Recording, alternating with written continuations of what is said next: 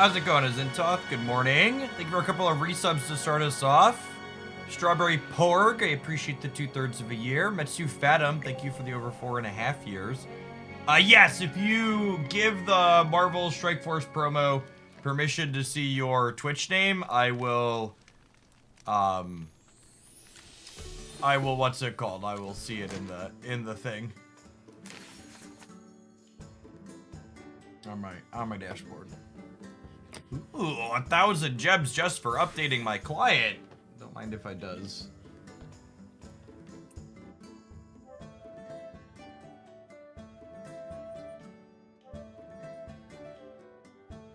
I was always surprised Snap didn't give us stuff for...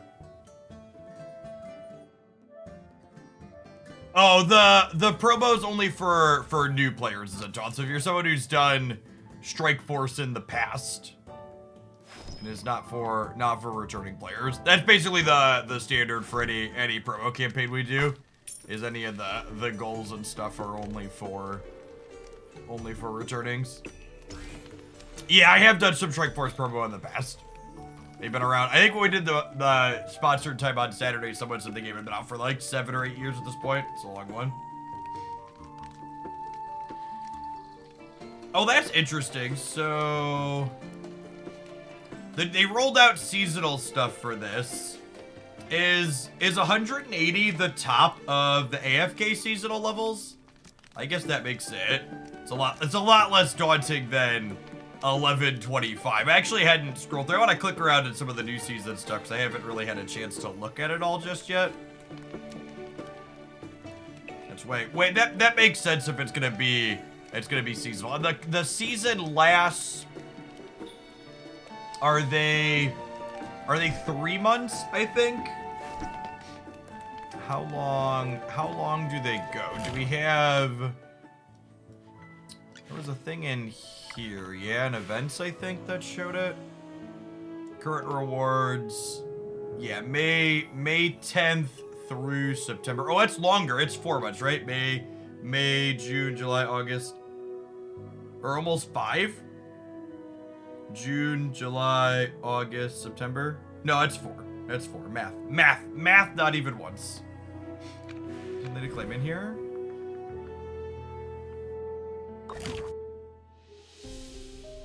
Told me I had something.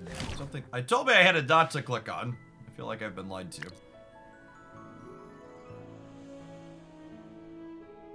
We had to update the game. Yeah, this game, like, I think Journey's definitely been the game that gives the most extra stuff. So we have a new map for this season. Honestly, like, that's a lot of... I started playing over the weekend. I played for an hour or so to get through here, starting the story. Looks like we've got 4 areas in here for the season. Defeat Hypophys at Eroded Enclave 1. Oh, is there another section here that unlocks 2 that's somewhere else? Because this is all Ashen Waste. Looks like there's another extra one over here I don't have unlocked yet. Question, I don't remember the schedule. Are they going to do series drops? The next patch, they should be announcing it tomorrow, right? Yeah, in theory, if we're getting series drops, they told us 2 weeks out. This is just part 1. You have to progress the story to get to the other one. That makes sense. Did I miss any other new season stuff? So we have new stories. We have AFK levels. Oh, they added, it's not active right now, but they added the Supreme Arena, which has 3v3 formations in it, where you set up 3 different teams, and then... Oh, I don't think that's the way I had my group organized. Definitely want these doors up front. These order separately, yeah?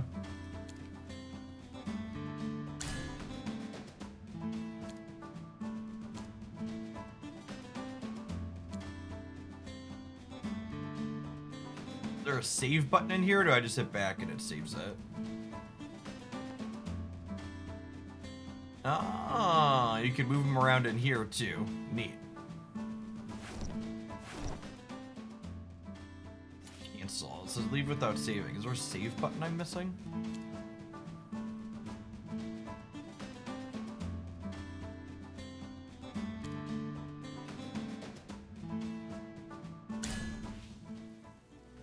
Oh, there's at the bottom. Weird. Oh, at the end it's save formation. Okay, that's a little... Wait, weird. Why did it... Do I have to edit next and then save? It keeps taking... Okay, I give up. I don't know what it's doing there, but this isn't active yet anyways. But it's weird that it keeps shuffling them back to there. Do we know what the highest seasonal level is? Hey, Pokemon Nerd. Thanks for the buckaroo on the YouTube side.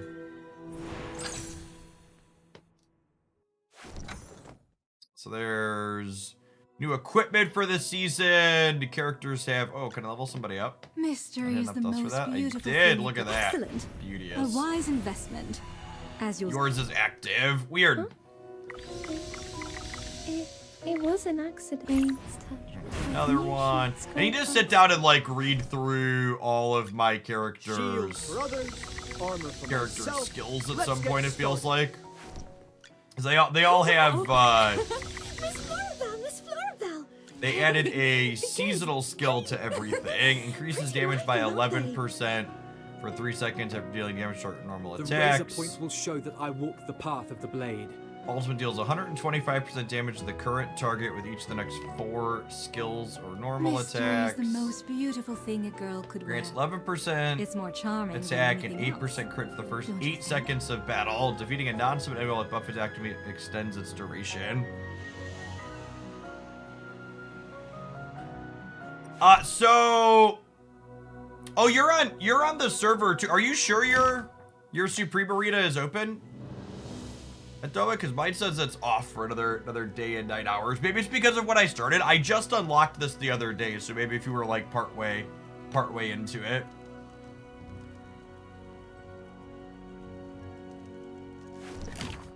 All right, let's. I haven't done any honor duels with the new thing, and then something else they changed for the season here. So they rotated some characters out and they modified some of the buffs. So we have Floribel inside of the Wilders, and they changed a couple of people in here.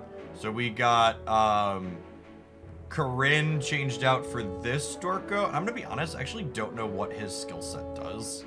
I don't think I've played with him at all, so I'm gonna go read him before we start.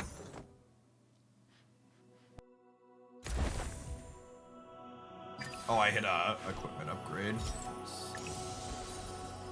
Buttons to click, distracted. Alright, we'll upgrade equipment later. Let's go read. Reading is cheating, chat. Fire! Aim! Oh, sequence. That's not important. Loads his revolver with 6 bullets and randomly shoots enemy in front, prioritizing enemies not hit during this cast. Each bullet does 50% of the target's max HP, stunning the target for a short while. Walker shoots 3 penetrative bullets using normal attacks in the front.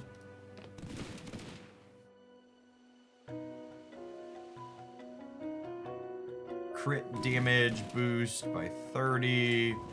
Throws a grenade at each of 3 enemies when the battle starts. Uses a revolver to detonate the grenade.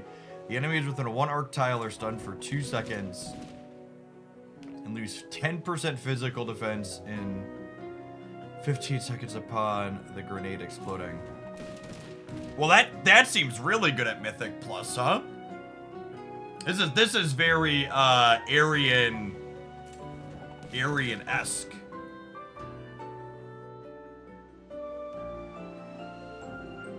He just like chucks out grenades and then stuns a bunch of dorks. That seems good. All right, let's honor it. They added some new artifacts in here too, I believe. Oh, that's interesting. I was expecting the points on the leaderboard to reset, but that doesn't look like it's the case.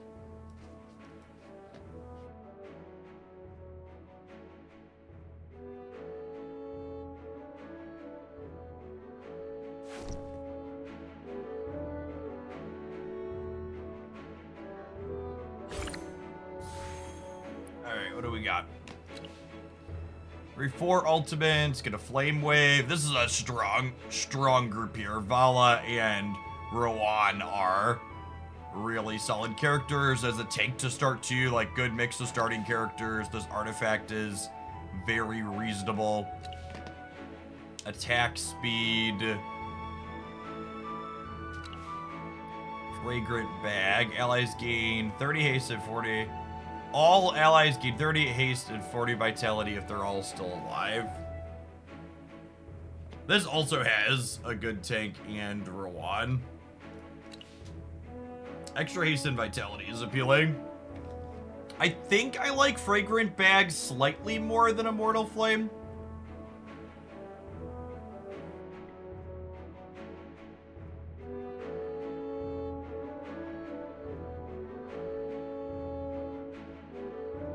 Vala is more appealing than Igor, though, especially to start.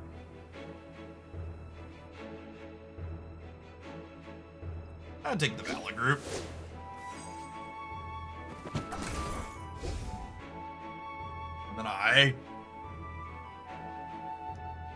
You think Fragrant Artifact's the best artifact? I think Immortal Flame's pretty good, too. I'll roll for some light bearers here. Just a few, but we got there. And then unfortunate, it's almost a little, I always have mixed feelings when this happens. Like, you hit 2 of the characters you wanted to hit, but now I have to take an 18 pack to have a 5th character. I'm playing the One Piece TCG, and they've done some creative things with resource system and play draw problems. Yeah, I've heard good things about that right now. Thanks for the 53. Any card games that aren't digital are just like full non-starters for me.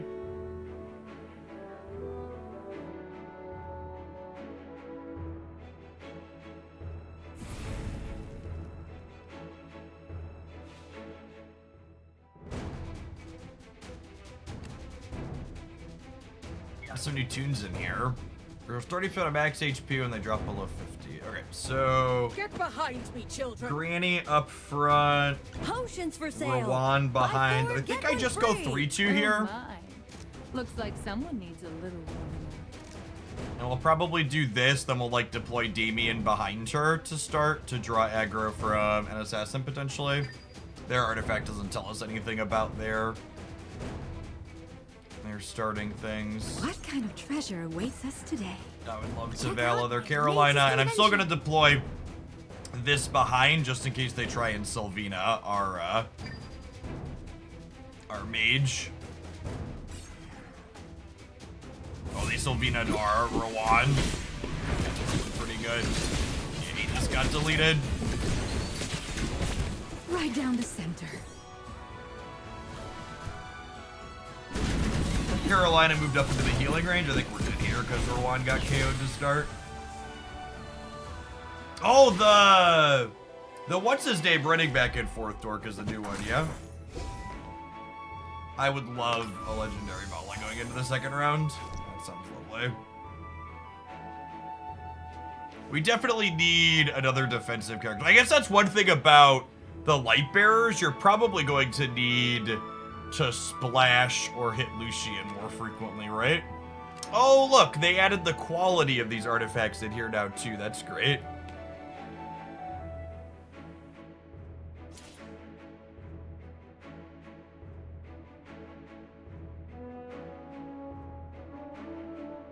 Honestly, I'd kind of want Lucian and Tamisa. I really don't want to play Muriel in the long run.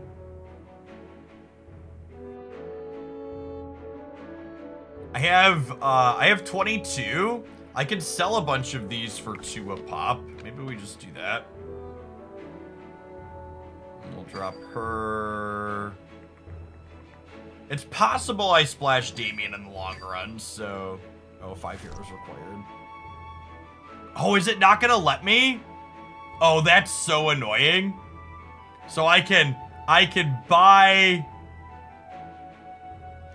this, but it's not gonna let me sell 2 to go down to 4 to then buy to go up 1. That's unfortunate. We'll buy a piece of armor for her at least, and we'll pin him for the next go round.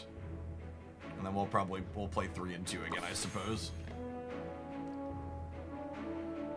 Thanks for the Baker's Dozen Chords back. Zeke Fox, thank you for the 12 months. Welcome back.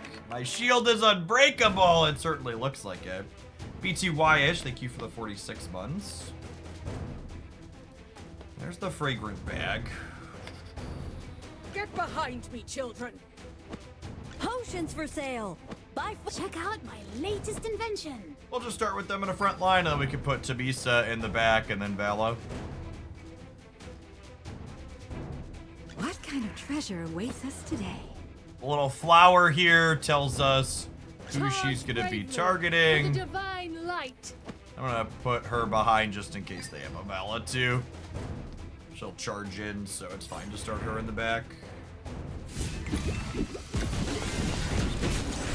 Hey! Hold it right there! Don't worry, your delivery's coming up.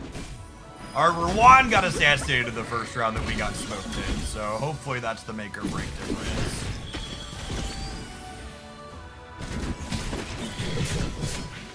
Murder Face, thank you for the 40 months. I appreciate that. Welcome back. Behold my majestic chariot. Our majestic chariot. Yeah, looks like we're gonna clean him up here.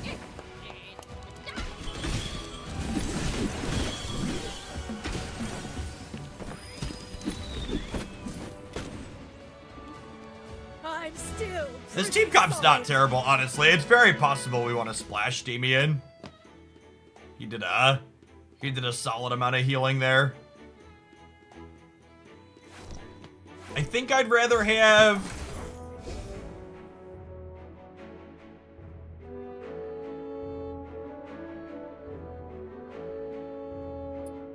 That's interesting. So I can guaranteed get it for Wilder heroes now and then stay split.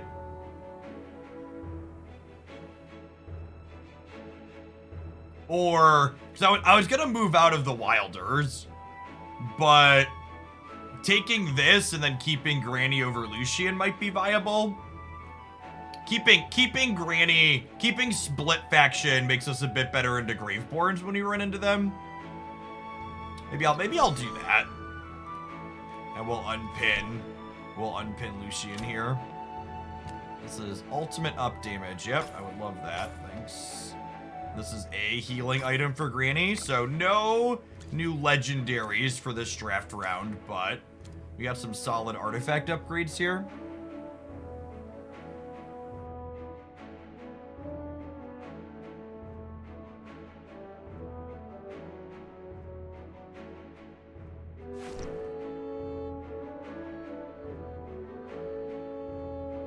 Game reminds me of Tale and Tactics with a roguelike with auto battler, draft, and PvP. I'm not familiar with that one. This mode is self-contained inside of this game, though. You can fire it up, and this is game really like a hero collector RPG, but this draft mode has no bearing on the rest of the things you're collecting. Grants Leica 15 haste. Okay, so they're gonna be Wilders. Potions for check out my latest invention. We'll hide him behind Granny. I don't mind if his cart gets messed up a little bit. I always want to deploy my Vala second, and then Tamisa can kind of distract What from kind of treasure awaits us today? any assassins they may or may not have. With the divine light.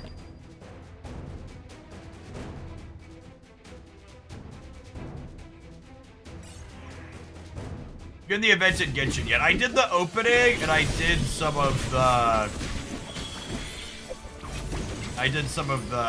rhythm game. My 8-year-old tried the rhythm game on Christie's account, and then he told me he didn't think I could do it, so we had to show him he was very wrong. and I've been playing rhythm games for a long time. Ooh, they are. We're dead gamers. All of our DPSs are dead. This draft might be an L. We'll see if we can save it, but they all got torched here.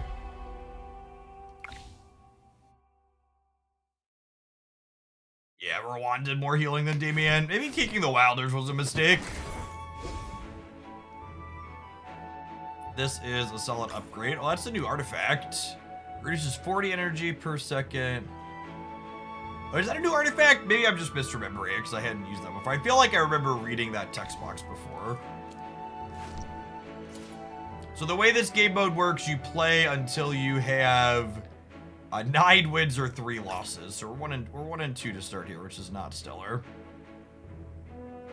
Oh, they changed the picture for some of them. Okay, so I'm not going insane. Old item, new art. Because I was like, I don't remember that picture. I would really like to hit upgrades for any of these, especially Rowan. It's very possible I'm supposed to take Henwin here, but I think hitting an upgrade is more important. That's an instant alt. Maybe I'm just supposed to take that. Instant alt on him is really good.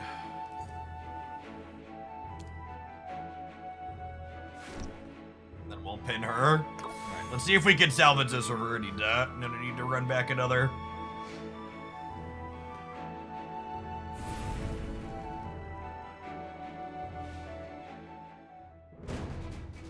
This is the Muriel item, yeah? Get behind me, children. Check out my latest invention. Potions for sale. Only having one Buy legendary four, going get into the one 4th free. match is not great. How do they monetize the draft mode? Is there anything? So it technically costs you gold to What kind of play, treasure awaits but us like today? it costs like 5 or 10,000 Charge gold, and like my account is like Divine 30 million light. gold on it.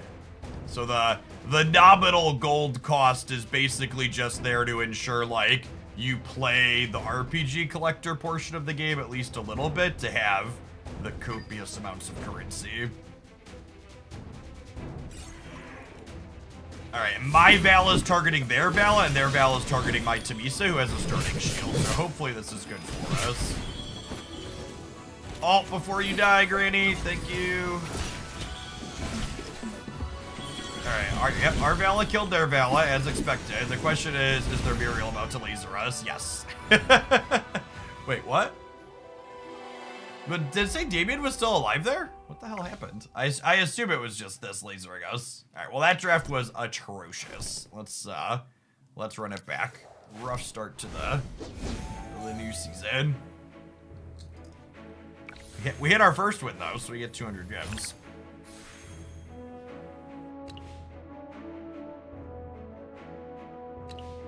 Teleports the furthest enemy hero to the frontmost.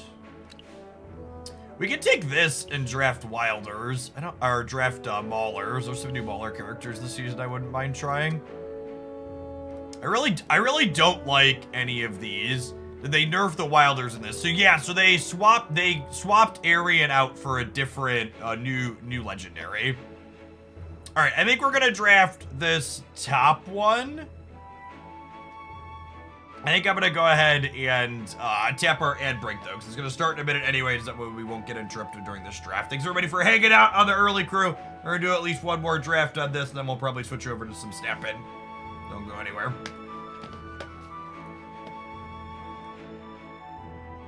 Wasn't able to check it out. Did you play Rivals at all? We played Rivals for a couple hours to start Saturday's stream if you want to see me poke at it. Gameplay seems solid. I don't know that I'll end up playing. I'm torn if I want to play it more on stream. I played it off stream over the weekend too.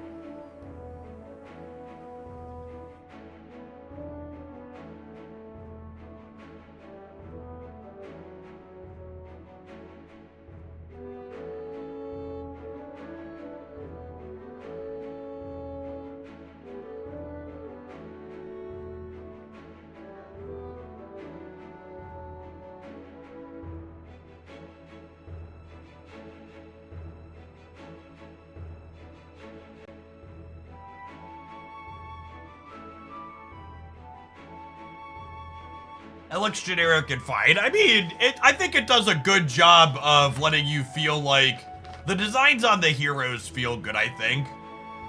Which is like one of the important things. It feels like you are the character that you're playing, which I think should ultimately be the goal of a game like that, and does a good job of accomplishing that.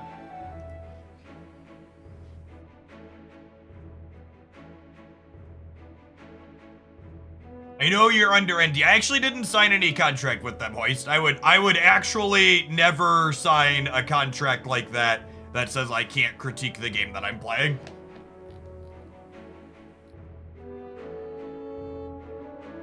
Let's not say never. You can assume that if I signed a contract that says I can't honestly critique a game that I'm playing, that they paid me in at least the low 6 figures. There will be significantly more money involved than $0.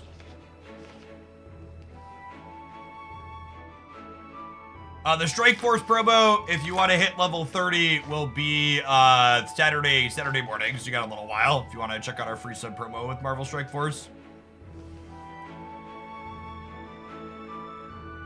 For AFK Journey progression, you recommend spending diamonds on regular hero banners over rank up banners. Early on, it's probably fine to do that, to flesh out your 4 stars and stuff. Alright. So we're going to take this top one, and we're going to roll for a 3-pack on Maulers to start, both because Muriel sucks and these two seem okay.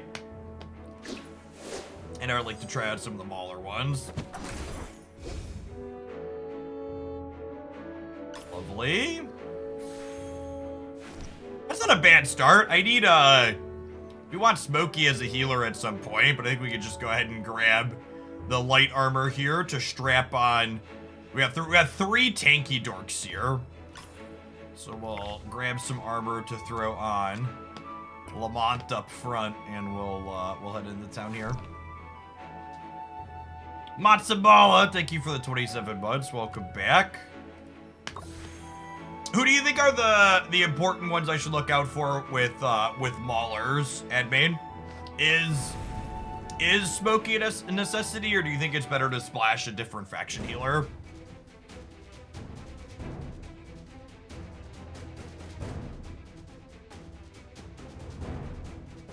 Lamont won't retreat.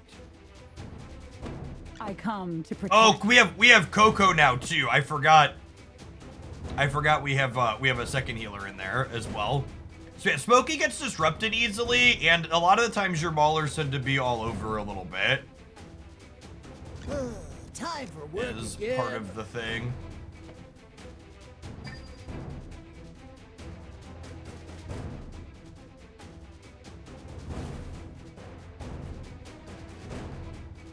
You think the healers are just a trap in general? That's interesting. Oh yeah! I can't wait!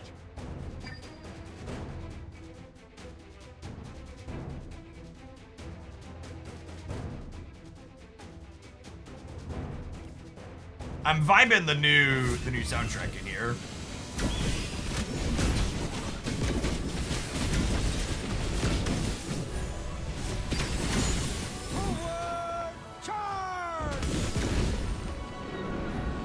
Hey!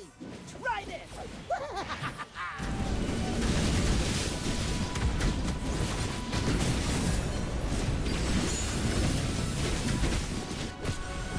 Good defense. And offense. Yeah, I say Floribel is not a Mauler. Okay. You cleaning him out? I feel like having 5 of the same faction going into the first round is often one of the strongest ways to be.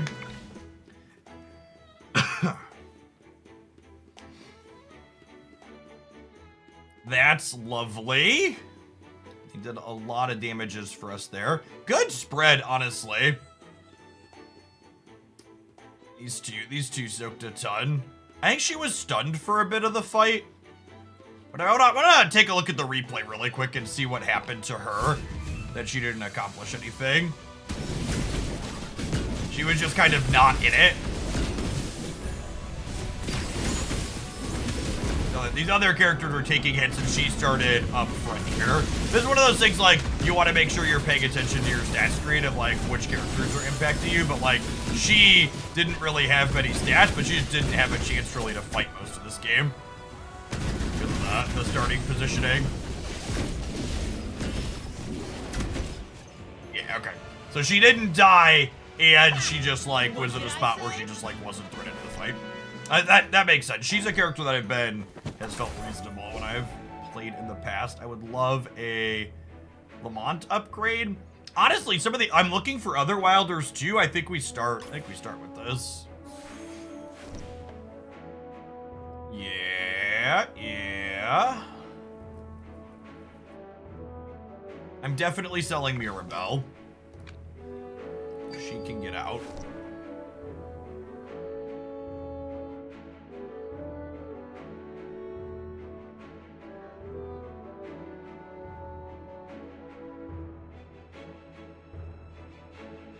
After watching Dara for most of yesterday and hanging out in Arrival Discord trying to win a key, I have a new appreciation for your harder moderation stance. Yeah. Alright, I wonder which of these artifacts seem better. I don't know that ulting any of our characters strictly faster seems great. Coco heals, right? Feeds an ally or herself some meat, recovering HP and some stats. Grants brief damage reduction and stats boost. Do you think Coco is good, admin? She reads is really good.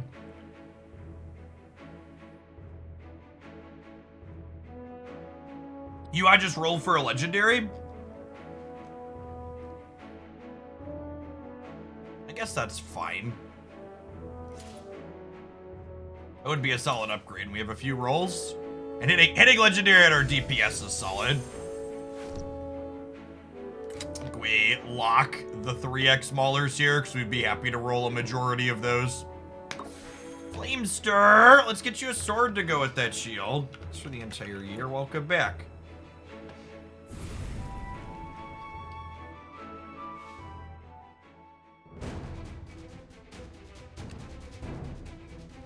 I'm just playing the illusionary sensor, which makes me happy to have Coco as a healer for sure. And if we want to put Lamont right up front, not only is he a tanky monster, but For the god of war.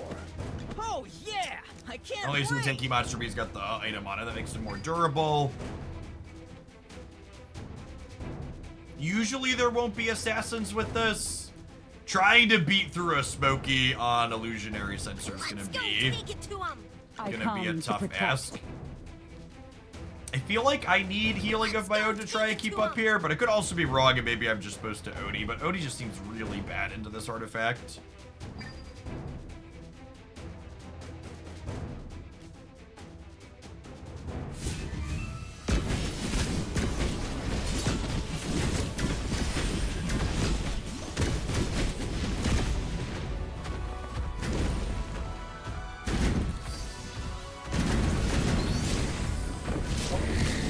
Pop. I'm assuming we're gonna lose this one.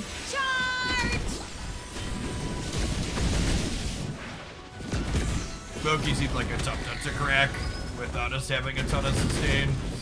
Oh, that was a big hit.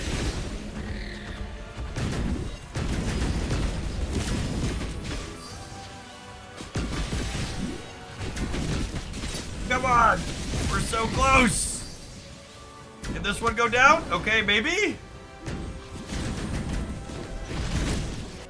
No. Damn. That was closer than I was expecting it to be.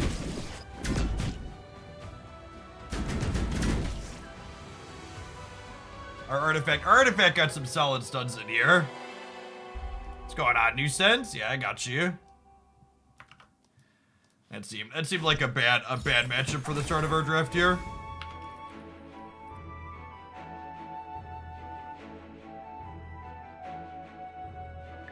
Increase allied mythic hero's damage by 18%. Increase the rearmost damage.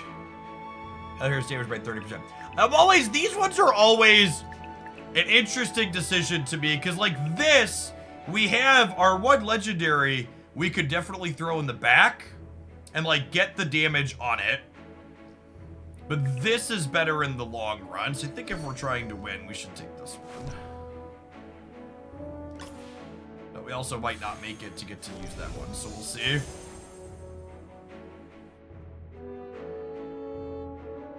So the friend level 6 keys in Rivals, Beansy, are limited per day, and I literally haven't been able to claim mine yet, because every time I log in to check if I can claim it, it says they're all claimed for the day.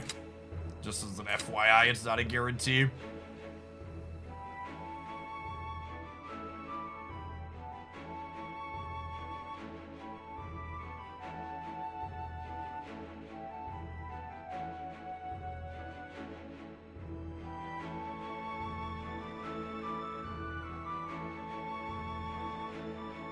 I think I'm pinning both of these. It might be a little suspect to pin Lamont when I don't have any upgrades on him. Like, trying to hit more legendaries seems potentially important, so this could be a mistake. We could roll. I don't know that we're gonna play Odie. How's everything with Rivals so backed up and broken? I mean, it's just the key distribution that seems backed up and broken. The actual game seems to be playing well, and like they didn't have any server issues during their test, which, you know, probably means them spacing things out is working as they want it to. Inspires all allied heroes till the end of battle, grants 40 haste after defeating a deployed enemy. And that probably won't be too amazing against us. A lot of our people are pretty thick.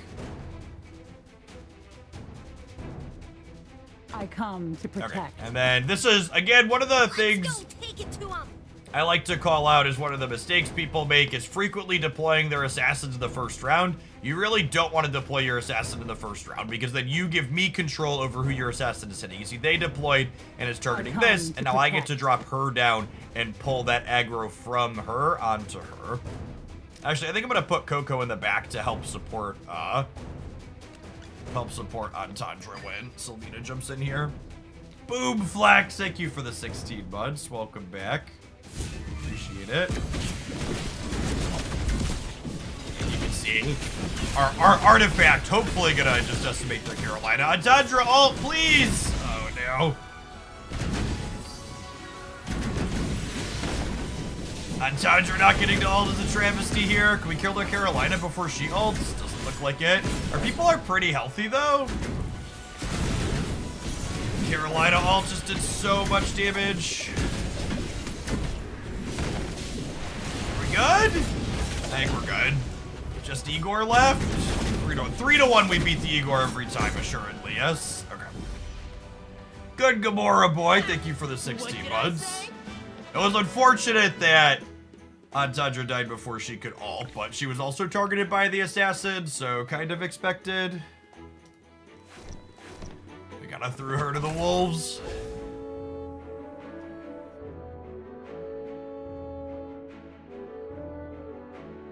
I think I'm buying these two, and I'm leaving this pin to try and hit upgrades on one of these three. Do I put Stalwart helmet on someone? This item's actually not bad. It makes it unlikely that I roll another upgrade, though.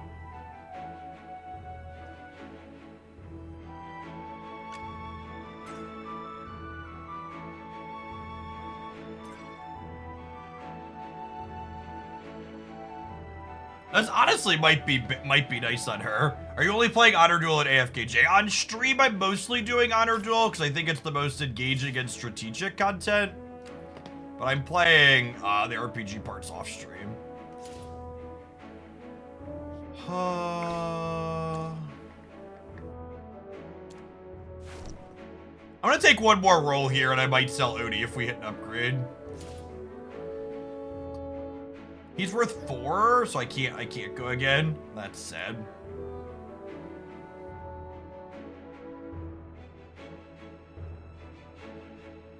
No, only new accounts count for the promo, Professor Kaz. You can't sell Odie. Odie's great. He's okay. I feel like he doesn't fit into this composition. Our composition's like super tanky stuff, and then Riss, who's very mobile. So he doesn't get pinned down. This actually is probably pretty good on Brutus, but we're also at a point where I'm probably going to start rolling more of the higher tier artifacts like this. So Yeah, I think I'm gonna pass on that, and we'll try and find a blue artifact for him on the next go round.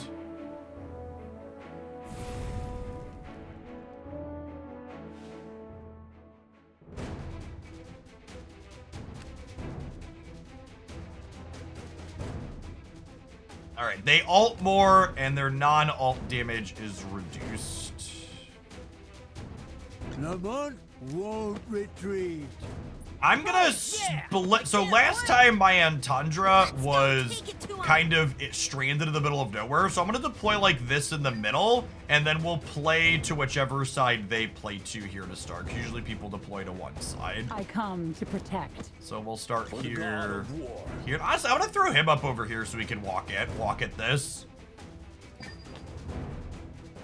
Our comp feels like it can play kind of spread out nicely. they did the exact same thing. Putting their Smokey in the middle is an interesting decision. Hopefully Lamont's about to just jack him up. Oh, can we kill the Smokey before it ults? Oh man. Yeah, I think I agree that Smokey seems like a trap. Like, one of the things, you see how we both spread out and then like their Smokey just wasn't particularly useful because he needs your people grouped? I don't know what a comp looks like that you want to play Smokey in, but it feels like the way the rest of the Maulers play on average is just not it. This guy is trucking. Is this pronounced Reese? Reese. Okay, sure. We'll go with Reese. I would believe that.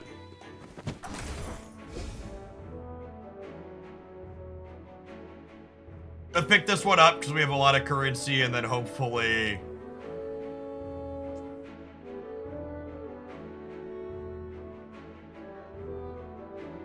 So the way this works, it only counts for the starting, right? You want to put an ult item? I was gonna say this could be okay for him, but an ult item does kind of make sense on him too. But he could definitely start on his own. This could also be good on Brutus. Feels like we could start him on his own. I was gonna roll for upgrades, actually. We've got so many characters that are one off of an upgrade.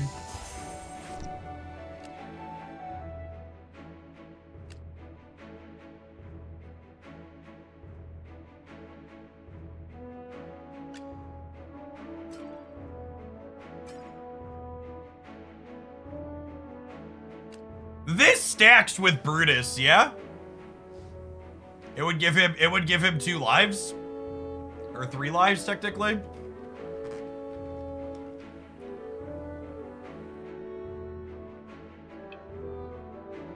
That seems kinda nutty. Same as with Thorin, yeah. Honestly, I kinda wanna lock this and roll on it next turn.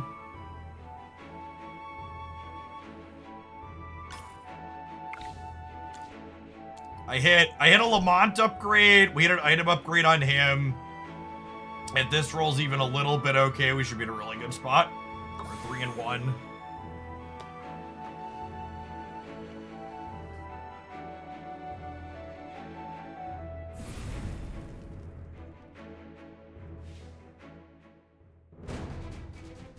I think I'm gonna spread out the same way we spread out to start the last one. Lamont I'm gonna go retreat. Lamont up front, these spread, and then we'll put these depending on how they position.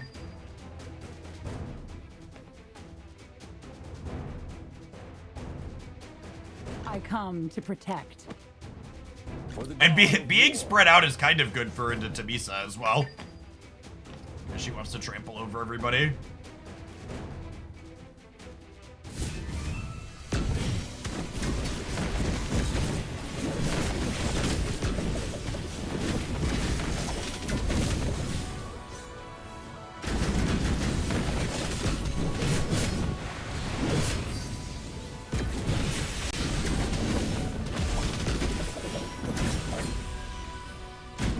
This is just like trucking him here. Holy.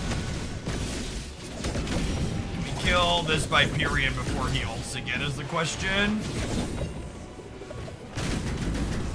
Yep, is the answer. Now their last 2 guys are real real annoying here. I didn't catch if the Thorin has revived or not yet. We should be good to go. He hadn't, but we're clean now. 5 kills. What did I say? 219,000. Thank you. Wow, Brutus didn't do anything. Did he get KO'd quickly? He usually does okay. He must have gotten knocked out quick to start.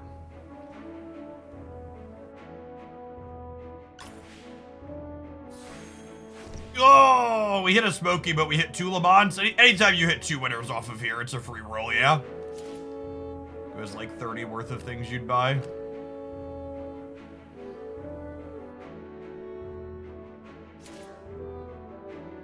Upgrades.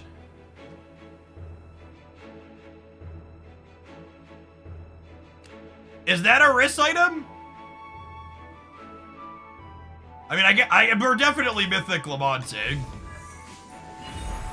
Or do I want, you said he's a high, does he have high crit damage then? Is giving him, versus crit damage boost increased during normal battle and further increase. Yeah, I mean, that seems insane then, yeah?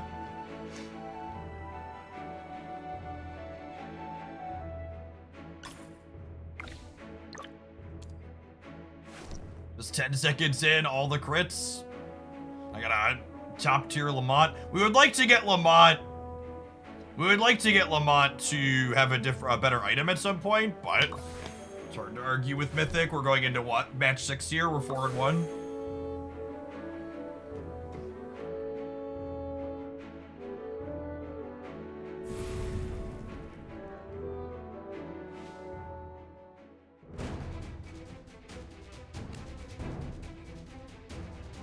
Vanguard up front. Retreat. Oh yeah! I can't. Let's go. I like this formation deploying on this map. Just kind of spread out and play for everyone. I don't have Lamont in PvE. Is he a good unit? He's kind of mid for PvE, unfortunately. Wilders are our faction bonus, actually. Nice. Okay, I'm gonna put her up front where she's gonna get into a fight, and I'm gonna put Brutus on the walk around to the backline angle. Yeah, he has a buff in Honor Duel. They have an instant ult on their Parasat, which could be real bad for us.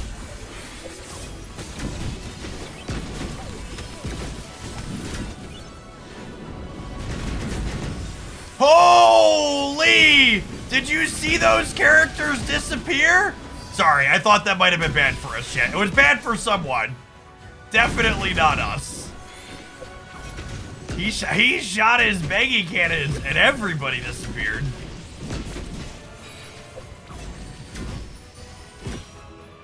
Baggy cannons, I choose you. Woo! doing his best Vala impersonation. Dazzling DPS, definitely an appropriate title. Yeah. Okay. Lovely. And look at her soaking damage, by the way. That 40% damage reduction item looking real good on her. She's base level too, right? I haven't upgraded her yet. That is an impressive amount of soak. All right, with Lamont Max, this is a little bit worse.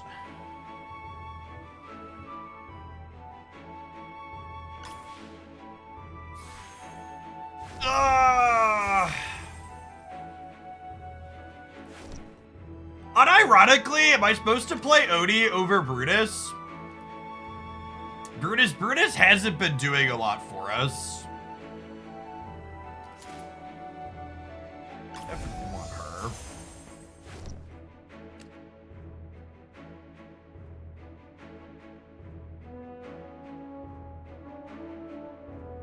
Odie's good. Who do I put Brutus's item on then?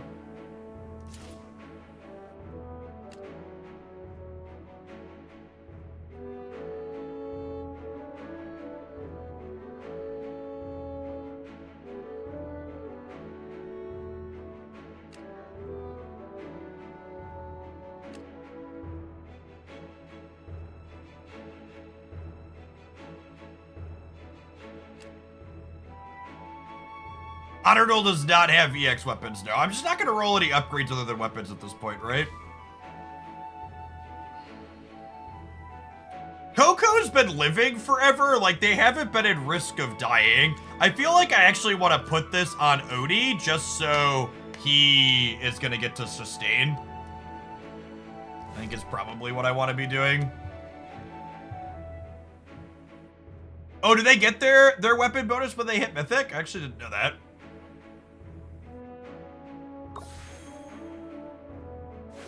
I'm gonna roll one more. We can get a weapon for a thing for Lamont.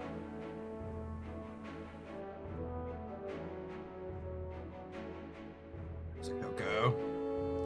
Alright, we'll take that and then we're done rolling. If we get a better sustain item for Lamont, we can move his starting shield to Coco too, would be nice. This is a Graveborn one, yeah?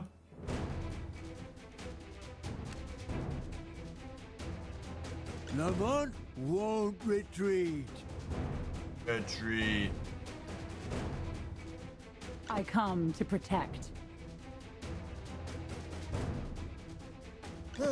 Time for work again.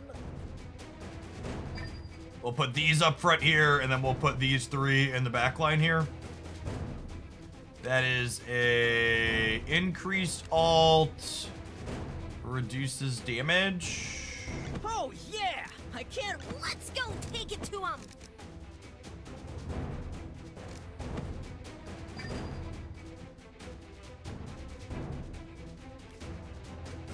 Sylvina jumping on us. They have Thorin up front, though. Oh, that was a big slam from Lamont. There we go. All of our alts. There's that big damage from wrists here. I'm curious to see how Odie ends up looking here. I want to see what his numbers look like compared to wrists. I have a good baseline on what I should expect him to be doing. This seems like a win. Yeah. Lamont will charge ahead.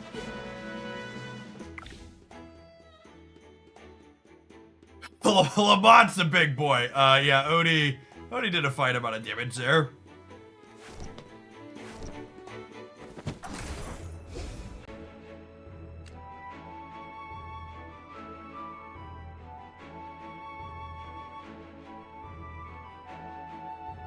Am I granting enough healing and shielding for this to be useful? I feel like the answer is probably no.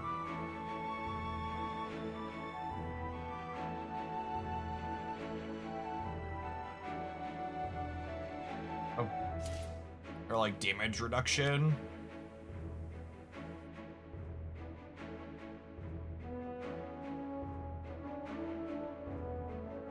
Definitely buying risks. I feel like this is probably only okay in our composition. I kind of want to try and find another mythic if we can.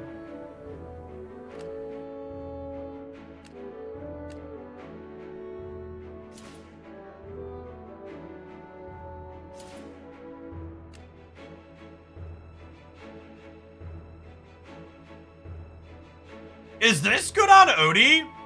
Is Odie's ultimate important? 180 is a lot of attack speed.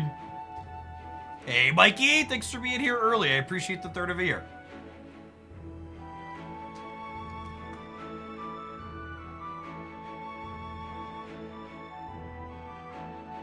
Admaid says Odie ult's important. I'm gonna let them continue to backseat me. I'm gonna just stick to the plan of looking mostly for mythics here. This would have been nice on Brutus, but I think we're firmly off of him at this point. There's an upgraded Coco, and there's the artifact I've been looking for Lamont. I think this is actually. What's your take on this? I mean, I think this is the best tank item in the game. On your frontliner. It's definitely an upgrade to this, but I think generically, this is the best tank item in the game. In theory, I could roll 2 of these, but it's unlikely. We'll take 1 spin, though. I guess I can sell these. I have 6 more here. I'm not going to use them, so might as well click.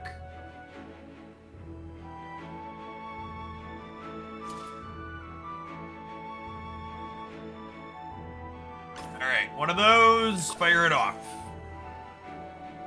Eki! Thank you for the 11 months. I appreciate you keeping me around. Good morning, good morning. For any of the regulars that are joining us, anybody new here, we're currently drafting an honor duel for AFK Journey. This has been one of my favorite non-step games. I've been playing it a ton lately off stream. They just had a new season rollout, so they rebalanced their draft mode with some changes for the season. I come It's to been solid gaming so far this morning. One of the things I really like about this game mode is, so I have 3 small children, and the really appealing thing about this game mode to me as a parent is that other than this 2 minutes where you're timed locking in during the individual rounds that you're playing, I can pause and walk away from an honor duel anytime I need to or want to, which is convenient if like a child needs something or I only have a minute here or there. So it's fully async other than the rounds when you click to start them.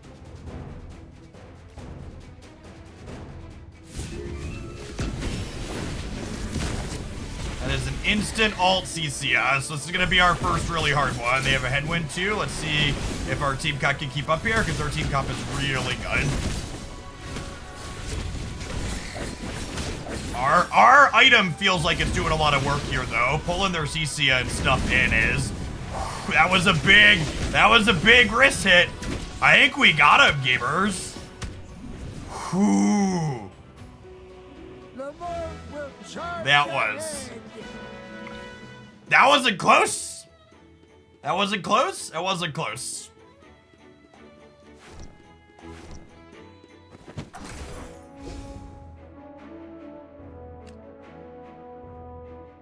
Increases chances the 2 tiles receive a critical strike.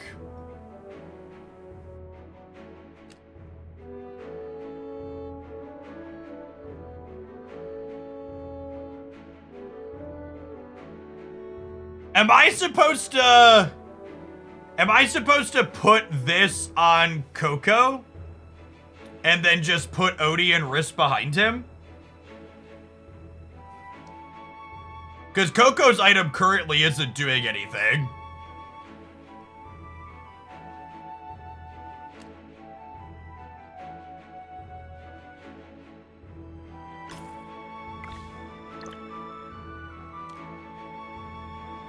I like that, I think. We can still roll for some upgrades here because we're at 82. Nah, sorry, bud, you're out. Whew, that's a big roll. That's a big roll.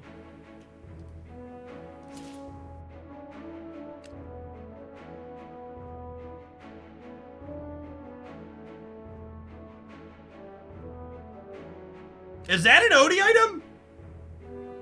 Because I don't have a lot of healing on my team anyways, right?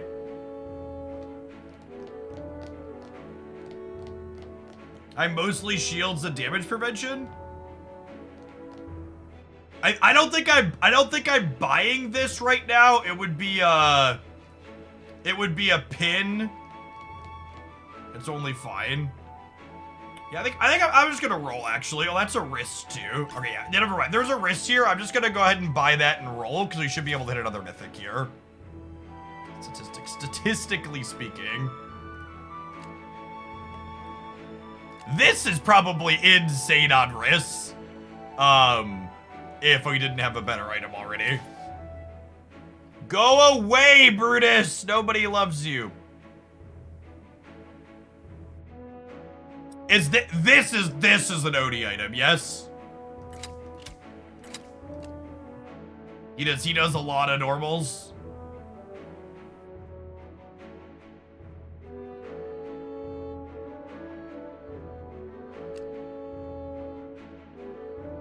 Okay, cool. Go away, Brutus! We do not love you. All right, well, that's a little unfortunate. I can only sell for 6, so I can only get to 25. Do I pin the Odie to accept the guaranteed upgrade for next round? I can roll a couple more here. Just pin it. No, I'm gonna green. I'm gonna fucking hit it. All right, we're done rolling. We're done rolling. We're gonna play. We've got a bunch of upgrades in the bank. Fire it off. Fire it off. We even have a loss to give here.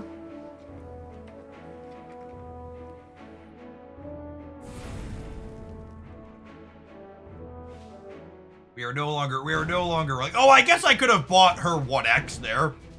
Was a mistake. I was just so excited. Okay, so my positioning needs to change slightly because he needs people behind him. So he's still up front, and then we do this. We do this here.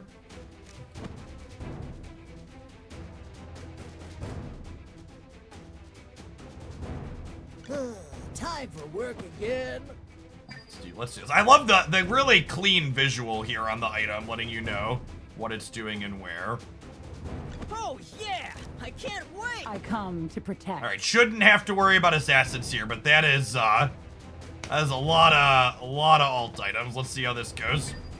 This is our Wilders are our type match bonus though. Yes, they don't have to stay behind, they just have to deploy there to start, is accurate. So once they start there, you see they keep this bonus on them regardless of how they roam, which is good, because Riss needs to roam.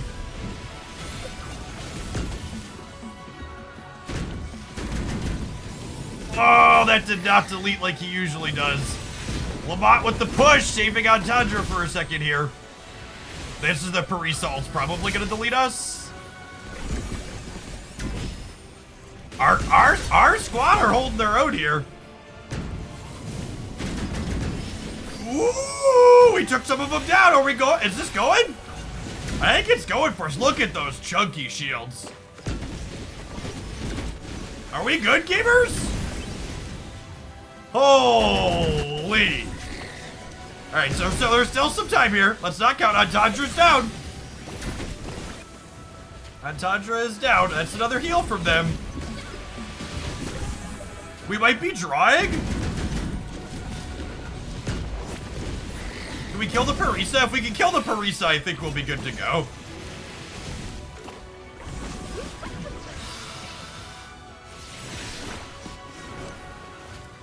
Oh, our wrist died. Oh, I think we're torched. Oh, it was so close. Can we live 10? Oh, Lamont's totally living 5. Yeah, draw. Draws are neutral here. Okay, cool. So nobody wins, nobody loses. Draws just give us a free reroll. Charge ahead.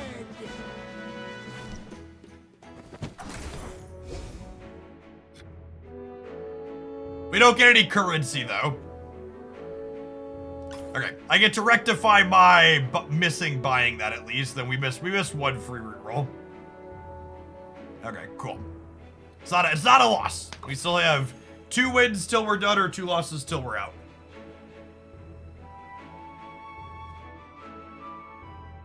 I think I'm pretty happy with the draw there, considering how it started. Lamont won't retreat. Let's go take it to him! Time for work again. And we'll put Antandra over here to bump into whatever they play this way. Oh yeah! Put Riss. I can't wait! Oh. Come to protect. Okay, perfect. I was gonna say, I need Riss here, but that gets him on the assassin, but we can put her in the very back.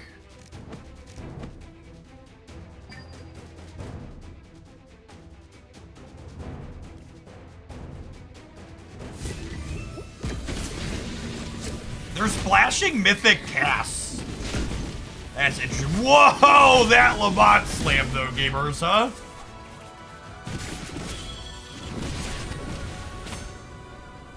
Come on, Riss, delete! Oh, good boy.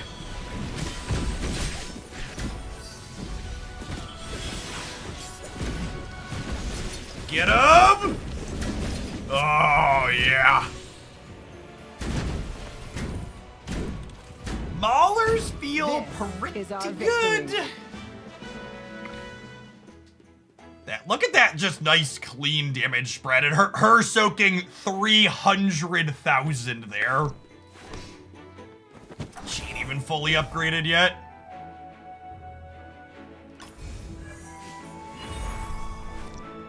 Max, Biodia Hammer.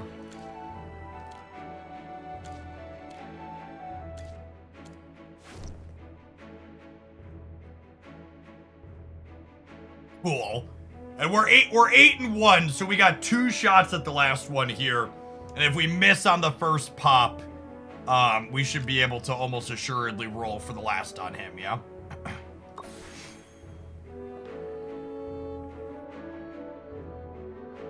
Yeah, so our Antandra has the item where she deals 40% less damage, but also takes 40% less damage. So she's just like spec'd to be a monster. Is there any reason not to roll there? I didn't have resources to buy it if I reroll. Oh, could I have bought a random Brutus to upgrade my artifact? Yeah, I probably could have. That's a good shout, honestly. I always forget about upgrading my artifact. Time for work again.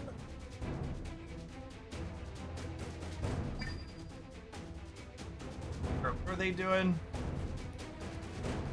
It's the Leica item? Yeah. Oh, yeah! I can't wait! I shouldn't have to play around an assassin here.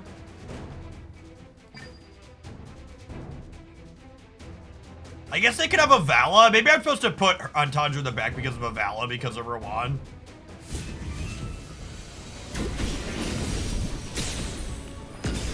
That is a lot of ultimates here to start. We're surviving. Lamont pushes in. Riss is about to ult. Oh, did Riss get stopped on his ult there? I think Riss got ensnared on his attempt to ult. Are we gonna be good?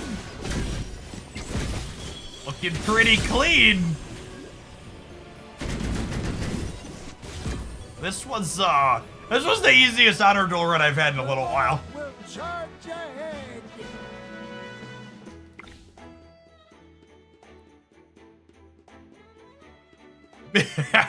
All right. Yeah, okay. The pivot to Odie when we got the upgrade on him was definitely the play. And Antandra definitely serving her role perfectly there. Yeah, that item, we hit the item on him too. Like, he wasn't just mythic, we also hit the item on him in that last round as well, yeah? Just like a lot of everything you want to be doing. No, I actually still haven't gotten a perfect 9-0 run yet. So I've got plenty of 9-win runs, but I haven't had the exact perfect. 9-1 feels pretty good. Sweet. All right. Well, I think we're gonna go back to kicking off our first hour or so of the stream in the mornings, doing some honor duel with the new season. So we're gonna kick over to snapping now. There's still Twitch drops going on for that, but we'll be doing some more honor duel tomorrow and the rest of this week. And remember, if you want to catch the highlights, you enjoy watching me play this game mode, make sure you sub to the Hooglandia AFK Journey channel on YouTube. The better drafts end up getting posted over there. Yeah, I agree. A little bit of variety is fun.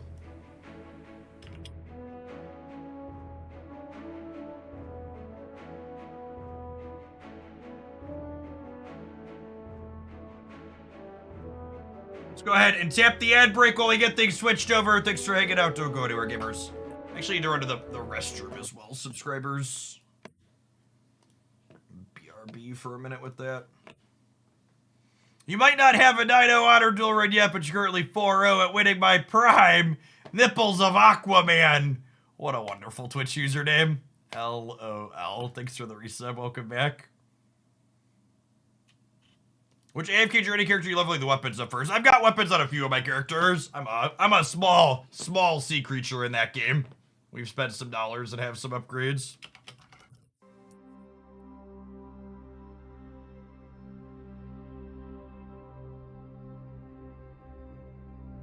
BRB, I need to run to the restroom really quick.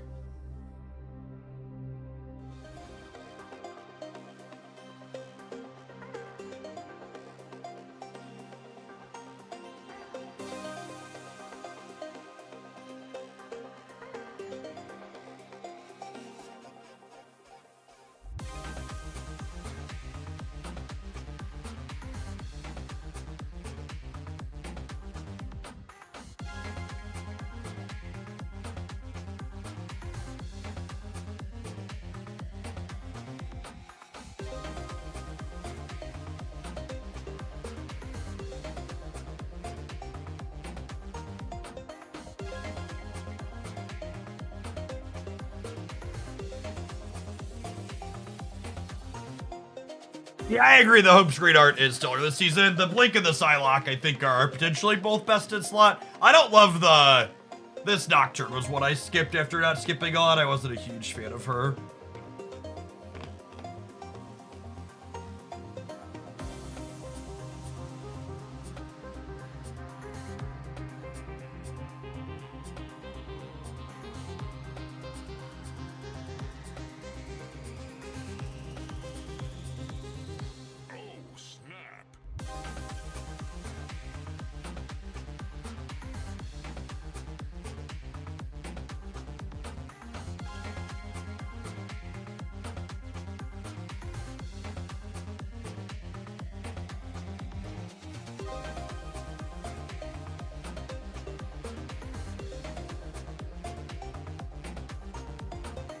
Hey Jeff, enjoyed the best decks video with the added replacement cards in this sense. Yeah, nice. Well, let me put that in the title too. Best decks.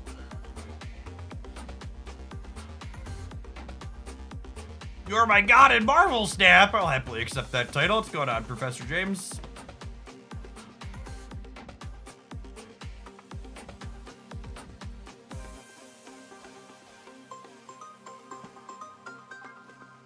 Three cost cards, play 4 cost cards.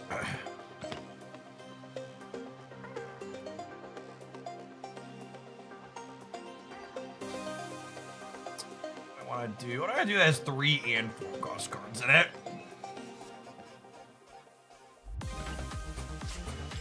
Like with our infinite gold tickets, that's for sure. Is that 3s and 4s? You guys miss Marvel and it is a 4. Few 3s, a lot of 3s. Let's try this build.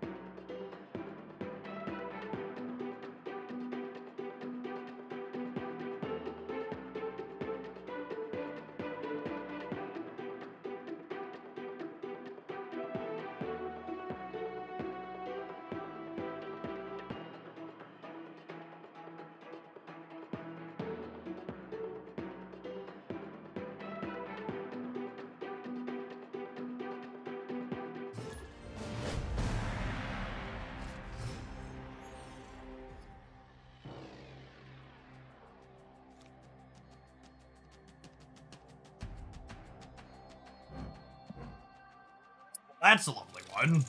Oh, snap. Can even Kaz know the location after the fact?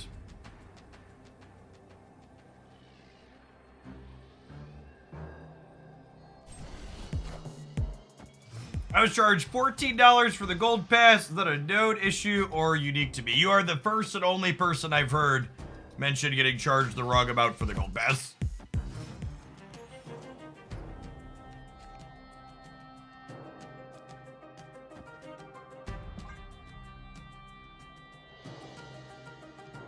Dodge a red guardian, we can dodge a ball. Wow, very surprised they didn't want to try and get rid of the onslaught citadel. They also have ongoing stuff.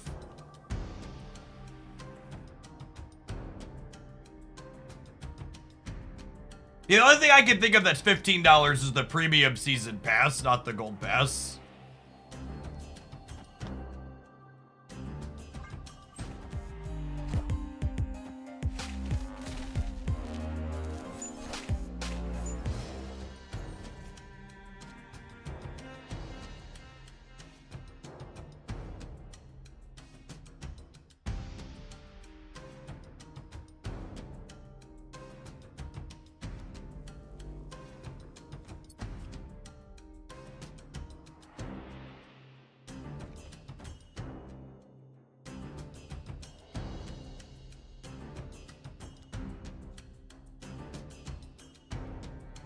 Part of me wants to do this, but it's probably wrong to give them this. This is, I think it's just this to keep them off of here, and then we can play a bunch of stuff in the middle next turn. Let's go 1, 2, 3 in the middle. Dodge a Professor X, we can dodge a ball. Oh my god, this US agent's about to be insane.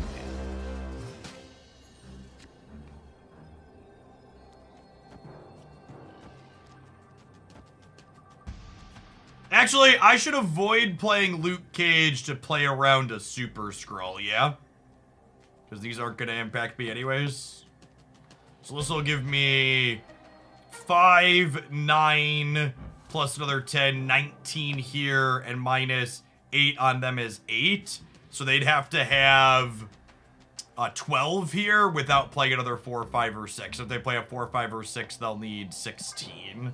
So we should be good to go. Cool.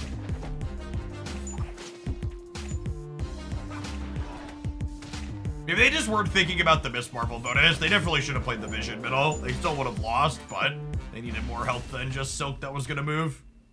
Victory.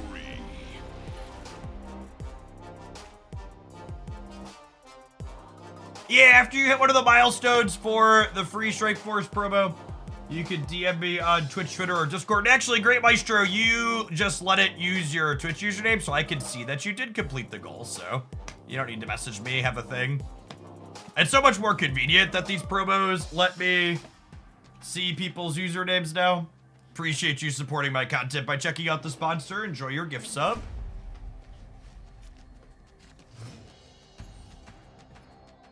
Pito Graham, thank you for the 59 months. Welcome back. It's a long time. Good morning, good morning.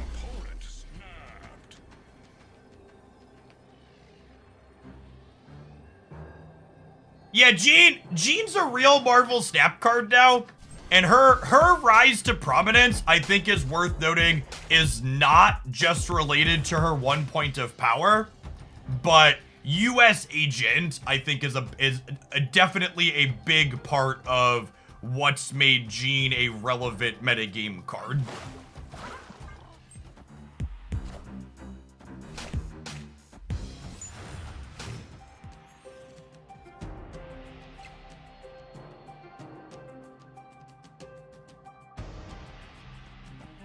Cosmo and catch their Electro here, ideally.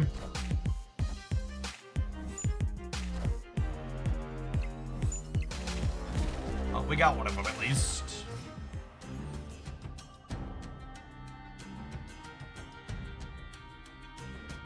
You also don't get run over by 3-cost 4 drops anymore. Yeah, that's true, actually.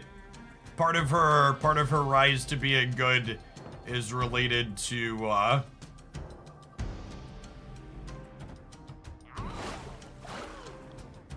related to that metagame change. I think I'm just gonna do this, actually. Just like keep them from playing big things in the center from here on out.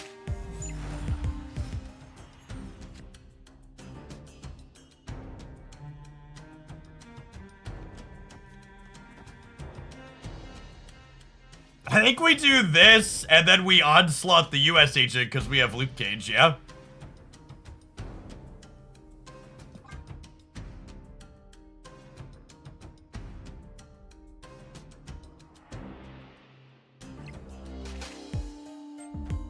Oh, the visions let them still play in the middle. Oh no! Not Sandman! How will I ever win the game now if you Sandman me? No, don't. Please stop.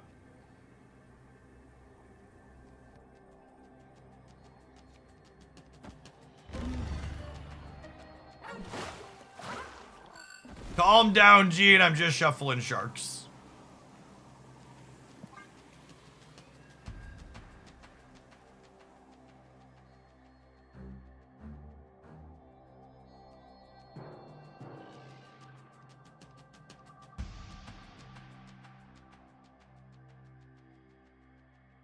So again, Lucas makes sure that we don't get impacted here. And then Onslaught doubles up US Agent here. Classic -1 power Sandman here, by the way. Just good, clean Marvel Snap living. Sandman I can only dream about. Brutal, savage, wrecked.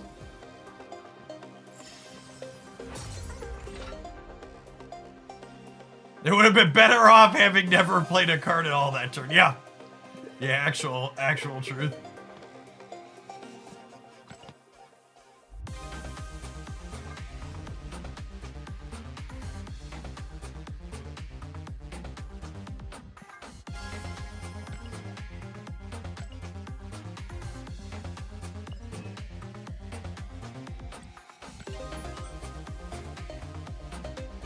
How's Nocturne? Nocturne is a card that has performed exactly to my expectations. She's a very playable card that has synergy with things like Angela, and that decks that play lots of small cards really enjoy seeing. Drax, thank you for your 50-second sub gift on the channel. I appreciate it.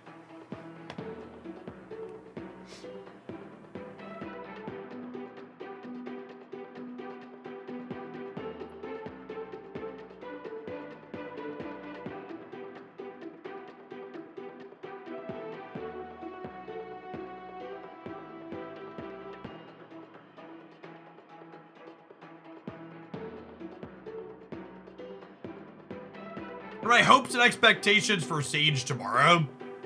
We'll probably start with her in Mr. Negative and then move on to Surfer after that as number 2. Could maybe be potential in Bass decks as well. Is US Agent worth 6k? I think if you have most of the format staples, US Agent's a really solid pickup. She's super playable. I am running Justina Jane over the Ultimate Duck. I think it's a better piece of art.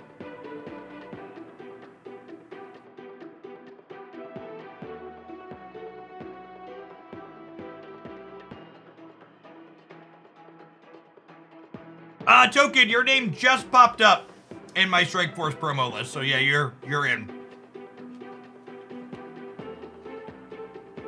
It says here you just cleared level 7 for me. Thank you. Is Nocturne worth keys without Hope or Elsa? Definitely. She's a strong Angela synergy card, and she's just a generically good card. Like I think any deck that plays a bunch of little cards can play Nocturne.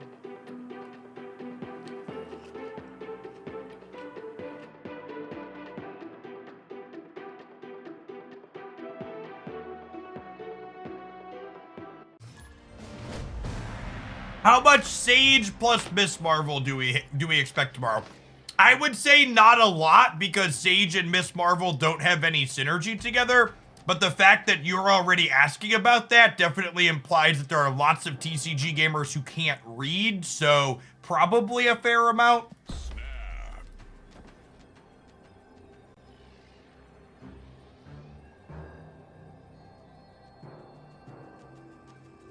Yeah, Havoc, I got you too. Thank you.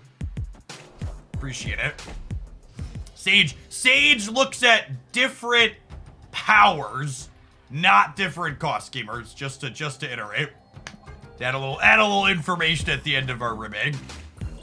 Off topic, and I'm just discovering it doesn't seem crazy to have the whale track be web shop only now that the vibranium track is in-app. So, I agree that it seems more than a little nuts to me that the whale track is web shop only while the vibranium is client only. But at the same time, I will point out that they said they got rid of the whale track. They explicitly said they got rid of the whale track. Sorry, my mouth is struggling to make mouth noises. They explicitly said they got rid of the whale track in order to... They got rid of the whale track in order to test the vibranium and other stuff, and it doesn't surprise me that the whale track is now finally coming back, and they made it so it doesn't interact with the other stuff. That doesn't really surprise me. I'm trying to decide, do I want to play Jeff here or not? I think so. I think I want US Agent over here though.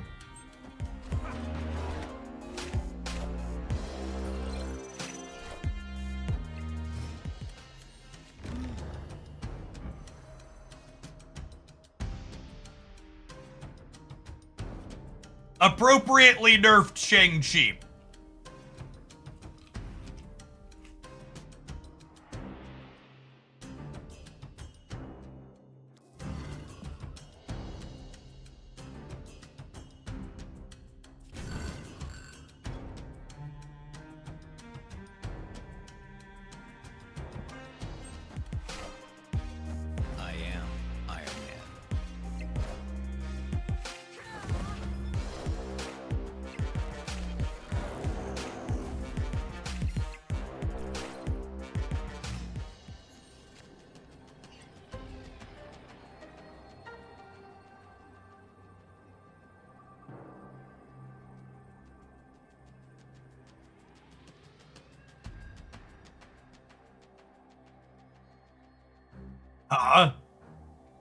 I'm probably just dead here, unfortunately, yeah. Their Sentry letting them fill the right was really good for them.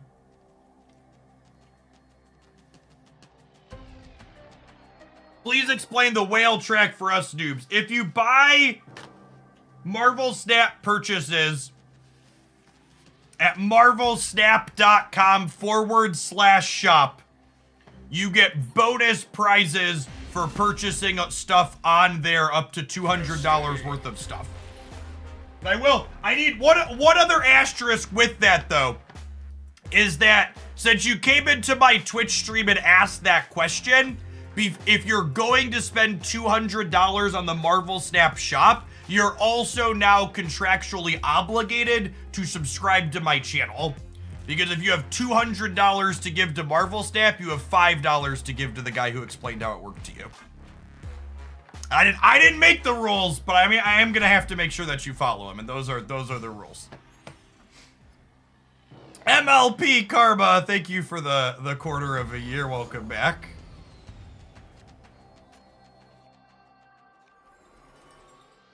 Well, it's only natural. So, one of the really little things you want to make sure you're doing in a matchup like this. When your opponent's playing a Sentry deck, you want to start blind playing out all of their cards to the right. On that last game, what threats your rate of in their deck after Sentry? Sometimes they just have another big thing like Red Hulk. Morning Ash.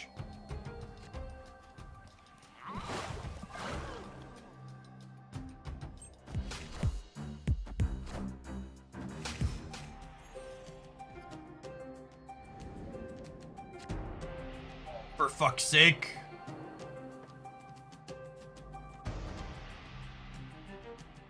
Hopefully this gives us another Infinity Stone.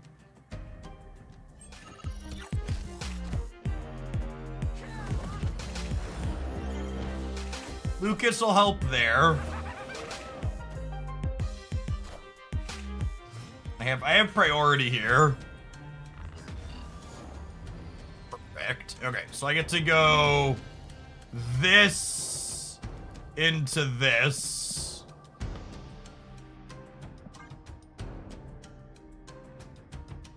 The luck is crazy. I mean, I won a 50-50, which I guess is better than the luck we usually have, but it's not really that crazy. Call me, maybe.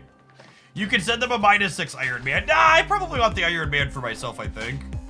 With Luke here.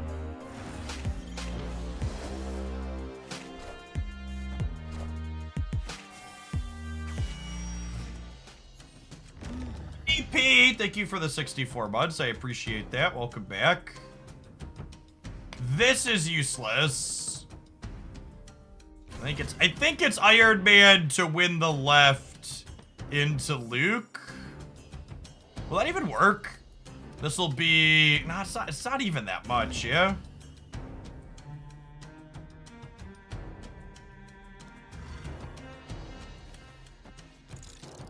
Is it this, and then we punt Sanctuary?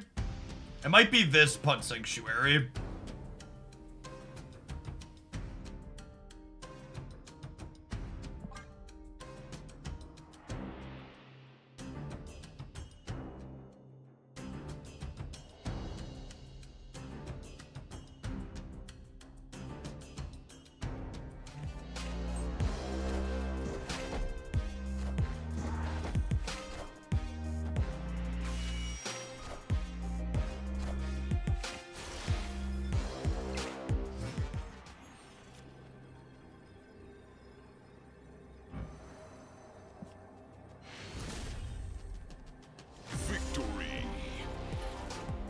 Annie, are you okay?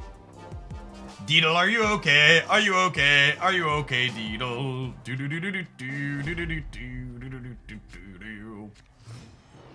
Think they put Werewolf back to his old stat line, he'd be playable this metagame? I'd like to think so. I don't think I ever expect them to put it back to 3-3, but I could see a world where he ends up at I could see a world where Werewolf is like a 3-1 maybe. I'd be super happy with that.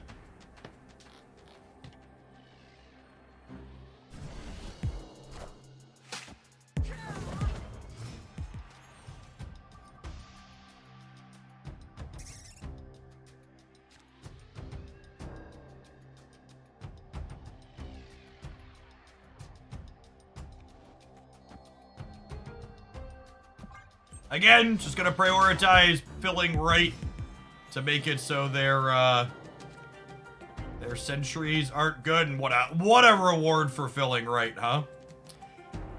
There's no way they goblin me here, yeah, and give me the energy.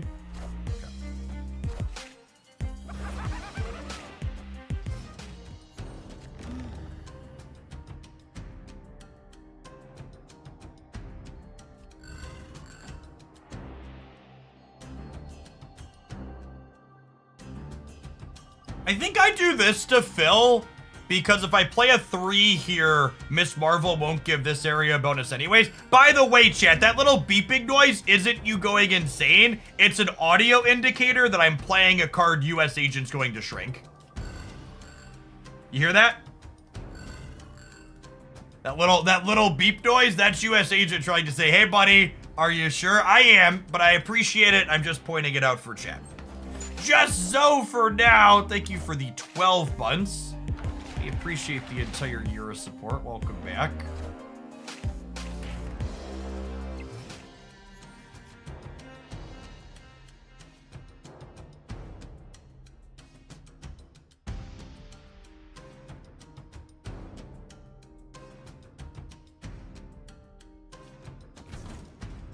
If I do this, Onslaught Center should win, yeah? Lucas clears the penalty on both of these. And then Onslaught quadruples. Lucas clears the penalty on both of these. And then I'll have 7, 8, 13, -3. I'll have 40 here. And I think I should win over here with US Agent shrinking whatever they play. I think we're going to be winning here and here in theory.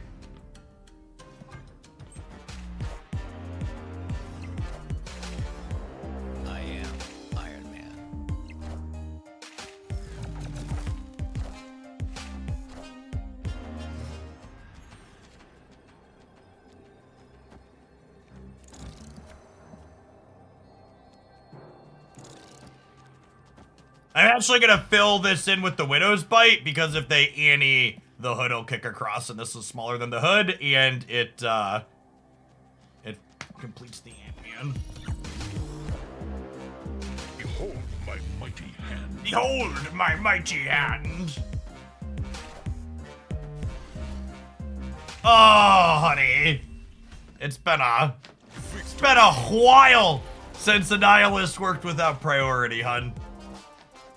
Tokyo Whirlwind, thank you for the 53 months. I appreciate it. Welcome back. Are they retreating? Are they leaving the match?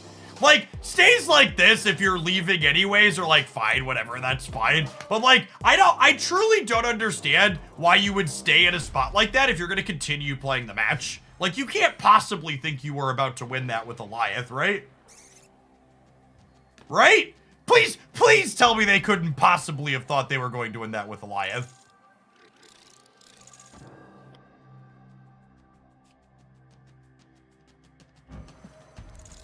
Who is Onslaught in the comments? I think someone said he's a combination of Professor X and Magneto doing things.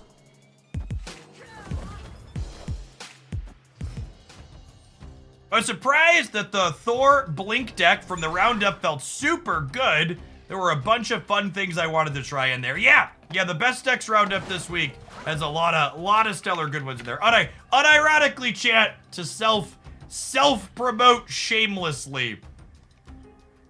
If you are not keeping up on my weekly best decks video, you are going to be behind in the metagame. Stay one step ahead. Make sure you watch those every week.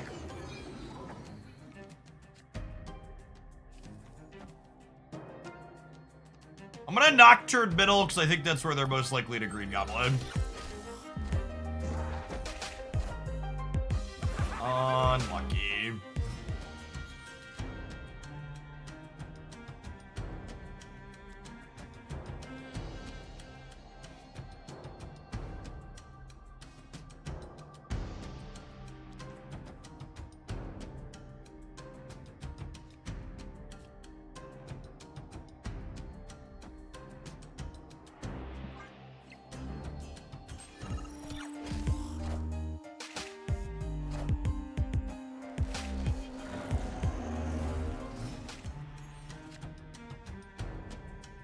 I loved the opener. Blink is in a bunch of interesting decks and also hella. Yep. Accurate.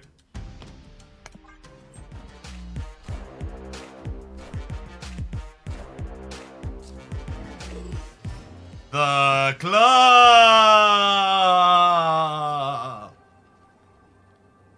So they can't win, right?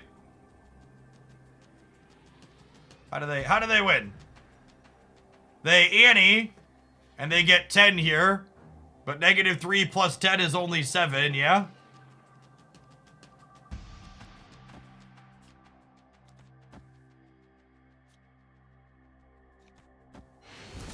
Okay, cool. Victory. They do in fact understand that there's a retreat function.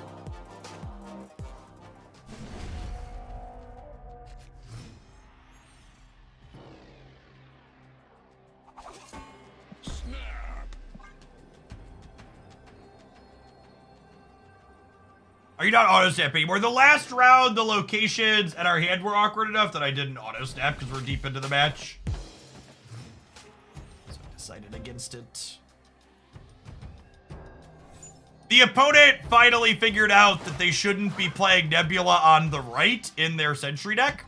This is one of those things that people mess up a lot. You don't want your opponent playing right. When you are a Sentry deck.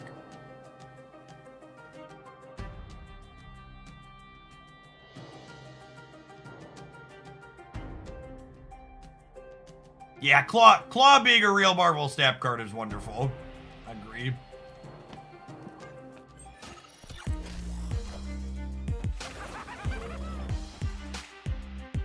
Goblins are so bad for Miss Marvel gamers.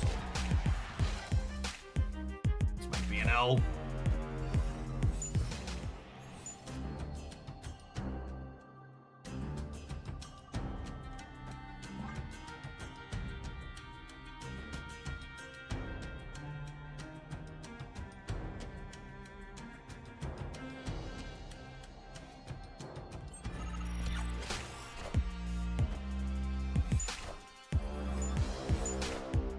Oh yeah, they have demon too.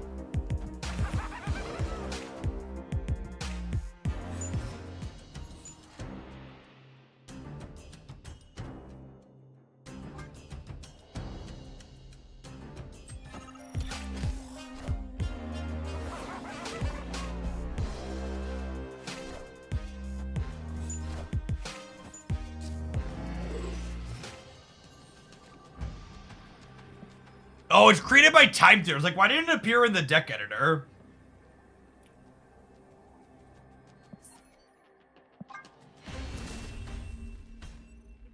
I'm just gonna waste our time.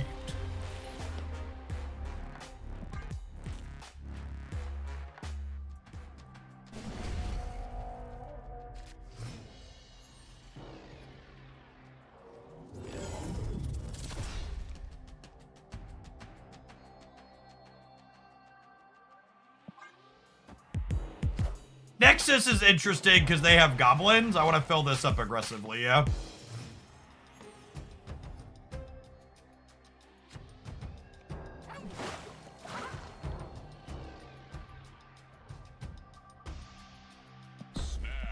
We have Luke Gage for this negative zone. One question one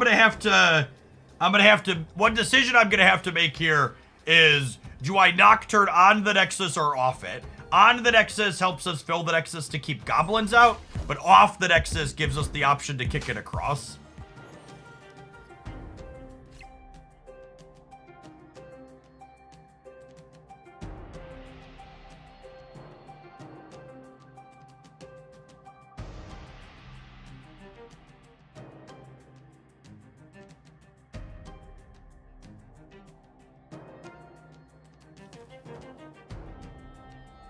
I'm gonna hold Nocturne for another turn. But the thing is, playing a different 3 this turn, I probably want to play into the Nexus, and then I can't miss Marvel it if they goblin me there.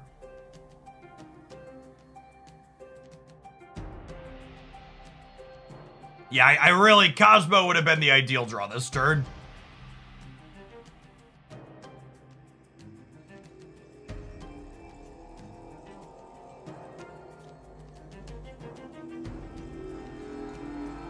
Gene mid. That's probably the play, honestly.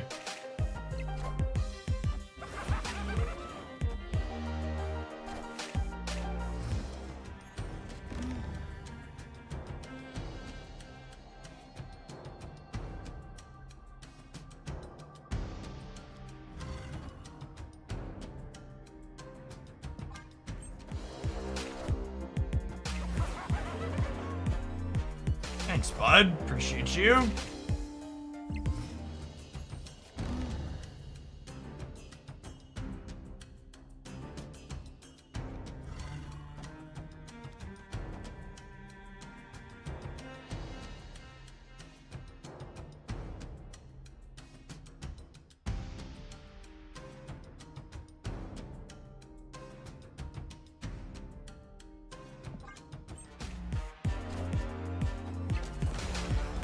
No Nocturne. Why do I need Nocturne? I think we're winning now, yeah? Why do I need to Cosmo mid? Everybody who keeps asking me questions and saying or suggesting other plays, tell me fucking why, for the love of God. Because none of your plays sound at all reasonable. If I thought your play sounded reasonable, I would make it. If you want to suggest a different line, explain why I should take a different line.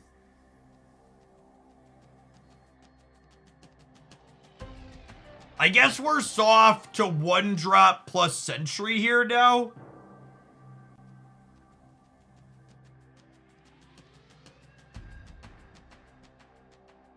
As a potential reason to play Nocturne.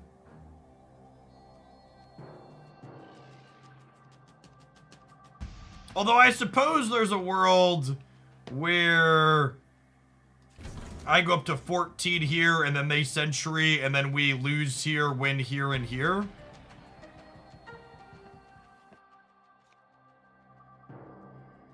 You know what I could do? Is this crazy?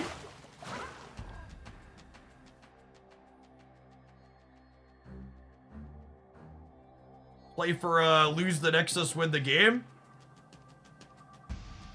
Does Iron Man beat Sentry 1-drop by 1?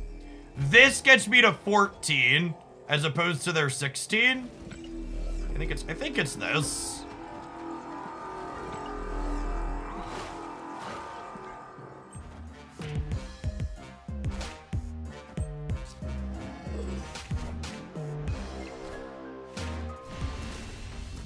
We would have lost a sentry, actually.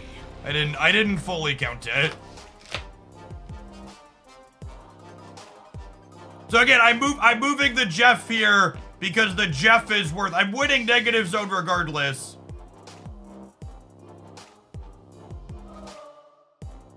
I'm losing the negative zone regardless, but I'm winning. This Jeff on the left adds 3 here. Jeff on the right adds 8 here because I get. Or were they trying to shag? Who knows?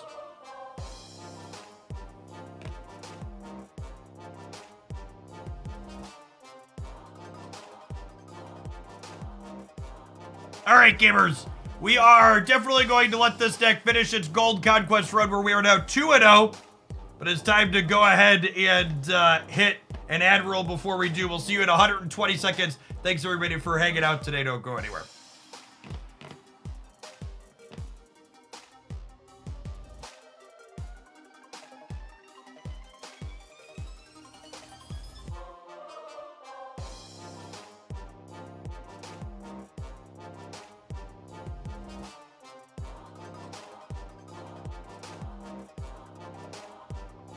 Oh, you're right. You're right. I forgot the Sentry would have been neutral. You're correct. My play did beat Sentry because Sentry's a wash here. Yes. Okay, sorry. I ran out of time and panicked a little bit because chat made me go back and forth and I was second guessing myself, but this plays 100% actually, right? Because even if they would have Sentry'd here, they would have been +7 in the middle to 17, and they would have actually been -3 over here because they would have lost the 3 from this and then gained 10 but lost 10. So they would have been 17 and 9 if they would have had Nebula Sentry. Alicia, thank you for the 11 months. Welcome back. And it's actually one of the things. G and Luke Cage is a mean combo that lets you put things in there. And actually, chat, Marvel Snap here has conveniently lost all form of UI. What a wonderful time for an end break. So let's restart the client really quick here, because I don't have the option to actually get out of this match any other way. Everything's fine. Nobody panic. Shang feels really weak in this metagame. Unironically, Shang is the absolute worst it has been since Marvel Snap released. Just unironically, Shang is the worst it's been since the game came out, and it's awesome. Fuck Zabu, by the way. What a good nerf / rework.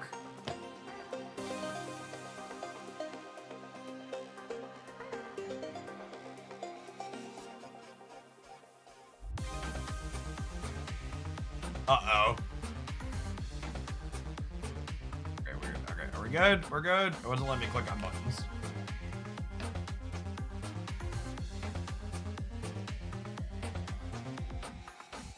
So this is both the worst stats and lowest play rate Shang has had in a long time. Sub 15%, he was close to 50 for a long time, and 0.03 average cubes.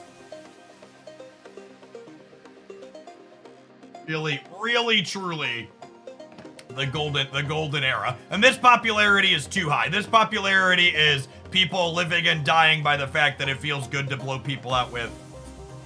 Not that the card is actually good and reasonable.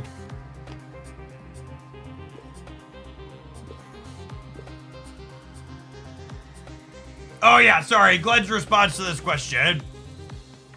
Gameplay data, the question was basically, why haven't you changed Hela based on community feedback? Why are you such a, why are you so subservient to your data? Glenn is the lead Marvel stat balance designer for people who aren't familiar. He's generally speaking very good, and in general, I think he does He always does what he thinks means well for the game. I think Glenn and the balanced team in general get a lot of unwarranted shit from shit gremlins on the internet, often accusing them of making changes based on monetary stuff, when in all honesty, Marvel Snap is the game that to the least and basically never makes changes based on dollars. The only time card releases or variant art dictate when balance happens is Glenn has talked about how they'll move up a balance change that they have on their list of things they want to make if there's a good piece of variant art or season pass or something. He's talked in the past about how, you know, they'll probably have 40 or 50 changes they could potentially want to make in an OTA at any given time, and the only monetization type stuff that impacts that is like, okay, Captain Marvel's in like an upcoming thing. Okay, she gets pushed to the top. Nick Fury was doing a thing. Yeah, like when a good clean example of that is Nick Fury's adjustment from a 5 cost to a 4 cost got pushed to the top when Secret Invasion released. And I think lining up stuff like that is fine. Letting it dictate timing, but not the actual changes is fine. All right, sorry. Glenn's answer here, I think reads as reasonable. Gameplay data is the only feedback we receive that accounts for the full sum of player experiences. Online communities and various player groups are fraught with biases by the nature of their audiences. That's true, chat. And by the very nature of you being in this Twitch chat, I just want to let you know that you're obligated to hate the card hella. I don't make the rules, but that's who the people you're among. You're giving credence to that. Even asking any seasoned Marvel Snap player is going to get answers that may not serve any audience. That's true, chat. You ask many seasoned Marvel Snap players, and they're gonna whine about fucking Loki until they're blue in the face, despite the card really not having performance metrics. This isn't to say that we ignore community feedback. I mean, I'm right here writing this. Accurate. If they really wanted, chat. If Second Dinner really wanted you to just like fuck off with your feedback, they wouldn't have Glenn and other people answering these questions. Like this is such a deserved bit in here. Like, yes, we hate your feedback. That's why I'm writing you 2 fucking paragraphs. And I've written at length how we integrate feedback into our work. It's never purely one way or another. It's mostly a mix. Most of game design is, in my experience. I will say, chat, one thing, gameplay data is the only feedback we account for the full sum of player experiences. I think a lot of people read this and they think that this only talks about actual win rate metrics. When it's important to understand, do you know what a metric Second Dinner and every good game designer tracks? Do you want to know? You want to know what's an important metric they track? Second Dinner tracks what you were doing when you closed the application. And you best believe that this person's last game was against fucking Hela, or it was against Leech, or it was like, we know that like that's a metric that they look at. What was their last matchup? This person stopped playing Marvel Snap 5 days in a row when they lost to Hela. So that's a metric that's not just stats, right? I definitely agree from other comments from Glenn that I don't think there's likely a Hela change in the pipeline currently. I would. That's also my feelings. And my feelings is I would like one, but like also I agree based on other comments. I don't think one is in the pipeline.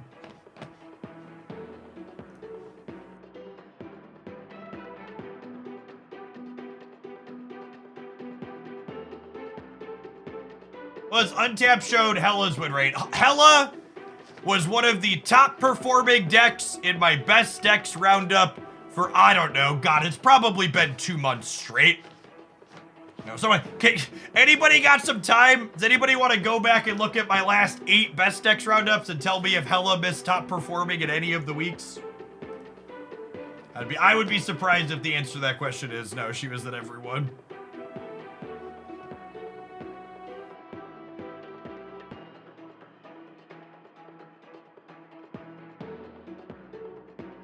I hope they count me quitting the app after I get BM for the 10th game in a row. I wonder if emote usage after disappearing is one that they track. That's a good point. I actually don't know the answer to that.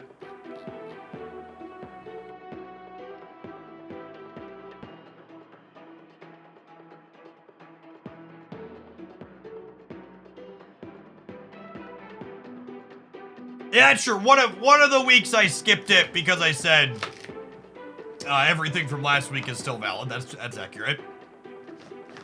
All right, I think for the rest of the day we're gonna play lower tiers of Conquest because the gold queue's been taking so long.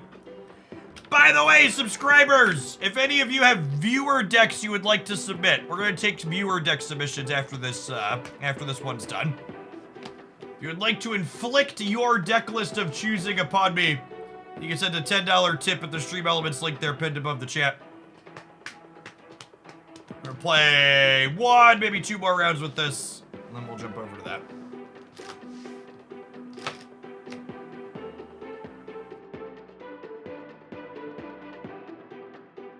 It's funny to me that over a year ago, Hello was considered a meme card, and now with the exact same text box and stats, she's one of those powerful, consistent cards. Yeah, they changed her supporting cast a lot, yeah? Corvus was added to the game, and Blade is no longer random. I think it's hard to overstate how much Blade no longer discarding a card at random made Hella better. Like, that was a really significant, meaningful change. Black Cat being improved helped a little bit, but not a ton, I don't think.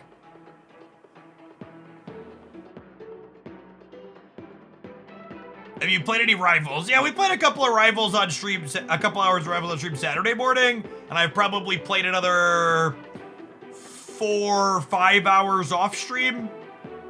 I'm split on if I'm gonna do more of it on stream, but as a game, it seems solid. It does a good job of letting you feel like the superhero that you're playing, and the team combat gameplay is very reasonable. It's something I could see playing with my kiddos once it's open or I get some more keys. Groot as one of the defenders is actually very similar to playing Fortnite. He builds lots of walls, and I think my middle child will really enjoy that. He's a big Fortnite gamer.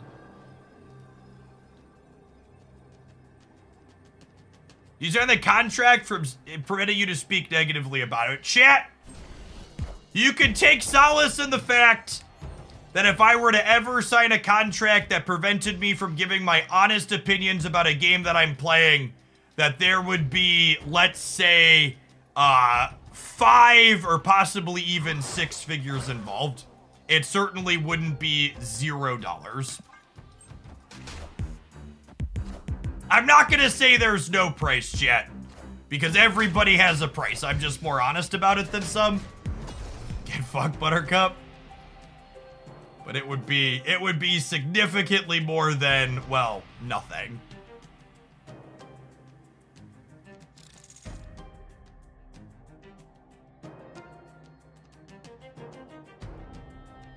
You're saying you got paid because of the contract. I'm saying I didn't sign a fucking contract, you twat.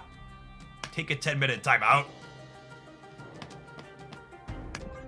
Holy gamer understanding comprehension.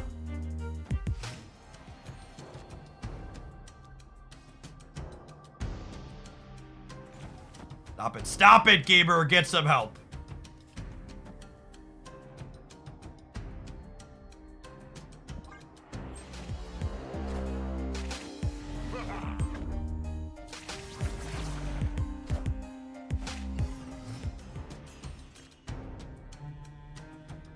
Well then. Opponent snapped.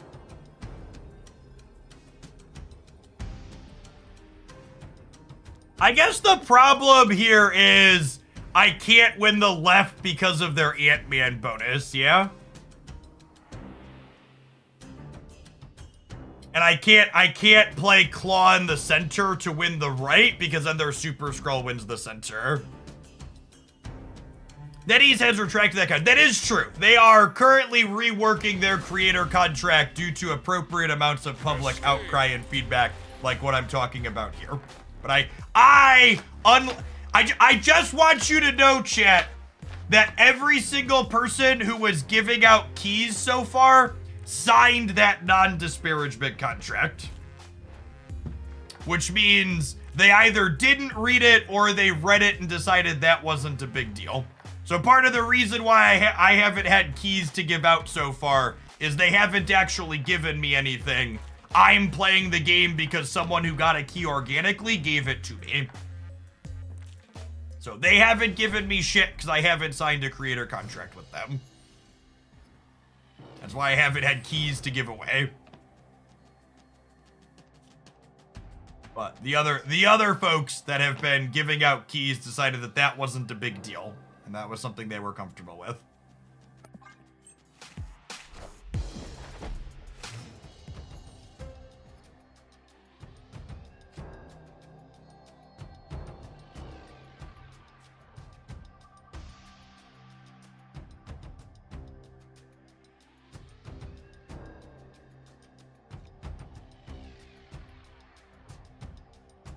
Thank you for having integrity, Jeff. I mean, I do, like, obviously I have integrity, but I'd also like to point out that, like, this is one of those situations where just, like, doing the right thing is also the profitable thing to do.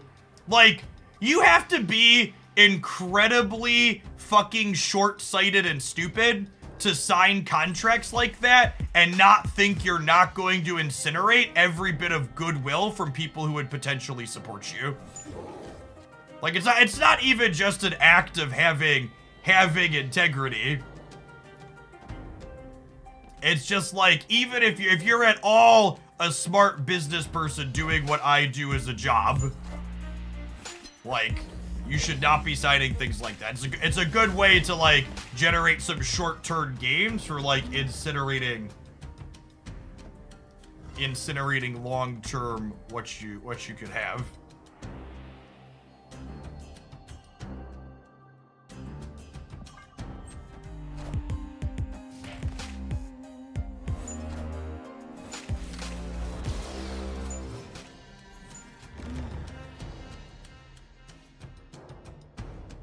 Non-disparagement agreements can have a place when it's in beta. Nope.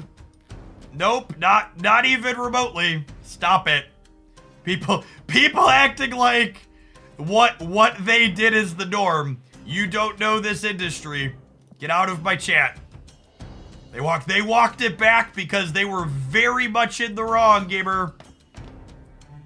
Stop it, get some help. First and last message out. And the sad part is, like, also that, like, imagine thinking of an alpha isn't the place for receiving negative feedback, because it 100% is that. The sad / funny part about it is like, they really didn't need something like that. Like, the game itself is super reasonable and solid.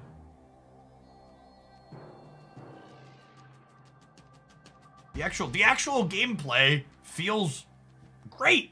Like, I don't think they needed to be like, hey, by the way, you can't give feedback. I am Iron Man.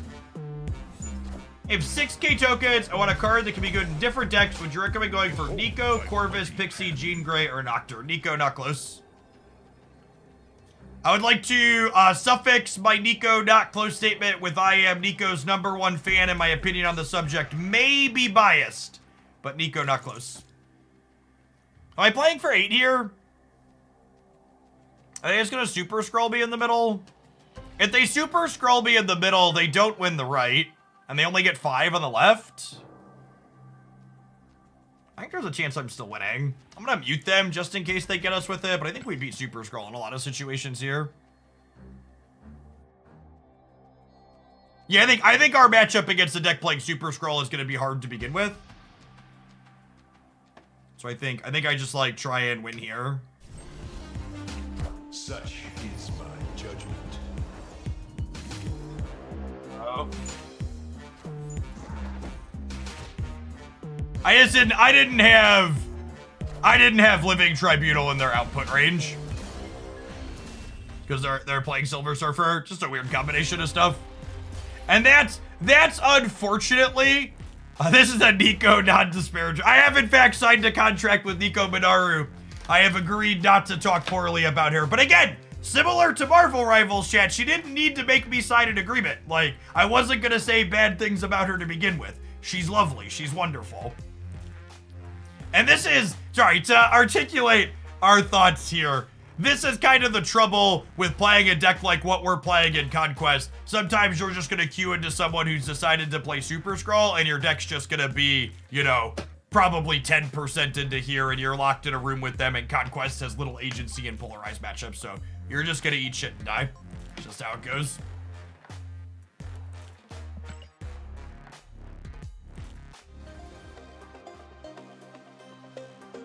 I'm gonna stop playing Gold Conquest because the queue times have been really long. Stop into a Proving Grounds or two before we move to our next deck.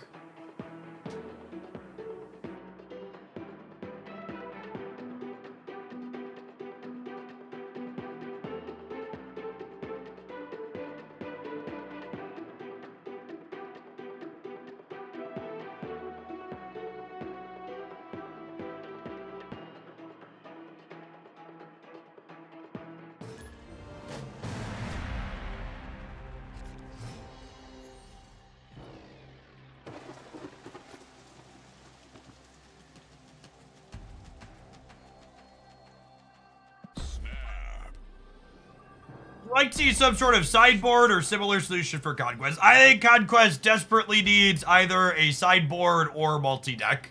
You need some form of player agency, so when you hit a matchup that your deck is 10% in, you're not just like, oh, I should just leave and my run is now done.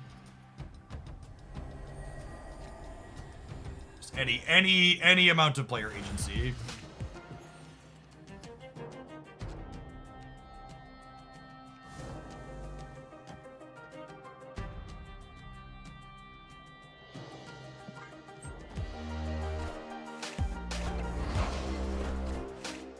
Three cards is what I would start with for sideboards, yeah.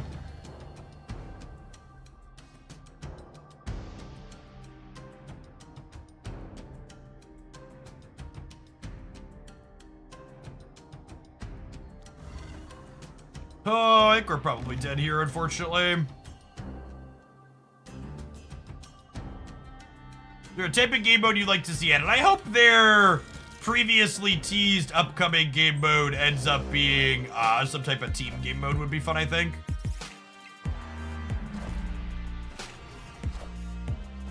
Do you think we need a sideboard in the Proving Grounds? I think the Proving Grounds is a fundamentally failed game state that it serves a purpose, but it doesn't currently serve the purpose that it was intended for. So I think the Proving Grounds probably just needs to be taken back to the ground and rethought.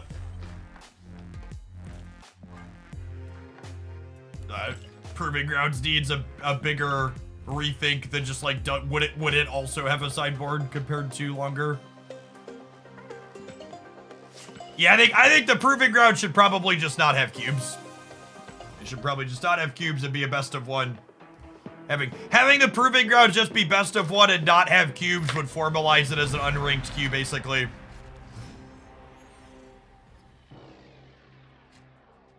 Oh, snap.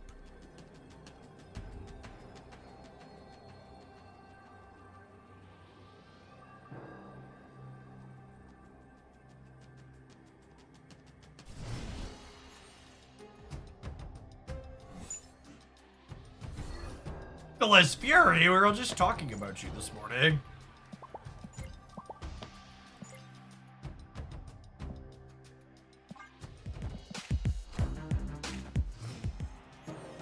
You think Thena is good in a bounce deck? I'd be kind of surprised if Thena is good in like Beast Falcon bounce, because Beast Falcon bounce, generally speaking, want to play more than 2 cards in a turn. But she could be good in something with Kitty Pryde that like looks to play Kitty Pryde plus something else on curve every turn.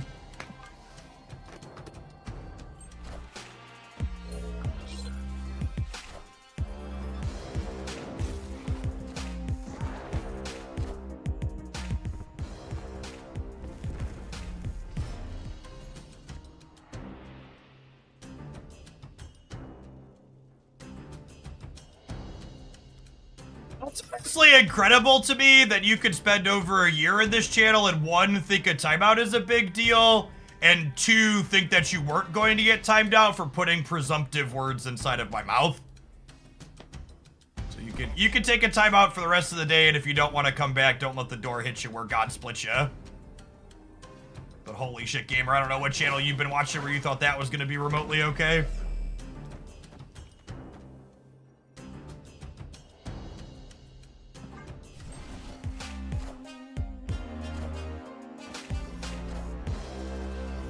Oh, right, they Loki'd me.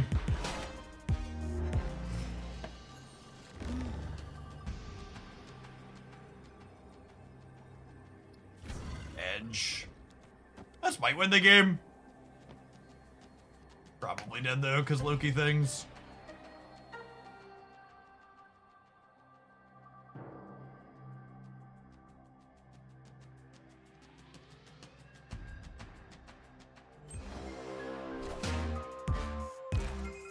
They have 18 over here. How big's this?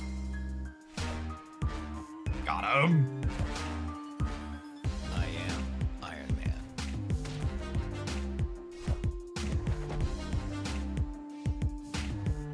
I think that is my least favorite part of the internet is what just happened there that I gave the timeout for. And I time out because it's my least favorite part of the internet is people will like make an assumption about the thing that you said, and the assumption is either very explicitly negative or it implies something deeply negative happened. And I am generally speaking very intentional and specific with the words that I use. And if I didn't explicitly say something, don't try to infer something additional from the words that I said. Doing that does not happen in good faith.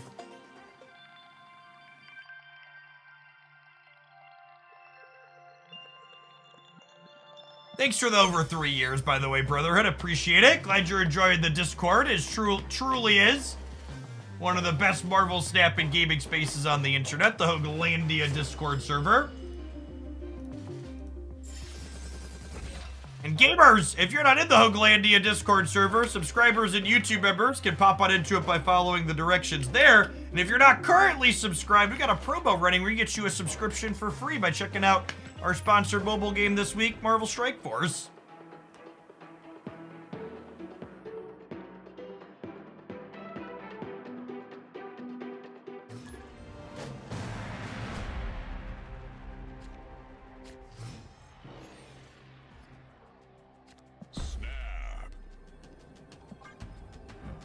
Lucas is so good at mitigating location variance. You get kicked out of the Discord server when you sub ends. It's not instantaneous, but yes, you have to maintain a current Twitch subscription or YouTube membership to let you in. Yes, the Strike Force promo is mobile only. Another Loki deck. Wake up, sheeple. The truth is out there.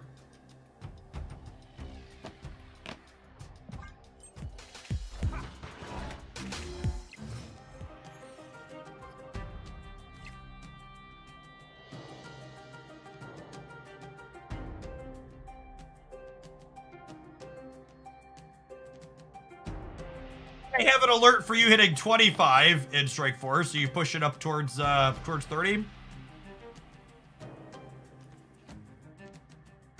What'd you rate Strike Force out of 10? Strike Force is a very reasonable hero collector game using the Marvel IP. The game has existed, I think it's 7 or 8 years old at this point. It has survived and existed that long because it has a solid player base who enjoys it.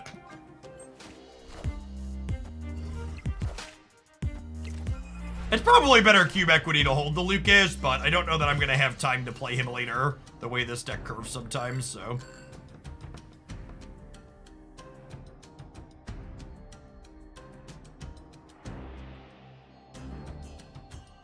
Should we Luke right in case of Rogue? That's actually a good point. Yeah, I probably should have. It's too late now.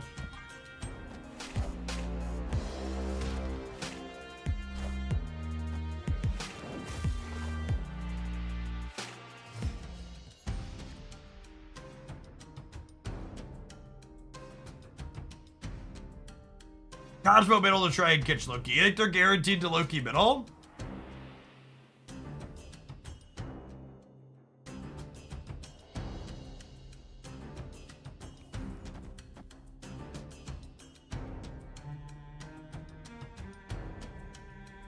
Hey, Tomato, thank you for the gifted sub. Yeah, if you're someone who's already subbed to the channel, and you want to gift the sub for the Strike Force promo to someone else, or you can save it to use when your existing sub expires, either of those works. I run the free sub promos almost every time we get a mobile game sponsor, because they usually give me, I get a little bit of kickback when people hit different levels checking out the game, so. You support me a similar amount to subscribing when you hit the thresholds that I list there, so I might as well give you a sub. You get to check out a sweet game. I get paid. Everybody wins.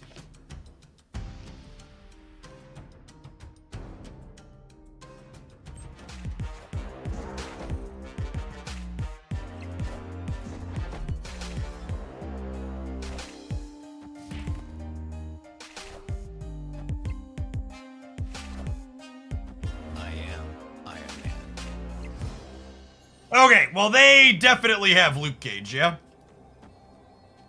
Not close. It's a real shame I don't have Ant-Man for the center.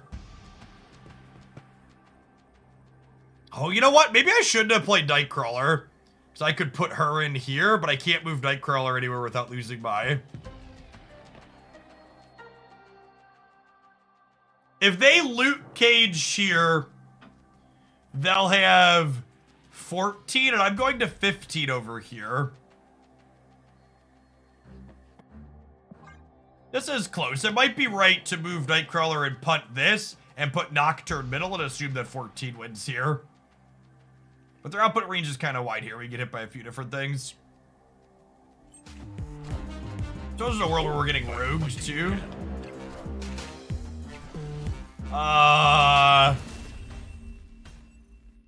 Victory.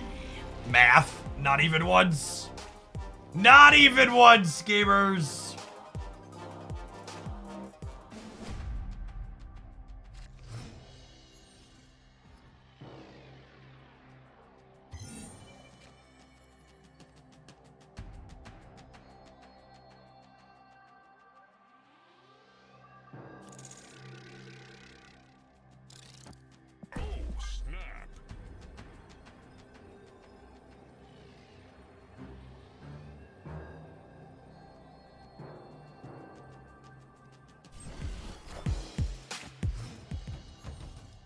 I actually almost said maybe they're planning on onslaughting the Iron Man, but then I thought better of it because I didn't think anybody would make that play.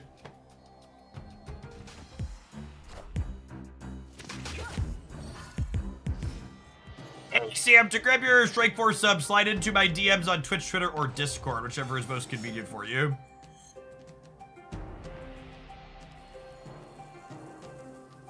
What are your thoughts on premature stamping? I think it happens to all gamers eventually. Don't be embarrassed. Talk to your partner about it. I think it's something you could work through.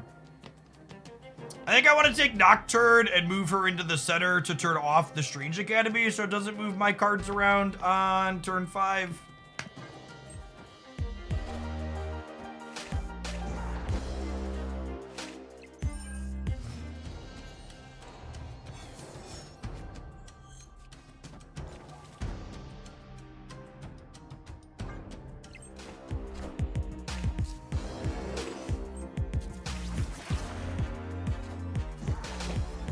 Well, this is funny. Our Nocturne killed their Elsabonis.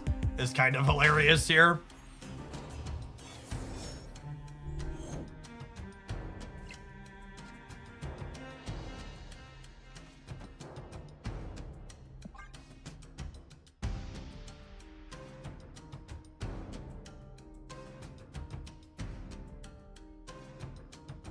Lucas! Lucas! To me! Lucas!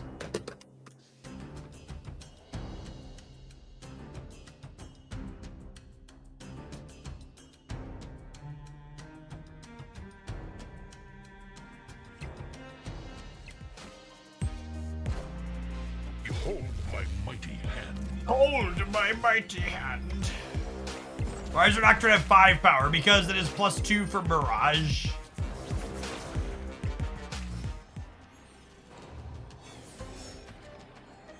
Lucas! What a lovely lad, that Lucas, chat.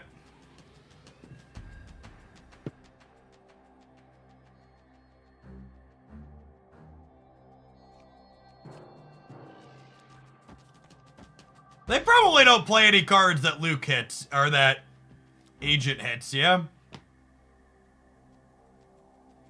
I'll do this to put the most points over here. This gets me up to 25 in the middle.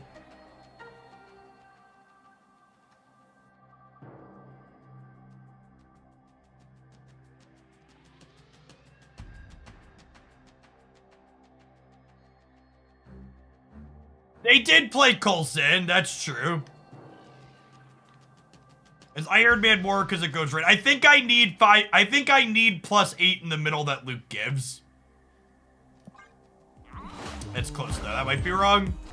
I think I need the +8 from Luke in the middle to be able to win the game. I don't think they stay if they're not beating 17 in the middle.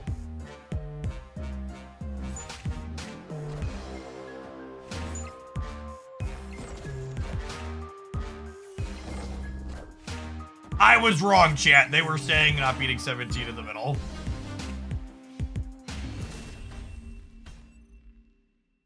Victory.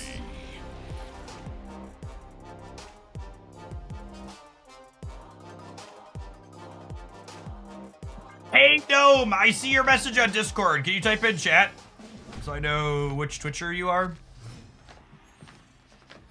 Which Twitcher? We gave them too much credit. We did. We did, in fact, give them too much credit. Opponent snapped.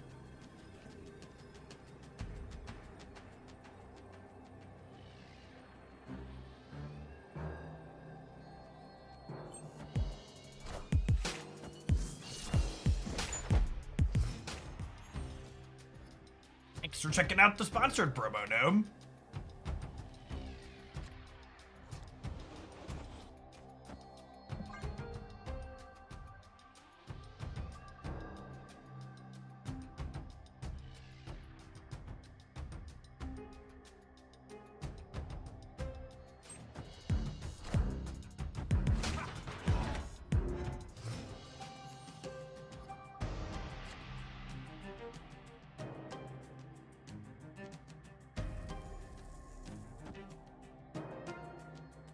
I have Lucas to protect.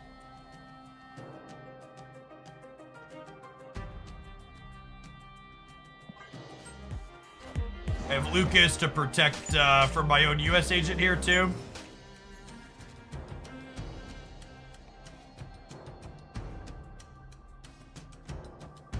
So I think we Luke this turn, and then we claw into Onslaught.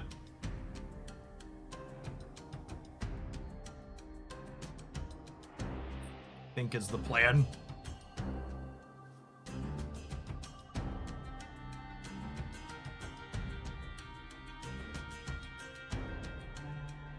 Do you ever turn off Sinister London? I don't think so. I don't think so. Why put Luke in London? Because I just want the stats, yeah?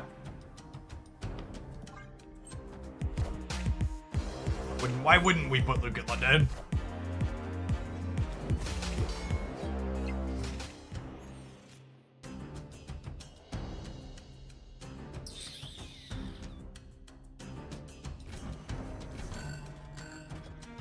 Burp, burp, burp.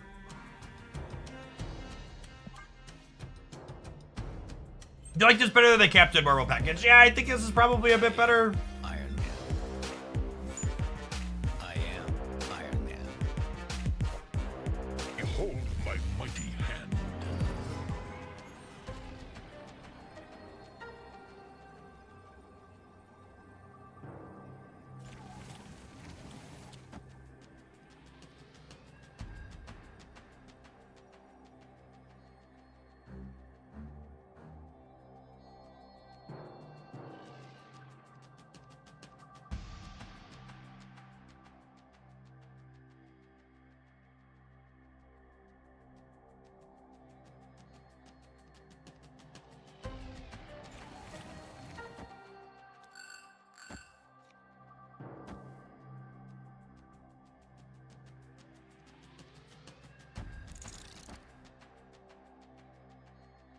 This isn't enough here, though, right? This is only 7... I guess 7 and 9?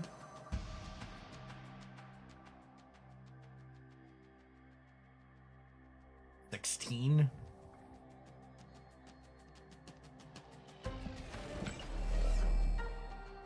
Let's do it this way, just in case Nocturne woke up and chose violence this morning. Isn't that way more than you need, mid? It is, but I'm punting Sinister London.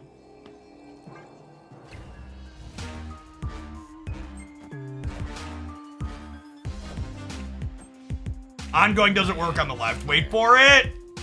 Wait for it.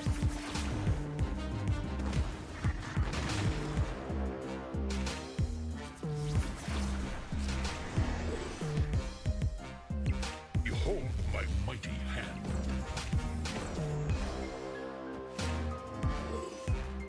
I believe I've lost the right, chat. Much like the United States, we've lost the right. Hopefully we can emulate this fall and win the war still. Fingers crossed. We can lose the right but still come out ahead.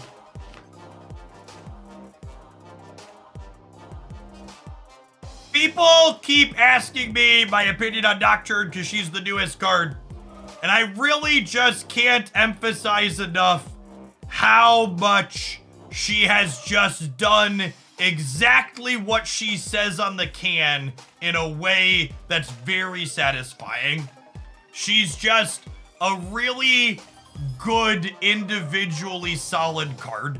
She's never gonna be a must-have, you need to have this card or you can't be competitive, but you can play her in so many different decks. And I think in general, people have always undervalued the ability to mitigate location variance. Whether it's disabling Sinister London they're about to use, or turning an Isle of Silence into something else, or letting you get into a Crimson Cosmos. She has obvious express synergy with stuff like Kraven and Angela, which is great, but she's also just solid in a deck like this where you just like need some mitigation variance. You definitely should not be getting Nocturne as one of your first cards as a new player. In my opinion, the types of cards you should be spending your tokens on if you're someone who's newer with limited resources are cards that define archetypes. Things like Annihilus, Thanos, Mockingbird, Galactus, cards where you can't play decks without them. Nocturne's a card that's a solid upgrade in a lot of spots. Living Tribunal's another good one, but she's not a card that makes or breaks any individual decks. So when you're starting out, while she's still very reasonable, I don't think you should be picking up playable but not must-have cards. Oh, our first fast dropper of the morning, Johnson Rocks. Welcome to Hoaglandia following 6 minutes ago. You're not always going to like what we have to say here, but you can at least know when you hear it, we're not going to be bullshitting or scamming you. The drop speed in this channel is the same as the drop speed on absolutely every other channel in Marvel Snap. The fast drops commands telling you that your drops are going quicker in some places is a lie that some grifters on this platform have been putting forward, hoping that people who are new to Twitch don't understand how the drop system works and perhaps stay in their channel and watch longer. So it is unfortunate that a lot of people's first exposure to Twitch is getting lied to / made fun of / hazed, however you want to say it, but it's not a great look for the snap category, to say the least. Drax, thank you for the 11 months. I appreciate the primer. We're gonna go ahead and roll some adverts, and we're gonna get back. We'll play a different Marvel Snap deck. Thanks everybody for hanging out. Don't go anywhere. Is it too copium to hope Rhino gets buffed to a 3/4? I think it's very unlikely that they try and make Rhino with his current design a better card, because I think they're appropriately apprehensive about potentially buffing a card like Rhino that makes locations just not have any variance at all.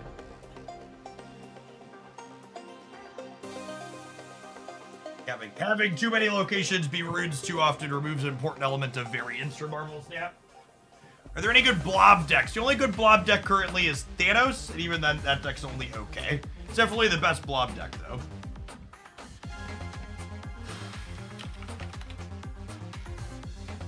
Going to go net deck from Jeff and grab the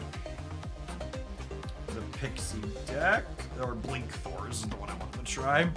I'll play my Jane Foster variant a little bit.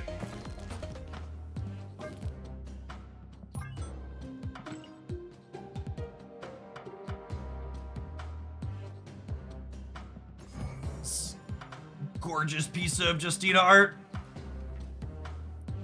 Are you doing viewer submitted decks today? I am! We just haven't had any this morning. If you want to send in a deck, you could be our next one instead. $10 tip at the link pinned above the chat there. Fake Man, thank you for the 2/3 of a year. Welcome back. Draxar, sub for Doctrine of the last deck. Just another good 1, 2, or 3 energy cards. Fine.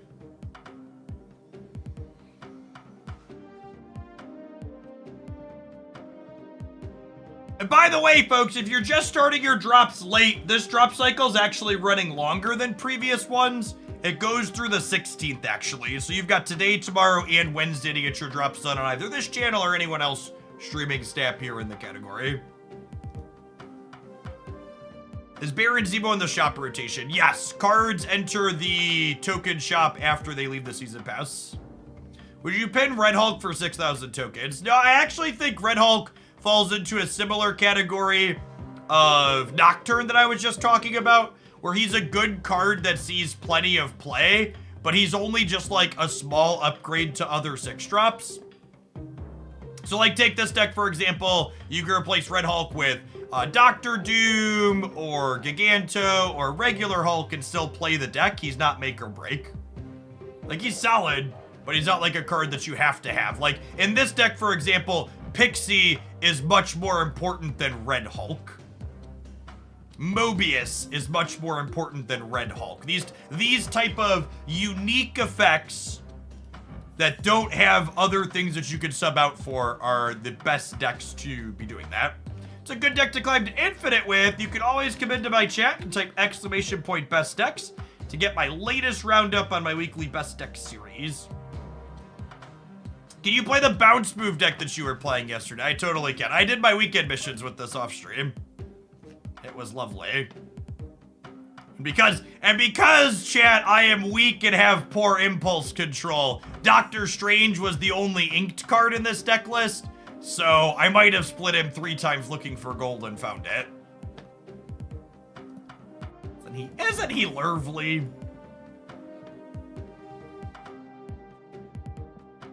I love that the Sandcastle emote made an appearance in this week's Best Decks. That it did. I think I forgot to check this morning, did I? I did, actually. Look at that.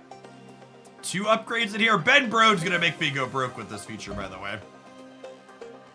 They knew exactly what they were doing with this feature, chat. They're actually just taking all of my credits away.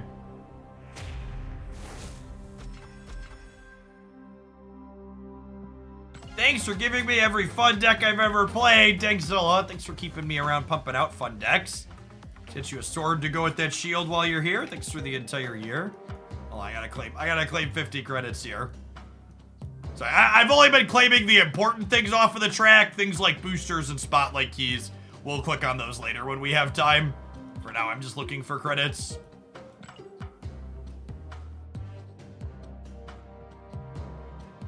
This feature got me to log into Marvel Snap every 8 hours. Unironically, I hadn't logged into Marvel Snap every 8 hours when I was offline since I became Series 3 complete. This feature has me logging in every 8 hours again. The chance to get splits on cards I still need premium splits on is a big draw. Really clever to give the players something that they want to be a nice organic engagement driver. Patton, I would like to sponsor. How's this feature work? So, if you're someone who's been playing for a long time, these used to cost you extra, but now they're just free boosters. So every 8 hours, cards that I'm missing boosters to upgrade towards appear in here with the normal upgrade cost with the extra boosters for free. You think the Jane Iron Man deck or the one with Spectrum. I don't know what Jade Iron Man you're talking about. Oh, the Gene Iron Man deck. I think the Spectrum one's probably a bit better overall than the Onslaught one. In terms of just raw power level.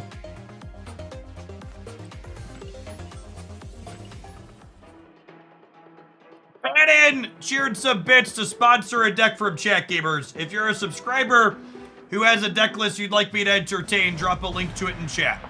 Again, a link on a community site, not a deck code.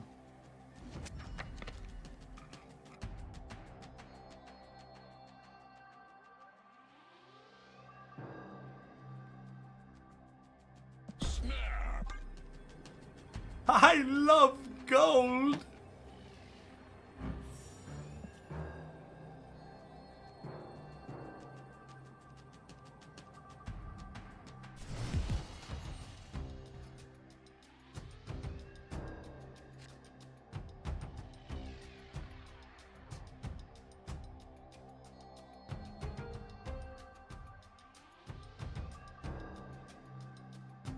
How are we kicking things? Flame on! Flame on!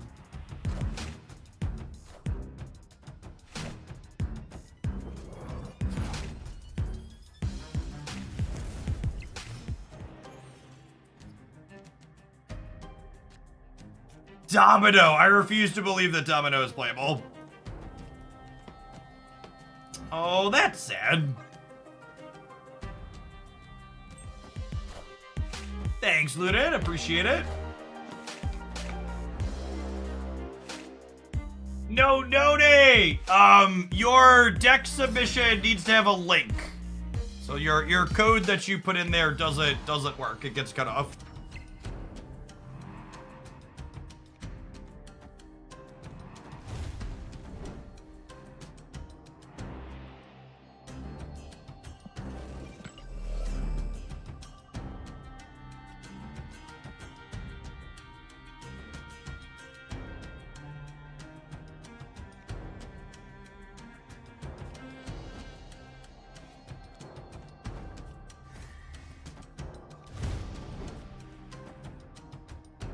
Final answer, final answer.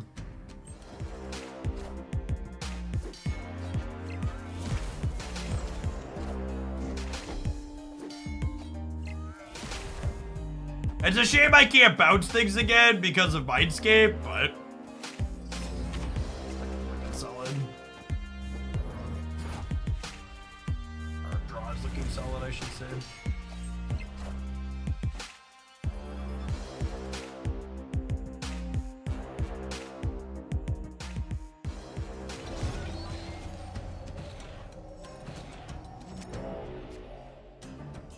Oh, Nico, my lovely, my precious girl. She's beautiful. Do do do. Do do do do do do. Do do do. Bum bum ba do. Hold on, sorry, my brain's melting. Apologies. Into this. Frickin' Kiln chat. I don't think I can Doctor Strange this turn. Which is sad.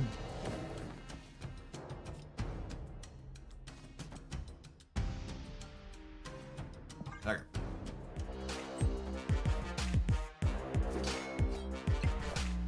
So I played the Iron Fisted Human Torch first here just in case Nico woke up and chose violence this morning.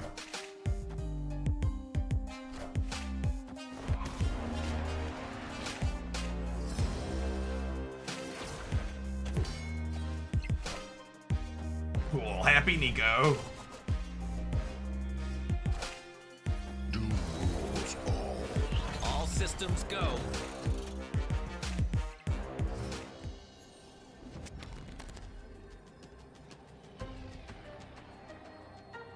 Man, if this killed wasn't here, we'd be cooking real good.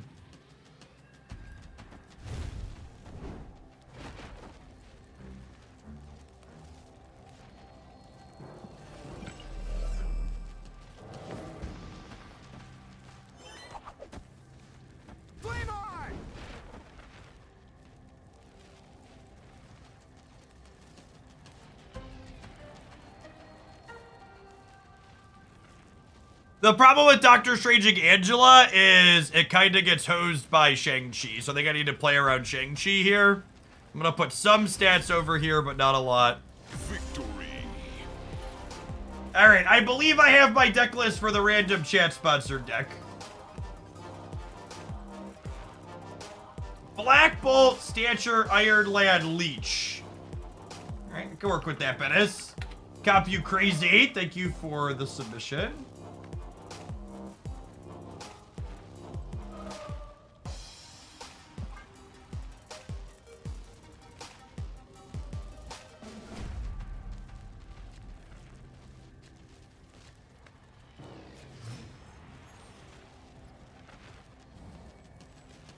No, this is the deck I put together, Ben. I don't think you need Living Tribunal.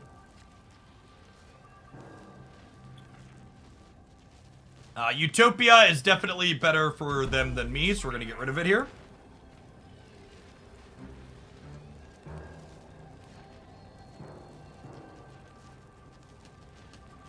Hey, Capu, congrats on the new gig.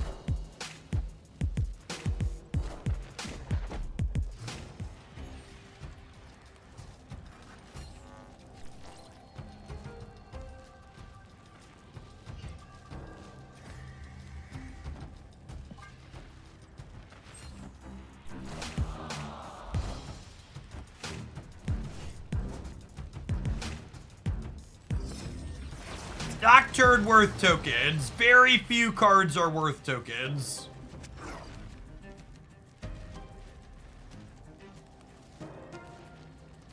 We're dead, gamers.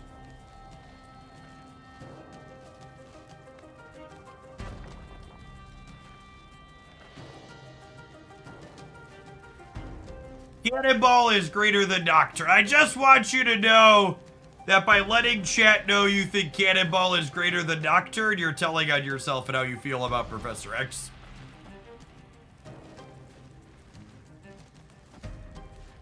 And yes, I am appropriately judging you. I did get your submission, Bettis. Thank you for that.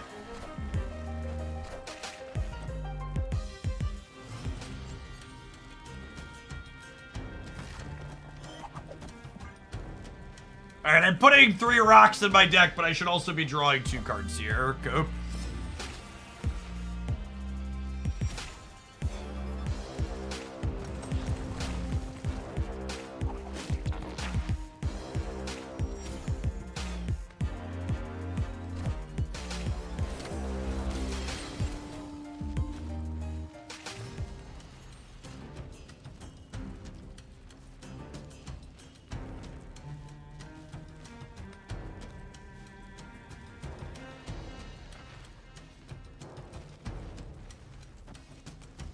You played around with upgraded Claw, yeah? Yeah, we were playing Claw in the match before this one. Card's very reasonable now.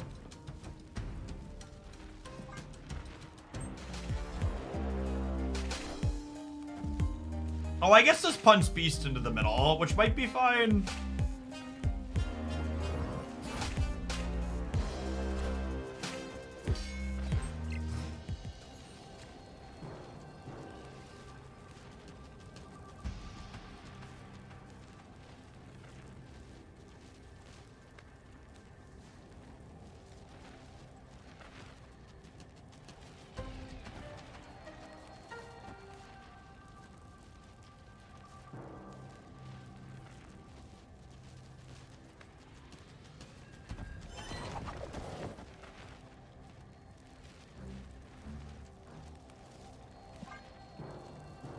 They have a lot of cards that can move around, so it's hard to tell exactly where things are going to end up here. My Vulture is going into the center. I'm going to end with 5 on the left, and we're going to end with a huge dagger and Doctor Strange on the right. Actually, the dagger should be the dagger should be big enough. I'm going to put this over here. So we have 7 over here.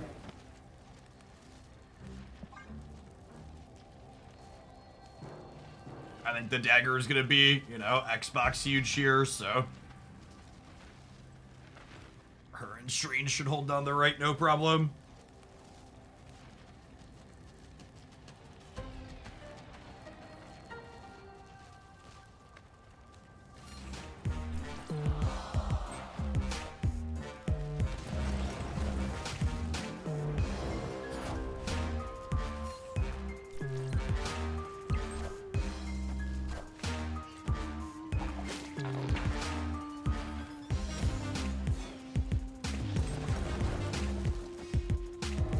Oh, we should do the Vulture last just in case Dagger misses on the left. Yeah, that's true.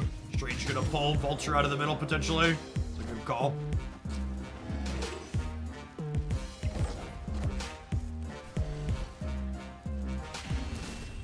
Eco variant looks like a gold. It does, yeah.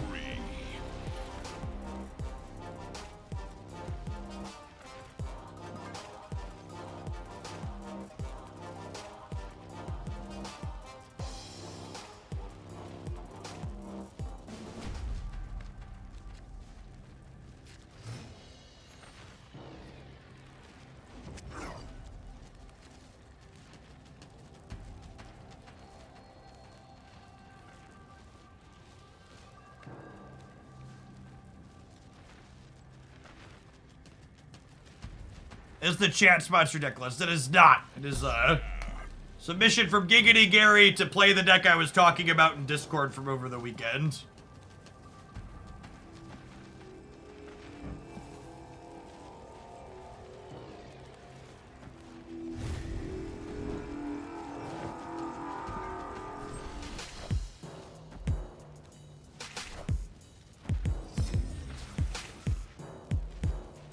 Watching Jeff play move shenanigans with Human Torch's dagger is like watching an artist.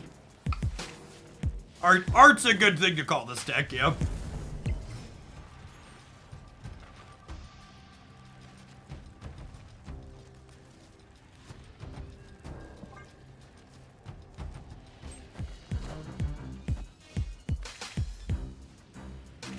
Move and bounce are probably the two most mechanically difficult decks to play in terms of sequencing decisions, so playing them both together is definitely a trip.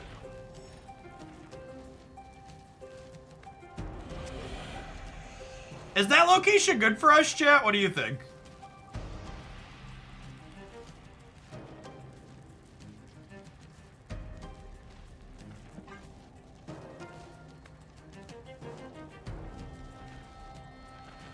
I'd step in. Chat, I stepped on one.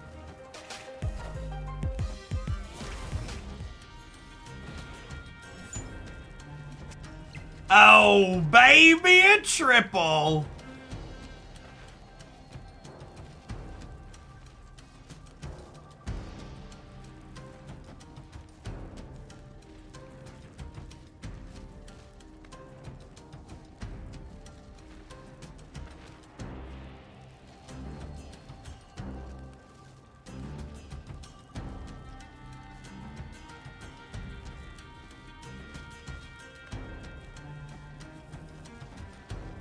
I think I'm gonna let Nocturne sort this out here.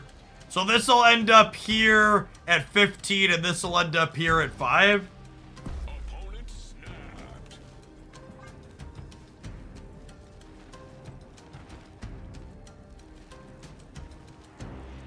Why not Nico copy the big vulture? Because that's Nico's +2 mode. Ah, rip. Good snap.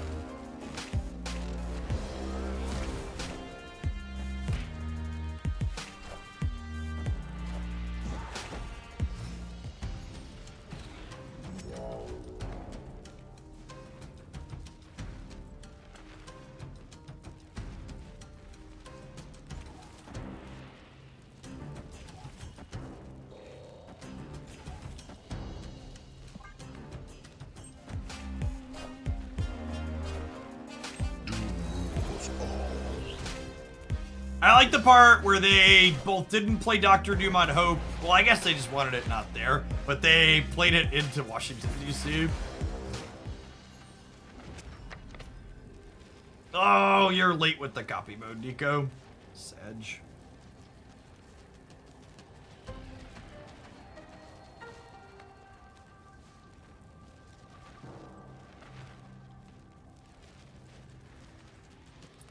Dead, unfortunately.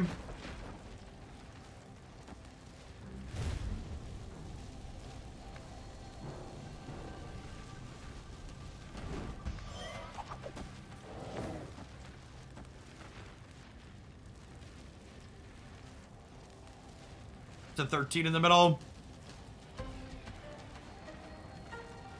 Human Torch will be huge, though.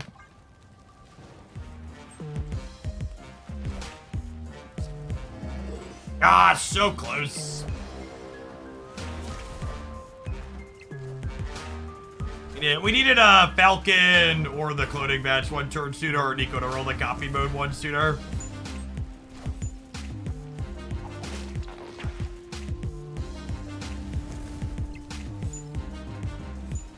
Demon is not remotely enough middle now. That's fine, we'll get the next one. Opponent had their Nocturne on curve when they needed it.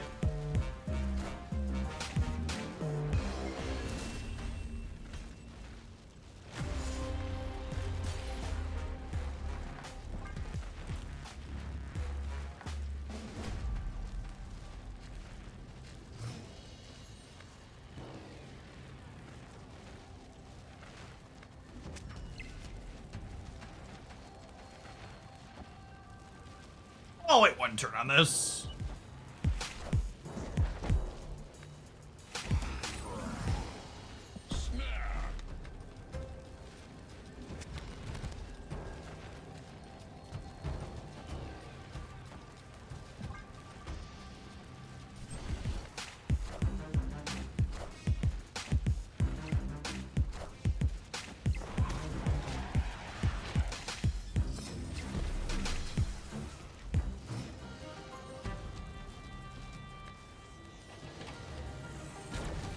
Holy! Holy! All right.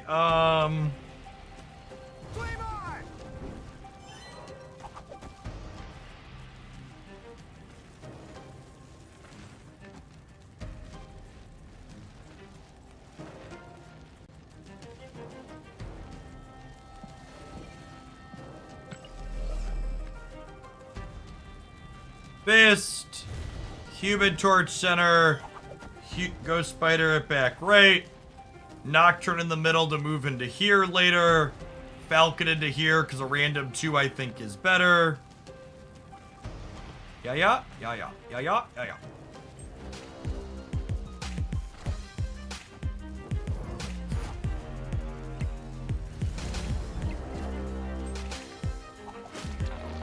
Do we not have time to beast the Falcon on 4? I don't think so.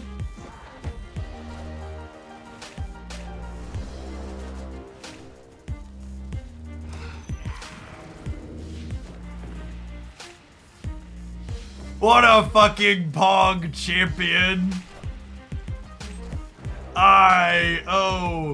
Let's go.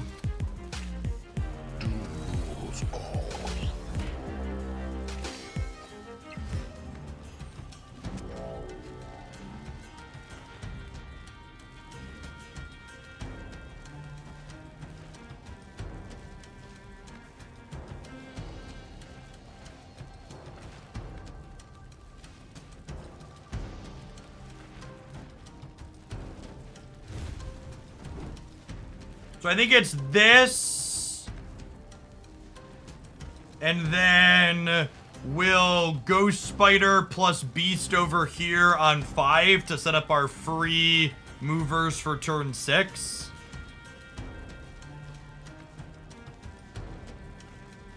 No, Fogwells is still broken in this game mode, unfortunately.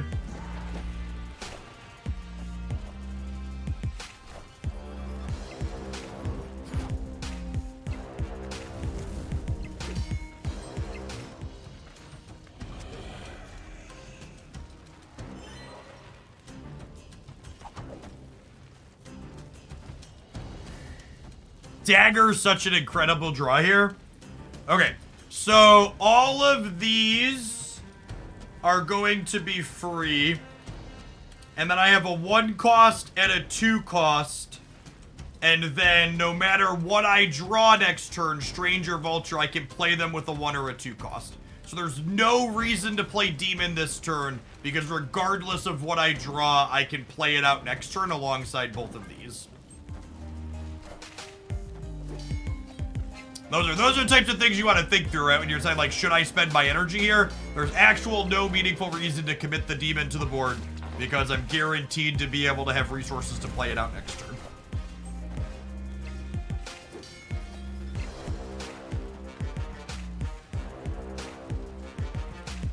And then I have Ghost Spider, and we're hoping to draw Vulture here, I think.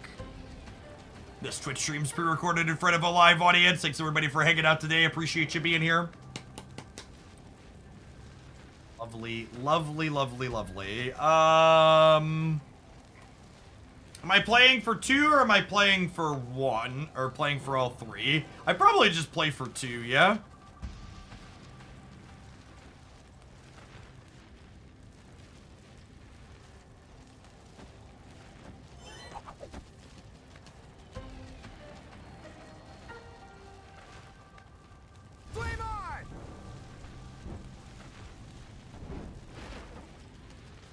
How do they ever win? Their Nocturne chooses violence. This dagger is gonna be freaking huge though.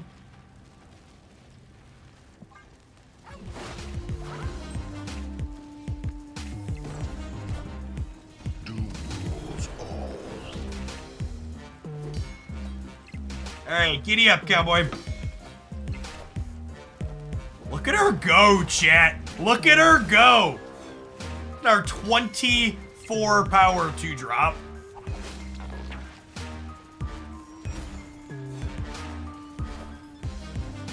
Our 32 power 1-drop.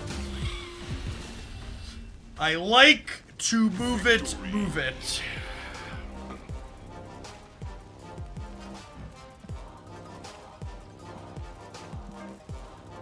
Dagger might have to be the next terrible card I invest boosters in, because she feels like she deserves it. Alright, gamers, we're definitely going to play some more of this, but it looks like I need to tap the adverts button before we do. We'll see you in 120 seconds. We'll be back with more Bounce Move after the break. Thanks for hanging out. Don't go anywhere. I'm running to the restroom really quick, subscribers. BRB.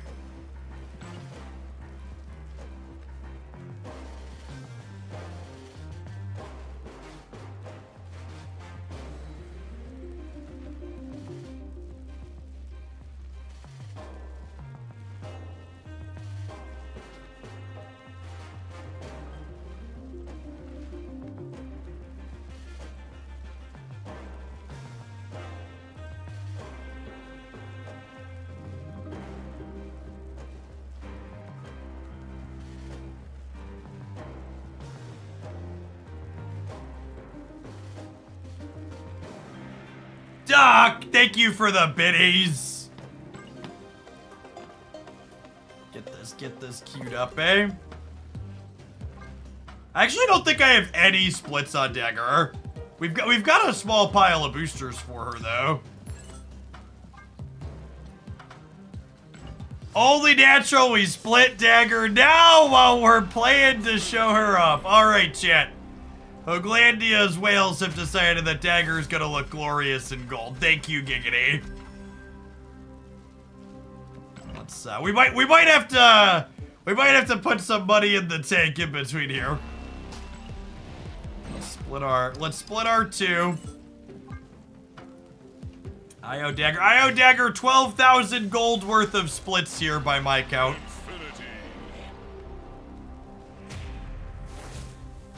Actually, you know what I'm probably supposed to do, chat? I'd been ignoring I was gonna skip this vibranium track. Alright, fine, hold on. Hold on. Time to break out the most powerful card in mobile gaming. My credit card. Sha. Alright. We need to buy Dagger something nice.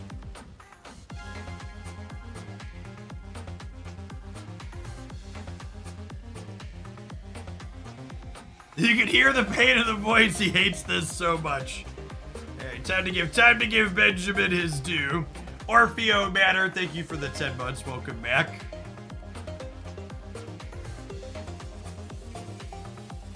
Shop. You know, I talk about liking the what's it called on this a lot. the folding screen. But one feature I don't think I've talked about before that I absolutely love, this phone has the fingerprint reader in the power button, which is sweet because you go to press the power button to turn it on and it reads your fingerprint and just automatically unlocks when you push the button and it's you.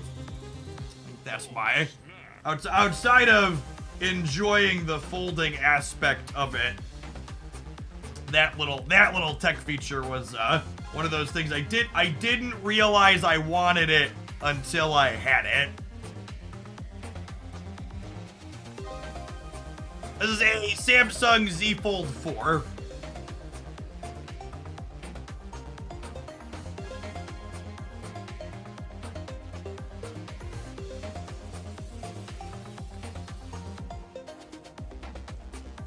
The worst part about these tracks, chat, is how long it takes when you know you're gonna whale the whole thing. We had some donations to split Dagger, because she deserves gold after being a 24 power 2-drop, so we need to put some gas in the tank, so we're putting gas in the tank right now, and it takes a minute because it's a vibranium track.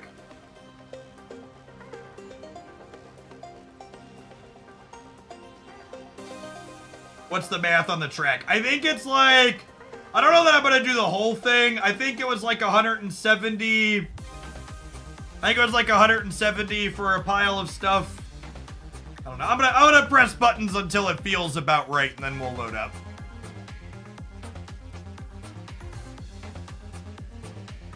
I'd already done like the first 30 bucks on it though. So maybe we will just finish it. Ooh, blink boosters are nice. The last purchase is the best value. Well, now that you told me that, I'm gonna buy the whole thing. Why would you tell me that? Why would you now I have to finish it? Why would you tell me the last one is the best one? They didn't cite a source. Chat, when someone tells you something that you want to hear on the internet, you don't ask them to cite a source. You just accept what they said as fact because it's what you wanted to hear, and you go on with your day with a smile on your face.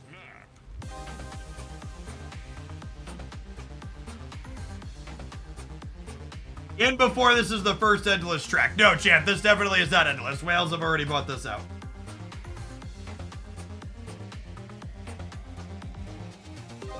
Ah, so that's how Twitter works. It is. It is, in fact, how most people end up on Twitter.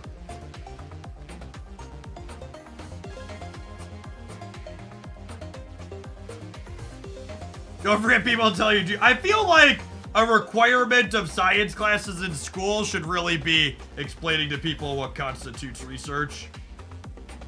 Look at that, chat! It's $20 for 1,200 gold, but then I get another 1,200 for free. What a freaking deal. Do you have a Celestial / Hypo unit built out at AFK? I have Reiner at Mythic Plus, I believe.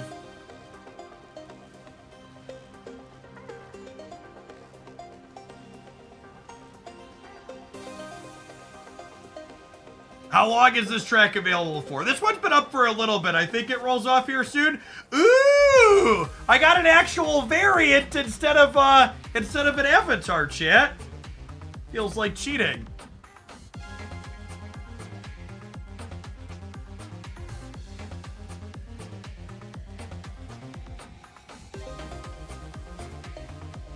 This thing's still not done. How long have we been doing this? This is the worst part about these tracks.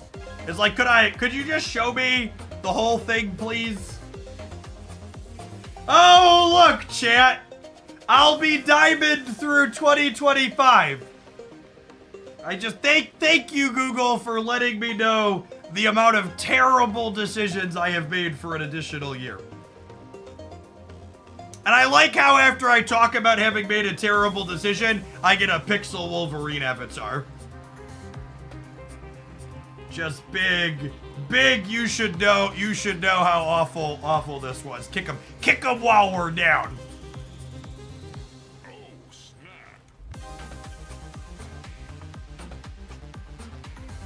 Hey, Tabitha, thanks for poking over to Twitch. Appreciate you doing your drops here. Glad you enjoyed the YouTube stuff. We're ranking up on the real ladder. Yep. All right, this has got to be the last one. Yeah. Okay. Yeah, we hit the bottom. Okay, the vibranium track is gone. The vibranium track is gone, and I now have 14,000 credits and 13,000 gold. Let the dagger splitting begin. All right, we gotta restart the PC client here real quick, so our purchases can show up.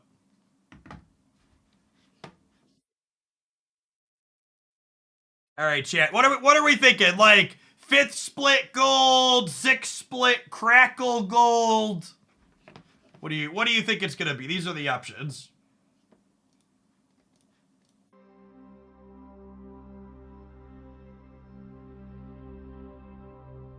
21st split. Holy crap. The people putting the 13th, the double-digit split energy into the air. What did I do to you? Why would you wake up and choose violence this morning? Who, did I hurt you? Why would you say that? Infinity. She's gonna beat the Mysterio record. Oh God. Don't put that energy out there. I paid for half your Mysterio, I'm allowed to put it out there. Yeah, that's fair, honestly.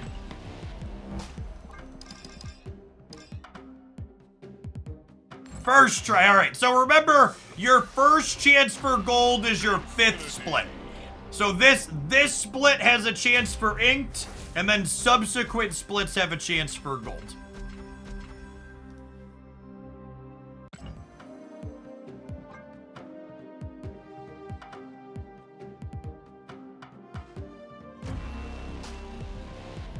Okay. First split inked. 4th split inked, and we repeat with 5th split gold. 10%.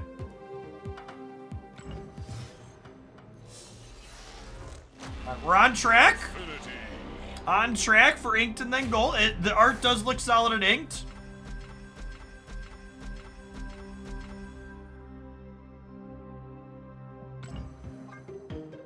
Survey says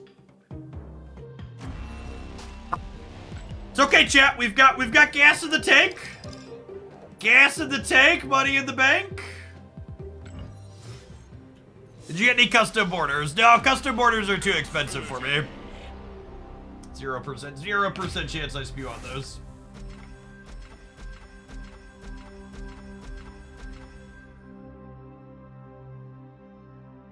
Had money in the bank. No, there's still money. It's looking cool. Your number of keys are not so nice anymore. Yeah, I started claiming. All right, so how much have we spent? We spent 6,000 credits and 1,500 gold. That's like 8,000 credits. So I owe 3 more splits on this. We have 3 more rolls.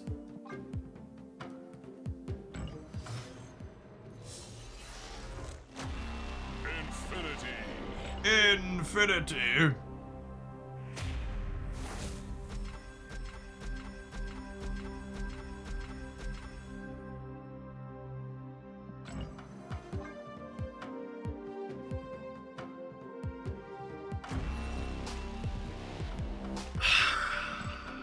Downgraded ink.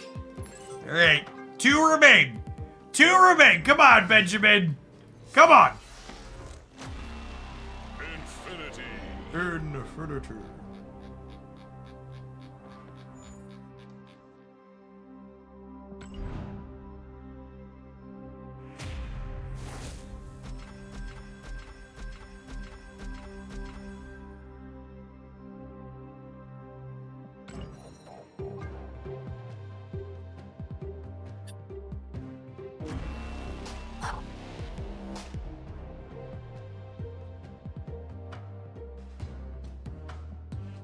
Gorgeous.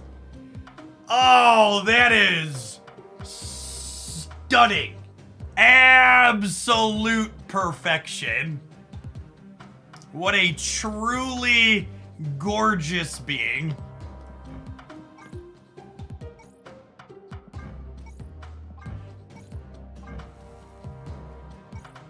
You check some of the others just in case. Looks good. It looks good on all of them, but this is our forever variant, I think, on her. Yup. Yup. I'm gonna see it with gray border, sure. It's not bad. It's not bad at all. Definitely that one to match everything else, but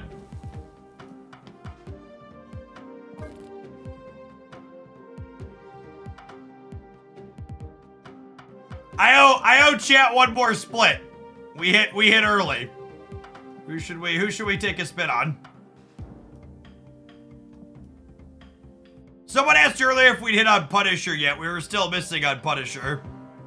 Vulture and Nocturne are Fool's Gold, and they're both forever away. I only have one Vulture split, so we can't go for real gold on there.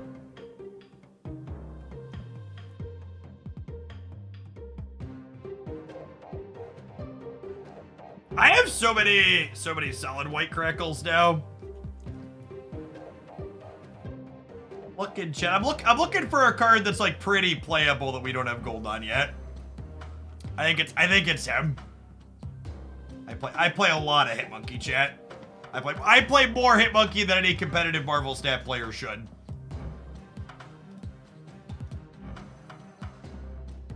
Okay, Monkey is actually the answer.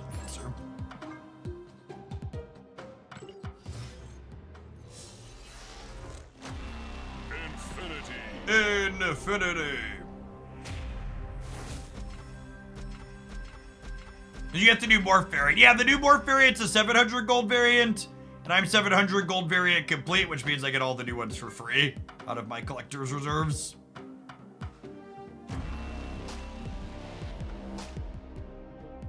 Sedge. That's fine. That's fine. We got this out of the day, chat. I think this one deserves a Twitter.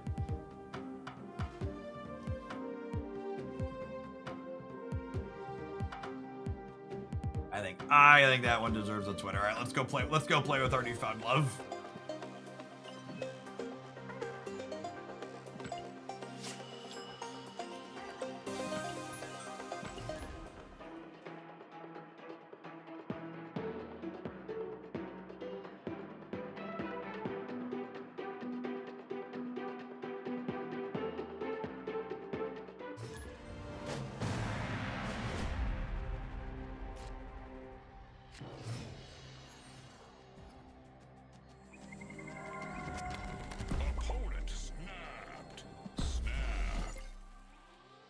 Was the last one an upgrade for Monkey because it matches the nameplate? Yeah, maybe.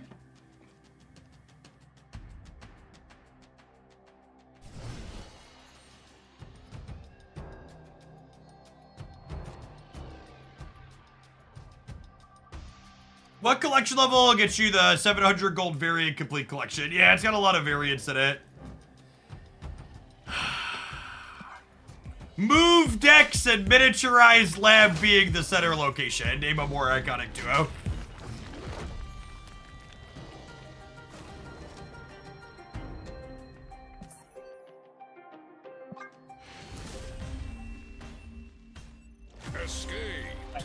Classic move deck gaming. Move decks and Crimson Cons. That's one of the reasons why Nocturne is good in this deck. She gives you some location variance mitigation, things like Sanctum and others. Crimson Cosmos. Can't help with miniaturized lab though. Unfortunately.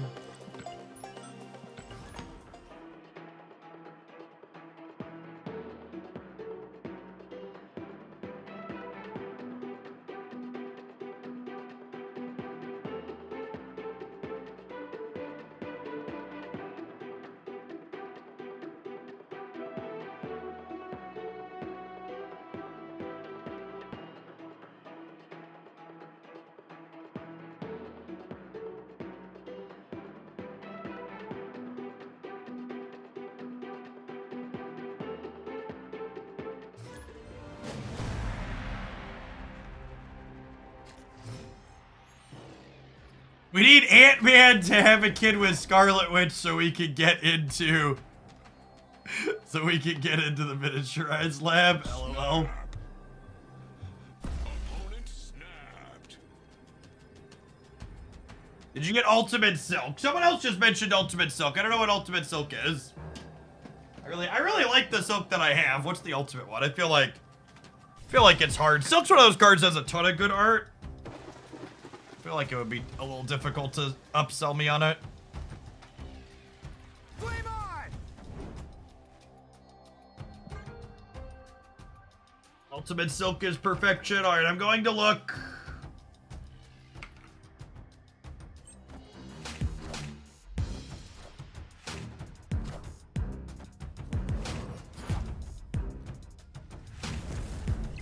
I mean, it's not a bad piece of art, but I don't think it's better than the one that I have. It's fine. It's fine, gamers.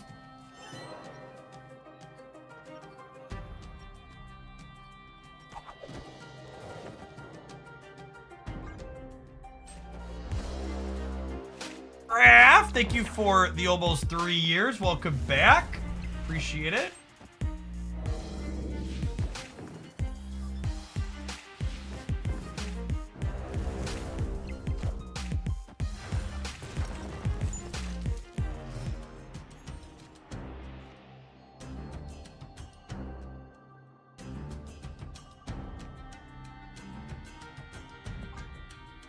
Where's a bounce card when you need one?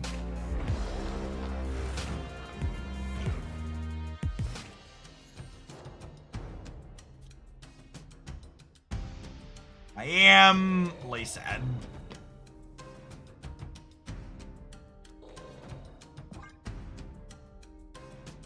John, thanks for the entire year.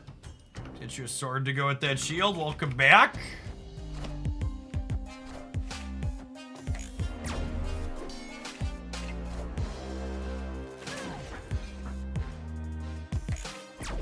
That's just good deck building and sequencing right there. Just superb deck building and sequencing.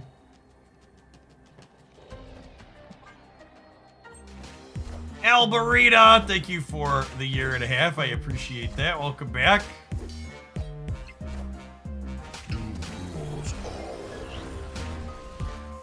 Oh my gosh, would I have won the game if I hadn't played the hood there as a funny? No, because that would have only been 4, right? Yeah. So our only shot to win this game was playing the hood and then Danger Room blowing it up. I guess I could have vultured here, but I think I need to play for left and right because they have a Red Hulk that we know about, yeah?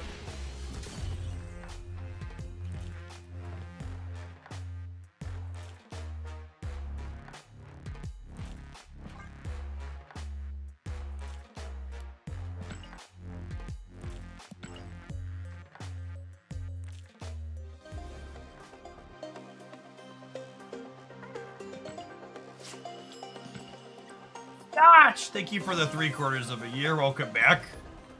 Are there any good Loki decks right now? Loki has not been a top performing deck consistently in many, many months. There are some Loki decks that are competitive, that if you enjoy the playstyle, you can certainly win games with them. But it's been a while since it was one of the better decks in the format. Opponent snapped. Oh, snap.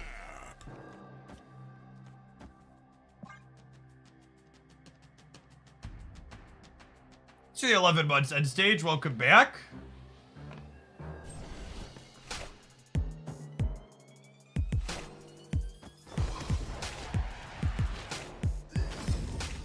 That's a quality split right there, chat. Gold on the ultimate with the red around the edges. Why are people playing Domino? Probably because they don't have a good solid grasp on statistics. Or it's their favorite Marvel character, one of the two.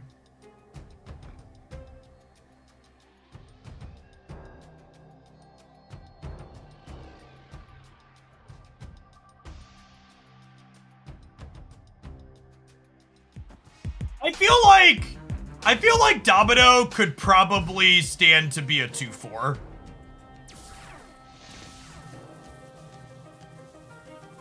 I think her effect is meaningfully downside often enough that she could probably have a increased stat line.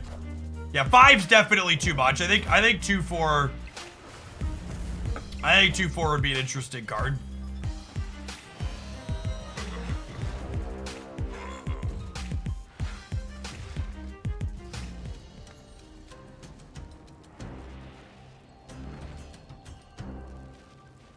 I just like, cause it's currently happening in my chat, and I would just like, I would just like to call it out because it's so annoying and I hate gamers when they do it. Me telling you that in theory something sounds bad is not me asking you or saying nobody's ever had success with this deck. Because that's not what I'm saying. People do well with shit, terrible decks that have bad deck building theory in them all the time that aren't optimal. It's always interesting to me that psychologically gamers will readily accept that bad decks or that good decks can have bad variants and have poor runs. Like that's just accepted as fact and it's true. But the inverse, they have a hard time grasping. People have a hard time being like, you know what? This bad deck hit a bit of good variance and had a strong run and isn't actually good. It's strange to me that the inverse of that concept has so much pushback. It's so annoying to me personally when I talk about something not being an ideal state and people's response is just like, but so-and-so won some game of the Marvel Snap with it. It's like, that's great for so-and-so. This is bigger. The Red Hulk was 17, yeah? So 19 wins? It was 17 or 21? It was 21. Too fucking big is the answer.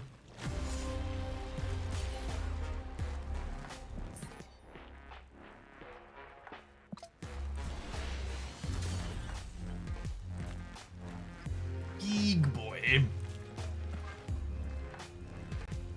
Distinction, thank you for the 51 months. Welcome back. It's funny slash wild to me that someone had put a Domino deck at #1 in their best decks. Some people really just like to sensationalize shit, huh? Gotta get them clicks in.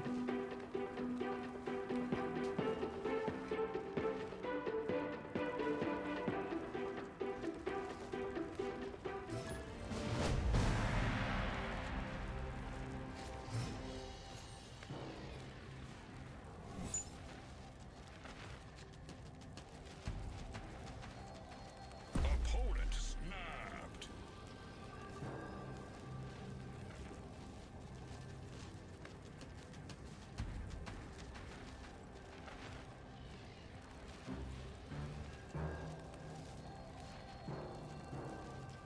I don't want to play a District X game. Mulligan.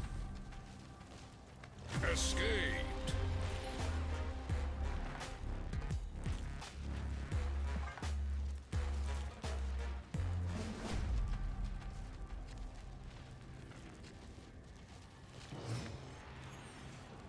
Oh, snap.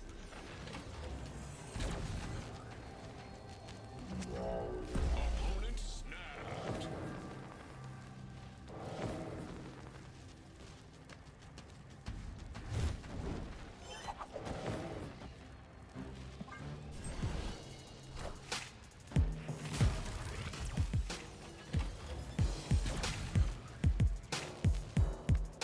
The deck was shared by Snap Judgments, and it was not the #1 deck.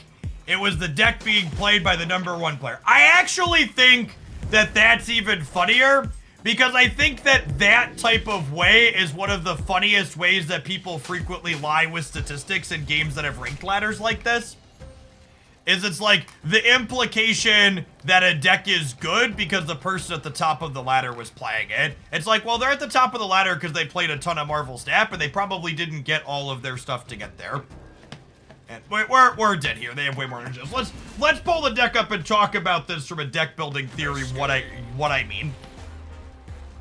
So the thing you have to understand about playing a card like Domino is my implication talking about the deck and Domino not being good is that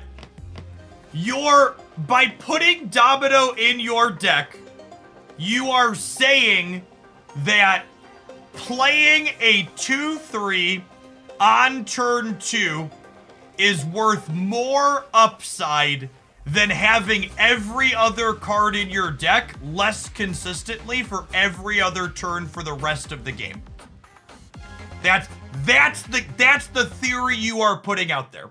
You are saying that playing a 2/3 on turn 2 is more valuable than having every other card in your deck on curve less frequently. Because that's what Domino does, chat. Domino makes you less likely to have Mobius or Nocturne on 3. It makes you less likely to have Jubilee or Leech on 4. It makes you less likely to have Blink on 5. And so basically, this deck having good stats, my takeaway from it would be is these other 11 cards are really good, are likely really good. Sample size here is still smallish. These other cards are likely good, and I wouldn't be surprised if you replace this with Jeff or something else if it wouldn't be good. It's probably good. Well, it's worth noting this latest data excludes Elysium Day.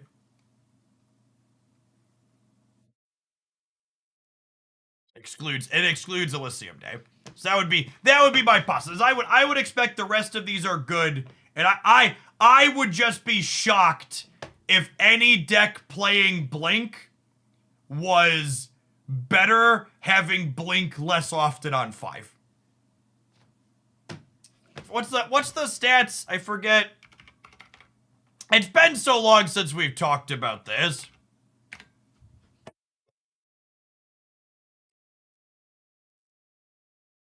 Where's my stat trick calculator? What's the difference? Your population size is 12. You have 1. Your sample size. Blink by 5. You see 8 cards by turn 5, chat. 3 plus the number of turns. So you're 67% to have Blink on turn 5 normally. With Domino, you're 58%. Is a 2/3 worth losing 9% to have your 5-drop on 5? Because that's what you're doing. Like that's so much. Your odds of having Blink on 5 are 67% versus 58%.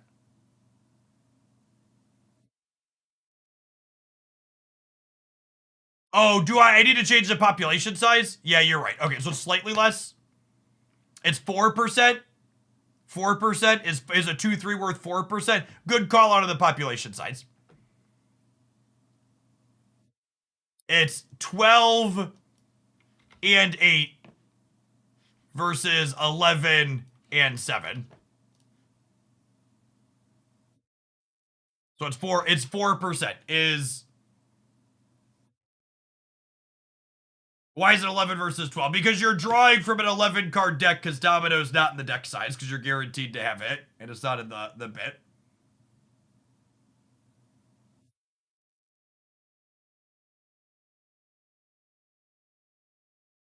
Because your Domino's guaranteed. So that's basically like the game theory part. It's like, is having a 2/3 worth being 4% less likely to blink on curve? Is it worth... Actually, I'm curious what the odds are of having a 3-drop on 3. So if I want a 3-drop on 3, I'd be looking at 5 cards with 2 successes. So it's 73% to have a 2-drop on 3 versus 77%. So it looks like it's about 4%.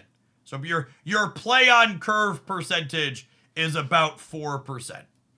What about Jubilee or Leech on 4? That's the card I want to play on 4. Jubilee or Leech on 4. 7 with 12 were 85%. Sorry, 8 were 91% versus 89%. That's closer. Another thing, and this is where I'm not going to get into these calculations on stream because they get a little messier, but like other things that then become less likely are, what are your odds of having a 4 into a blink, right? Not just having blink, but having a 4 and then having a blink. Domino makes all those other permutations of things less likely to happen.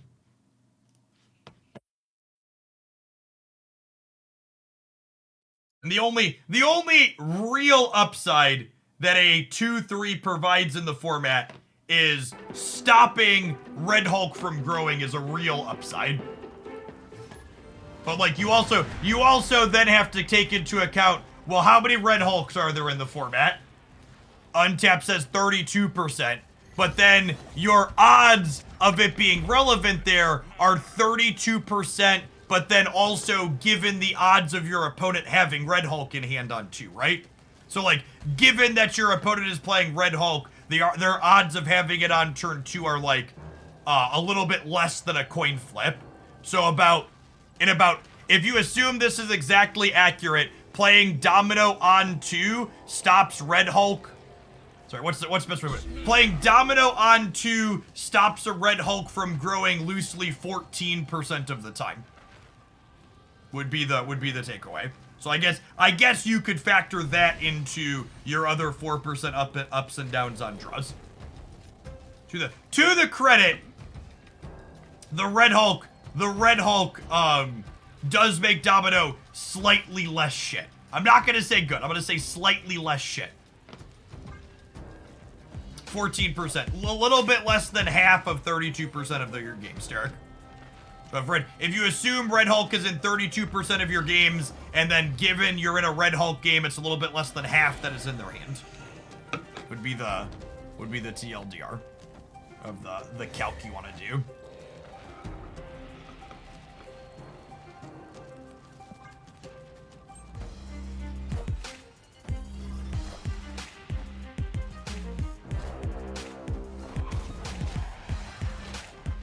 Did I miss the overview of why Domino is silly? You did, Big Baby. We pulled out the hyper geometric distribution calculator and talked about why it's probably nonsense.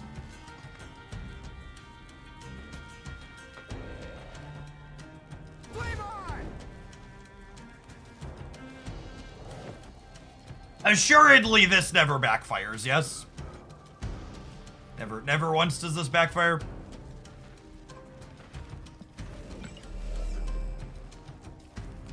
I could do this, I suppose, and then move this middle next turn, and then play the torch, and then this, and then we can still Falcon if we draw it.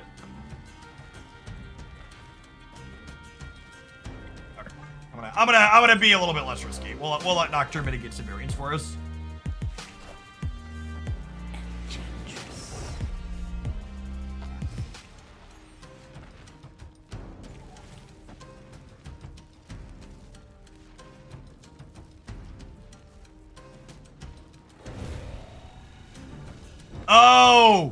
Oh, I actually can't strange this though, yeah? That's awkward. I wasn't thinking about that. He's gonna pull the demon. Yes. I believe they're gonna play a card here.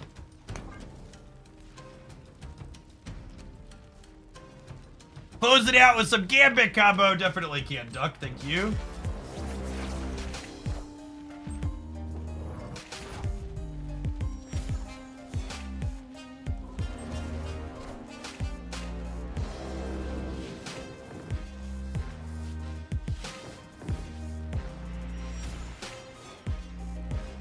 you're not having 4% of your other draws 2099. You're having a guaranteed. Well, that's your misconception. You're not having 4% of your other draws. You're having a guaranteed card. Is the TLDR. You're having a guaranteed domino. So basically, 1 out of 20 games with domino, you're gonna have domino instead of blink. It's like the summary. So like 5% is 1 in 20. So 1 out of 20 games loosely, you would have had a blink on 5 and you won't because you're playing domino instead. And like, so like, talking about, well, how much does that actually mean? I don't know. That's not a thing that you can easily tangibly put something to. Fuck you, Falcon. Lovely last turn draw. We are dead. We are dead. We are dead. I guess I could do this. Does this actually beat Red Hulk? This beats Red Hulk, yeah, every time. It's +8 here. Yeah, this beats Red Hulk every time, so we'll lose to something else. Shang-Chi and friends. Oh, Killmonger, sure. And this is exactly what Second Dinner talked about in their Red Hulk nerf, which honestly I think is going to be part of the reason why Red Hulk eventually gets nerfed again, is people talked about how, or Second Dinner talked, people always said, how did they miss Red Hulk being as powerful as it is? Arngrat, thank you for the 15 months, welcome back. And this is exactly why, one of the reasons why Red Hulk is so good. In the games where Red Hulk being visible is a downside because your opponent knows they can beat it, they stay and you beat them with something else. So you make a play to deterministically beat the public information, and then if your opponent stays, they take all your lunch money. So it's that, honestly, we talk about this information with a lot of Marvel Snap cards, that asymmetry in how the information is handled, where you both know your opponent has Red Hulk, and then your opponent gets to use that information to their advantage. They get to stay when they can do something else to beat you with something else, or leave when they know you could beat the Red Hulk, right? It's tough. You know what else is pretty tough, chat? The fact that poor Wizard Porker here was taken advantage of in another Twitch stream. Welcome to Hoaglandia, Wizard Porker, where you won't always like what I have to say, but at least you can know we won't be lying to you when we say it. There are no fast drops here on Twitch or anywhere else on Twitch. All your drops run at exactly the same speed. And the people who have chatbots that tell you otherwise are just trying to take advantage of your goodwill and lack of understanding of how the platform works. Let's go ahead and fire off some adverts. We're going to kick off with our next viewer deck when we get back. Thanks for hanging out. Don't go anywhere.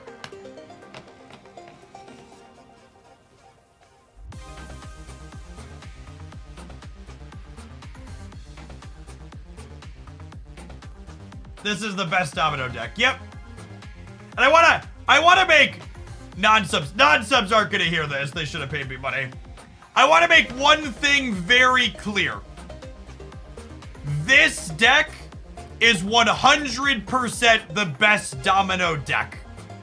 But this deck being a 100% best domino deck does not also mean that domino is the best card in her slot in this deck. And I think that's the thing that a lot of people don't understand when you talk about a card slot like this in a deck, is I'm not saying the deck is bad. I'm not even saying it's not the best domino deck. I am, however, just saying that domino is probably not the ideal 12th card in this deck list. I think that conclusion maybe gets muddled and lost in translation to what we're talking about. Not saying the deck is bad, not saying it's not the best domino deck. Am saying domino should probably be something else to make the deck better. What's the point of having the point of having domino in this deck is to make people like me have to fucking talk about why it should be something else, because you're a cruel, clever troll.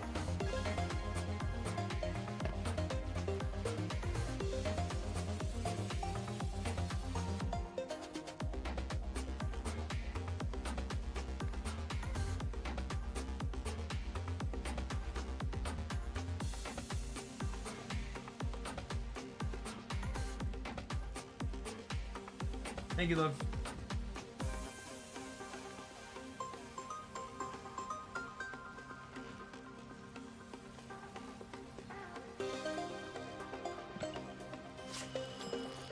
If I had a sick domino variant, I'd play that deck. Completely agree. Sick domino variant, fire it off.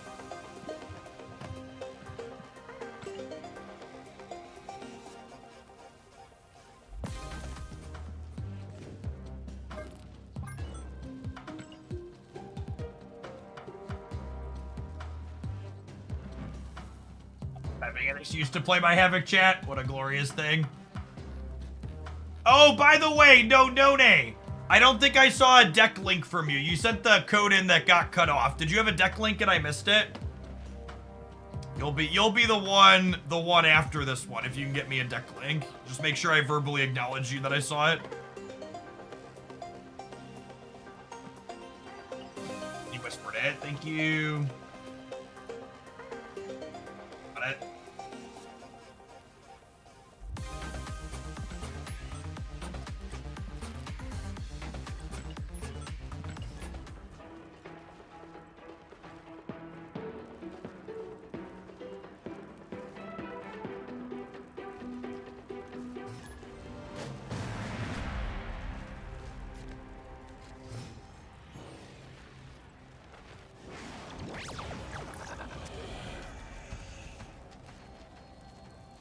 Chat, I gotta say, the biggest upside to my last few months of dieting, past not just gorging myself like I had for many years, is that always having leftovers to get 2 meals out of every time I get takeout actually makes existing a good bit cheaper.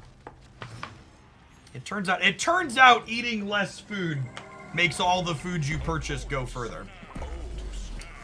Who'd have thought?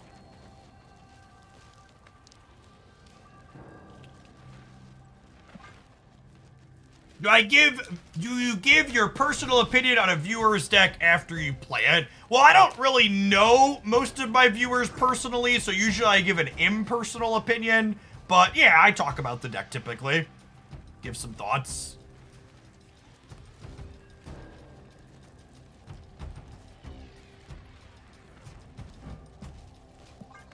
That's not fair, Big Baby. I only call their boss if it's atrocious. Usually we have a private conversation.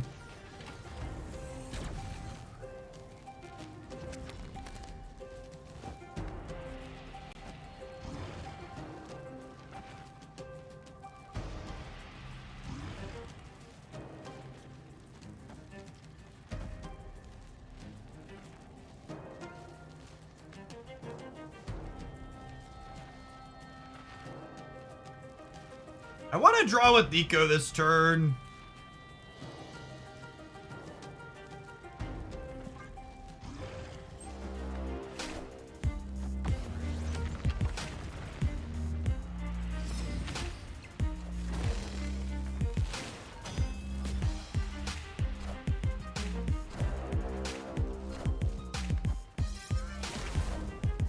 And them flipping DC is terrible here for us. At least we get to know about it in advance, though, I suppose.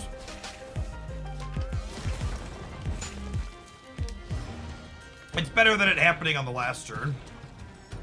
I really would like to draw Carnage so we could eat out the middle.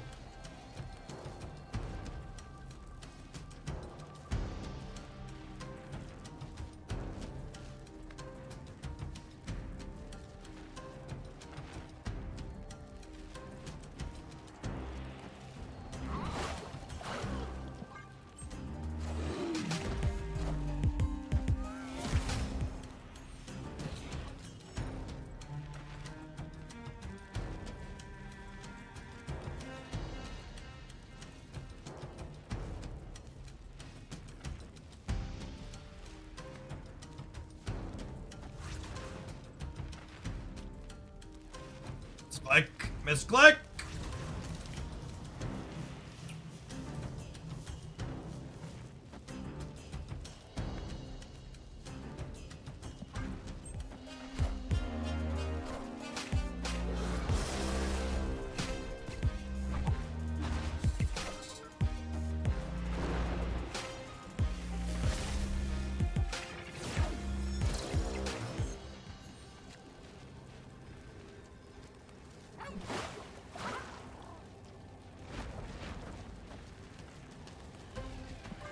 I know you've been big on the Bywaters, but didn't realize how much sodium they have. What is expecting 150 milligrams from a bottle?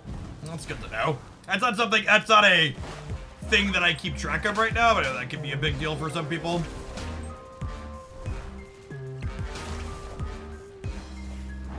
You have Dr. Doom and Hammer. Are ye worthy? Oh my god! What a fucking juke! What a juke! Flipped the freaking Washington, D.C. back again? We still got him here, yeah? Okay, cool. Victory.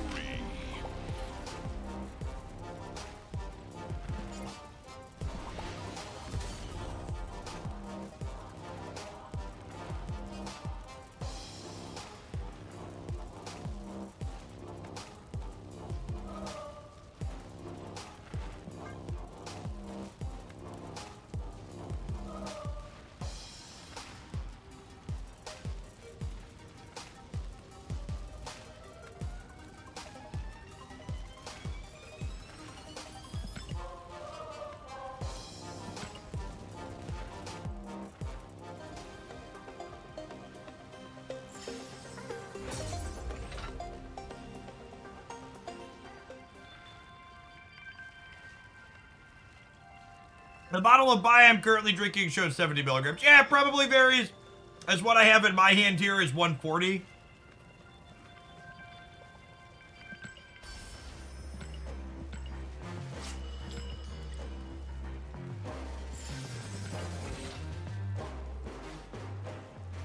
Let me check some of my bottles. So I have one here that's 140. I have another one that's 140.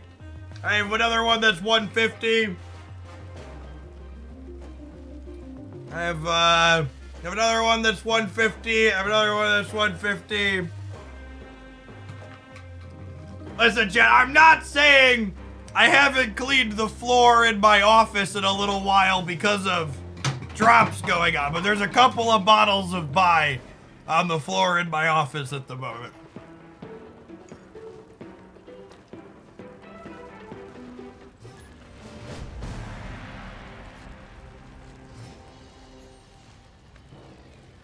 We may or may not buy them by the case at Sam's Club.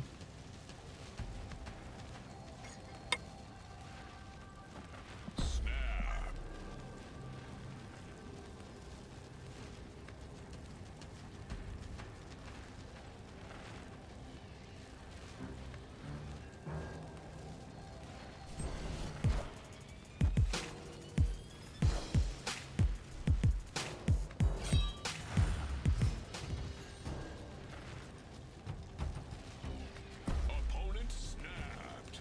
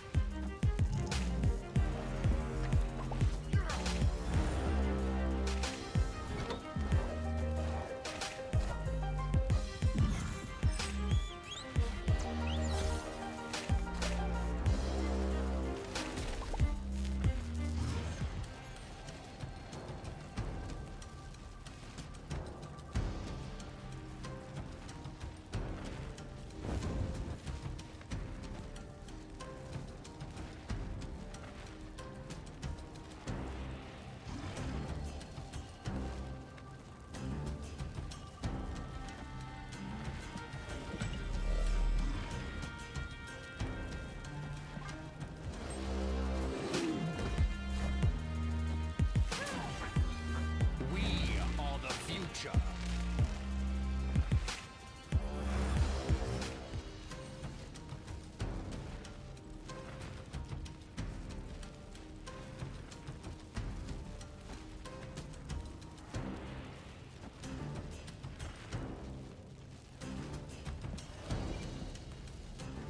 I assume we're dead here. I Our deck probably doesn't make big enough numbers to be competitive in this matchup.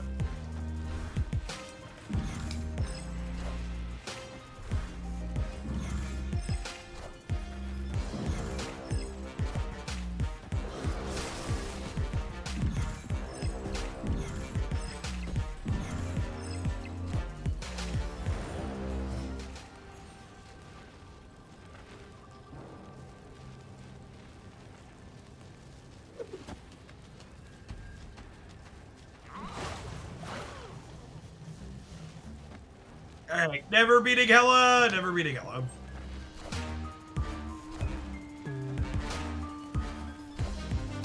Minions to me.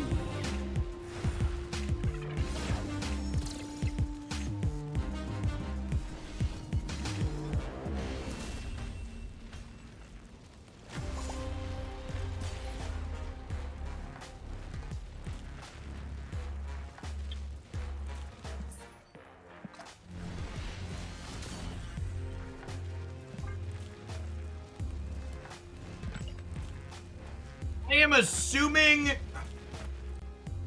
that this deck that we're playing is likely going to fall into the unfortunate category of not big enough numbers to be competitive with decks like Hella or Living Tribunal, and also not meaningfully disruptive in any way, so you just auto-lose those.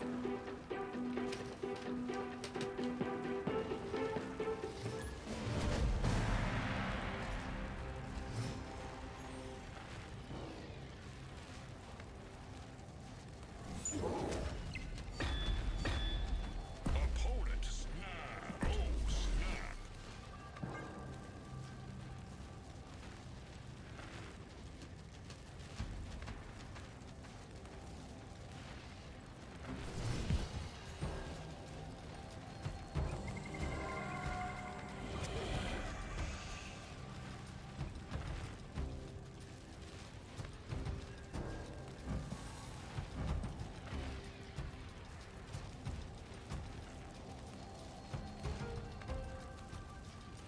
My Nico into Mysterio next turn.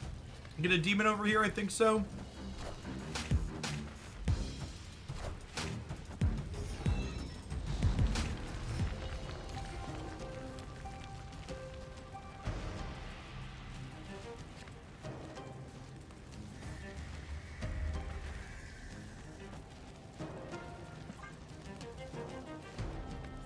Whenever you demon or draw mode with Nico, it always hits the left post Mysterio.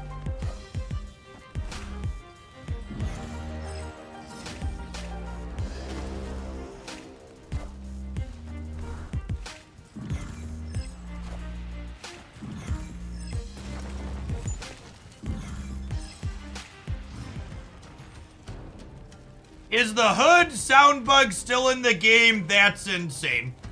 Okay, I would like to dive into the mind of a typical Twitch chatter here for a moment.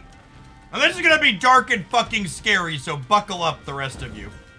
Can you please explain to me how a bug that has no impact on gameplay, doesn't cause disconnects or any show-stopping things, and is just marginally annoying, that you could largely avoid by not playing a card that's like not a metagame staple anyways, is insane to you that they didn't do an emergency patch to fix it? Like if a bug of that description you feel needs to be emergency patched, can you describe to me what a bug that doesn't need to be emergency patched looks like?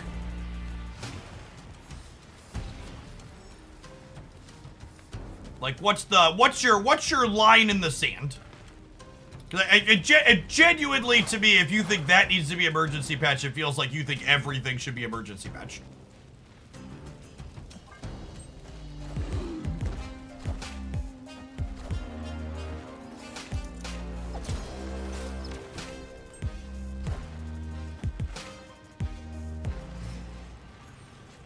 I wouldn't even know this bug existed if I didn't watch Twitch. Yeah, you're not alone in that. I think that describes a lot of people. Or a lot of people who are like, oh wait, that's a bug?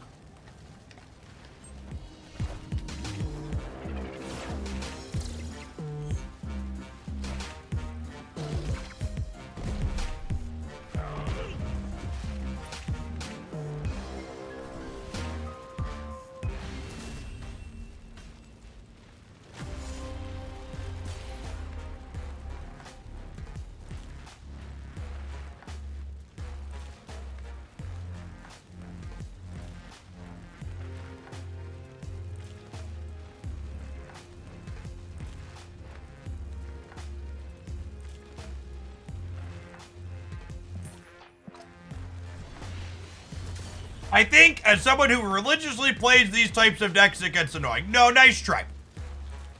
You like how I asked you for specifics?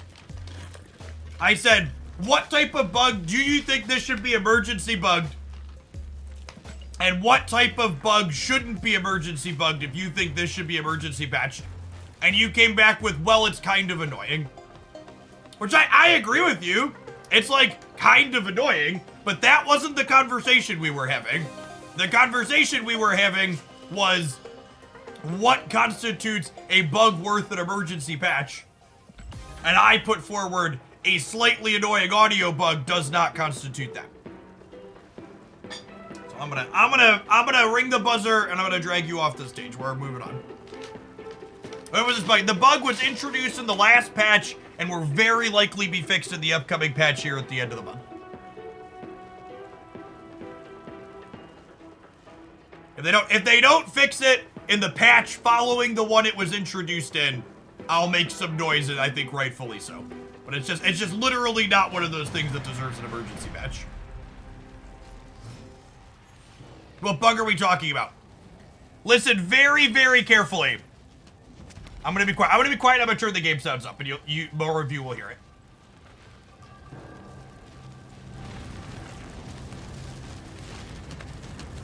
You hear that really subtle crackling campfire noise? Some of you, it's outside of your hearing range, and that's fine. Like it's genuinely not a big deal. But when someone plays Hood on either side of the game board, that noise gets caught in a loop playing in your Marvel Snap until you restart your client. So until I restart my client, that noise is going to continue playing very quietly under the games that we play.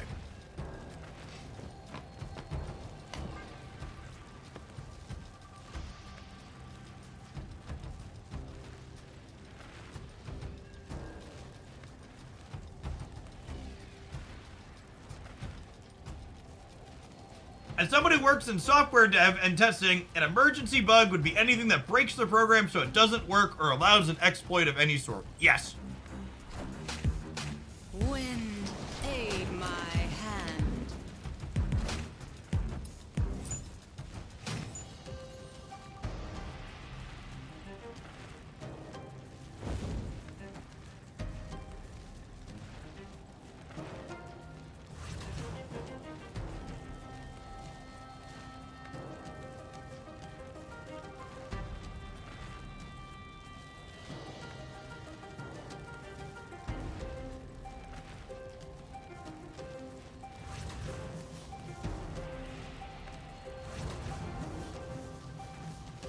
Man, part of me wants to do this. Let's do it for the lulz.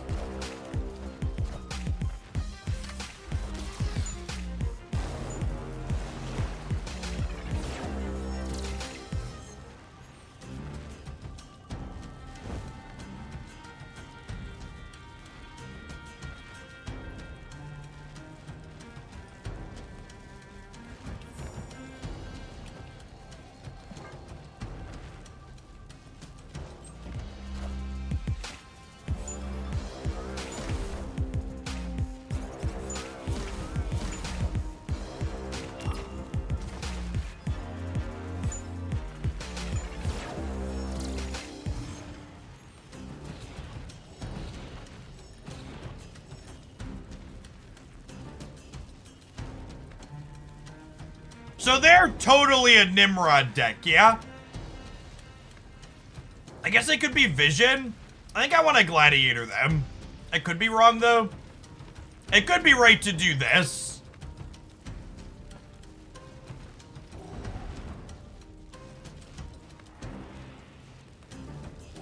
This could brick a Nimrod if they're doing that. But it probably would feel good to eat 2 Hope and Squirrel Girl at the same time. There's a certain audience that this is very appealing to.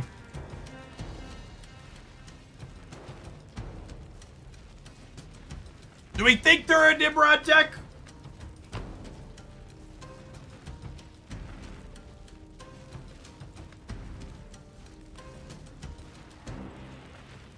I'm gonna fire it up. We'll see how it goes. They could just be vision here.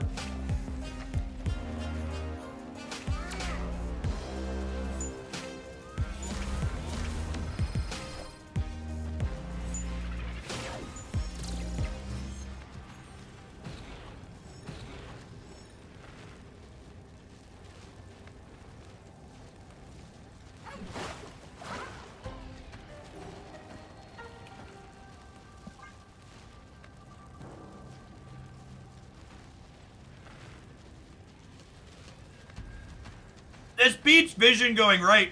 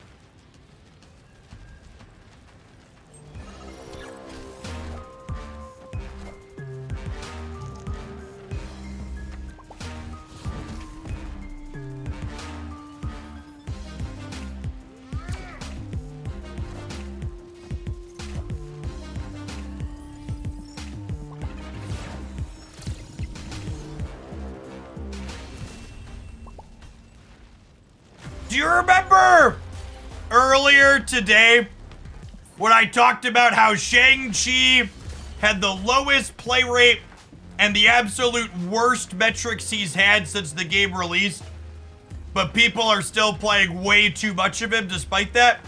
This is why, chat. Imagine putting Shang in your Shuri deck when it's the worst the card's been since it released. People play it because the random blowouts feel really emotionally satisfying.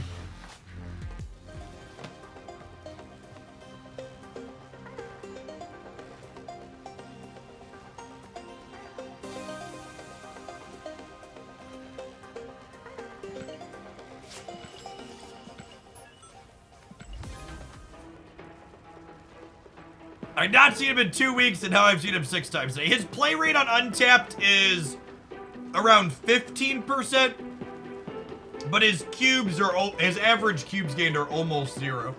Excuse me. So, play rate's still high, but not 50% high, but his performance metrics are in the garbage can. Absolute trash can.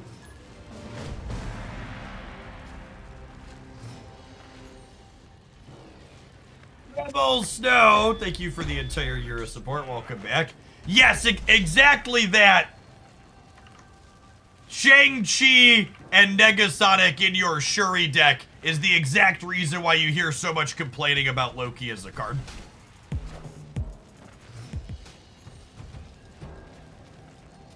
Gamers make bad choices and then blame Loki.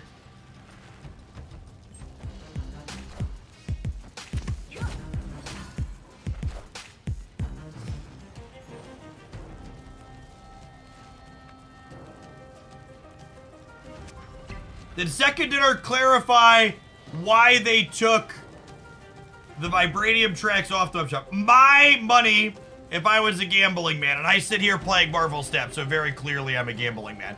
My money is on they took the vibranium track off the web shop because they don't want people to be able to double dip the vibranium track and the whale spending track.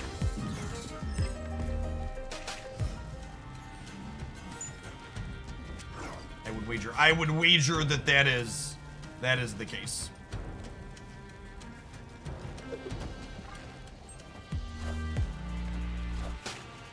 I agree that pulling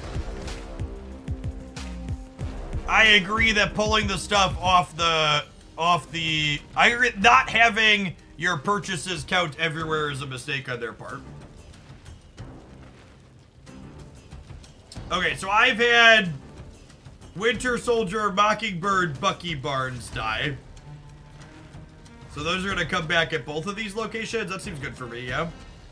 And they've had a bunch of random shit die, so which ones they get back will be random. I tossed a few dollars at the Vibranium track, but it didn't seem worth it to me. Maybe I'm bad at math, though. I mean, nothing you can buy in Marvel Snap is worthwhile, chat.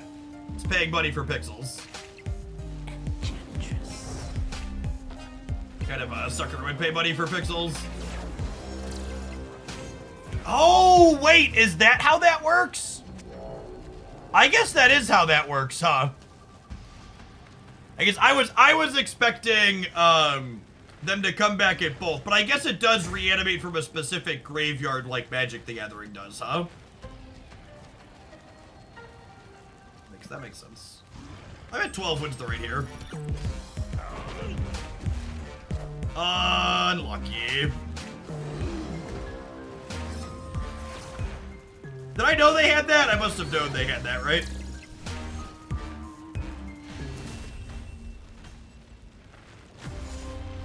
Is the whale track supposed to count the purchase of the season pass? Only if you bought it on the web shop.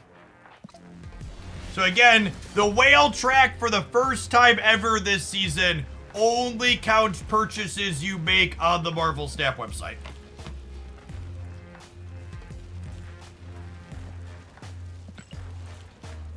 So unfortunately, this deck feels like it hit exactly my expectations. It's just not interactive at all, and it doesn't make numbers that are big enough to go over the top of what our opponents are doing.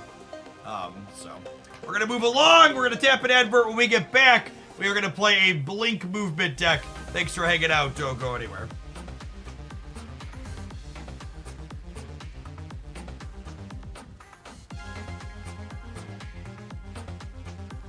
I spent a bit of money on the Vibranium track and realized I wanted you to spend more and more money in Tricky Second Dinner. Don't play AFK Journey. To AFK Journey's credit, Lieber, all of AFK Journey's tiered buy offers like that, they show you the entirety of their contents from the start.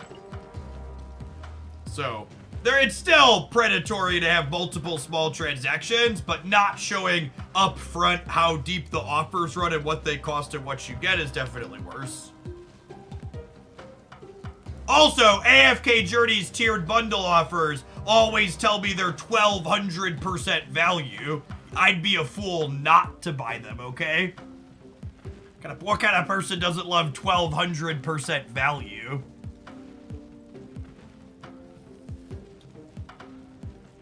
Wait, way better than 3x value.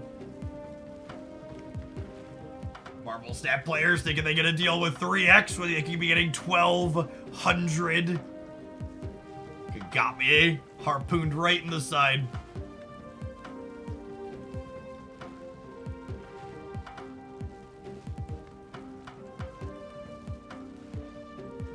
Would it be discouraging to not have the Vibranium track go with the whale track because the whale track's supposed to encourage spending? I mean, they're almost assuredly testing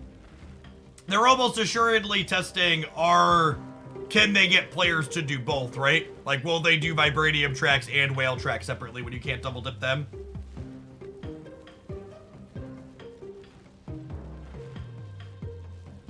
With a 3, I think 1200 is the biggest number I've seen in AFK Jam. That was a different game we were doing that had the 3000 and the 4500s in it. Even 1200's a lot. Freaking pixels, chat.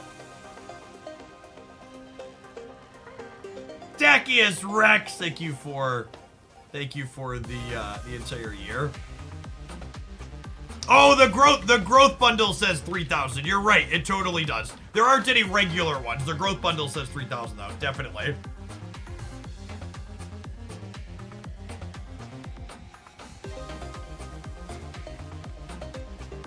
I forgot about the daily login thing saying 3,000.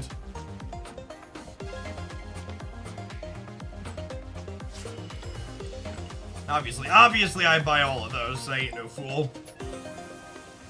Shadow Marvel, thank you for the 15 months. I appreciate that. Welcome back.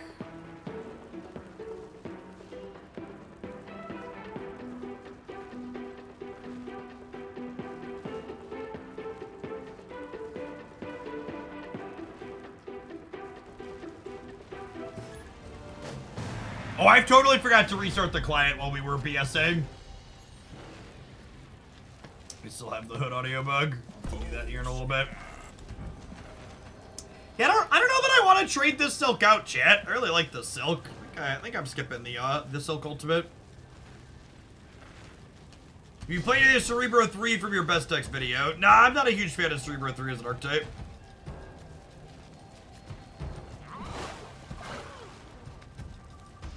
You ended up getting any Marvel Rival keys? I did not, but it also doesn't surprise me that I haven't.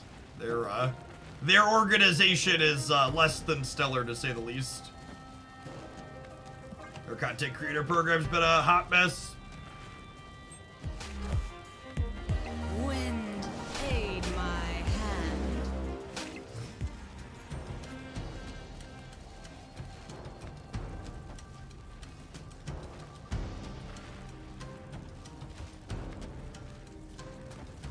I'm doing this here, and then we'll blink here next turn.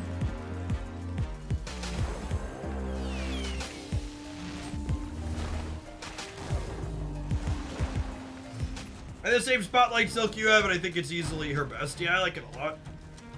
Okay, sweet. And then this Jubilee is guaranteed to be a Giganto now.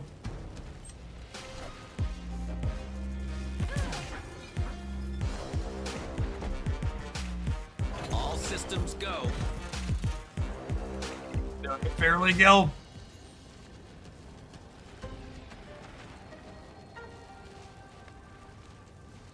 Our opponent AFK. It certainly looks like it. Wasting our time. Maybe their hand was just bad and they decided to do a fact-finding mission.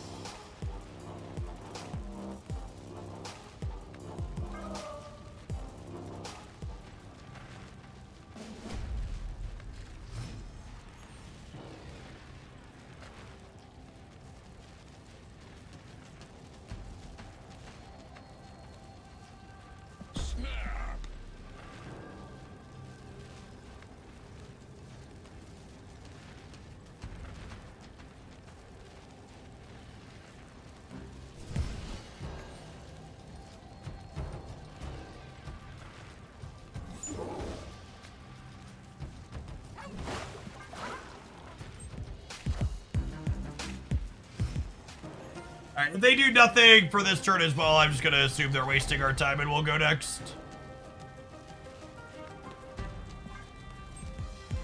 Okay. What an asshole. Escaped. I hate people, chat. That's fine. I had to restart the client anyways to, get rid of the bug.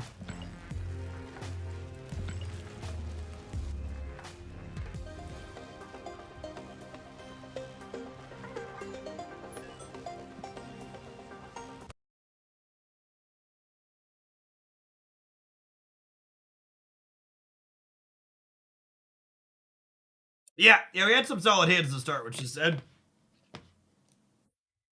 Decided to waste our time.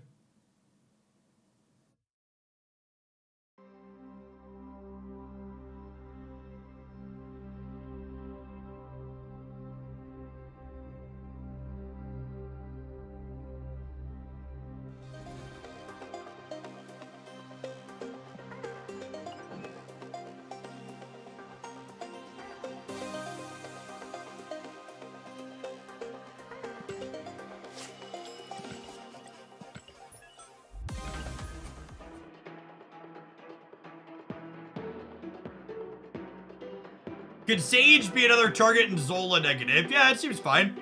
Because she triggers when she flips up. And then you trigger her again. It would depend on your opponent having cards at her initial location, because you don't want anything else there if you're going to Zola her cleanly, but she can still be pretty big. I think Sage in general has potential in Mr. Negative decks for sure.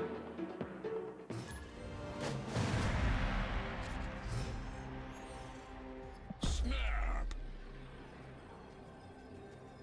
Will be Mr. Negative and Surfer are the two easy spots to start. And we'll probably also try something with Bast, I imagine, tomorrow as well when she comes out.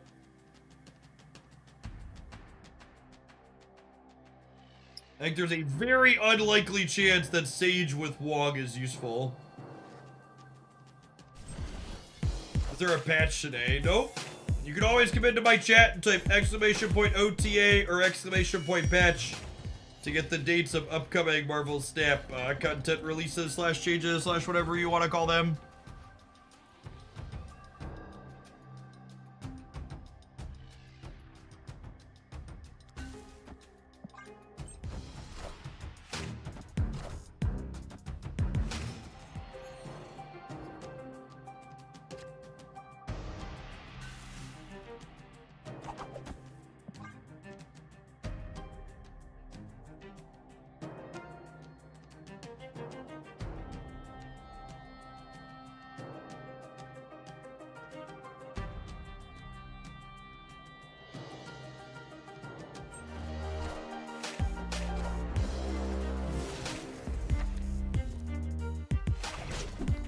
Today's Monday raid. I didn't miss a whole day or anything. You did not miss a whole day.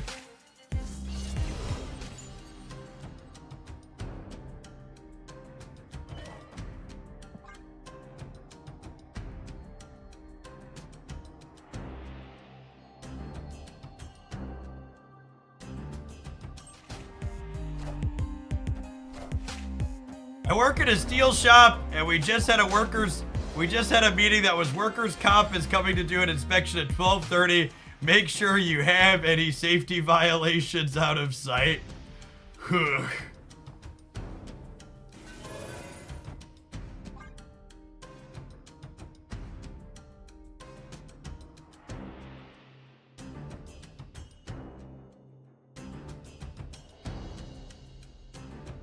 Storm into Leech into Blink, a good combo. Yeah, it's fine.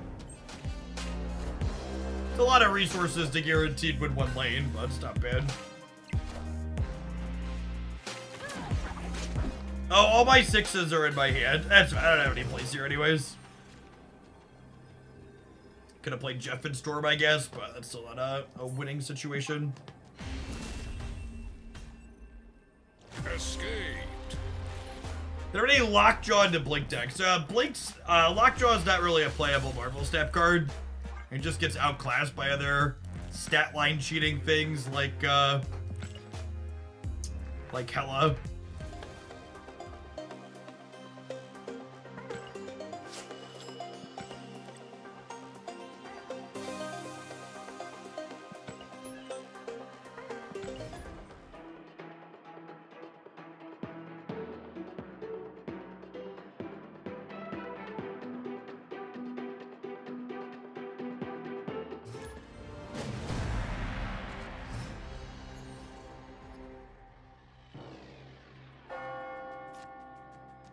Opponent snapped. Oh, snap.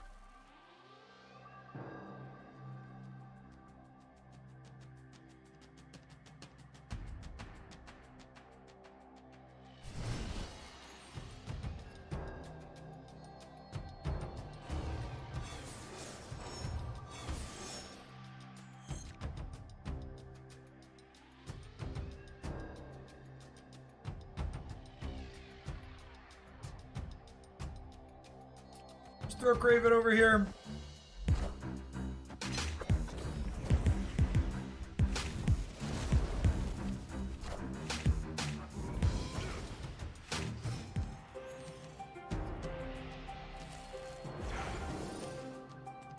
Storm? Storm? What a lovely lady, chat. I got a few gold with White Crackles now. It's good.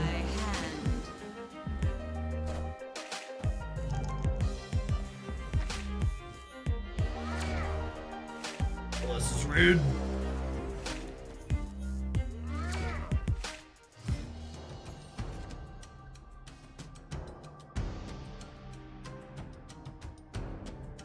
The Blinkhawk deck with the movers package feels quite good, Fusty.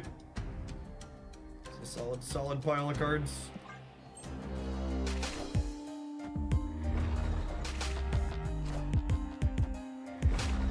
Insert Spider-Man beam here.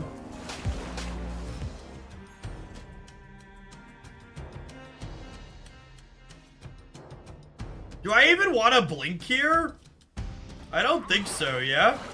Because there's a Doctor Doom in my deck, so I think I want to just play these. The next turn we move Jeff here, and then we Doctor Doom and spread bots across the board.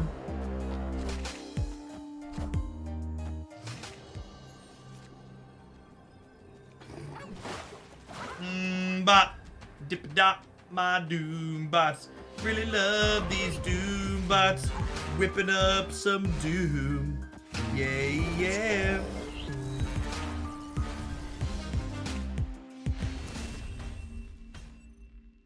Victory.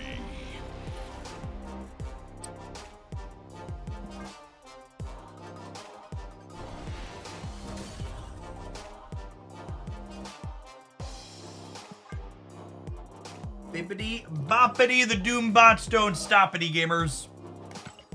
Thanks for the deck thinning, Gladiator. Appreciate you. It wouldn't have been possible without you. Doom was the literal bottom card of my deck.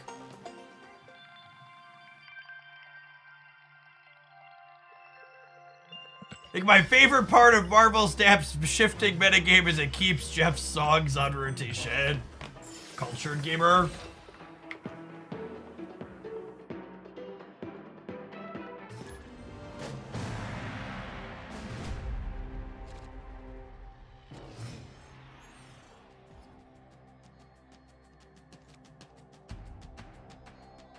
Oh, snap.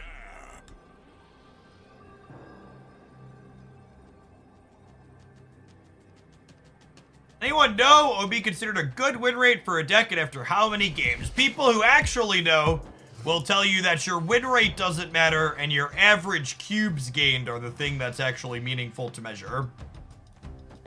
So stuff to keep in mind.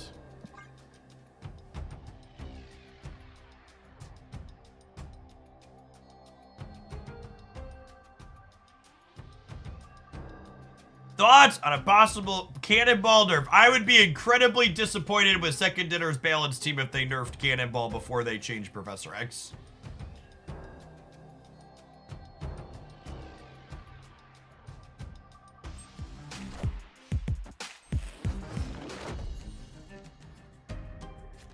I think it's possible for Cannonball to become in a worse position, but I also think that they probably don't adjust him directly. Wind, aid my hand.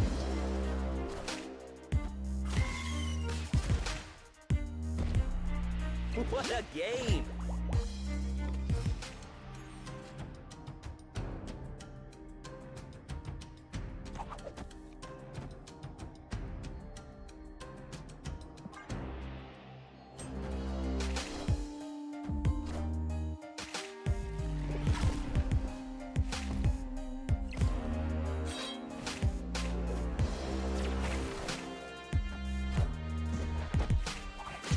I think they'll just realize Cannonball is too good for a card that has the word move on it.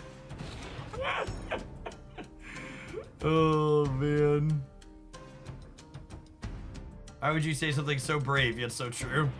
I want to move this over here before they Killmonger it.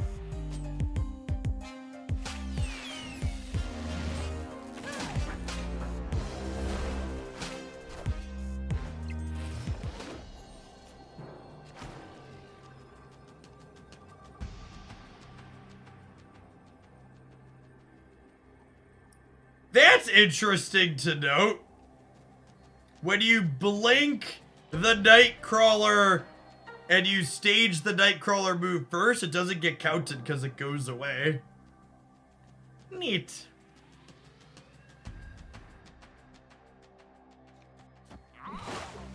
This wins the left, yeah, because it leaves them at 10 and I'm at 11. We are the future.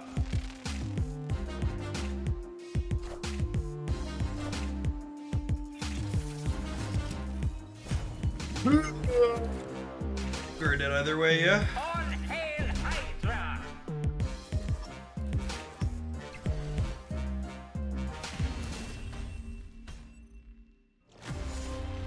Damn. Lost the coin flip.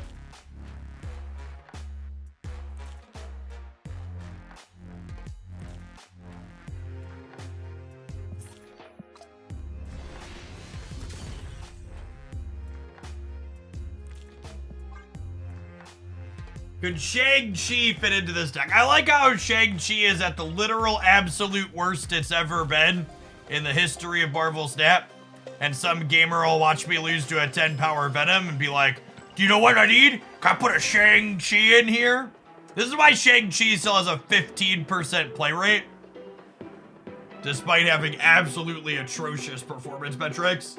Because every time a gamer loses to a 10 plus power card, they cut something in their deck for Shang-Chi. Like, never fucking losing to a 10 power card again. Fuck that, Venom.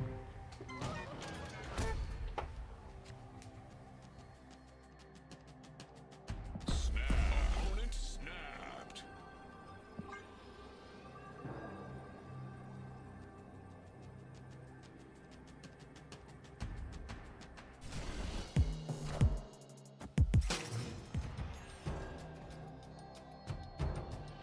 You tried changing your deck between every match. You know, I haven't.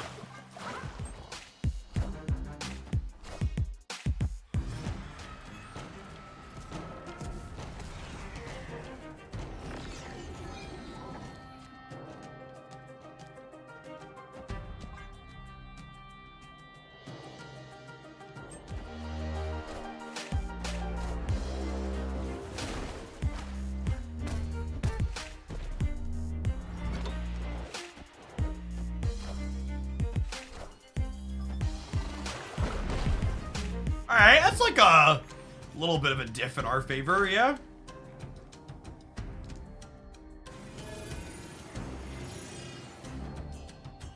This wave could be a Giganto, but it could also just be a leech.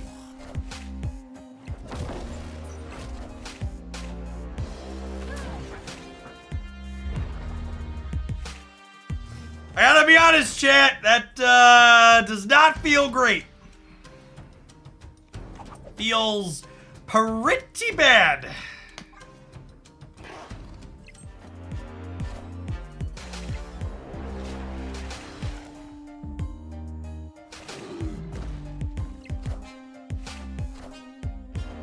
Wind aid my Leech still sucks, huh? Yeah, I think Leech is firmly a pub stomper at this point. He is good against people that are doing things that aren't very good to begin with, and kind of mediocre into decks doing powerful things.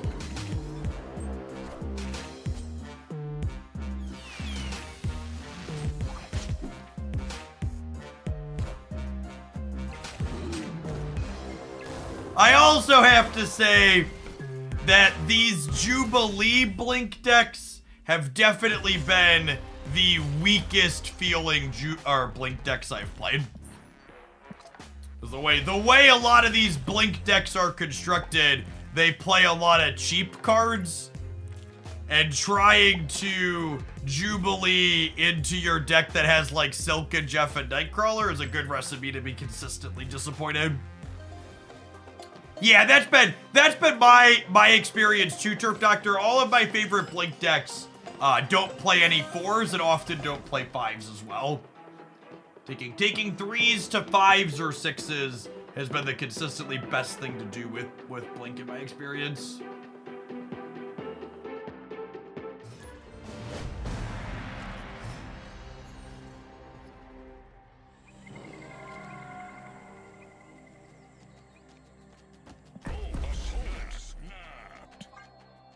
Blinkhawk felt much better after I cut Leech for Widow. Yeah, that was my experience too.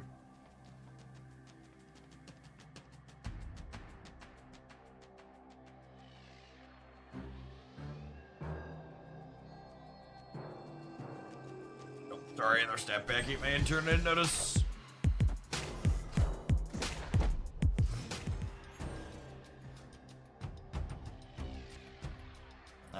fine. I wanted to play Jeff this turn anyways. We'll play Craven on curve on turn 3.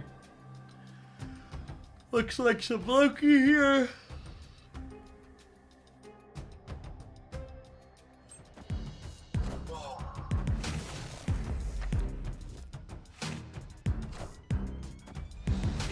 I know you're not a big Marvel guy, Jeff, but is there any character you think the game is missing that you'd like to see added to the game? I think Adam Warlock's probably the biggest Marvel character I'm familiar with that they haven't added yet. He seems like he's probably qualifies as a fan favorite. And I'd like to see added in.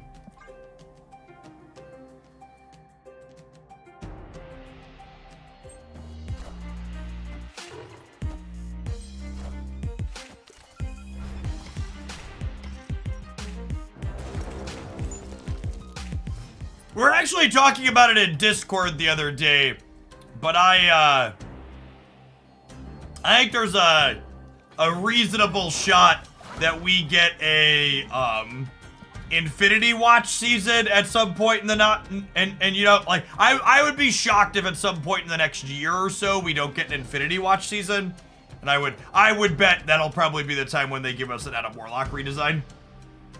Like put him on the Battle Pass variant. You know, give us 5L, Moondragon, all that group of people. Jubilee right in case you hit store. That's not a bad idea. We are the future. Infinity Watch. They are a Marvel team of Marvel characters. God, even when I'm not playing against a Professor X deck, I can't catch a fucking break yet. Holy shit, gamers.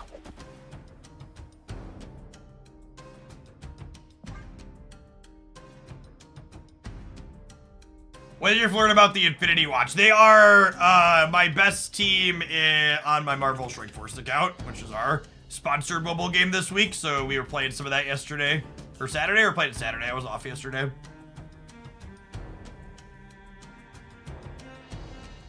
Strike Force has been out for like 7-ish years now, so they have a really deep roster of Marvel characters. Justiper, thank you for the generous tier 2 in the over 4.5 years. Welcome back.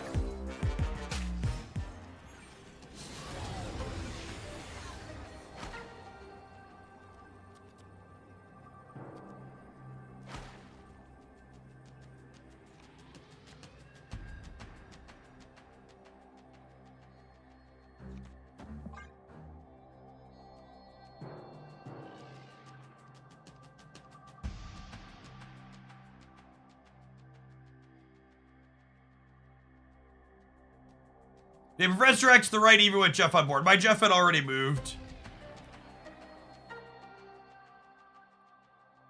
I wanted to give them the rock on turn 3. And they were a Loki deck, so I wasn't playing around Professor X. This was generated randomly from a Coulson.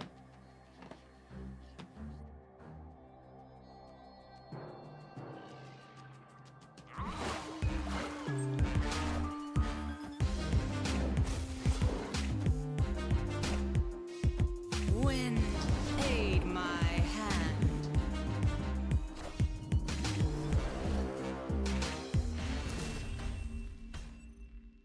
Victory.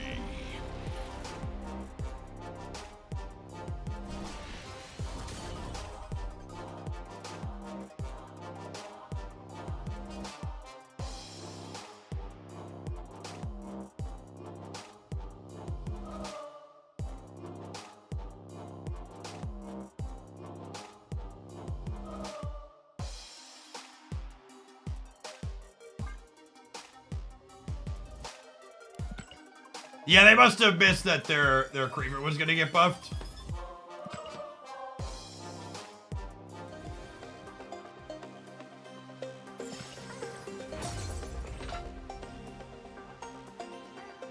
What is the time to make level 7 in Strike Force considering my effort ratio? It is it's probably about half hour or so. Level 7 is quick. The level 30 bonus takes a while. That one takes a number of hours. But yeah, probably less than 45 minutes. Check it out and get up to 7. On an easy way to support my content and you haven't played Strike Force before, check it out Android or iOS. Using my link this week's a great way to do that.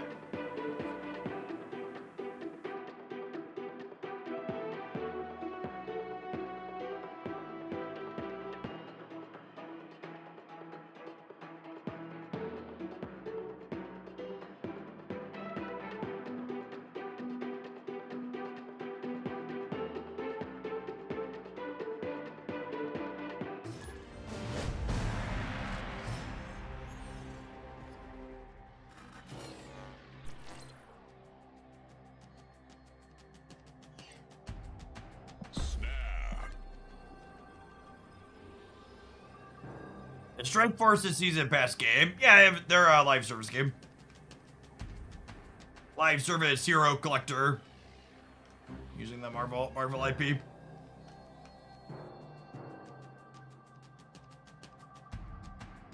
You tried Marvel Rivals? Yeah, Marvel Rivals is very reasonable. Feels like they've done a good job of letting you feel like the superhero you are playing. Ever played Future Fight? I don't know what that one is. Is that one of the games that never released in the US? There's a couple of Marvel mobile games that are non-US. Wind, aid my hand.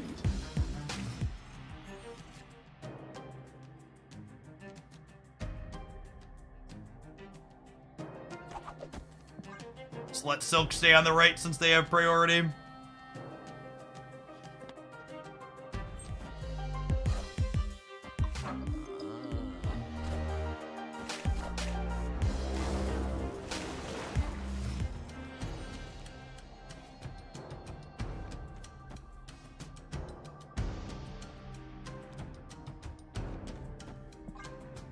Want to leech them, make their Iron Lad and Spectrum a bit worse.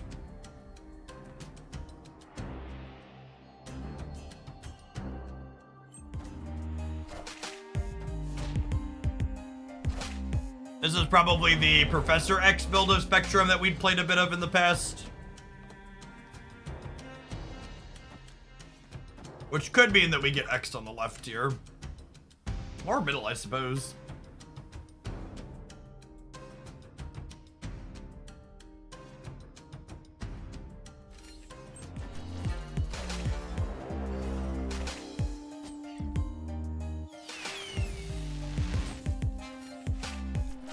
A banger Jubilee hit. Future. That'll do, pig. That'll do.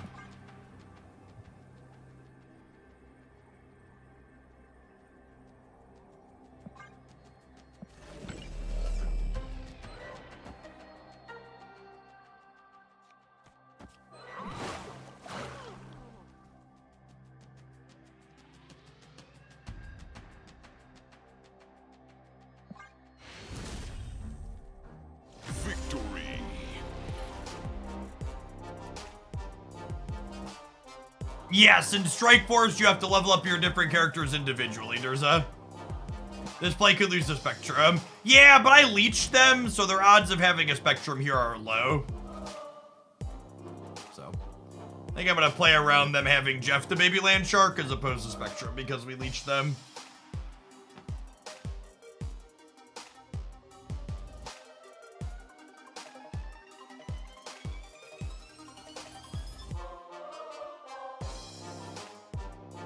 R squared. Thanks for the 3/4 of a year. Welcome back. Good afternoon.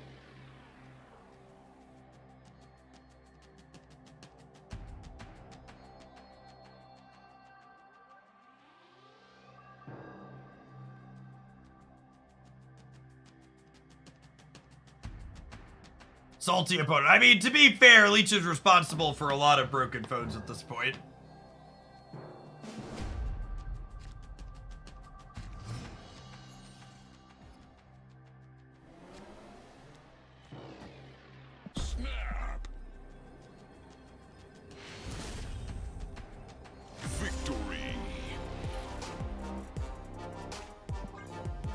Been trying out the Blink Black Knight deck and it's been fun. Yeah, it looks solid.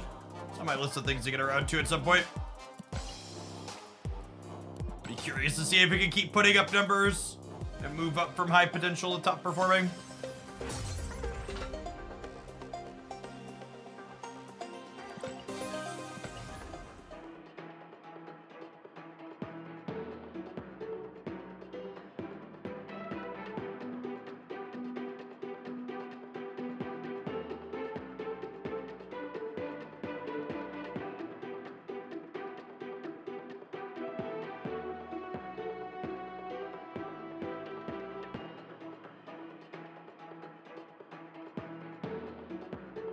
Does Nomura make a tuba a bit better? Nomura is likely does not make the cards that want to be played alone any better. Namor, a tuba, etc. I expect those cards to still be shit. That being said, I expect Nomura to likely be good because you can play her on turn 4 or 5, get her bonus, and then play other cards out to the cards she gave the bonus to on the previous turn.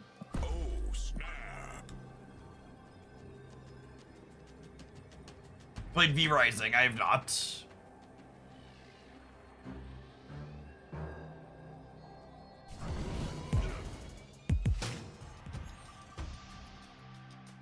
Lately I've been playing AFK Journey, Marvel Snap, and a bit of the Rivals game, since that went into testing this week.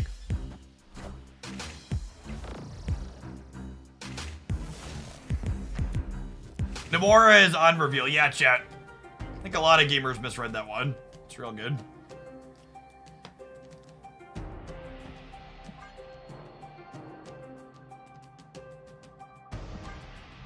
I'll put Wave on the right, actually. They play a 3-drop here. We can Magneto them into space during next turn. Yeah, a lot of people have been rating Nomura really low, and I think it's probably a reading comprehension problem. I think she's one of the cards I'm most looking forward to this month.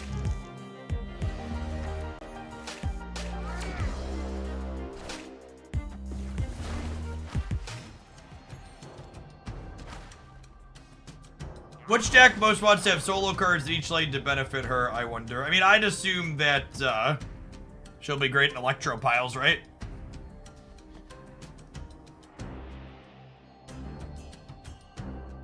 Jeff on 2, Electro on 3, Nomura on 4.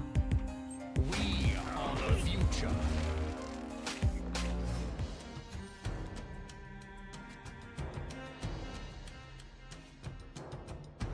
Someday, chat, Marvel Snap will have a feature where it lets me see cards that I know deterministically are in my opponent's hand. So I cannot make mistakes like this, but today is not that day. Someday we'll have the simple ones.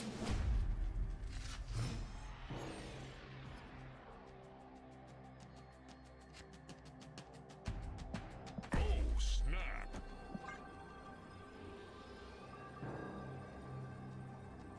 Rock, thank you for the 20 months. Welcome back. Good afternoon. Happy Monday.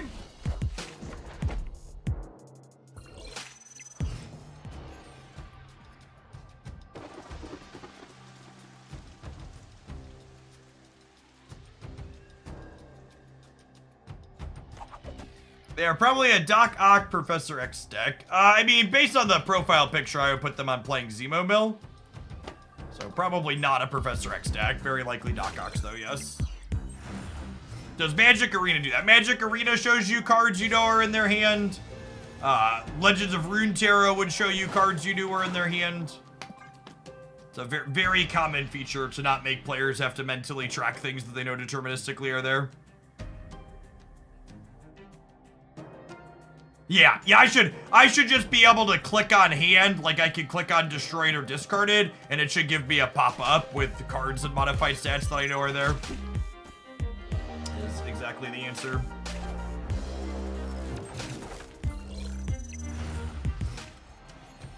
Maybe not Zemo, this could imply Darkhawk, I suppose.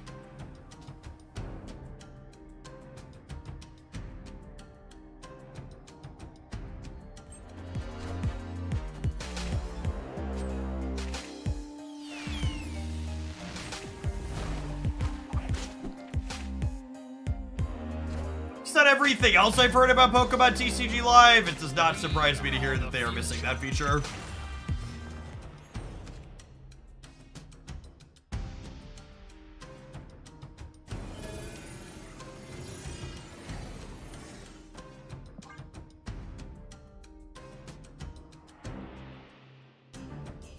Can you blink the bite? I can, but I think I'd rather guarantee a 6-drop by blinking the Jubilee.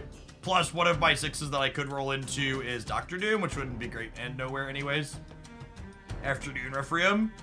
Rerum? Rerum, not Refereum. What are letters anyways?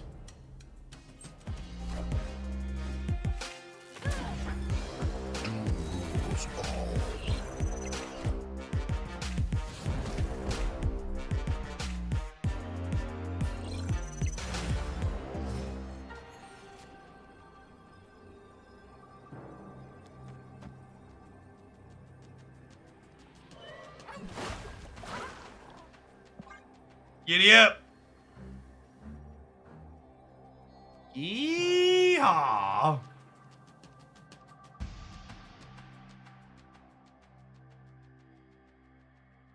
It's some shang. Do do do. Cheese. Do do do do. Do do do do. Do do do do. Victory.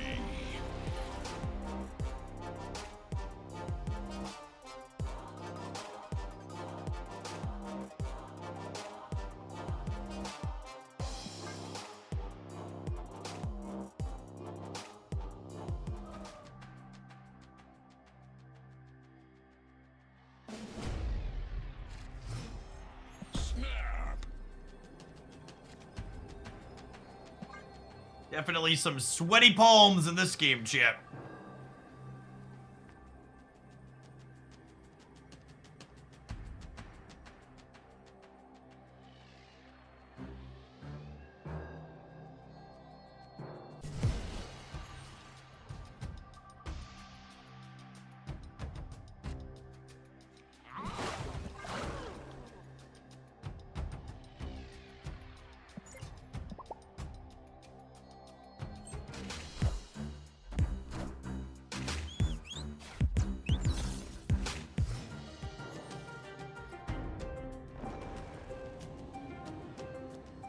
Did Leech change last OTA?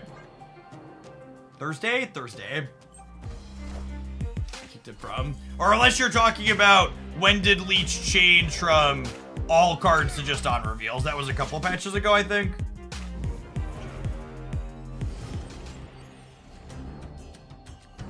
Well, that's the card I wanted to draw with Jubilee, so that's sad. Game's probably done with the Dream Dimension. Ooh. So you're saying there's a chance.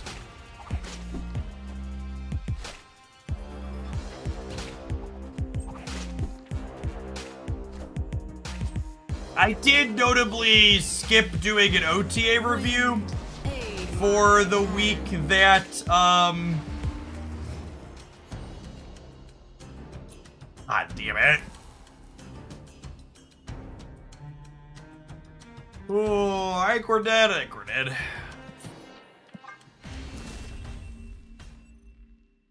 Escape. Hey, I hope your recovery is Swift Sting.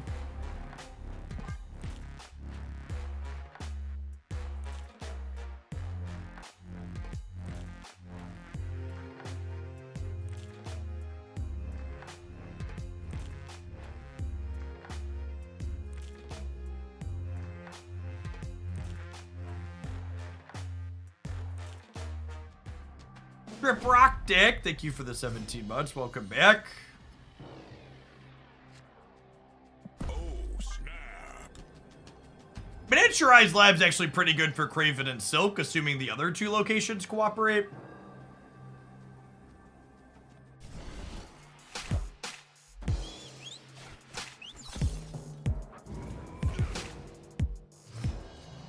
Red Hulk on turn 1 is such a demoralizing feeling. I said you needed to cooperate, other locations. Now you're making me look bad in front of all of these wonderful people.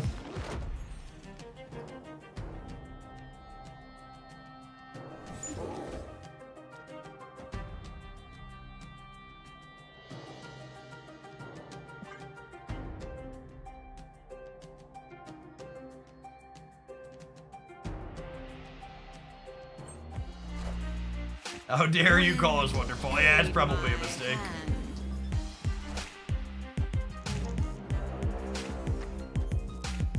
One of these days, our opponent's gonna pull something big with Gladiator. It's gonna bite them in the ass.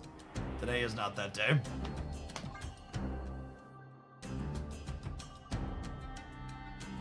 Let's see if we can avoid pulling both 6-drops and 2 cards, huh?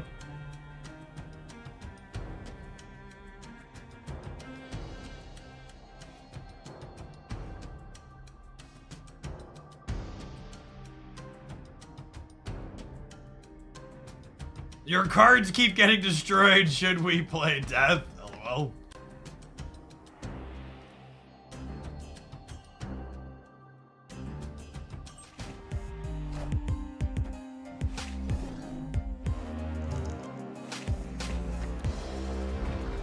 Alright, at least they fucked their own Shang-Chi, huh? Oh my god, it's actually impossible for us not to hit both 6-drops now. That's funny.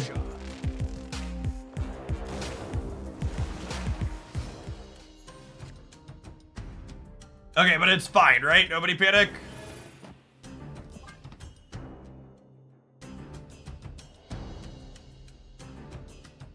There's a bold absorbing man. The opponent's dojo does not contain fear, chat.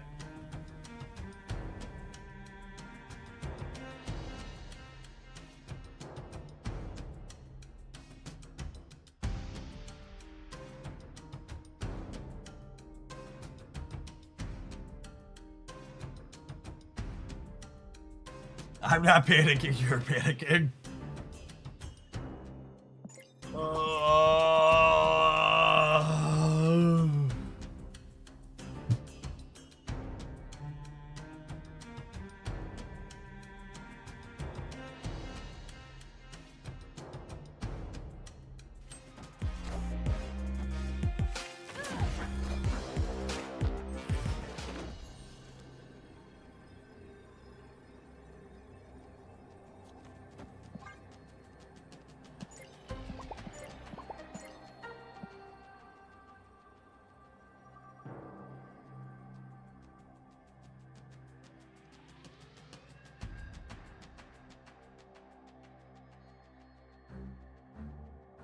I consider the Morphe mode to be the free-to-play version of Misfits. Is the Morphe mode free-to-play? I thought it was on the premium side of the pass. Am I mistaken? It's definitely cheaper.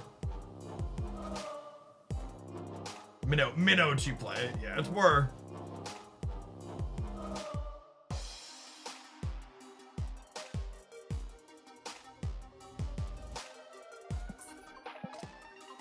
Actually, fuck you, bud. What a just.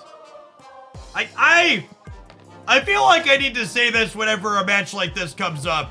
But like, really, anyone from Second Dinner, if you're out there, I think you are greatly underestimating how detrimental your current timer system is to content around your game. It is awful for live content. And I really hope revisiting the timer gets moved up their priority list, because it's just, I mean, it's bad for people at home too, but it really makes it so content just like is awful.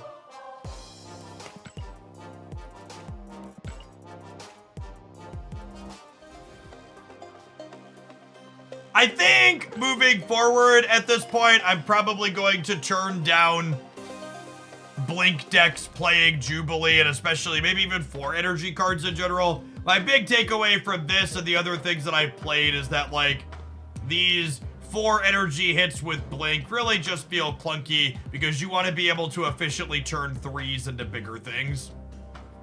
All of the Blink decks I've really enjoyed and that have felt good involve turning 3s into 5s and 6s, and when you have 4s randomly in your deck that get caught in the middle, it feels really less consistent.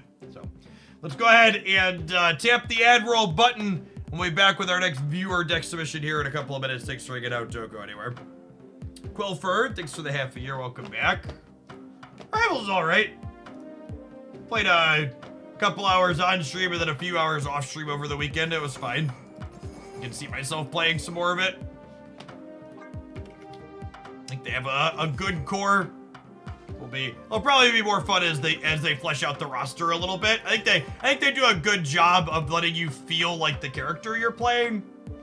So as more fan favorites get added, it'll probably be the type of game where, like, similar to Pokemon Unite, like, people who like the Marvel IP will, like, keep an eye on it, and, like, they'll eventually pick it up when, like, the hero they identify with gets added to the game. Uncle J-Mac, thank you for the Prime. I appreciate that support. Folks like you are a big part of what makes my job possible, so thanks for keeping me around.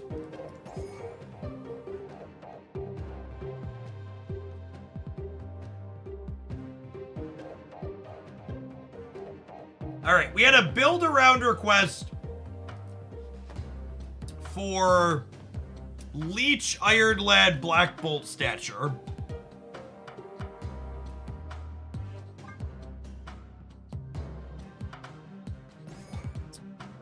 I had to fill in the other 8 cards. I think I like the deck and Samurai package. Jeff is nice.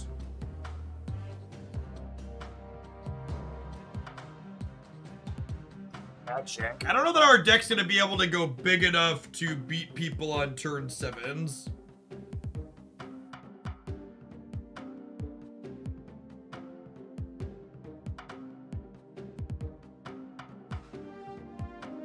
Nocturne's nice. Yeah, cheaper curve cards that you don't mind hitting with Iron Lad is nice. Nico can be good with Dakin sometimes, and cloning him is nice. Yeah, I like that. Probably need a couple other, like, low-cost cards here, yeah? Maybe, like, Ham for Nico. That's also a fine hit with Iron Lad. Play a 4/6 Ham a lot of the time. It's also a card I don't mind bidding to Silver Samurai. I think I want to skip the Darkhawk package. I think it's too many slots.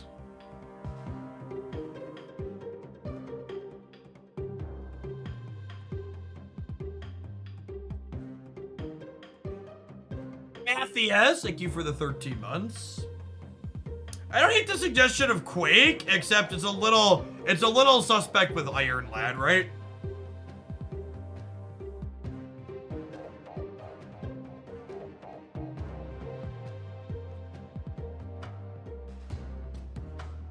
Hood and Carnage.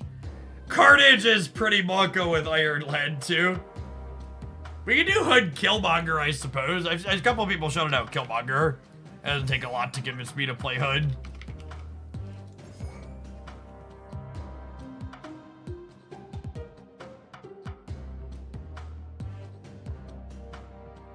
Silver Samurai needs a gold background. He's a card I just haven't played enough of.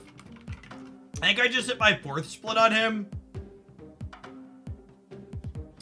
Yeah, we're only 4 splits deep on Samurai. I'm actually at 0 boosters. Speaking of boosters, though, we're gonna wait like 60 more seconds here for the shop to roll over. Take a peek about what's going on in there. I think Nocturne's the best Series 5 this season. What else is releasing? There's Sage. And who else? I don't remember what the other releases are. There's Sage and 2 other cards. What are they? Someone net deck me the other 2 cards. Sasquatch and Namora. I think Namora has a chance to be really good. I think Sasquatch probably sucks into Mobius, the video game.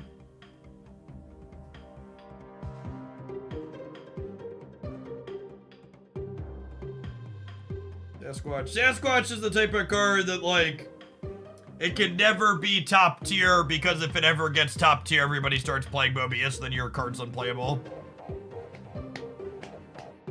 Namora's a 5/60 with some flexibility. I like her a lot.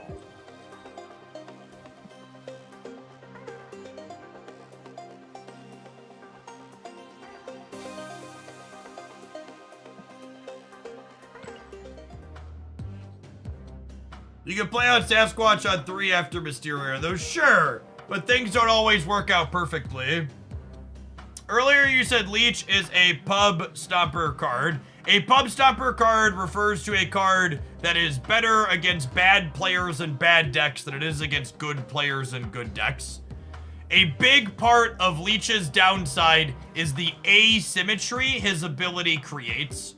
What I mean by that is the games where Leech hits your opponent's good cards, they know their good cards are hit and they can't win the game, so they get to leave for minimal cubes. And the games where you Leech and then your opponent top decks Ultron or Hela or Shang-Chi after you Leech them, they know that they hit after you Leech them, and they get to stay in and take all of your cubes. So the games that Leech wins you are low cube equity, and the games where you get blown out after you Leech are high cube equity. Only they're high cube equity for not you. Speak of the devil and he will appear, chat.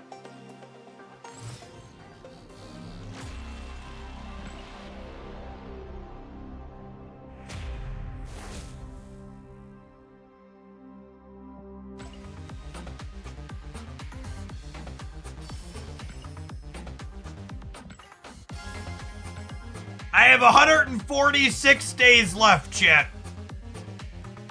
At the risk of perhaps breaking a future NDA, this number right here, this is like a canary in the Marvel Snap coal mine for the rest of you.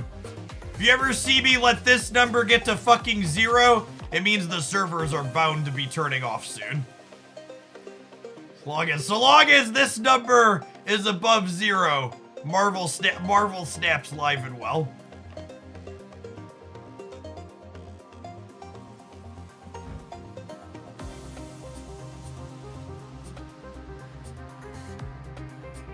Fuck, that's best in slot rogue, isn't it?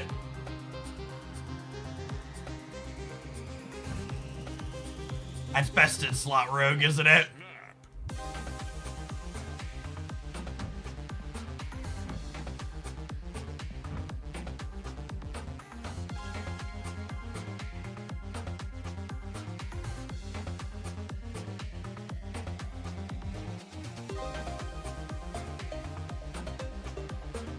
What does that number mean? This number means I bought the gold pass like 8 times when it released.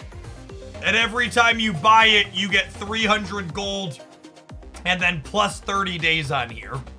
So if I press this button, it gives you 300 gold instantly and then another 50. Basically, this is pointless. If you were ever gonna spend $5, you buy this. I mean, chat's not here to watch me make good financial decisions, yeah? That's certainly not why you come to this channel.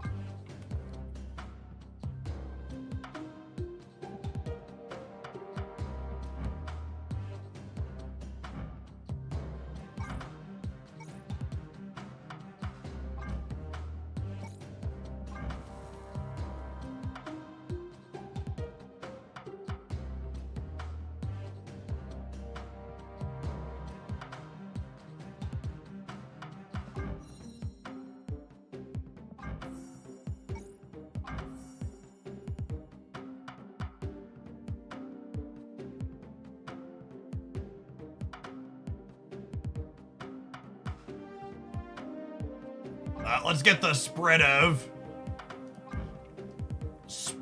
arts and splits here for the Twitter clout. I'm obviously leaving mine on gold and green.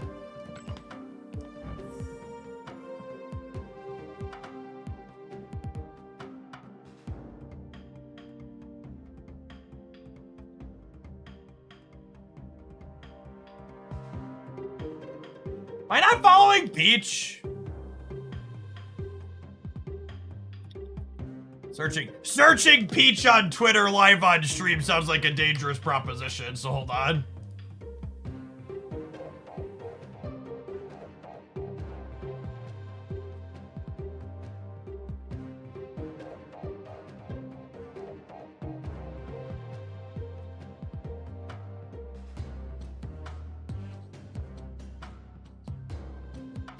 Does anybody know, is this their official page?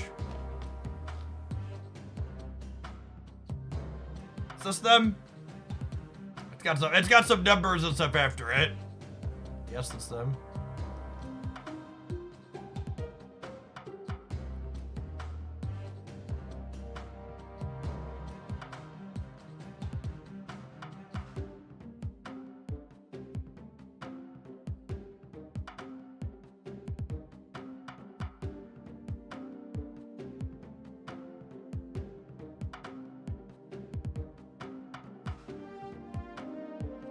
that there. Tap that there button, eh?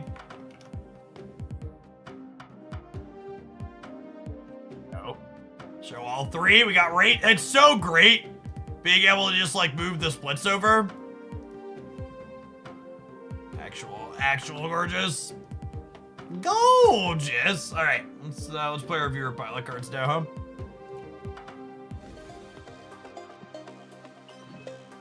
Onward, upwards, backwards, forwards.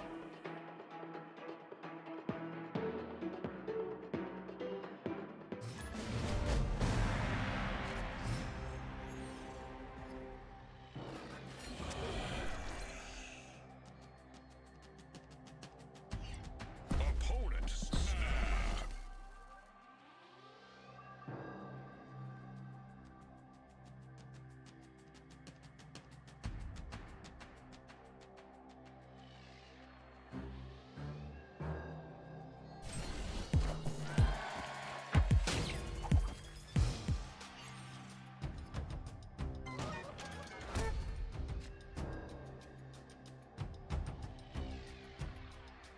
Snapad posted a data mine bundle, and there's one that'll be a $50 Miss Marvel bundle that has Spotlight Key and tokens in it.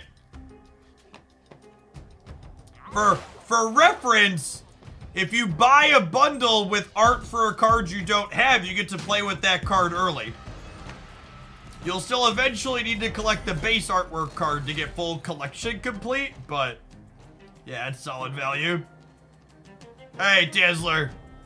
Pucker up, Buttercup. We about to get fucked up together. Dazzler strikes me as the type of character that would gladly get fucked up together. Play a little fast and loose before or after the show.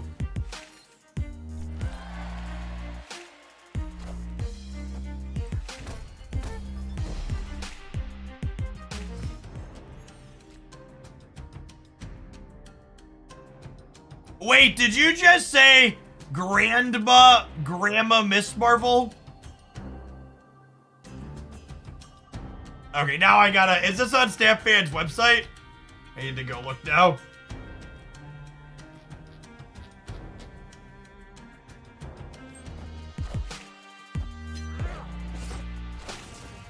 No! Oh no, chat! Oh please. Okay, I need to message Second Dinner and tell him to change this data mine. I want this Jessica Jones variant so much. They can't stick her in. They can't stick her in a collector's token bundle. I hate collector's tokens bundles. I don't want to spend gold on collector's tokens, chat. But I need this art. Wait, what the hell is this? This is Miss Marvel? Miss Marvel. Why does she have a gun? She's old and she has a gun. I'm so confused. Okay, sorry, hold on. This game's gonna have to wait a minute. Old woman Kamala carrying a gun.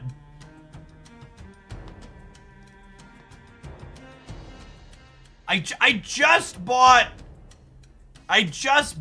the other bundle that had collector's tokens in it that I didn't want to buy.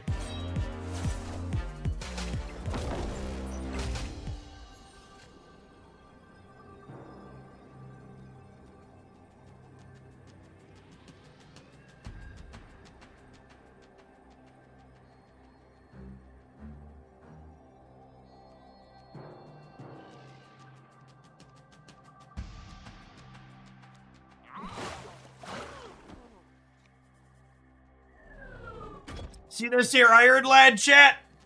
It's about to flip up Killmonger. Oh wait, that's bad for me. Oh, we have priority. Oh no, we have priority. I was right, but we have priority. I've made a terrible mistake. Oh no, I blame Grandma Miss Marvel. There's no strings. I blame this loss is firmly on the shoulders of Miss Marvel, Grandma.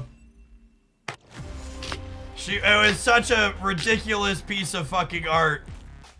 It was such a ridiculous piece of fucking art I got emoted. What a just biggest rip of my life.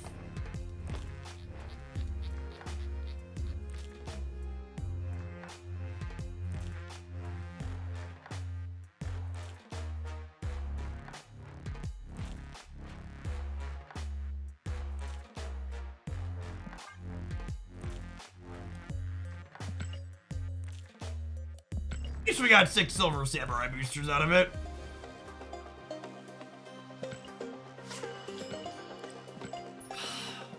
Man, am I gonna buy that Jessica Jones variant?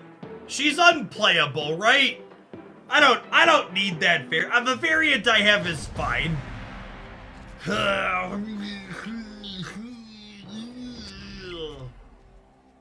It's like $50 worth of gold, chat.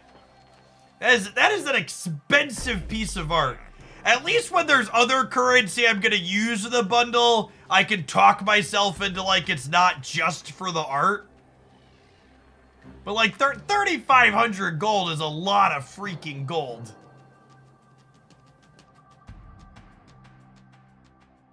Opponent snapped.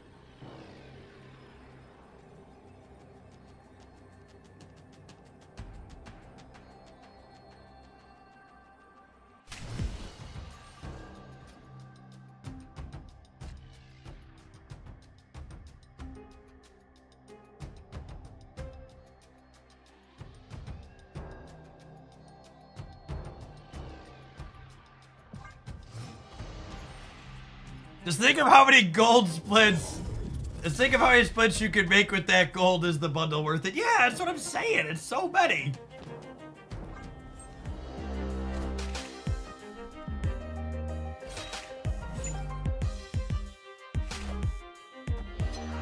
All right. Nailed it.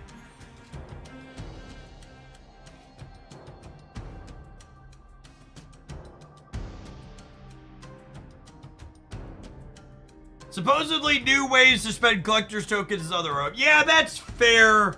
But I have like 90,000 collector's tokens and probably another 800 tokens, you know, another 2,000 tokens unclaimed on the thing.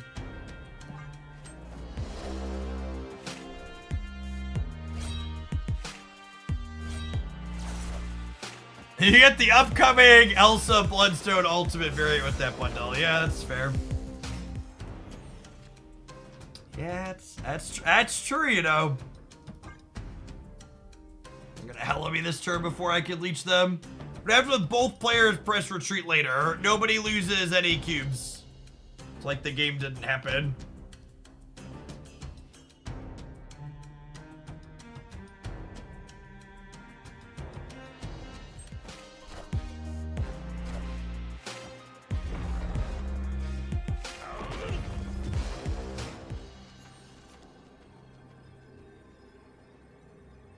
Masterclass in mental gymnastics, Jeff. We all know you're buying the Jessica Jones.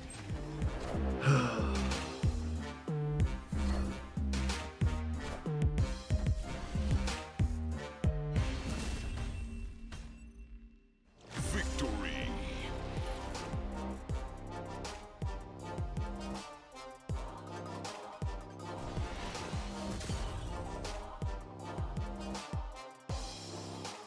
And what world would that win? In the world where it was a Proving Grounds match and they didn't care.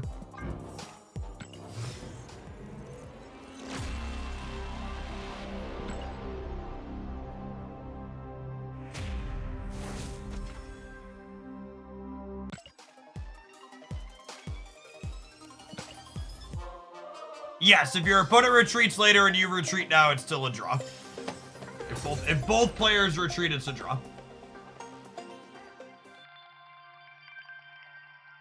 Is Nocturne worth it? It's a tough question to answer. Nocturne's a very playable card that I think could go into a lot of decks. But like, will she increase your win rate? Like, get you a cup of coffee in the morning, make your bed, do the dishes? Probably not.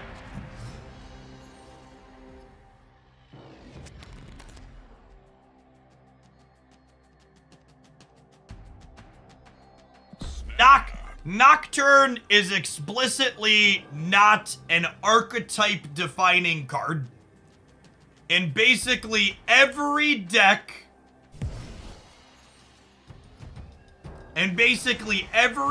that you see Nocturne, you could replace her with a different 2 or 3 energy card, and the deck will still function just fine.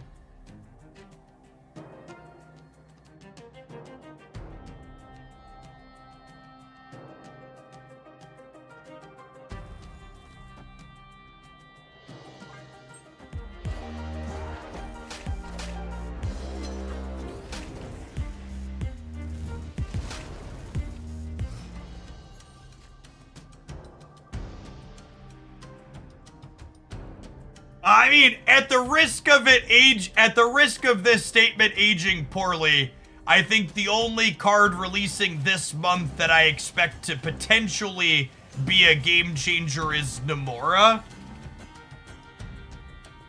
I think Sasquatch and Sage are both maybe playable, but also not particularly crazy.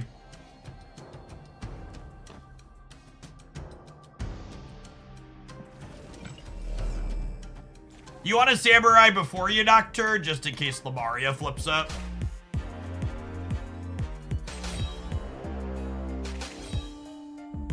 There are some neat looking cards coming in June and July.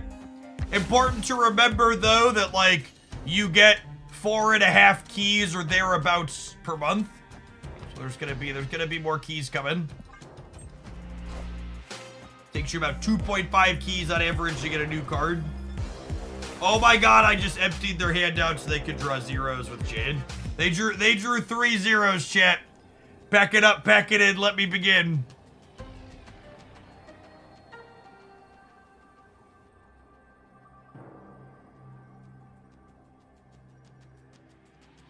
I think Sasquatch, Mockingbird, Mysterio will be a strong defining package. All the ladies tell me I have a strong defining package, chat, but some of them are just trying to make me feel good. The problem with Sasquatch, Mobius, and Mockingbird is that it's impossible for that group of cards to ever be a best deck because people just start playing Mobius and kick your sandcastle over. It's just the type of group of cards that's too susceptible to counterplay on the opposing side, and when you get counterplayed, they're just not going to be good enough. And it's not like you just say, okay, well, I'll just play Rogue or whatever.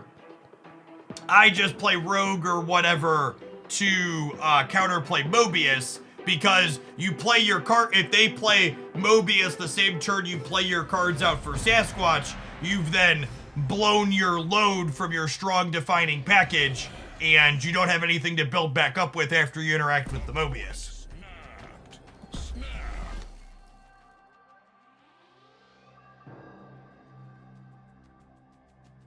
Pseudo Panda, thank you for the 4.5 years. That's quite some time. Welcome back. Good afternoon.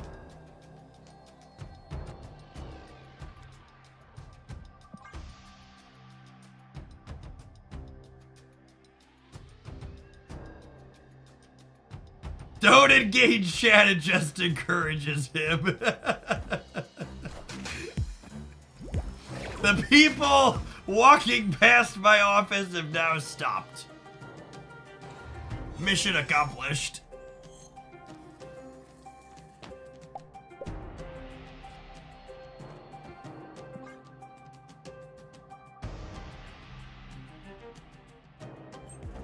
All of the coolest decks in this game become Santa Mobius. I agree, what am I? I would, like, Hella and Professor X aside, Mobius is probably the card I would most like to see get reworked in Snap.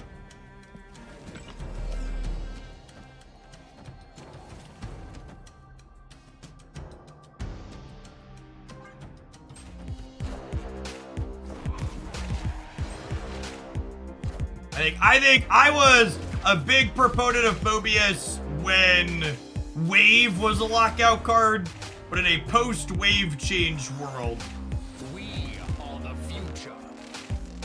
seems just not necessary.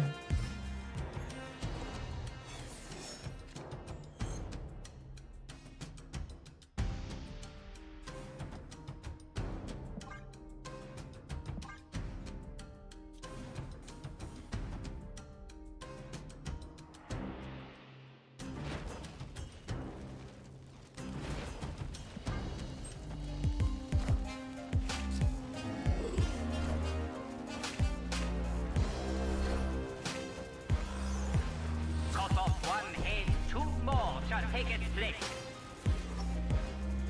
I mean, okay. Okay. That's sad because...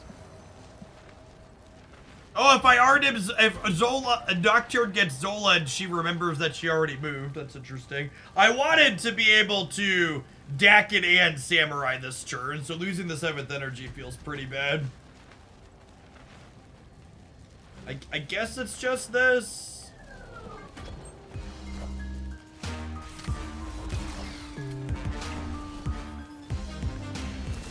Oh my god, the pig gets bigger from Patriot.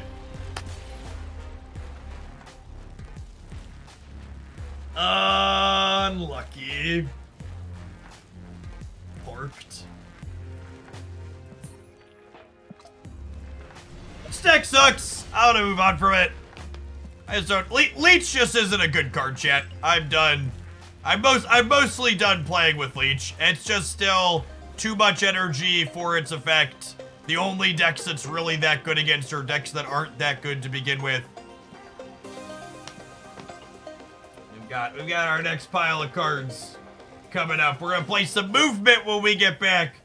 Thanks for hanging out. Don't go anywhere. Remember to restart the client this time since we're getting off of the hood deck.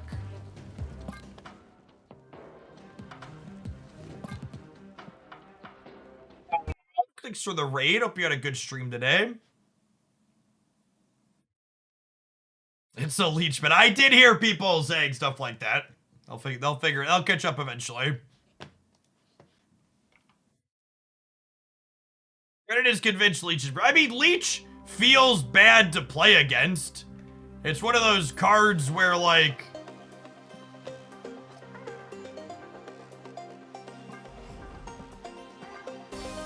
It's one of those cards where, like...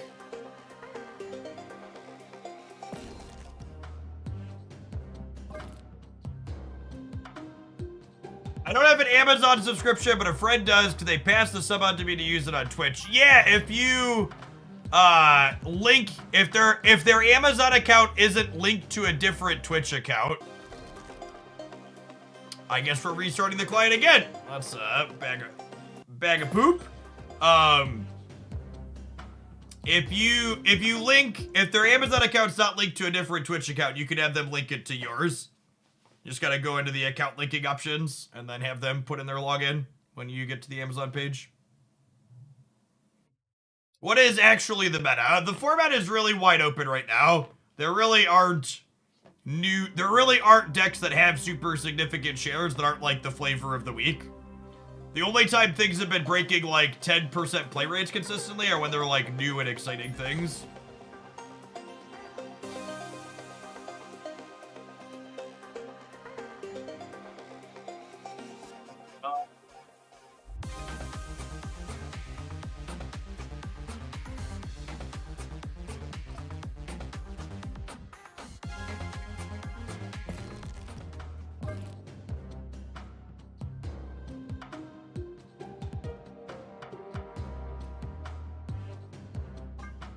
The person who sent this in said it was their budget move deck, and I'm gonna make one change, swapping Scarlet Witch for Nocturne, that I assume they're missing for budget reasons. Or else this seems mostly fine.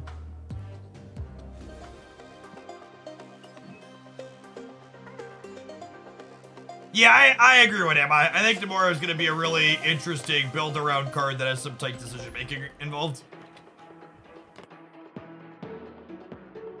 Looking forward to her. After Nocturne, she's my most desired card this month for sure.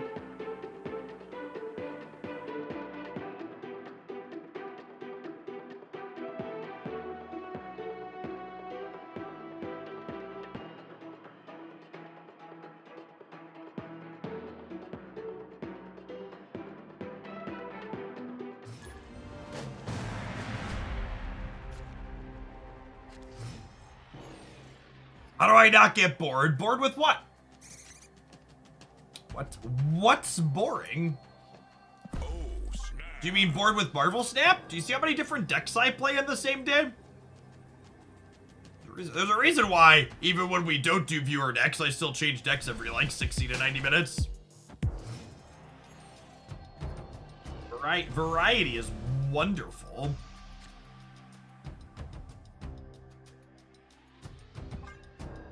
Meet up with my Human Torch deck, immediately find an opposing Killmonger.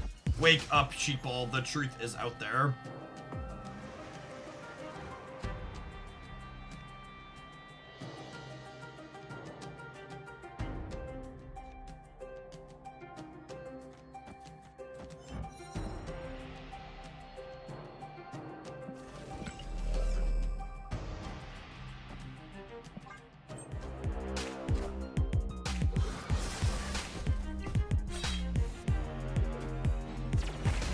Don't you know you're only supposed to play one deck and sweat all day? I mean, if that's what someone else enjoys, they very much can and should play Marvel Snap that way. There are a lot of people who sitting there and playing the same deck endlessly is the thing that, you know, puts a smile on their face and makes them happy. More power to those folks. I am not one of them, but that's okay.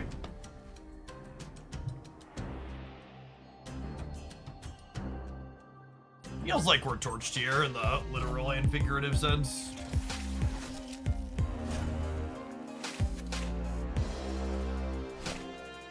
I've played Magic for over a decade. I've never been happy when playing a card game. Yeah, that's fair.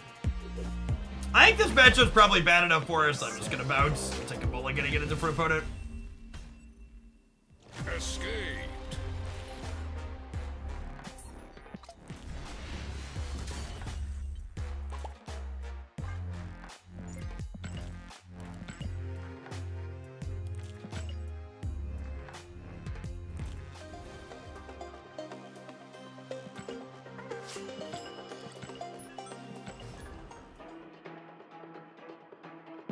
You're supposed to play Professor X and Leech all day, yep.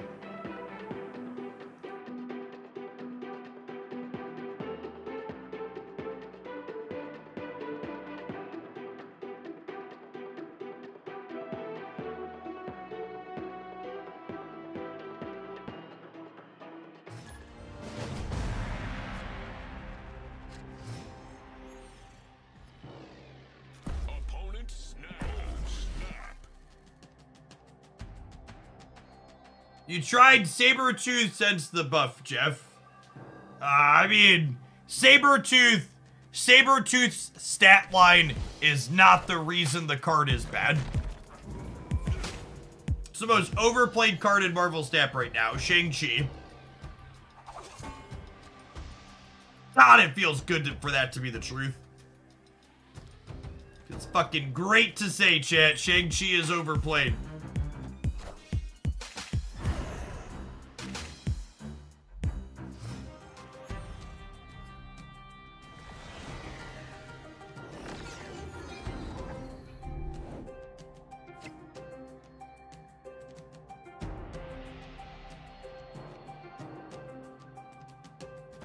Mobius is why Sabretooth is bad, right? I mean, Sabretooth really wasn't playable before Mobius released, and it's certainly worse after.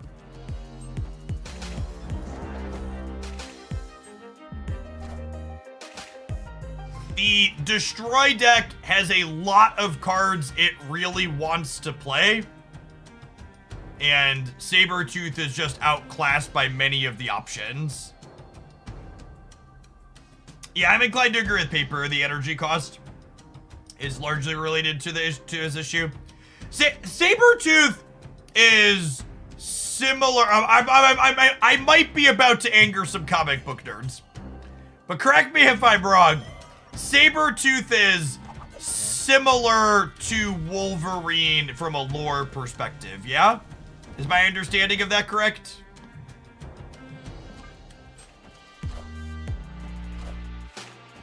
Yes. Okay.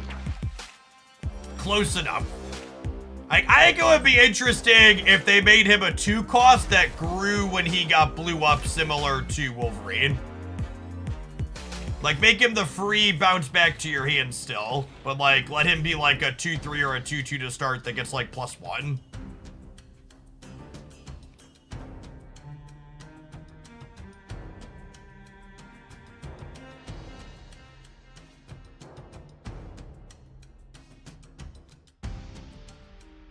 Actually, as I shall now explain in my Twitter response, 1 out of 125.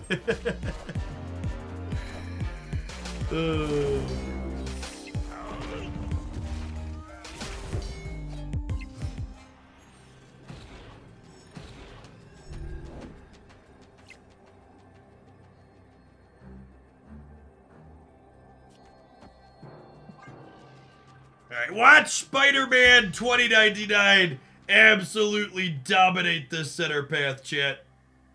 Certainly not a card that's just worse than Shang-Chi. My Miguel murders Red Hulk all day.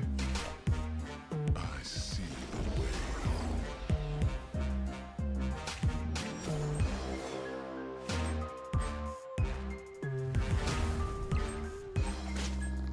It is so funny to me that this card costs more energy than Shang-Chi, and it needs an additional card to enable it, and it still just, like, kills them. Like, just let it kill the highest power card at the path. Like, why aren't we there yet? How did Cannonball get adjusted to kill the highest power card, and 2099 still doesn't kill the highest power card?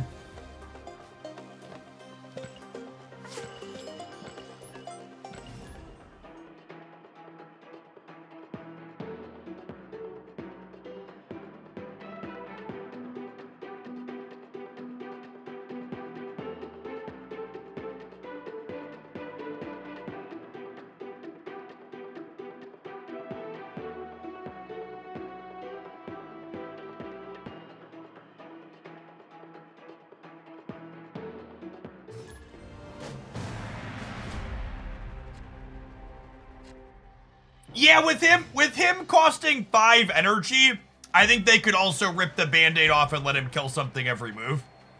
I think you could maybe justify that you only wanted him to kill one thing when he cost 4, because moving him 3 or 4 times is more of a possibility. But, like, you have to, like, really work to move Spider-Man 2099 more than 2 times at 5/9. And if you manage to move him a bunch as a 5/9, you should get paid out for doing so.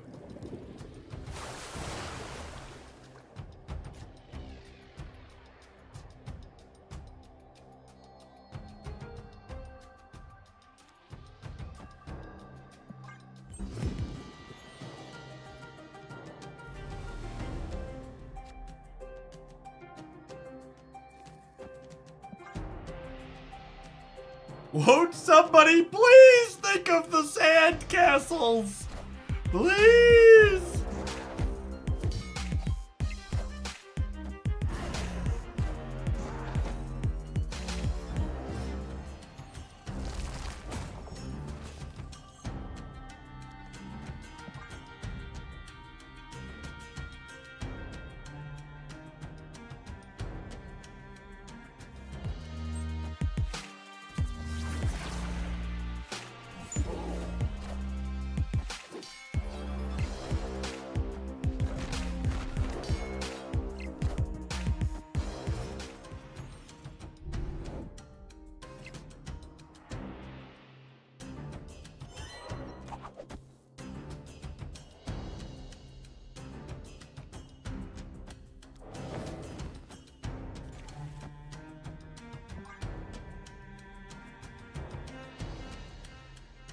I don't know.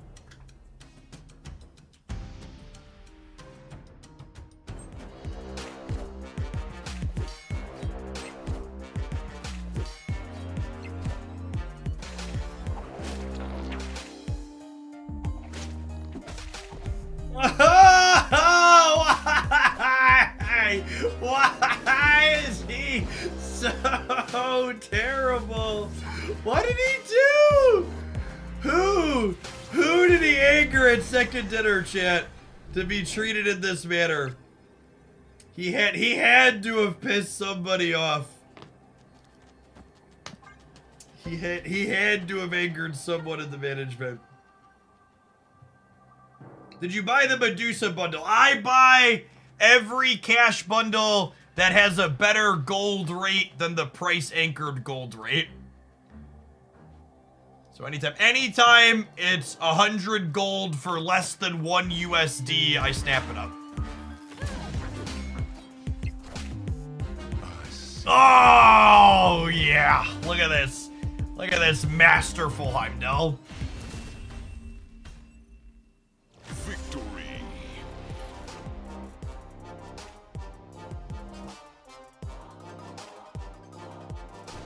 Been seeing a lot of people on Twitter complain about leagues. Why are they angry? We haven't talked about this today, so we could talk about it for a minute, because I think my opinion on leagues seems to be different than a lot of other people that I've heard. So let's pull up some screenshots and some reference material.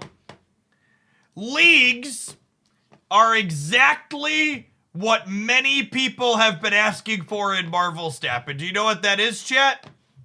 Leagues are more free stuff. So this is the screenshot of the first sample league. And the top 3 got these prizes. But it's noteworthy that everyone participating in the league got something. If you got dead freaking last, you got extra credits. And you didn't have to pay anything to enter the league. It's just a thing that when they roll this out is going to happen 2 or 3 times a month. So the thing that people are choosing to be upset about is that there are 2 perks that are free for the first bump and that you can pay gold for after that will let you be more likely to win the league. So the people at the very top of the league are probably spending some gold to get there. But again, everybody gets something for free. Okay? You do nothing. You can completely ignore that leagues exist. You could completely ignore they exist and just play Marvel Snap as you play it now, and you'll just get extra free credit from randomly being inside of leagues, not paying attention to it, because everybody got something. And the thing that a lot of people have been burying when they talk about, well, they're pay to win, is that the type of people who have gold to burn on something like this that give a shit about a spotlight key are like, they don't exist, right? Like, if they do something super exclusive as a first place league prize, there's some type of unique cosmetic or something like that, I could almost understand being salty about it. But even then, that's just like paying for a cosmetic. But like, take me. I'm someone who has the means to whale in a league, right? I have 73 spotlight keys. There's like 12 more spotlight keys unclaimed on my track because I've been too lazy to do this and wait 30 seconds or however long it takes. So like, it's a pay. If I think a lot of people thought leagues were going to be a competitive thing for Marvel Snap. And I really can't emphasize enough, Marvel Snap is not a game with a competitive focus. Much like the ladder is not a measure of skill, people who are first on the ladder are not meaningfully better at Marvel Snap than people who are rank 1,000 on the ladder. They're not. They play more. They're good. They're certainly good players, but ladder systems and league systems and stuff like that, these are not designed to measure how good you are at a game like Marvel Snap. They are designed to create engagement and encourage you to play the game more at their core. This is not an in-client tournament mode where you get first and you're the best Marvel Snap player in your league. It's just not how these systems function. It's not how they're intended to function. So honestly, I'm sure there will be some people that just have more money than sense and they don't care about the spotlight key and it's just gonna make them happy to be first in their league, and they're gonna spend a stupid amount of gold always having these active while they play their league, and they're gonna get first and be like, yeah, fucking crushed all those free-to-play scrubs in my league, got first place, here's my spotlight key, another one for the pile, no, spotlight key 125, yeah, got it. Like, you know, it's just like, it's, the people who are super mad about this are just looking for something to be mad about. And I've heard a lot of people where I think it's kind of silly and even scummy to like have these be paid bonuses, but like people are reacting to it like, oh, the system's trash, I'm not gonna engage with it, it's wrong. It's just like, it's just free stuff. Like, you can give feedback that you think this is silly and you'd prefer it was different and still acknowledge that, like, at the core, it's the same thing people ask for in Marvel Snap all the time, which is give me more free resources. Like, they said their initial plan is to run somewhere between 2 to 3 leagues a month. So if the bottom prize in a league for getting dead last is 100 extra credits, that means you'll get 300 extra credits a month as a completely free-to-play player who just ignores the system exists. And given how many people show up on Twitch to watch Twitch drops once a month for 300 credits in a pixel variant, like 300 extra credits for doing something that's absolutely no work that sounds great, right? It's a stupid mechanic, no idea who thought it was a good idea. I mean, the idea here is simple. They think they will make money and people will buy money to buy gold, so this will be a revenue generator. But I think anybody who thinks they're gonna add more free resources to the game without monetizing those free resources in some way are kidding themselves. And it's the same thing, right? Like, we saw a ton of outcry around albums when they dropped because people were like, oh, I don't have this album complete and it's unfair to me because I don't have this album complete. And when the correct perspective is albums are exactly what leagues are, and they're just more free stuff where you could just ignore that they exist and you're going to incidentally get free stuff. Do you know how many of these albums I've actually like made an effort to complete and like get stuff in? One. There was one where where's my Hellfire Gal? I wanted Captain Marvel and I was like, fuck it, we're gonna spend. I don't use any of these variants. Zero. I have better variants for every single one of these cards. This Captain Marvel was a 9,600 gold Captain Marvel. That's all it was for me. It was a 9,600 gold Captain Marvel. But like the Staying Hip album, right? This one, I didn't spend resources on any of these at all. I just incidentally had them from playing the game. So all this album was 2,000 credits, a Cosmo, and an emote. It was just more free stuff because I just like, and like the speed at which you get, like, I completed this faster because I'm a whale who has all the 700 gold variants, but like even free players will incidentally pick up 700 gold variants as they play.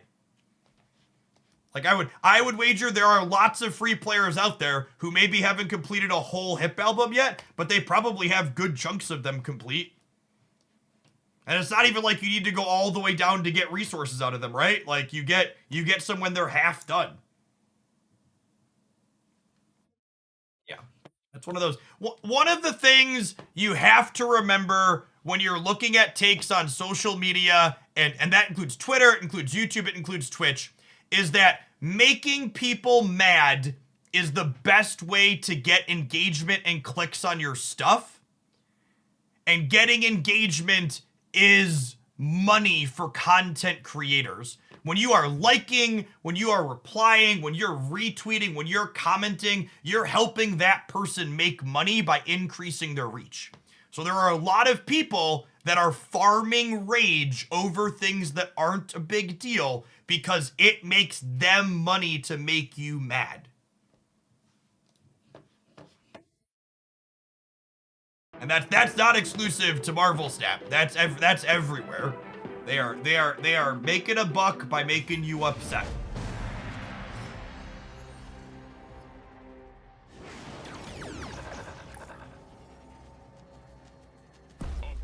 We'll take a mulligan on that first location. What? Now I'm mad. Who do I give money to? Yep.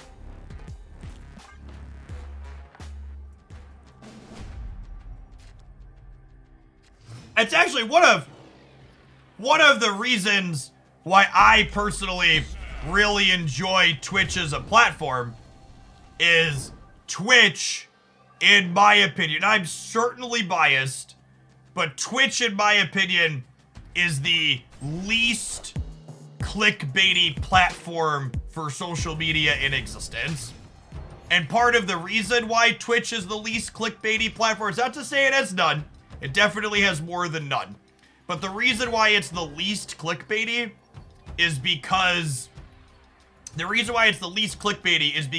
there's not an algorithm pushing stuff to people that watch on Twitch. Most people that watch on Twitch, they open up Twitch and they go to a game category and they look for someone at the top and they click in, or they open their followers list and they click in, right?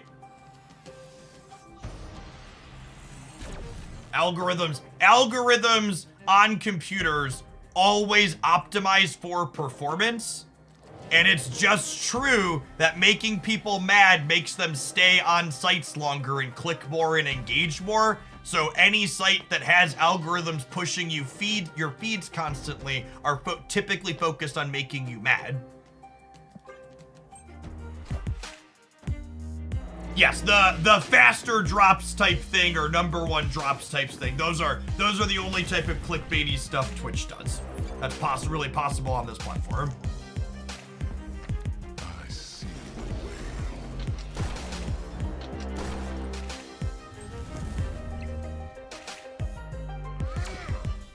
Well, I mean,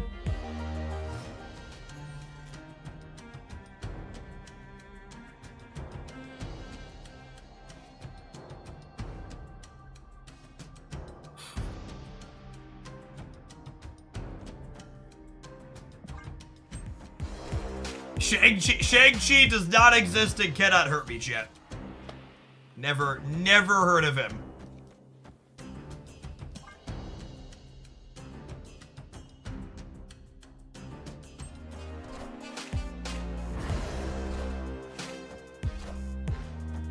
Oh no! Sarah! Oh, palms are sweaty. Knees weak, arms are heavy. I got Magneto in the center already.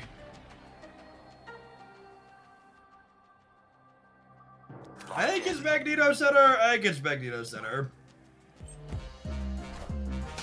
Oh, rip. Goodbye, friends. Wait, what? We're good? Coolio. God bless us, everyone. Look at our gorgeous dagger, chat. She was new this morning. I get to play with her for a second time today. Victory.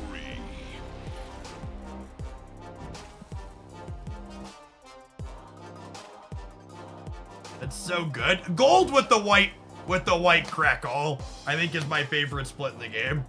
I've got 3 or 4 of them now.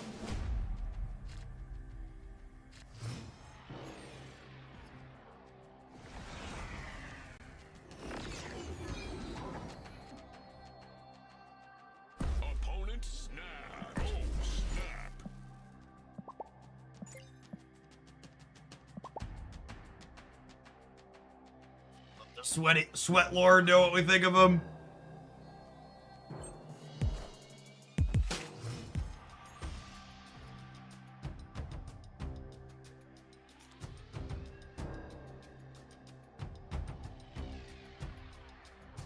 Flame on!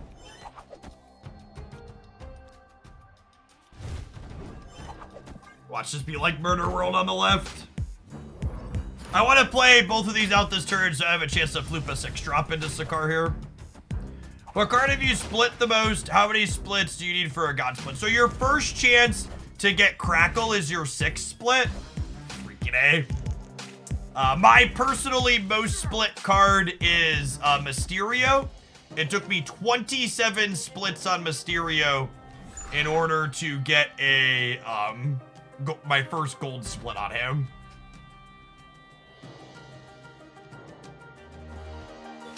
I hope to never beat that record. 27 splits is a lot. All right, so we can win the left. The question is, they have a Skillmonger. Rip.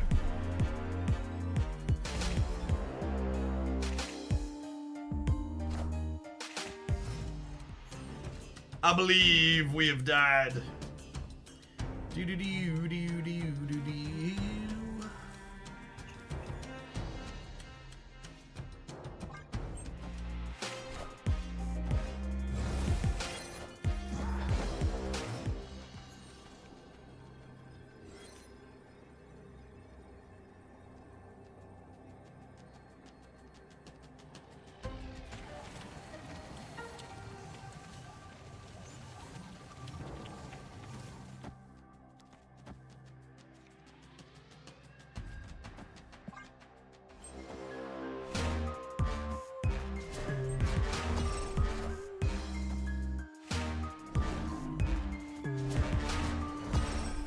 We need Monster Island here.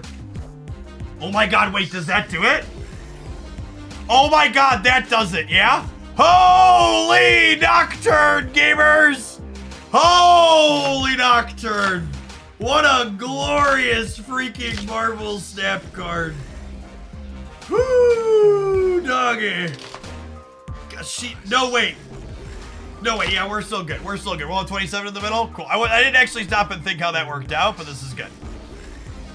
These are such the best Hail Mary moments. I explicitly moved the Nocturne before I played the Heimdall because I knew I needed some kind of stupid high roll to win. And she gave us a stupid high roll. Glorious. Glorious. She's so much fun.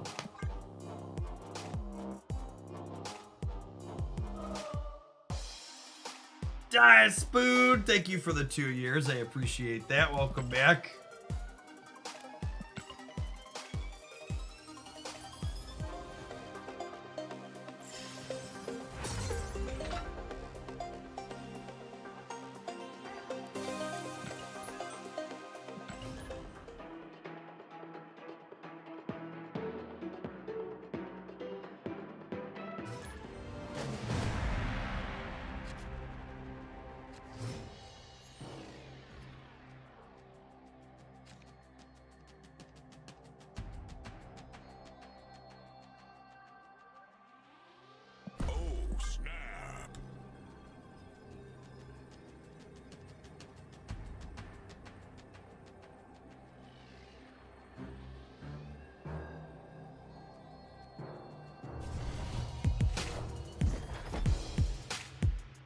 I feel like Jeff should try the Sebastian Shaw mutton chops one of these days. And I'm gonna have to shave this off eventually, yeah?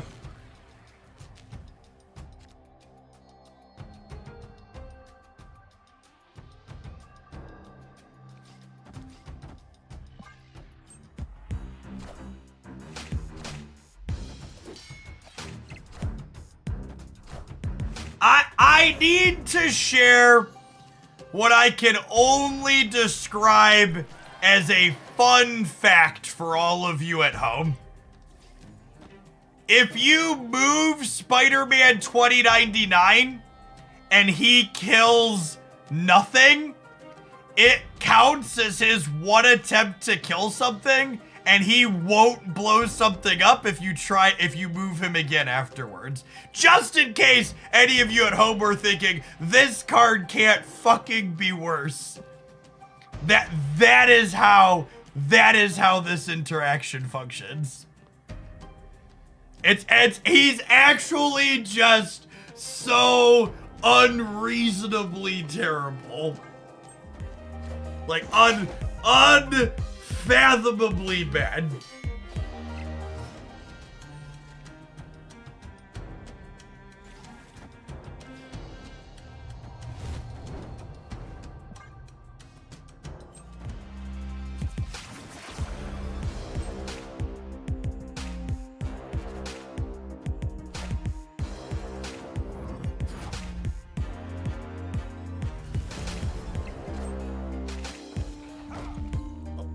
God, our Nocturne has been on fucking fire this set. What a Marvel Snap card. Holy. Violent Journey, thank you for the 5 years. I appreciate that. Welcome back.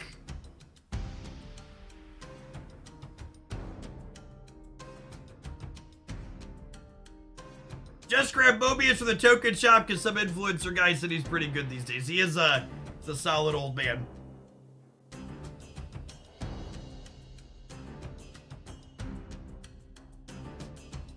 $20.99 is actually a pretty simple card. If you're not sure how he'll interact with something, just assume he does the worst possible thing. Oh, man. We are the future. We are the future. Future.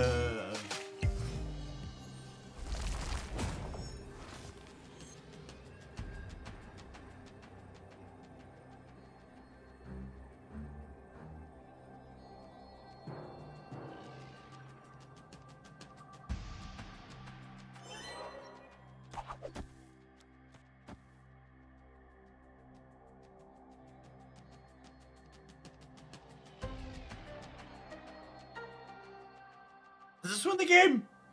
It gives me 18 in the middle.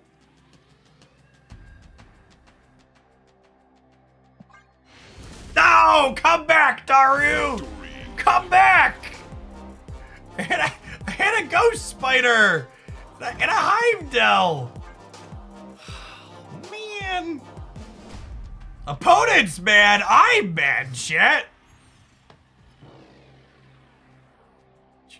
Don't you say my opponent's the one full of rage. I'm the one full of rage.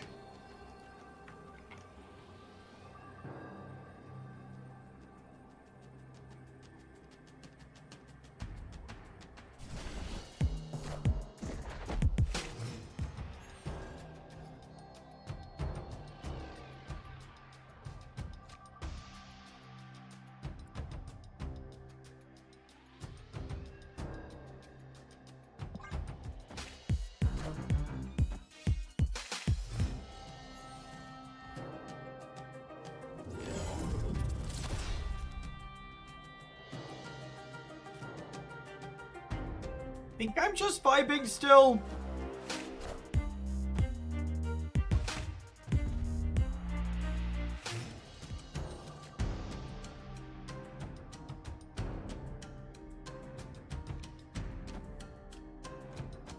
This vulture is gonna be freaking huge, says local man about to be Professor X.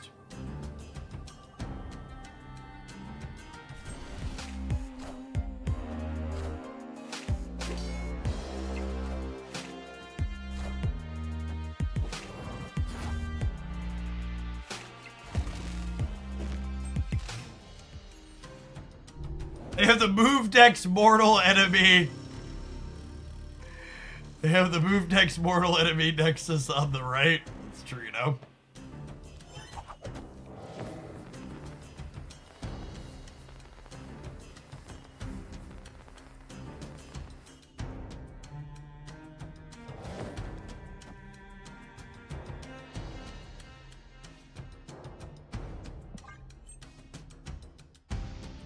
Gus. Thank you for the prime. Appreciate it.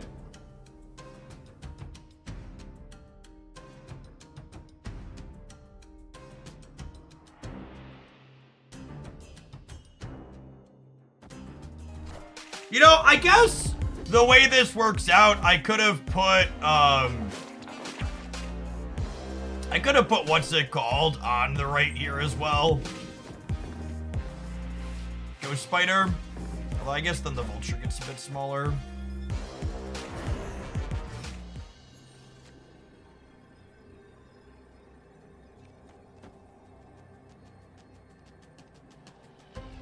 Hey, chat, we dodge a Shang-Chi, we can dodge a ball.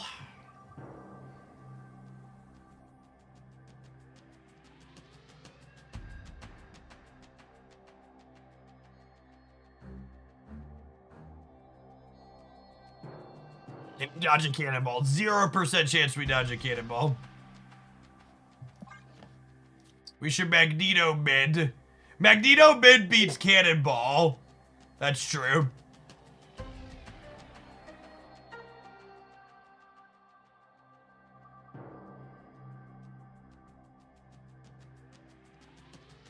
No, it's not true. Because we'll be 12-12 and they're up 5 here.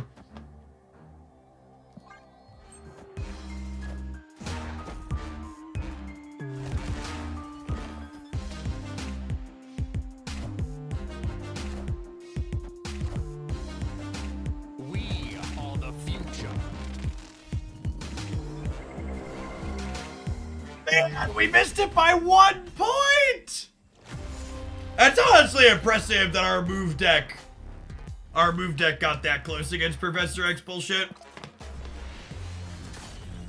I don't understand why they're afraid to give this deck good cards or buff things like Spider-Man 2099.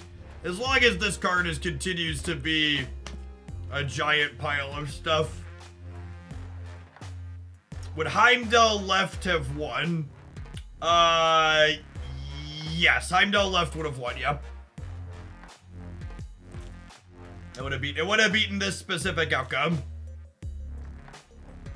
They played for 8 cubes in a game where they were dead to Heimdall. That's funny. Passing the game would have won. No, that's not true. We would have been up 1 here, point to point, but they're up 5 here. Would Heimdall have beaten Cannonball? No.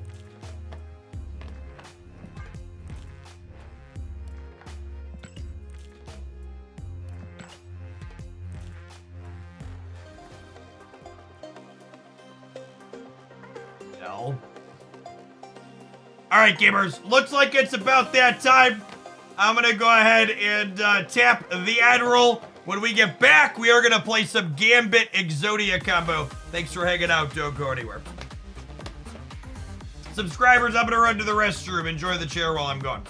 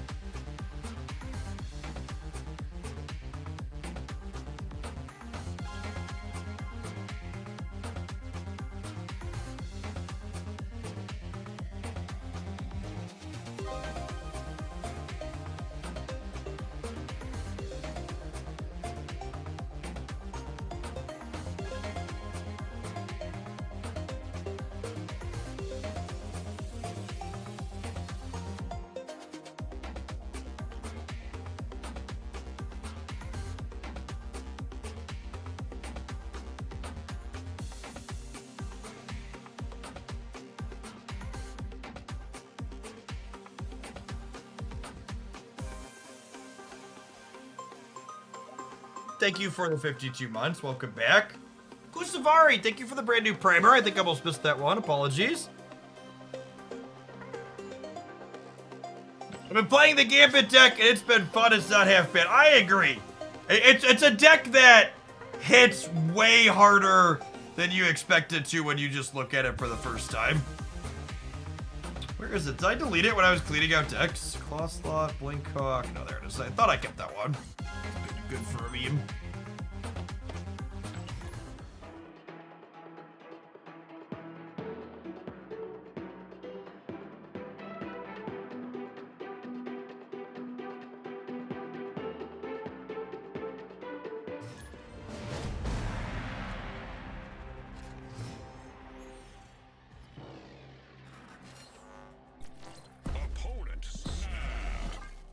We're in bad guy mode. No, this is a mediocre deck that has a strong Hella matchup, chat. We are definitely the hero.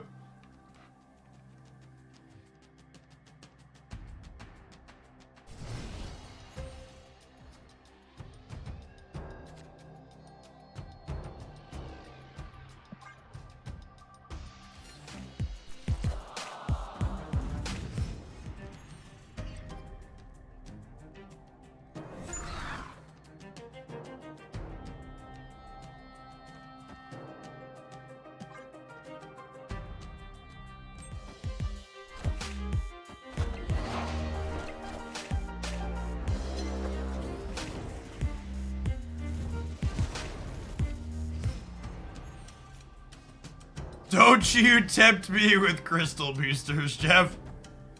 It is a legitimately fine crystal deck.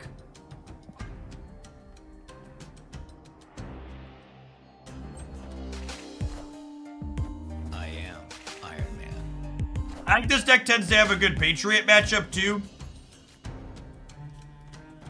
Just because we tend to outlinear them.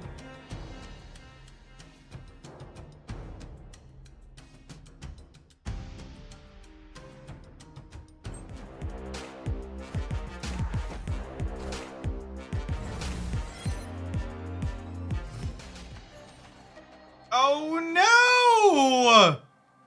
My opponent played a good card. Fuck.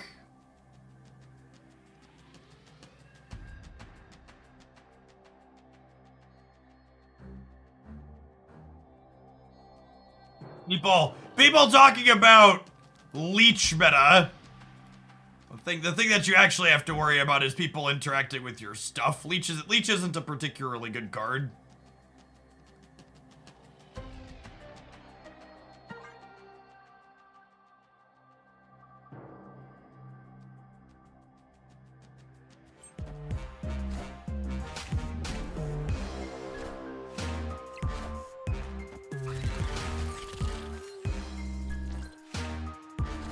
This actually works out pretty okay.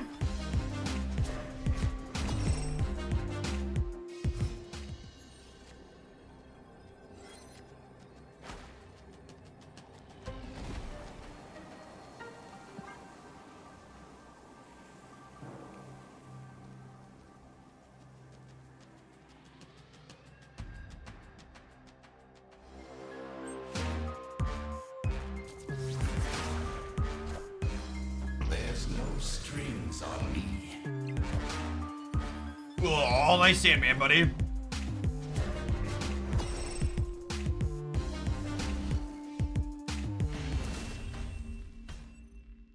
Victory.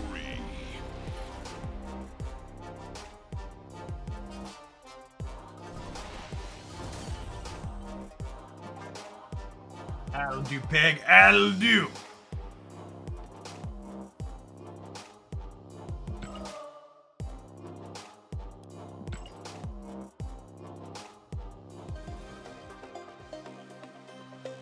Yeah, Lambie was playing a Sandman Ultron list. Last I checked, I think the stats are only okay.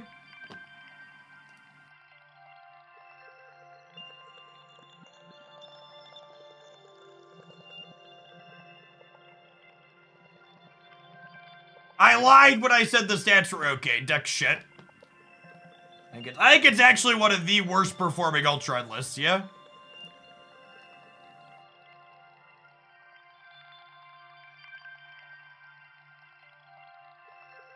most of them aren't that good, at least not any that have any significant sample sizes. I would not be surprised if Ultron's ultimately not a very competitive card. How low do I gotta pull this sample to get good stats out of this?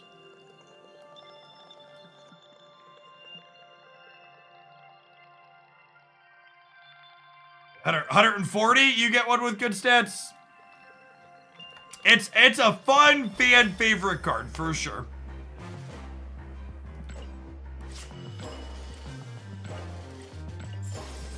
Is 0.29 at 55% not good? It's good if your sample is like in the thousands. It's not very good for smaller sample size decks.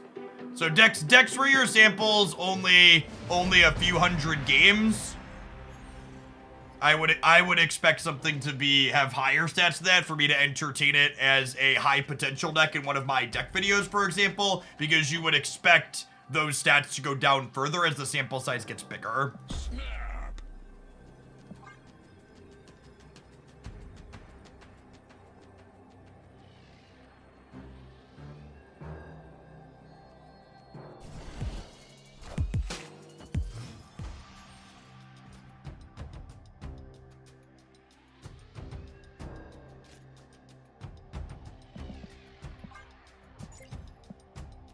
Slim Shady, guess who's back? That was an excellent use of the name title combo here from the opponent.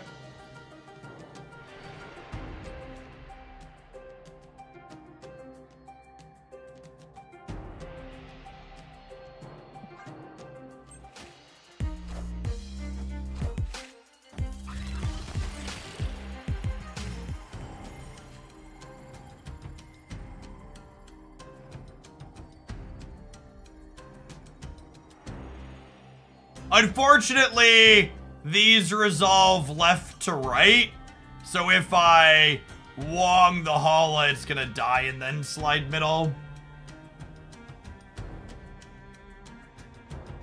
Oh, you know what I should have done? I should have waved on 3 to onslaught on 4.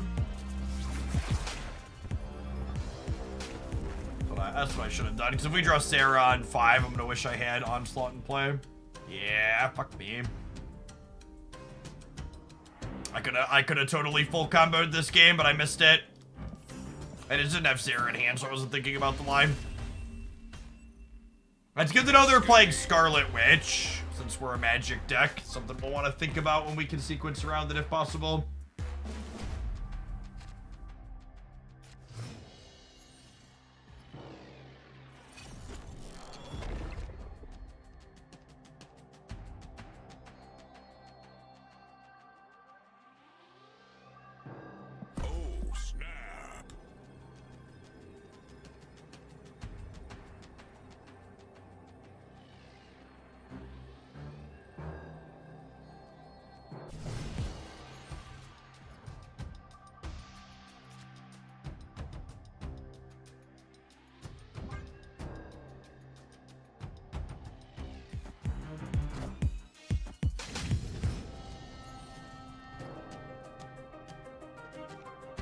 Are they actual vanilla cards? Oh my god, they are. I had just assumed... When we saw Misty, I assumed they were high evolutionary. Okay, noted.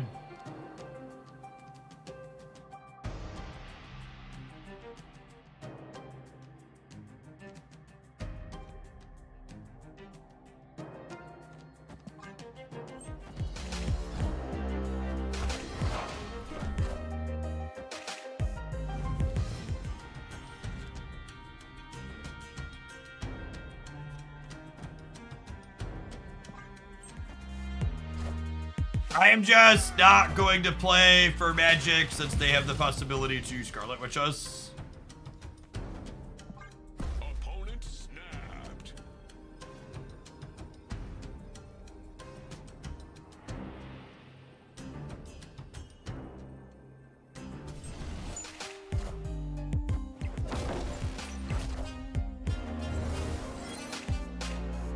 All systems go.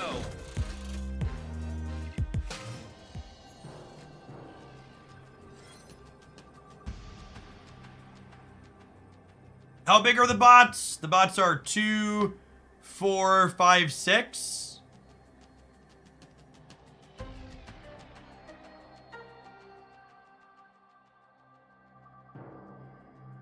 We lose the bot buff in the middle. Yeah, I can only get to...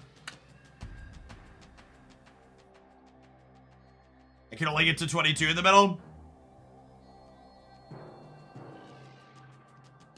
On Lukey.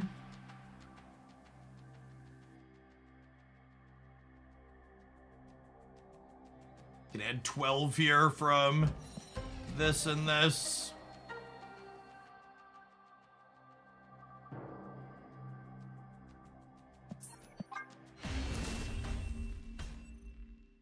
Yeah, Wong and Gambit being our bottom 2 cards is truly unfortunate.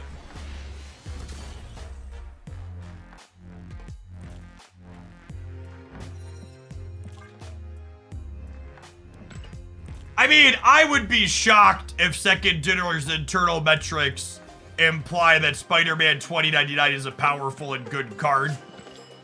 I would just also assume from the cards we've seen them design, or not seen them design more specifically, that they seem to be weary of making move cards be powerful.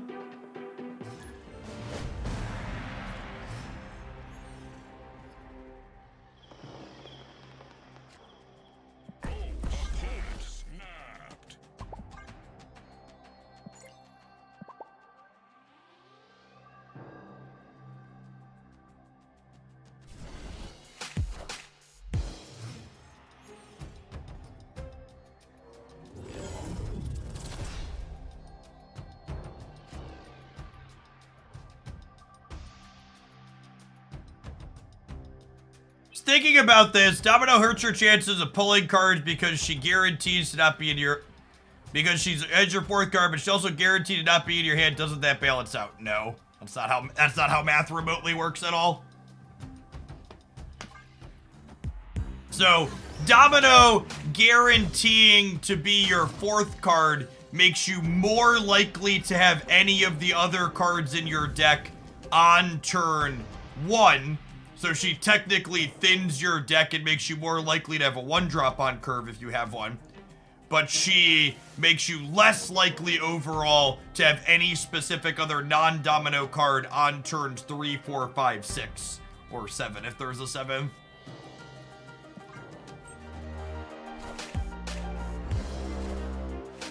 I am doing swell D20. Have a good day at work.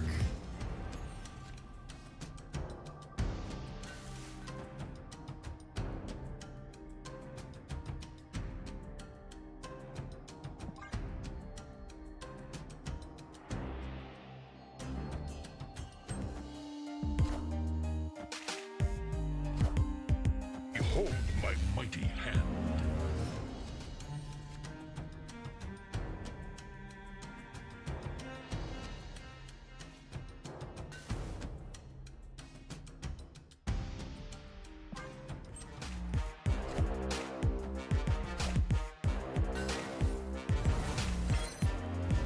Joke's on you, I wanted to play my first card on the left anyways.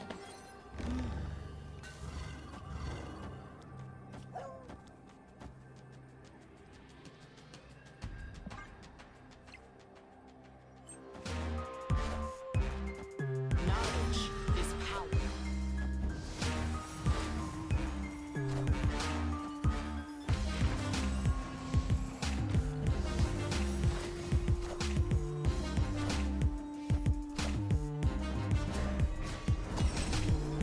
Yeah, I think I could take another deck submission or 2 today. Got a solid audience in here. I think I'll be running for a few hours yet, maybe more. I think my plan is to stay live while we're north of like 2,500 people or so. We're floating above 3,000 for a little bit, so yeah, if you're a sub and you want to kick something up, I've got one more deck submission after this one. So anything that gets submitted next will probably be up in about an hour, maybe a little more. We can take 2 or 3 more at least.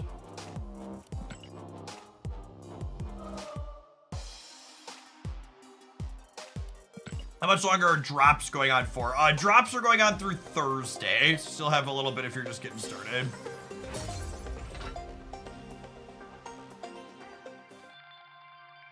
If you're new here, you want to submit a deck, subscribers can submit a Marvel Snap deck of their choosing with a 10 USD tip at the stream element link that's now pinned above the chat. If you're not a subscriber and you'd like to submit a deck, you can submit a deck for a 20 USD tip at the same link.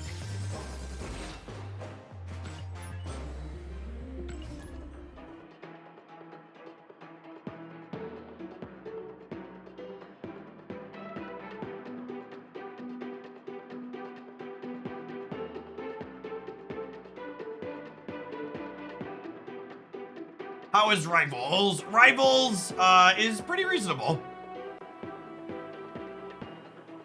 I've enjoyed my time playing it. I'm up in the air on whether or not it'll be a game I make any type of regular content for, but I played it for a few hours off stream and a couple hours on stream, and I had fun with my time playing it. It's just a very different type of game than what I normally make content for, so I don't know that I'm a particularly good producer for it. But Jeff, doesn't that mean it's cheaper to subscribe and then submit a deck? It does, but a subscription locks you into a recurring monthly fee, which is why it's a discount.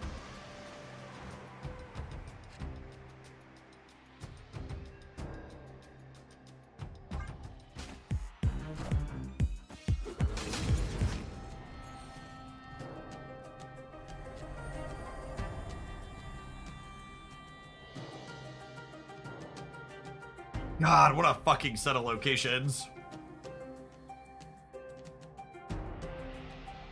Yeah, I don't know that our destroy matchup is necessarily bad. These locations are out to get us. A shrewd businessman, I see. It also means that deck submissions are just straight up cheaper for people who are regularly supporting me just to support anyways, not purely for the submissions. But yeah, it's definitely a capitalism decision.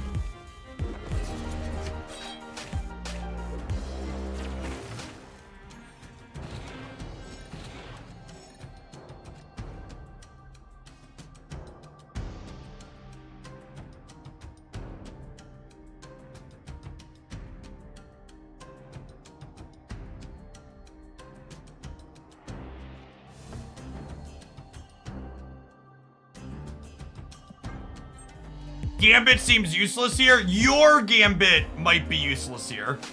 My Gambit's a consummate professional.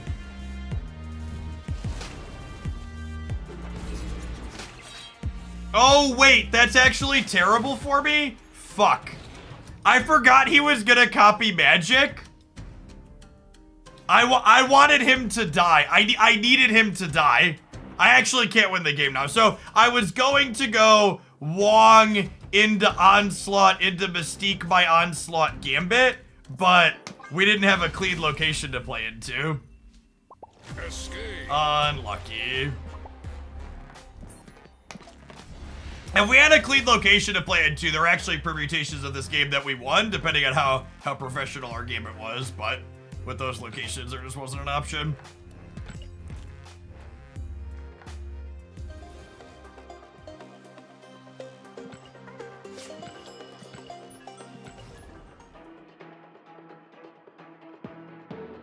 Kurthal, thanks for the deck submission. Get you in the queue.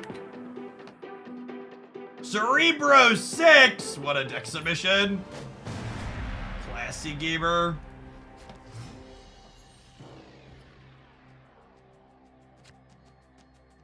Oh, snap.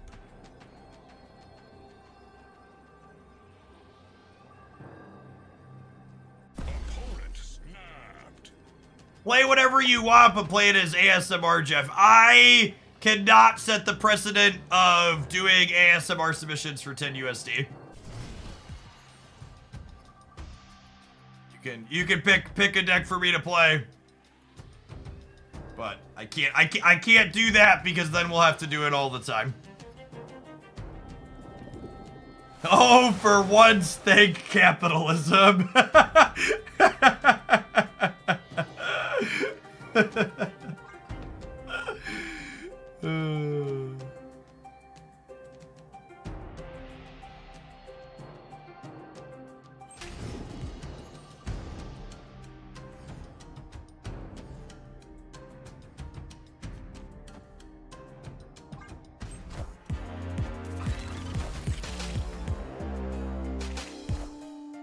All right, we need magic to get rid of the mindscape. I probably should have put crystal here actually to give me a clean location to play into, or on the left, one of the two. Man, locations have not been kind to us. Chat, you're messing us up. Escaped. Benjamin Broad batting 2-0 against our deck so far.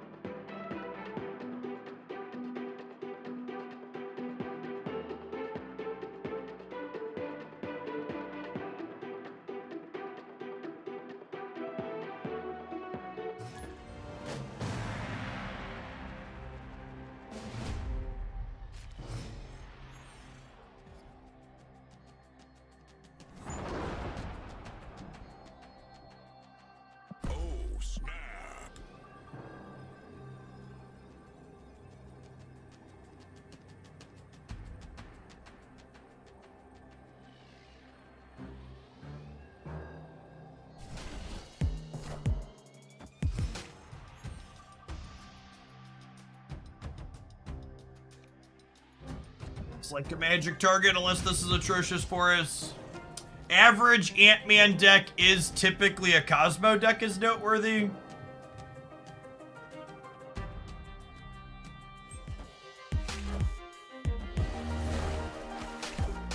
This is lovely for us.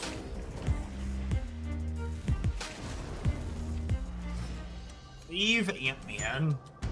Some type of onslaught pile, I assume. Yeah, Onslaught Ultron is most likely.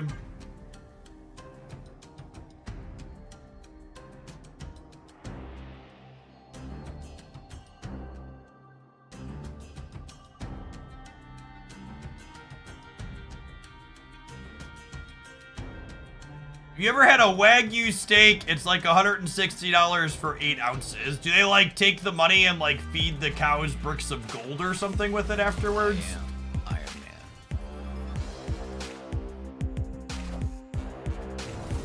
That cow better like live at the Ritz up until it turns into your steak.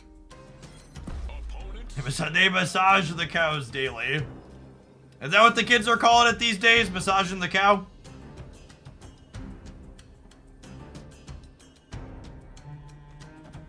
Wait, are you unironically telling me they massage the cows? Because I assumed chat was being sarcastic. This is unironically they massage the cows.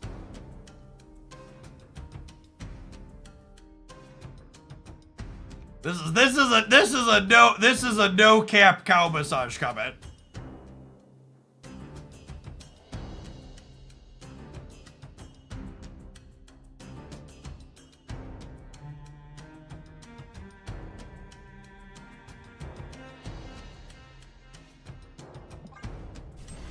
Okay, I'm gonna crystal it up here, chat.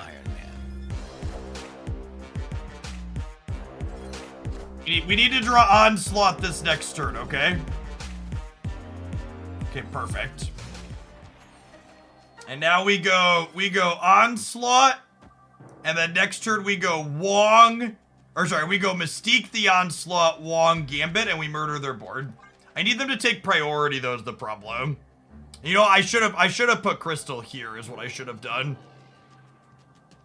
Oh, I guess we'd have had priority here regardless, though. Yeah, please take priority. Behold my mighty hand. Perfect. Okay.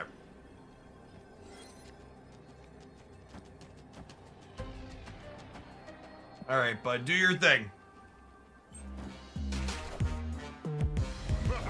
Oh no, not Super Scroll. Shit, how will I ever win the game now? Behold my mighty hand. Behold my mighty hand. My mighty hand of playing cards. Quitcha! Behold my mighty hand. Behold my mighty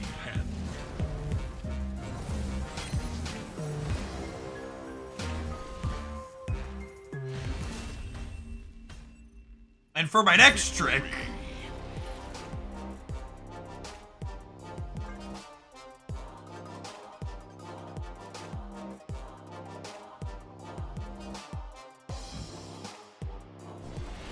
he's a lovely lad, that Gambit.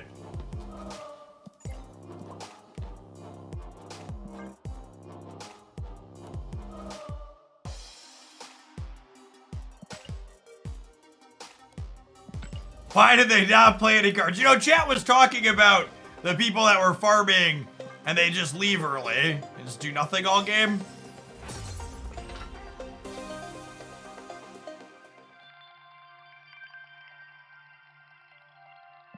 Gambit's got everybody's card in his hand. They're all dolled up.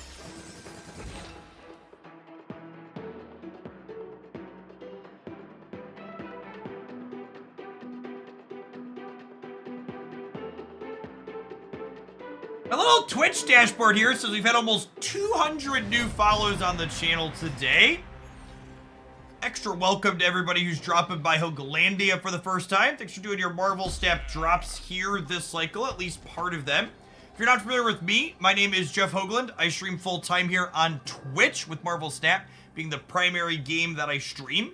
You'll find me here Monday through Friday during the week from about usually 9 a.m. Central till about 3 or 4 p.m. Central in the afternoons. Although on drops weeks, we typically go a little bit longer and later than that, like we will be today. I've been streaming Marvel Snap since it came out as my primary game, but I've been on Twitch a lot longer than that, streaming for over a decade now, with it being my full-time job for the last 6 years. I have a graduate degree and undergraduate degree in mathematics, and I spent time teaching at both the high school and college level in a former life before I was a full-time meme here on the internet.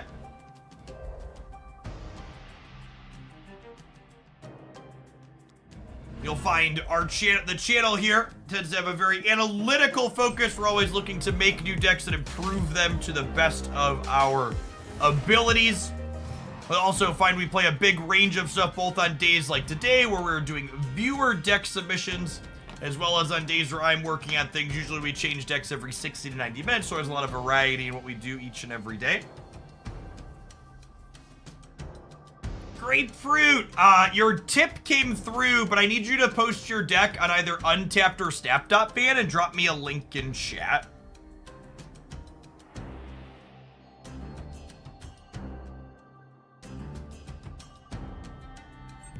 Cosmo, chat, we're not wonging on the right. Also, like, chat, like, I get that you feel smart, that, like, you saw, like, the Cosmo here, but, like, where else would you expect me to onslaught and wong? Like, I can't play here, and this is the Death's Domain. Please help me understand. My family is dying.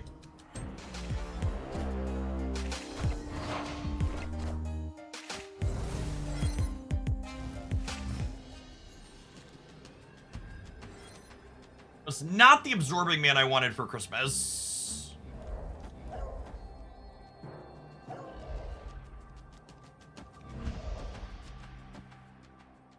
There's permutations that this beats, yeah?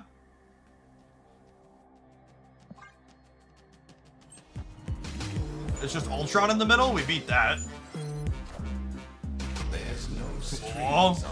Get smoked.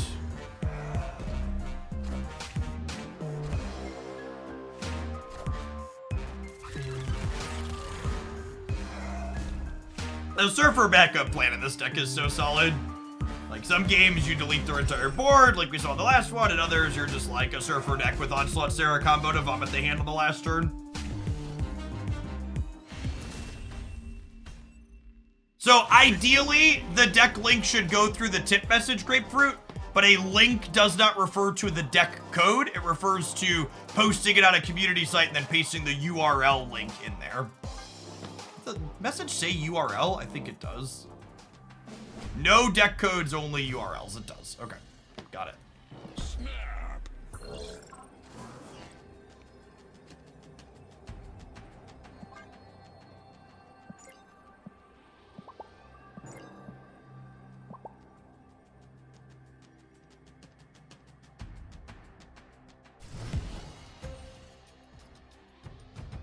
Yeah, their Ultron deck playing Cosmo is certainly a choice they are allowed to make.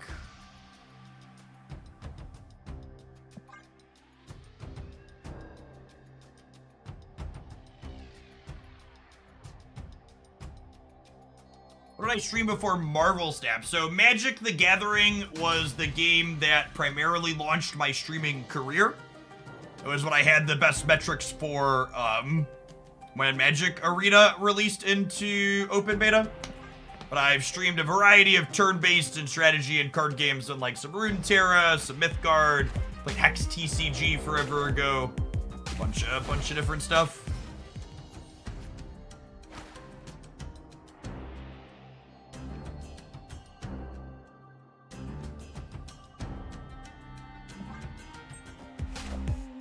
Behold my mighty hand.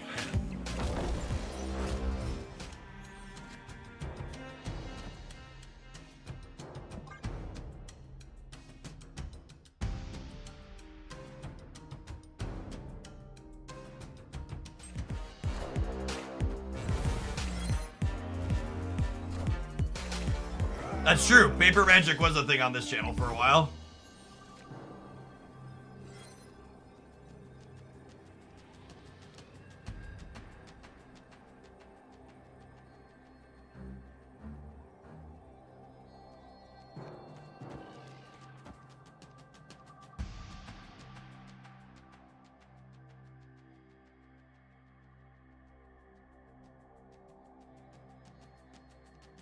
Jeff, you get a bad rap on random Reddit threads and it makes me sad. Chat, I live rent-free in the heads of angry card gamers everywhere. It's honestly good job security to have. Oh, it's the final turn. In my brain, there's another turn, chat. Thank you for the correction.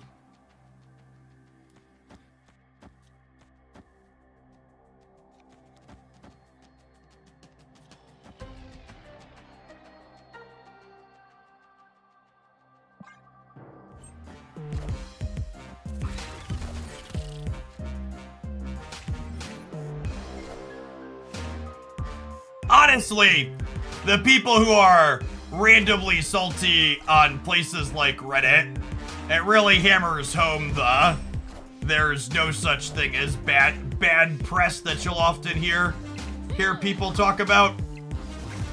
I can't tell you how many people who have turned into long-term supporters of the content that I make here found my content to begin with because someone on Reddit complained about how we moderate or the things that we do here, and they're just like, I gotta see if this is really as bad as this person's making it out to be. And then like they come by and they're like, oh, this is actually like a really good environment. There's just no bullshit, and I enjoy the vibe and the different decks and stuff that go on here.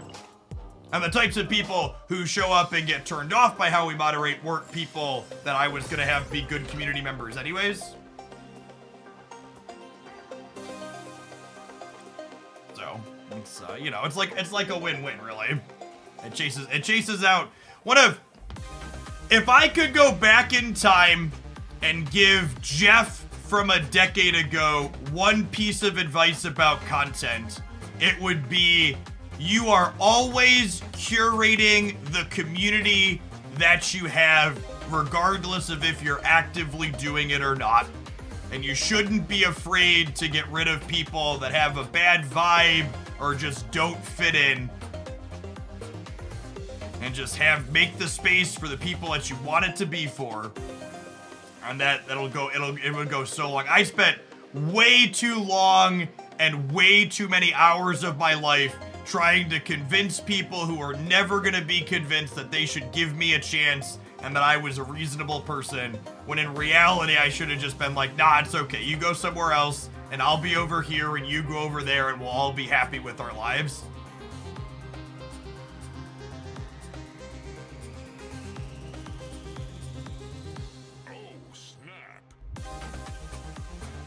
Thanks, D-Captain. Alright, I want to play one more set with this deck, I think, but it's time to run some ads. We'll see you in 120 seconds. As always, you'll never have ads over gameplay on this channel. We take a quick break and we BS, and we'll see you in a little bit. I'm going to be streaming for a while yet, Apple Juice. Good evening. Remember when you used to unban everyone on New Year's? I did do that for a while. I'm glad we don't do that anymore. Dota is for squids. Thank you for the deck submission. Appreciate it. I think we'll close up deck submissions for now on that because I got a few waiting to be played. Pink grapefruit. If you sent a deck link, I didn't see it. Let me know. Let me know when you send that over in case I missed it. But just to reban everybody on the second. Nah, it's fine. To be fair, when I used to periodically unban people like that at the start of the year, Twitch didn't have a formal ban appeal message.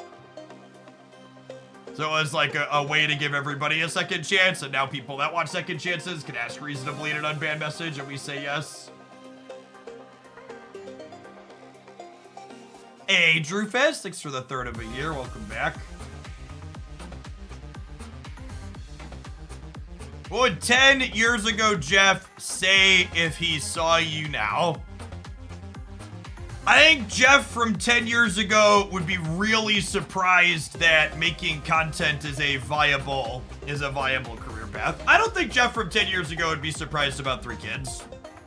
My oldest is 10. We had our first child by then. My wife and I knew we wanted kids. They were all my children were very explicitly intentional.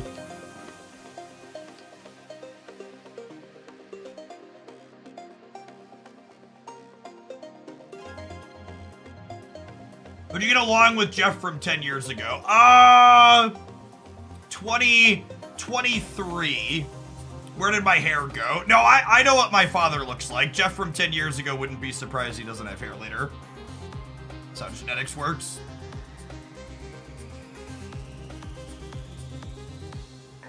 At 23, I was past my libertarian phase and already had my first kid, so yeah, I think I'd mostly get along with me from 10 years ago at 23.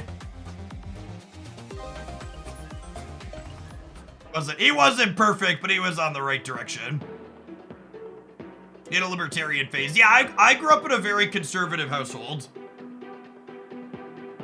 And it could be survivorship bias, but I think it's fairly typical for a lot of people that end up liberal but grew up conservative to go through something in the middle. It's just, you know, I grew out of it because I don't have the mindset of a 17-year-old anymore.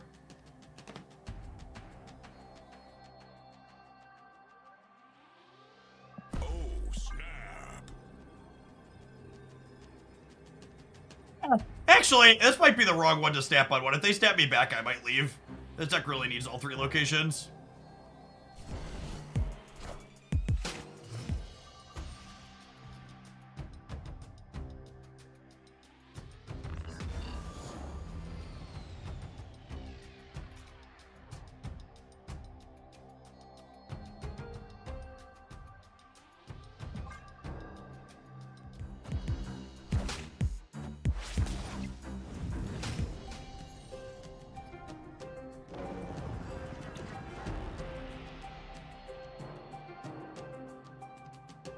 I also had the church on Sundays.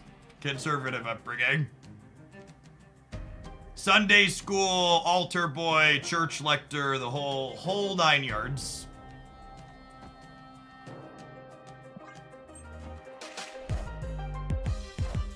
Are tokens typically worth spending 6K on cards, or is it better to spend 3K on cards? I mean, ideally you should get more cards out of them, yeah? You have any initial decks to try Sage in? Nah, I don't usually cook things super far in advance.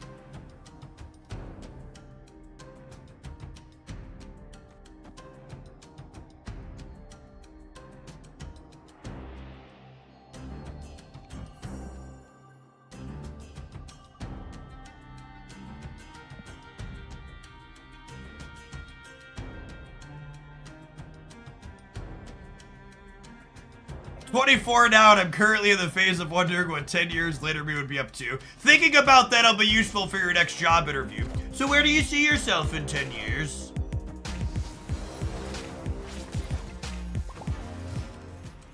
Opponent snapped. Escaped. I don't think that's spooky at all, chat. It just has a Cosmo in it.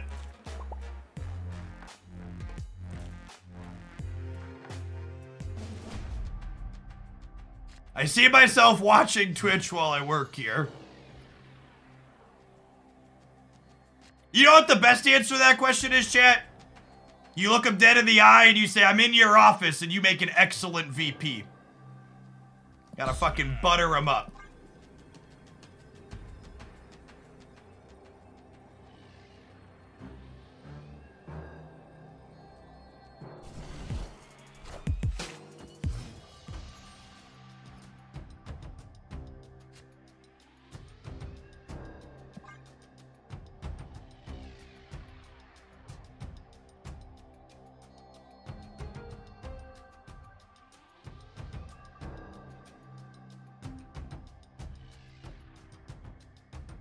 The threat of capitalism is pretty pervasive. I'd like to continue paying bills so I don't die.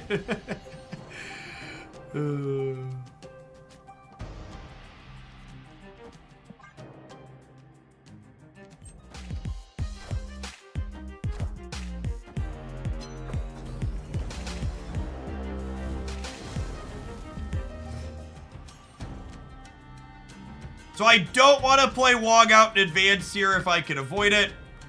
I want to ideally play it out on the last turn and full combo on that turn. Oh, you know, I probably should have gotten rid of this. Because if I full combo, if I full combo, all my stuff costs 1. Yeah, I messed up. I need to limbo the center.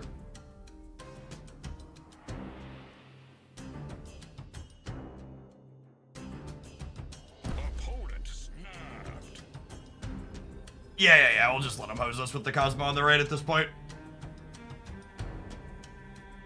Make sure they're muted before we stay. Vision, that's interesting inside of their deck. Is that what you see? All systems go.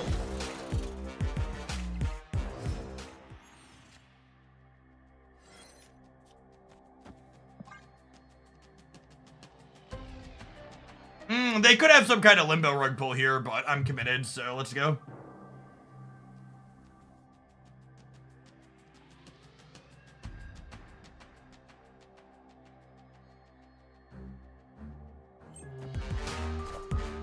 Oh my god, they Cosmo'd the center. Holy shit.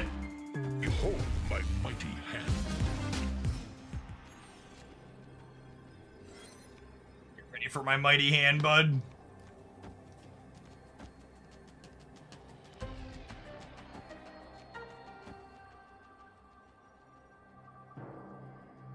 It's a shame I can't put this in the center, but away we go. Now, slightly scary. Our Gambit could try to murder the armor path. We need Gambit to hit once or twice on the right. He has 4 shots in the tank here.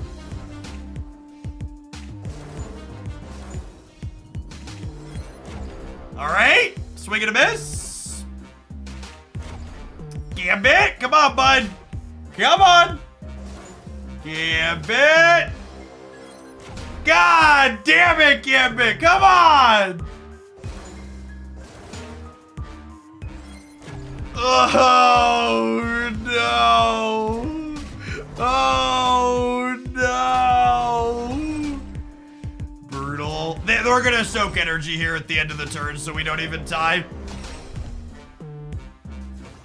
We had to hit any one thing on the left. Okay, so loosely, there were how many things on board? 1, 2, 3, 4, 5, 6, 7, 8.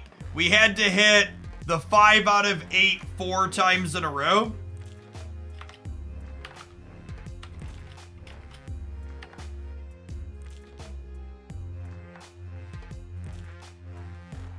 We were 85% to win that game loosely. We hit something over here 85% of the time in one of those 4 hits.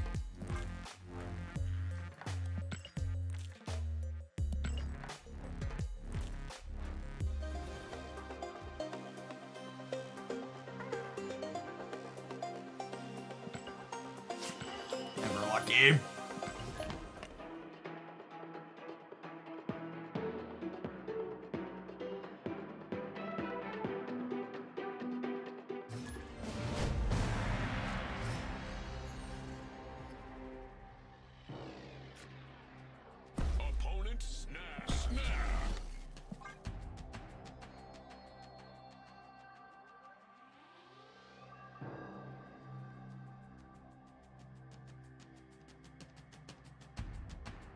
No, I don't think I'd change any cards. I think if I was going to play this archetype, these are the 12 cards you want to play.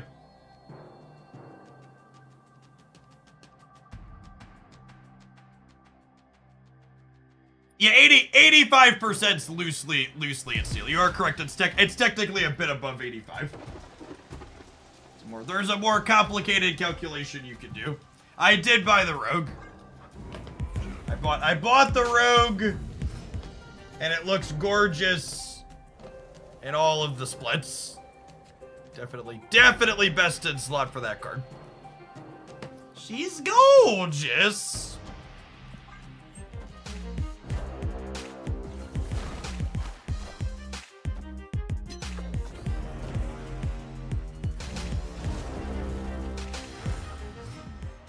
Hey, chat. We're streaming late today. That means we gotta do some afternoon peddling.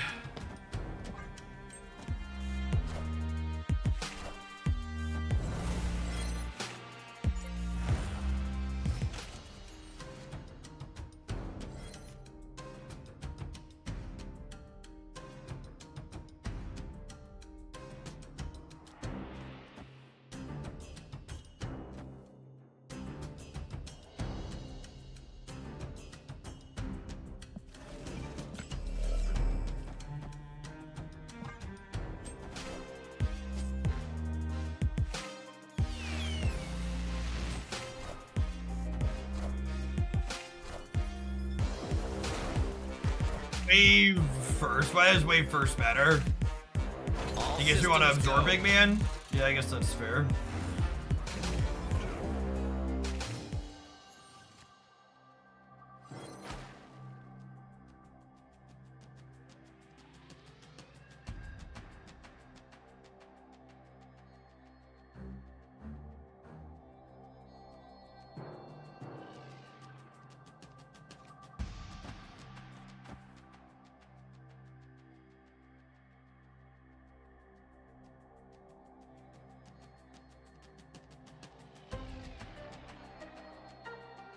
I'm only 50% to draw Wong next turn if I do this, yeah?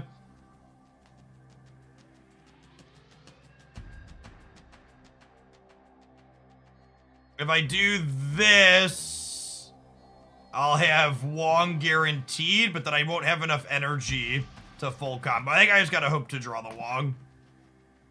Hope to win the flip.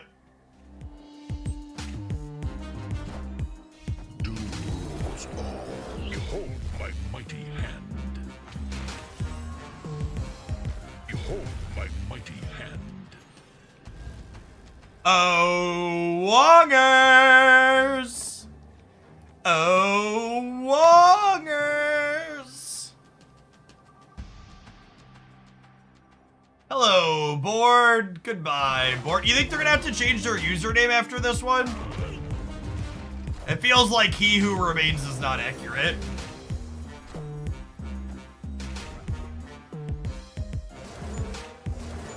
Is Swarm just for Gambit Ambo? Is there any reason why it's better than Apocalypse? Is there any reason why Apocalypse is better than Swarm? Behold my mighty hand. Behold my mighty hand. Sprinkle a little bit of board, be gone. Victory. Victory.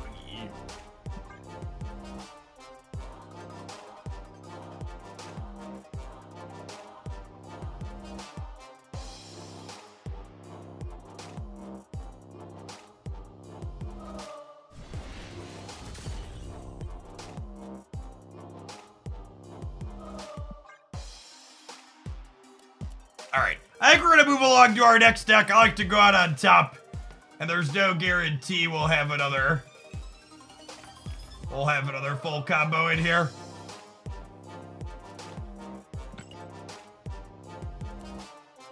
The opponent doesn't counter, this always wins no matter what. Yes, unironically, I think this deck is the best go big combo in Marvel Snap right now. If your opponent is just purely racing you, not interacting with you, I don't think there is a single other deck in the game that's just pure racing that keeps up with this. And I also think part of the appeal of this deck is that even when you play against someone who's being interactive, the Brood Absorbing Man Silver Surfer sub-package still lets you win some games where your opponent's interacting with you. And the skill in playing a deck like this is being able to appropriately identify the matchup that you're playing and switch between those two plans depending on which is ideal. Yeah, so the full combo is you wave into Onslaught on 4, and then you Sarah the Onslaught path on 5, and then you can go Wong, Mystique my Wong. You can go Wong, Mystique my Wong, Gambit Surfer on turn 6. And if you really get it set up with Limbo, you can have Onslaught, Mystique my Onslaught, Wong the double Onslaught path, and then Surfer or Gambit depending on what you have. Don't you think Hella decks would be able to duck priority? No, not usually. And you could play around that a lot of the time too.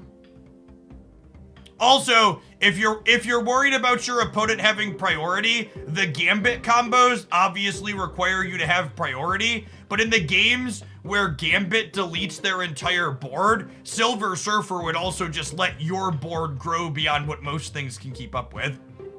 So against a deck like Living Tribunal, it's easy to throw priority, but against a deck like Hella, you could just not have priority. How many leeches have you faced? Not a lot, chat. Leech is not a good card. I get that it was exciting and it saw a bit of play because it was like the new thing that got buffed, but Leech is really not felt stellar. And I'm excited. I'm curious to see how this deck plays out because literally every single Blink Jubilee Leech deck that I've played has felt aggressively mediocre. All of the Blink decks that have felt really solid to me are the ones that are turning 3s into 5s and 6s. So I'm curious to see how this goes because it has all right stats on Untapped and a smaller sample. But Domino's probably nonsense, and the rest of it is eh. I actually have boosters for Domino, and we have 1, 2, 3, 4. We have 4 Domino splits. That's funny. I'm just like, this card's just not really playable in general, so I'm not spewing splitting her, even with boosters. But I'm actually curious, what are the stats on Leech before we dive in? Performing in a more generic snapshot. My anecdotes has been it's not been great.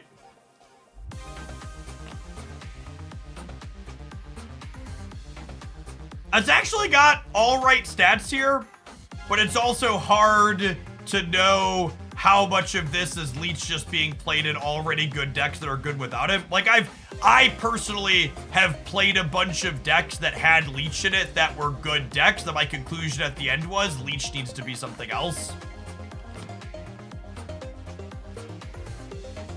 It's a little bit hard to measure per card stats with a card that's just a tech card, yeah. Alright, let's see how this pile of Blink +4 energy cards goes again.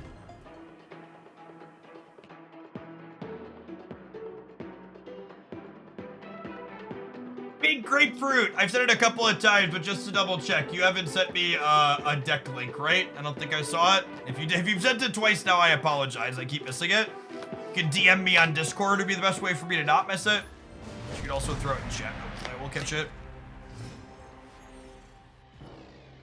Oh, snap.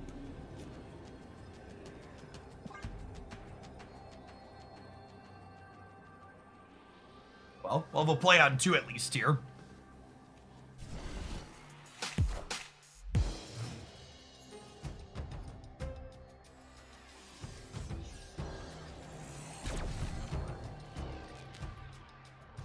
Right on time.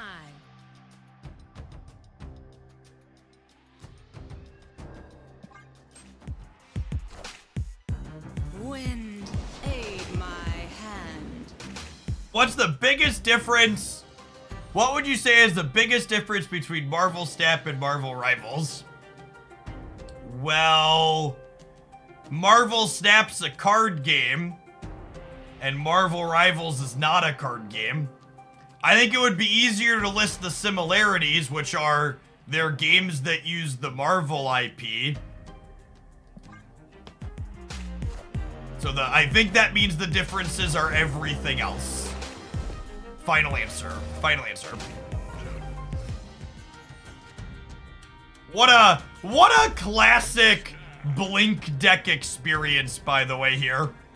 And this is why the Jubilee builds of Blink have felt real mediocre to me. Like, here's my Jubilee deck. You can get Mobius, Red Guardian, Nocturne, Leech, or Blink to turn this card into one of these other cheaper cards. Escaped. When you are looking for my deck list in Untapped, you should be aware that snap on turn 1 or no guts. Budge, you snapped on turn 4. Why are you fucking emoting me? Click the button on the first turn and I'd play best of 1 with you.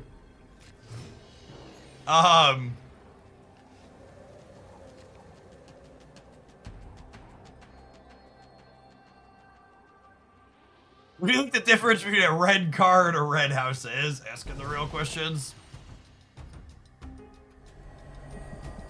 What are the odds? What are the odds? Oh, look, I found a good use for Domino. Sorry, hun.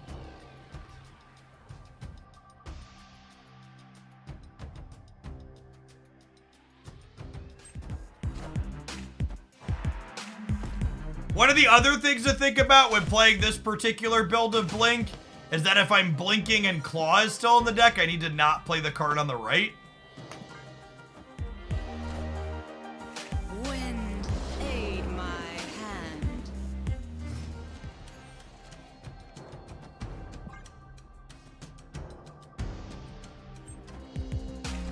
Is Shaw worth 6k tokens? I think if you are someone who enjoys playing Silver Surfer, then Sebastian Shaw is a really solid pickup.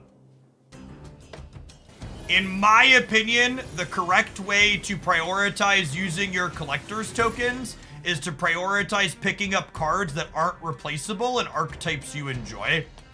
So any Silver Surfer deck is going to be much worse with a different 3-drop over Sebastian Shaw because he's one of that archetype's best sources of extra stats.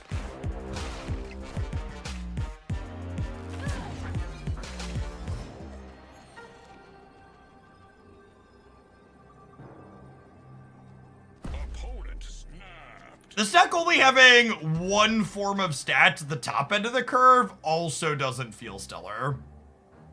Like, I just can't ever win the game, yeah?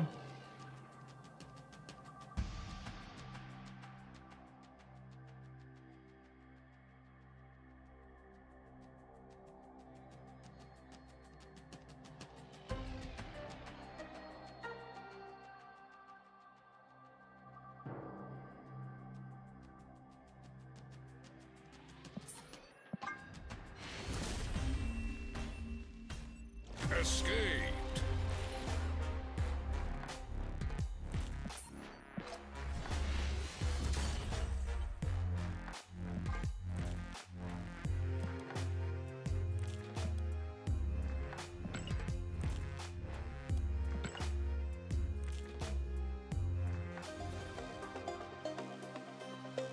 Oh, we could split Nocturne, chat. Do I spew and split Nocturne so she can start showing up in my bonus booster shop?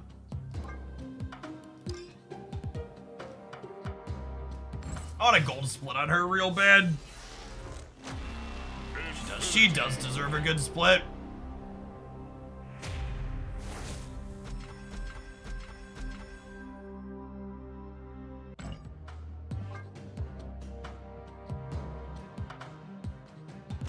We playing enough of her that we playing enough for her that we can work our way up towards that relatively quickly.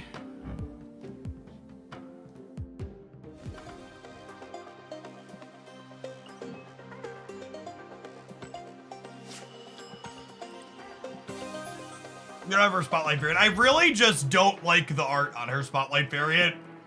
And it's upsetting that it's her only variant. in the game right now, but I think I'm gonna hold out for something else.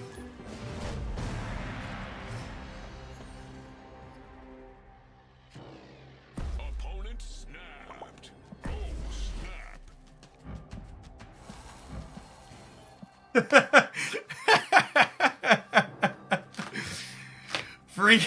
Freaking blink text chat.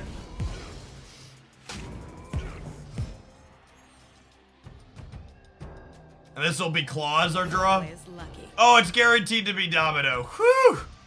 Thank fucking goodness. What a champ, that domino. Busted.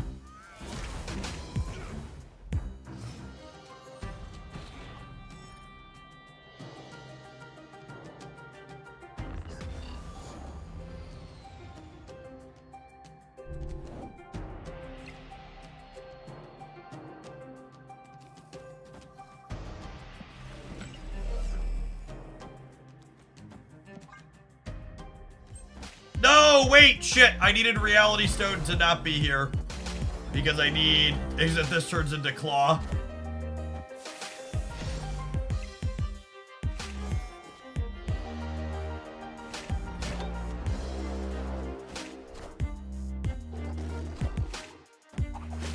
Nailed it. What an easy game. Thanks, Expansion. Appreciate you, bud.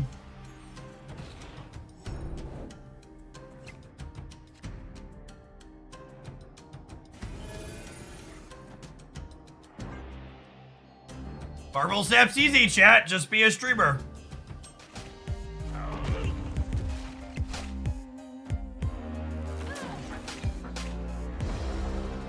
Oh, why is Leech so terrible?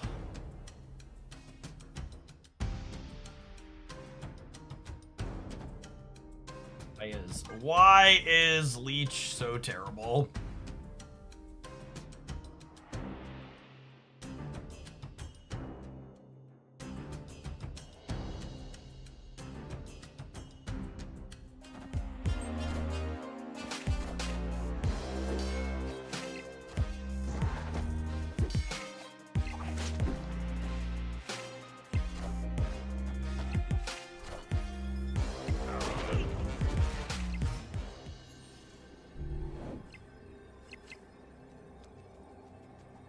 Right on time, Mobius. Welcome to the party. Appreciate you being here. They're probably also moving Nocturne to the right, yeah?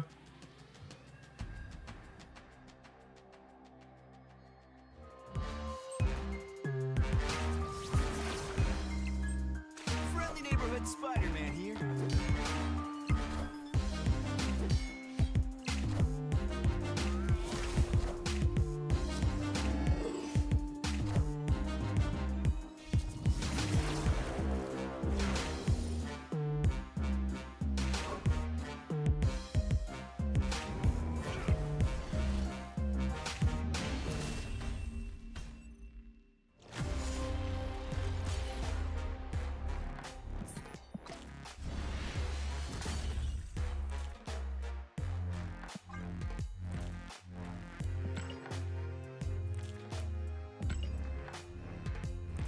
I was expecting the Domino deck to feel a little rough around the edges, but this is tough even for that.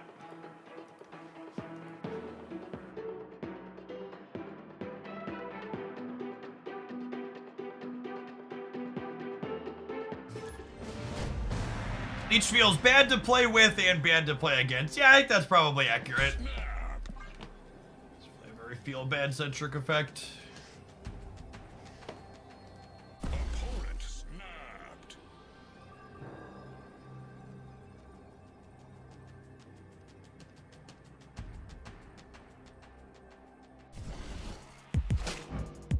Hey, thanks for your love and buds, Rugged. Welcome back. Afternoon. Someone hit top 1 on the ladder with this. No! Someone who was top 1 on the ladder with this was playing it. Those things are different. They didn't start from 70 and play this to 1.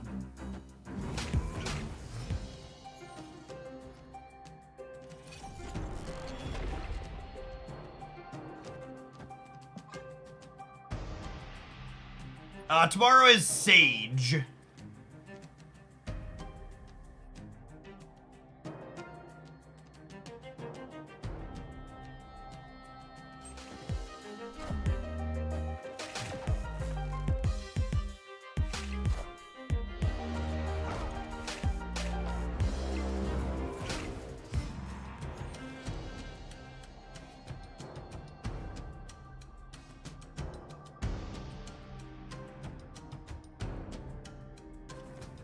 I'm gonna Nocturne here, and we'll move here and get rid of this, and then blink it, I think.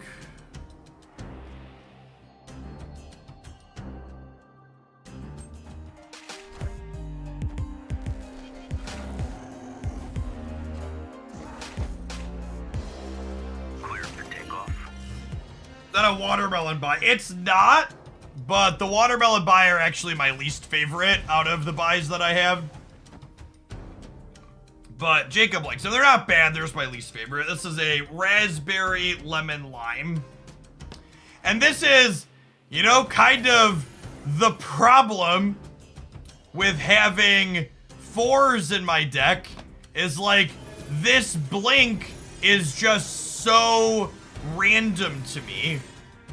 It's just so random in total output, right? Like this could be a Leech, it could be a Claw, it could be Enchantress, it could be Jubilee into Mobius. I could be getting an upgrade, but I could be getting a sizable downgrade too.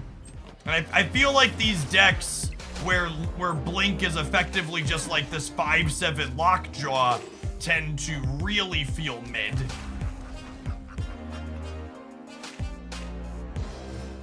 We hit one of the better outcomes here.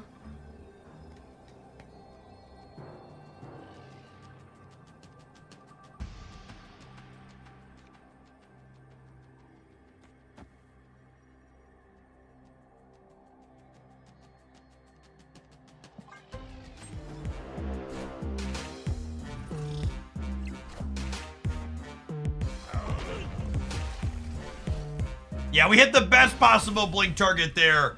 And I looked at my cards and I was like, I have no idea how we win the game. Oh, sorry I put it. Apologies.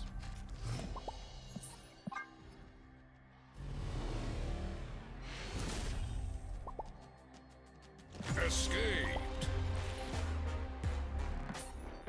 Let's give it a couple more spins here, but this one is unfortunately performing exactly up to expectations. Frame rate. Got 7 Nocturne boosters out of it though, so not all bad. It ain't all bad. The sad part about Nocturne not having any variant art in the pipeline is that when they do eventually get variant art for her, it's probably not going to be a regular variant. It's going to be for a spotlight. And the spotlights are data mined through July. So my first chance to get a good Nocturne variant is going to be in like August. You have to play the base art version of this card for like the next 3 months. Snap. It's gross. Opponent snapped.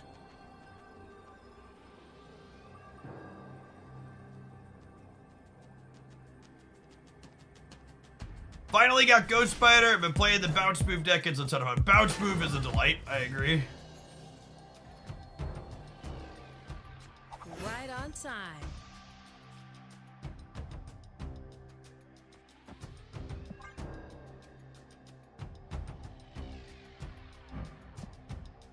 I really like a bunch of Domino's variants, but man, has she felt bad to draw in basically every game.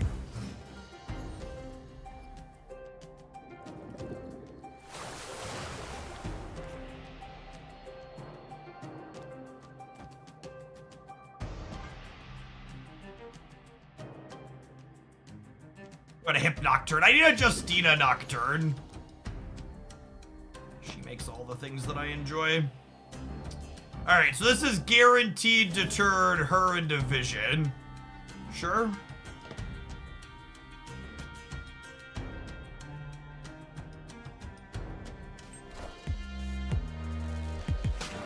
It's wild that you've drawn Domino on the same turn every game.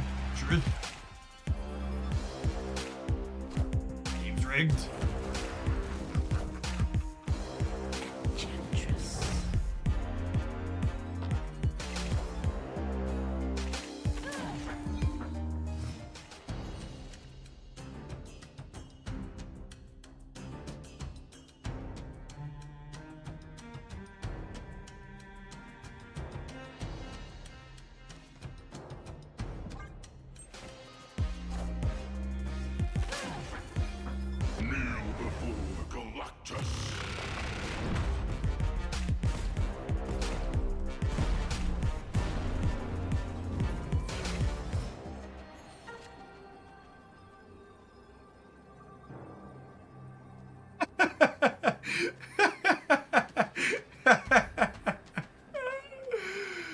Okay, that's funny.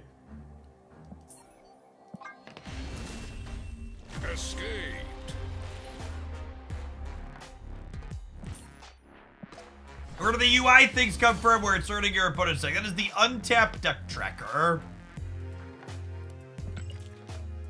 It's very, very useful, especially for your own deck with cards like blank to help you quickly see at a glance what's coming, what your output range is. Grab the tracker from here. Play it on PC.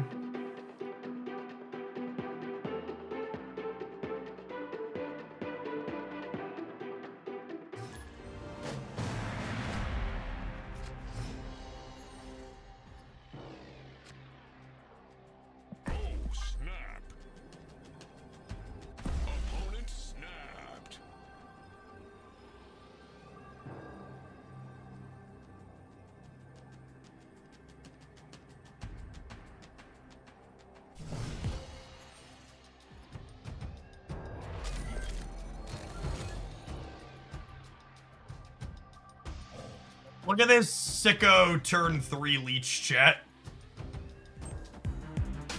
Maybe that's why Leech has felt bad. We haven't been zabuing him out. It's the obvious solution here. It's so easy to see now that it's right in front of me.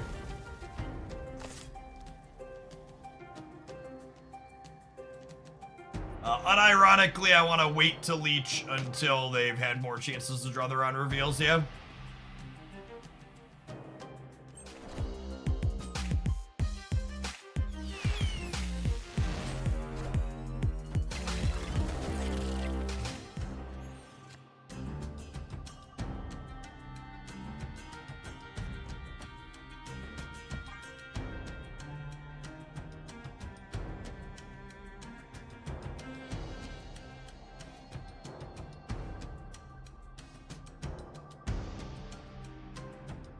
Good chill stream. Thank you to whoever brought me here when some other guy logged out. Thanks for hanging out, Rick.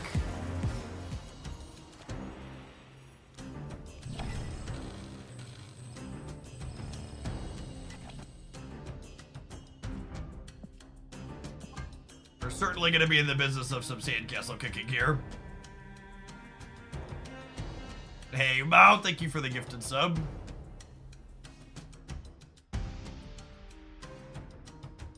I don't know, it's so hard to not play into my Shuri, right? It might be right to just Enchantress or Leech this turn. But I also want to put some stats down.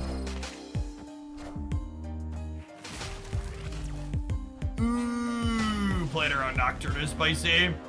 Sweet, them playing around Nocturne like this should mean Leech gets to mess them up, yeah?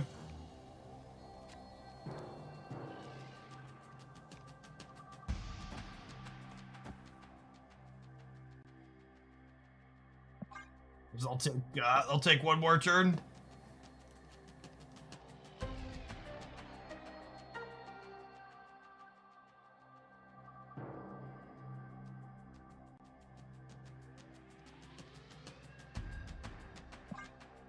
Technically I should go hide this over here just in case.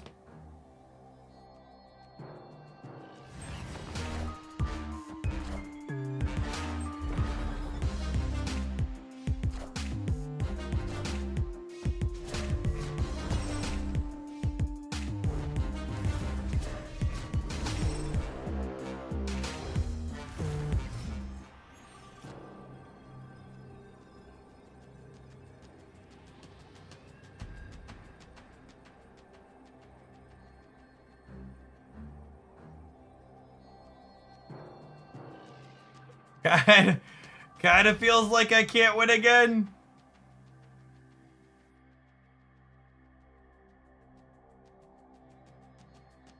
Is this my best shot to win? Just hope that 14 clutches the middle.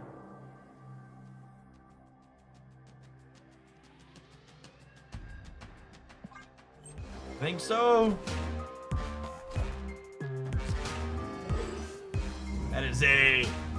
That is a claw buff game win there, chat. Victory.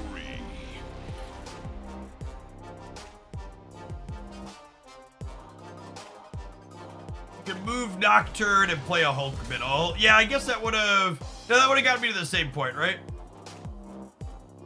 And our drops ending. Drops run through Thursday, so you got a little bit still.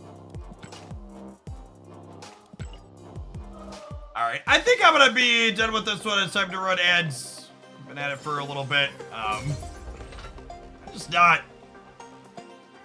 I'm gonna give the same wrap up we've given a couple of times today already, which is these Jubilee Leech Blink decks really just don't seem stellar.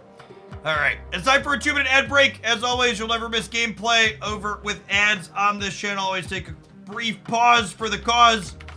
If you want an easy way to dodge ads, you can consider subscribing to the channel either for free with Twitch Prime with your own dollar dues, or you can check out our sponsored mobile game for the week, Marvel Strike Force, in chat. If you haven't checked them out before, install it using my link on Android or iOS and play through to level 7 or 30 to get a free sub gift to the channel while checking out a sweet game. Otherwise, we'll see you in 120 seconds. Thanks for hanging out. Don't go anywhere, gamers. I will BRB subscribers.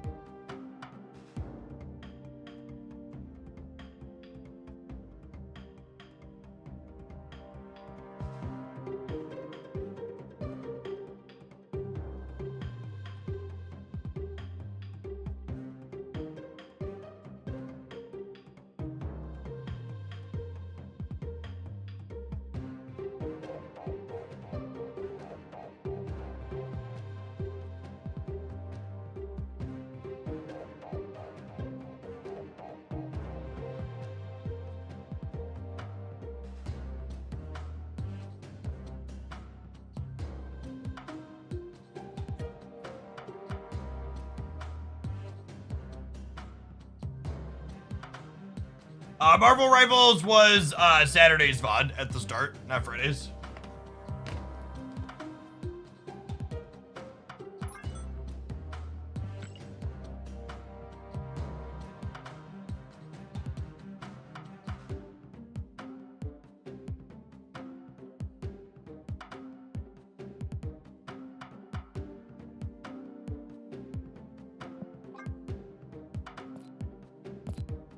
Make sure we're not missing any obvious ones here.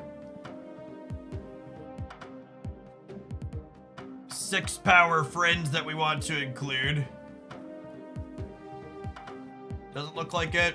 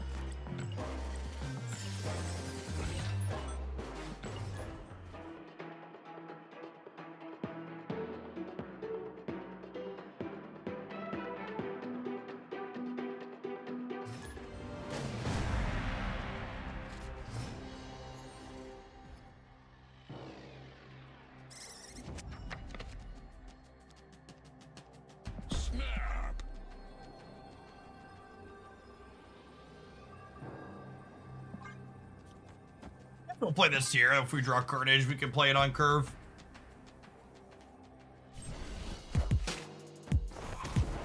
We are Cerebro 6 gaming this evening.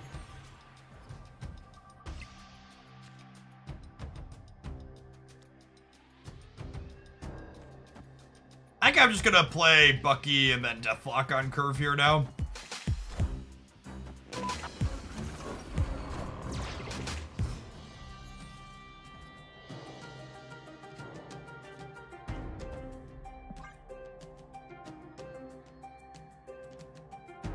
Obviously not bad for our draw, all things considered.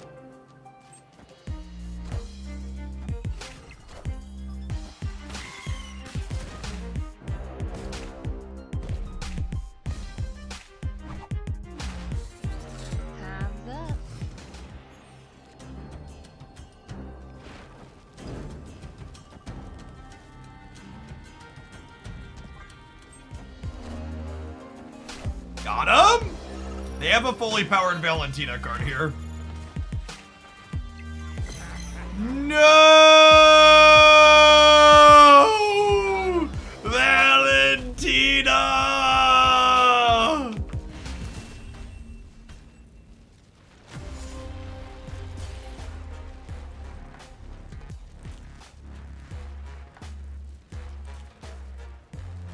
Hey, Dirt It! Thanks for checking out the Marvel Strike Force promo. Enjoy your gift sub.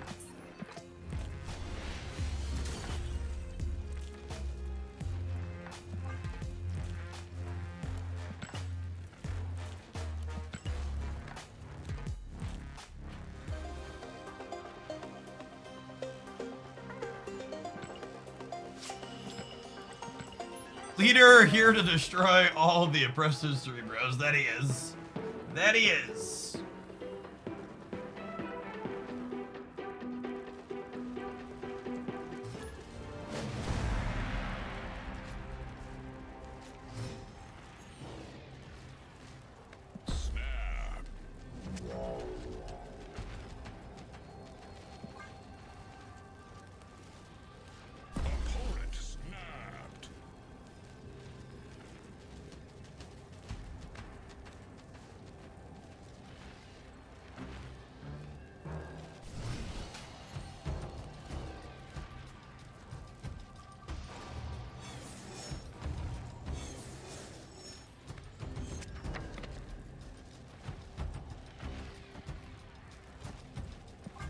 If we do this, well, I was gonna say into another one into Lady Death Strike on 4. We're losing the extra energy now. This gives us enough time to set up War Machine into the Sanctum, which is nice.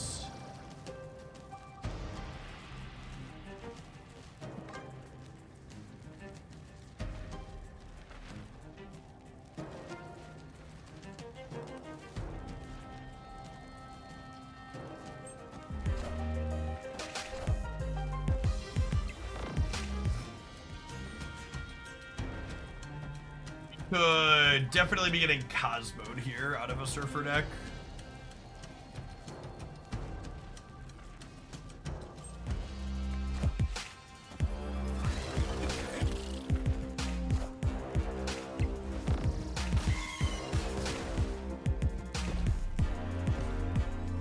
I have priority now, so I can Lady Death Strike them on the right.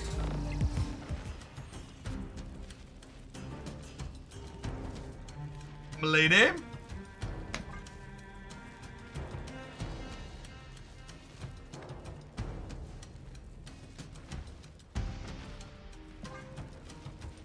Yeah, he does sublime. Want to get caught not being able to kill them later. Yeah, cool.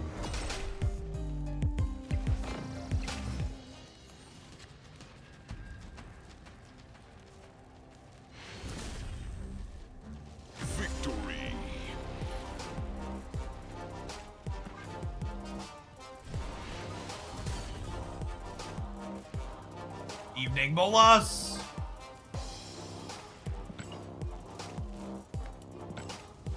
Ah, Star-Lord.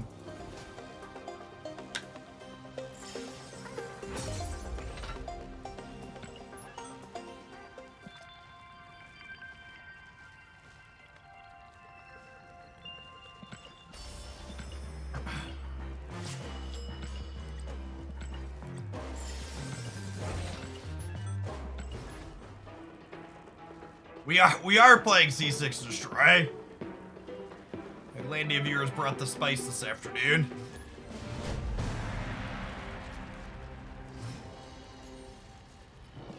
Oh, snap.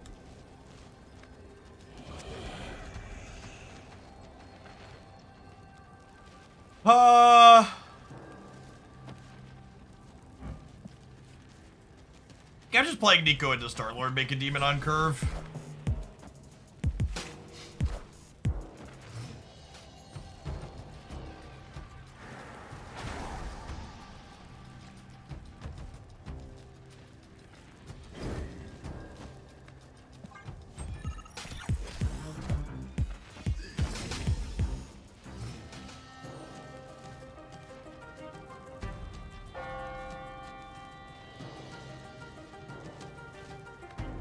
You have a favorite content creator aside from yourself? So my content watching tends to be very biased in favor of people who stream opposite schedules of mine, because obviously I can't watch streams while I work.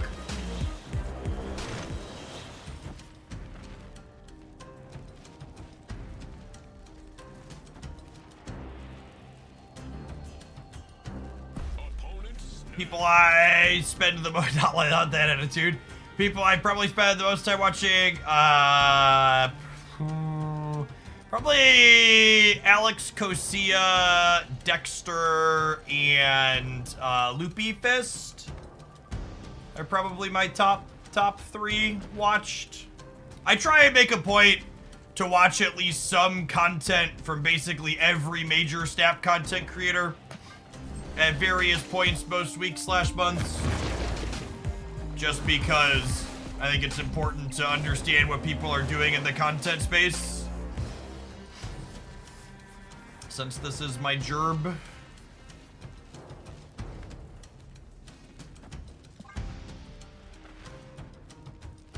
Cerebro Neck has died 2-man thing. Sounds about right. Escaped.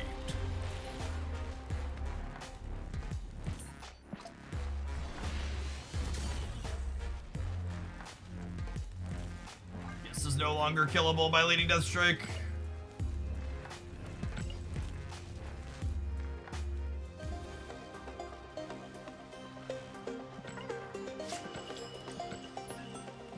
Yo Woody is someone I watch a good bit of too. I have long-running paid subs to Alex Kosia and Loopy, and then usually my Prime gets sent Woody's way.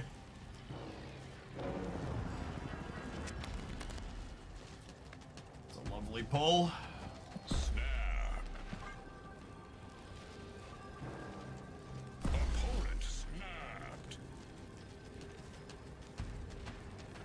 Your boss sucks if you can't watch streams while you work, big mood.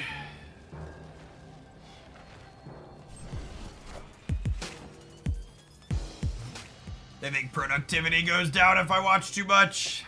It's just unfortunate.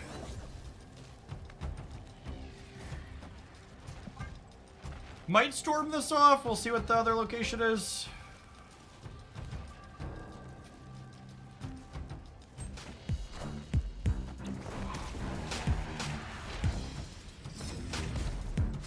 I suppose. We have a bunch of pickups here.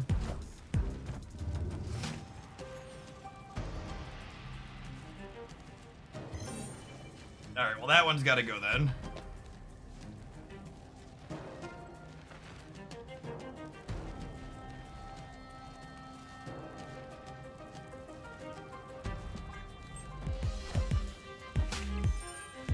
Wind, aid my hand.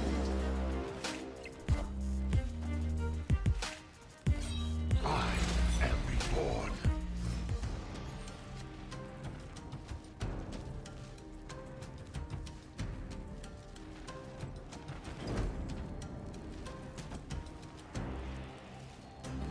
A plan to blow this up on the last turn.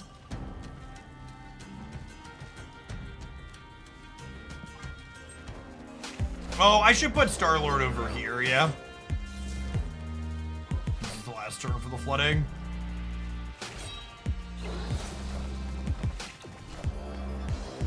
play.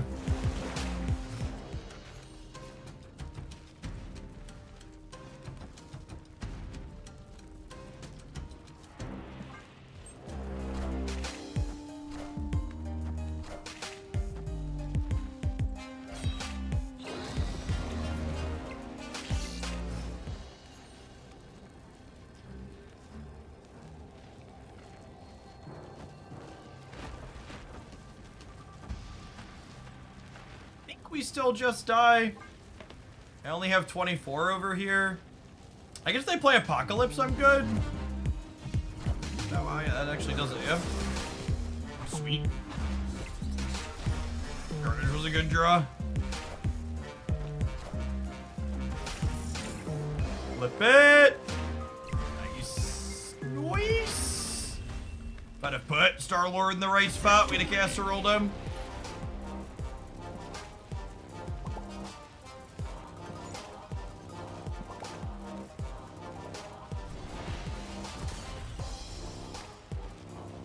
I gotta admit, chat, the more Feeboat is growing on me.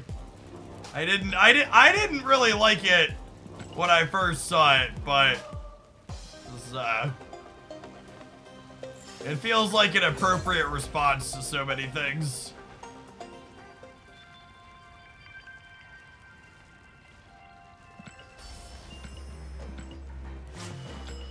What does casserole mean? It means you won all 3 lanes.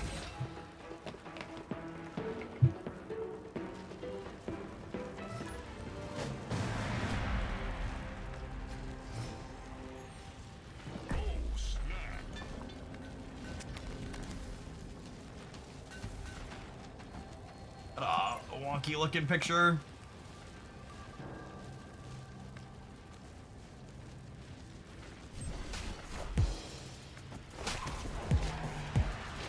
Two and 22. Oof. You're a trooper. We most would have called it quits before then.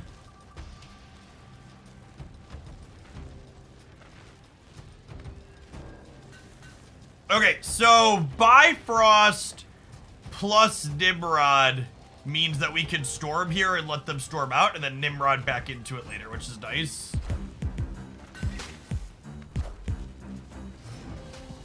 Hey. Gorgeous, Angela.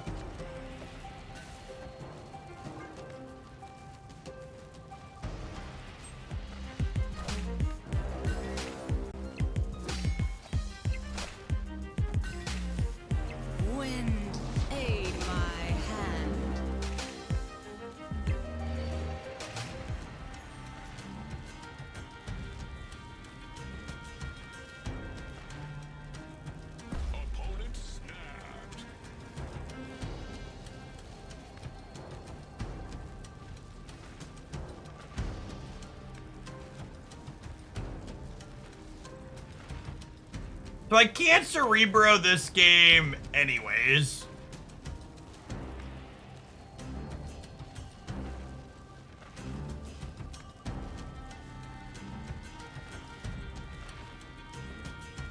I think it's just this.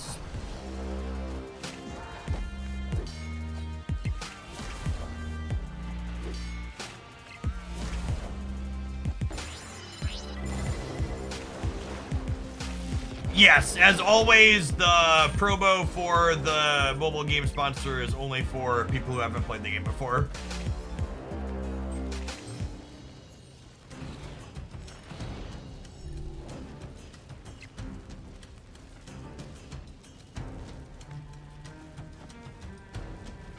I don't think we have enough space left.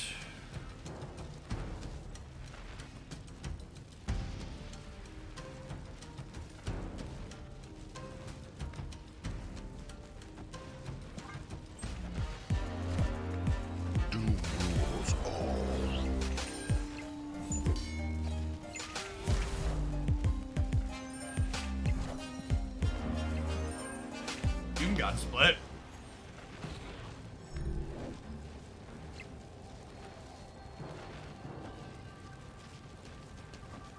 Board space.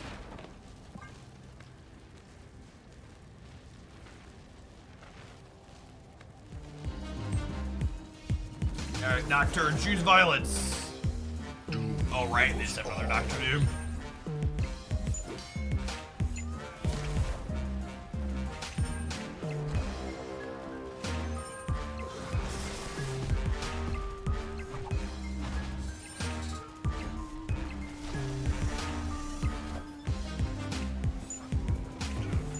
Closer than I was expecting, all things considered.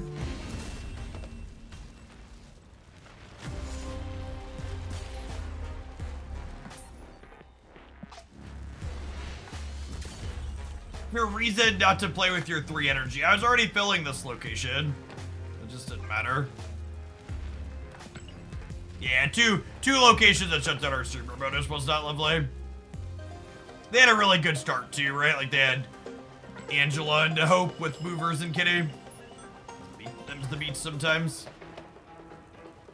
Honestly, it's convenient when your opponent's strong draws line up with the games where you don't have your, or where you have bad location variants. Like, all right, let's just get 2 negatives out of the way at once and move on.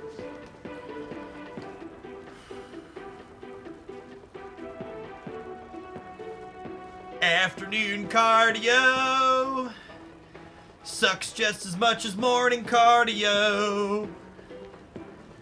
Do do do do do do do.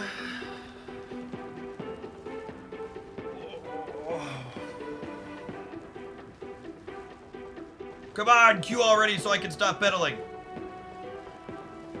Thank you, bro. Appreciate you.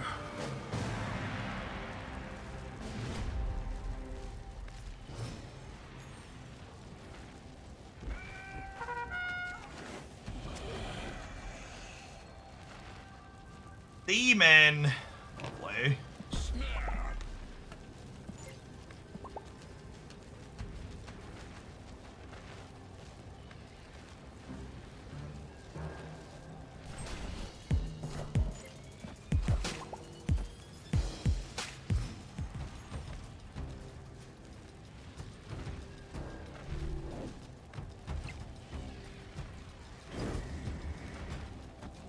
Drop Star-Lord as a demon.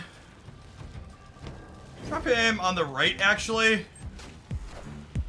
So that way if we have Nimrod on 5 into here, we're not destroying a demon on 6 to crack the Nimrod around the board.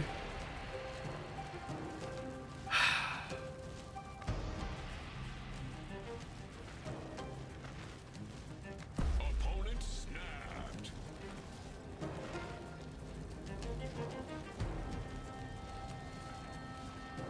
Man, what a crap combo locations.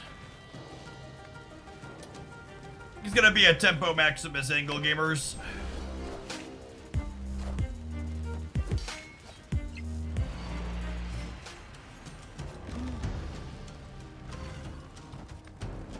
I don't want a Gene left because my left side location is going to end up center.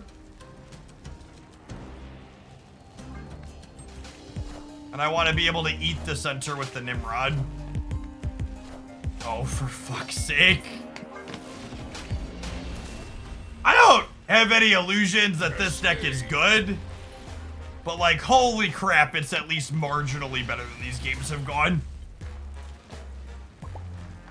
Oof. What's going on, Gearhorn?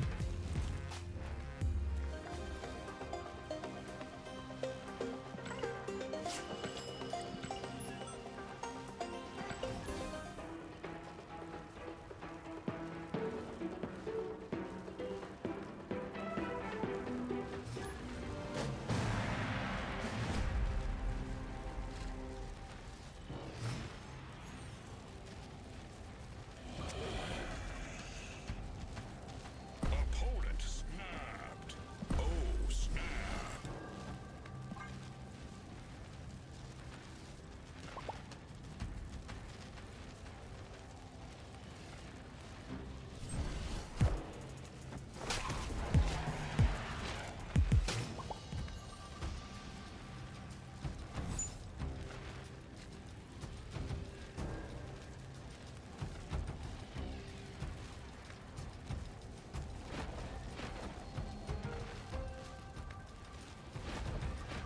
Shit!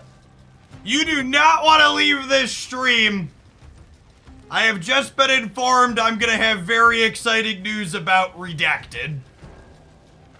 Very soon. Very soon, very exciting news about Redacted. If you're at the end of your workday and you're thinking, I was only going to hang out for a little bit more, make it a few extra minutes. Don't go anywhere. Maybe I should copy my demon instead of being energy efficient here.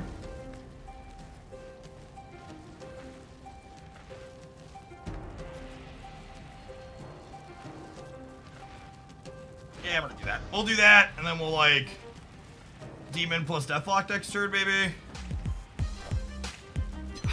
Rude. Not as rude as this rhino's about to be, though.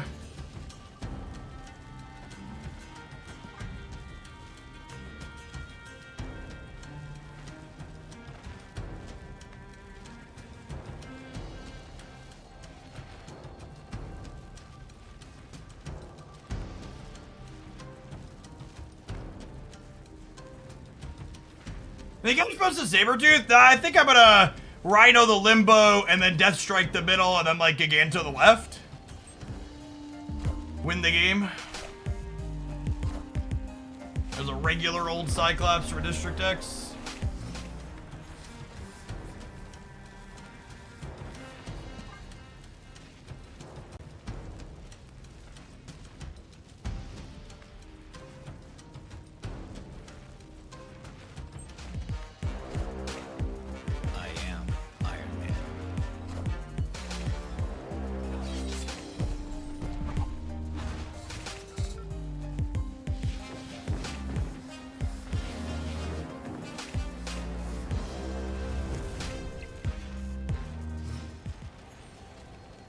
Alright, I think they won't play for here, and I think Giganto's got the left on lock.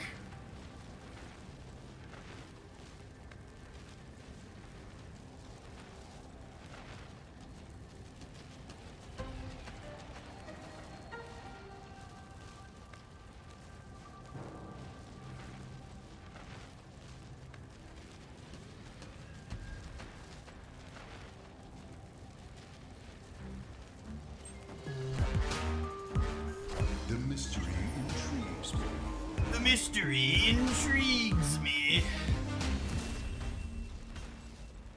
Victory.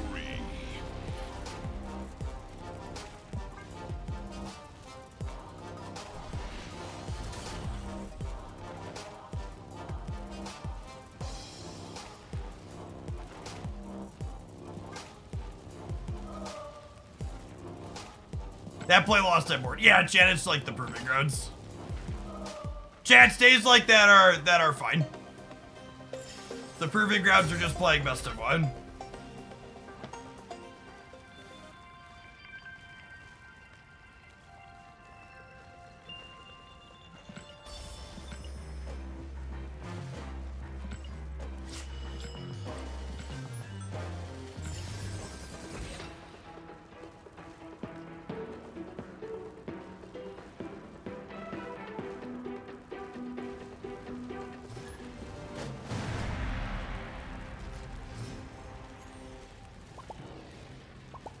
Proving grounds are best of one, tell that to my opponents. Unlucky.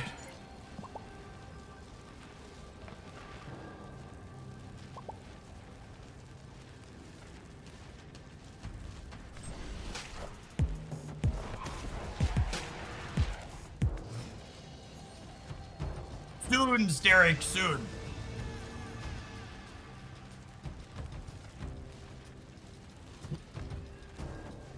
I'll put Bucky over here because I'm going to storm Dream Dimension because I'm not a monster.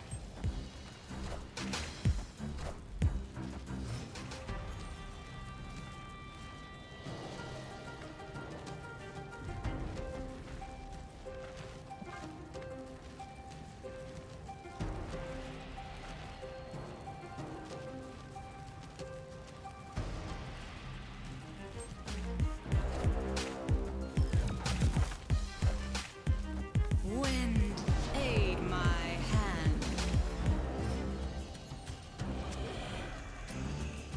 Ooh, a piece of candy, chat. Nummy nummy candy. Nummy nummy candy. Shiggity Shrek, get fucking wrecked, gamer. Thanks for the widow's bite, bud. Little bit of demon candy to go with my goblin. A truly, truly glorious and lovely day. See, chat? We just had to keep the faith. Just had to keep the faith for a little moment. Our time was coming.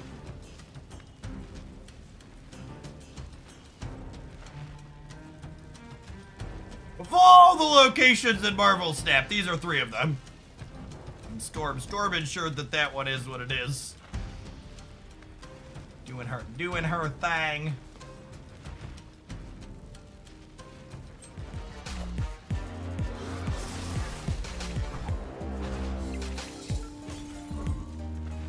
I should tell my opponents to get a bike chair so they can sweat in their office instead of the proving grounds.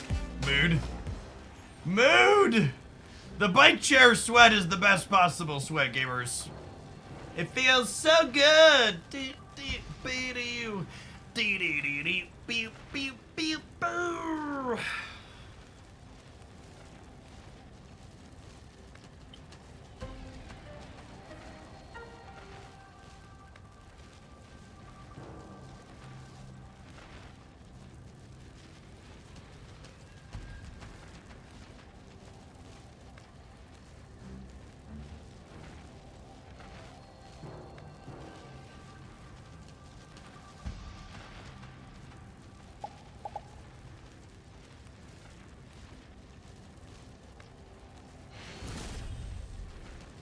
Victory.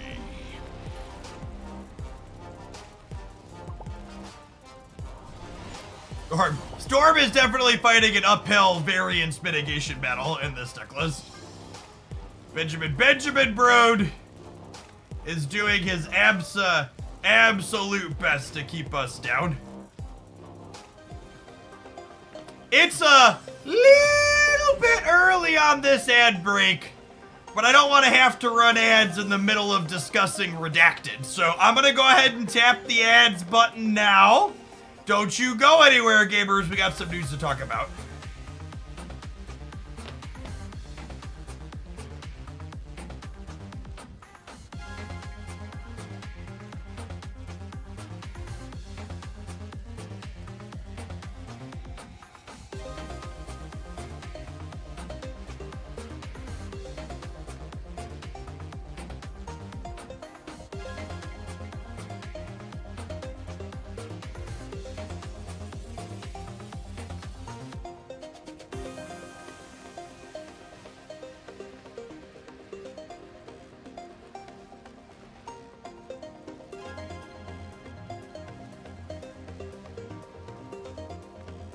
A little upper body workout in here while we get the lower body in.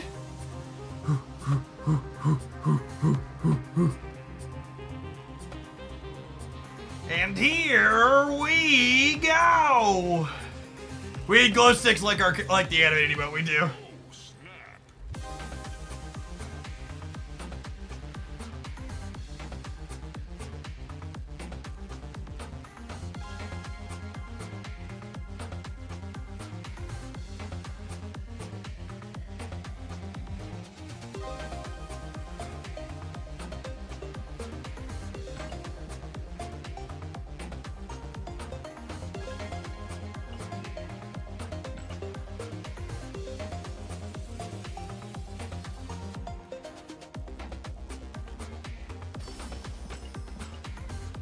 Claim some boosters.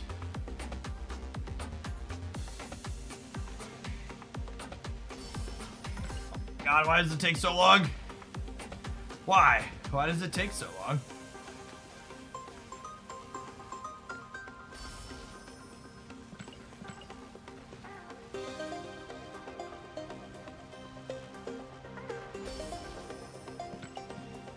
Cloak boosters are what I need. I don't have gold on him yet, but he's not very good, so.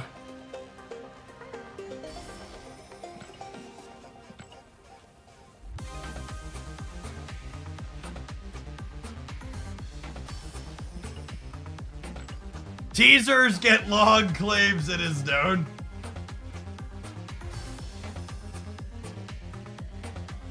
Rogue most stars already have 2 perfect splits on her.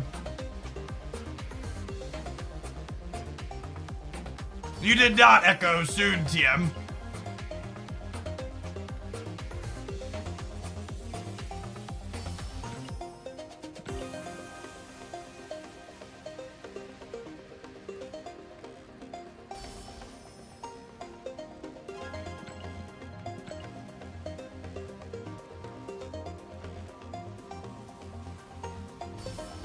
Yeah, I sometimes those do half hour. It's really strange. There's one of those in Canada too, where there are plus a half hour between things. That's gotta be hyper annoying to work remotely with. Oh, snap.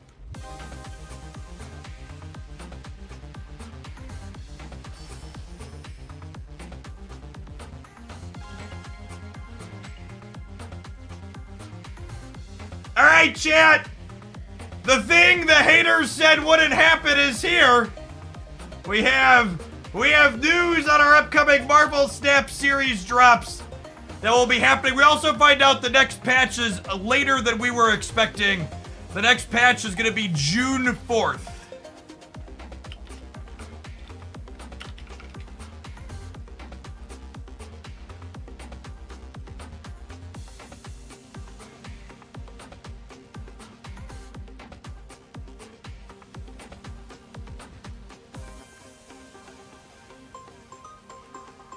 Which means our next OTA is May 30th. It's gonna be a little bit. It's gonna be a minute. We've got some series drops.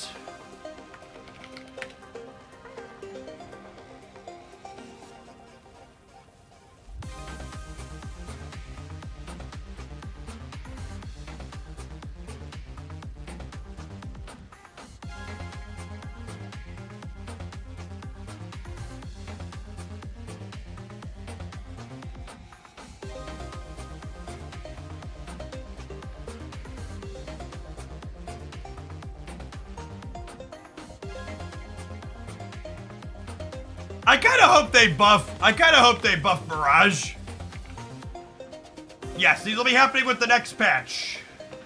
I'm gonna go post this in a couple of places real quick here.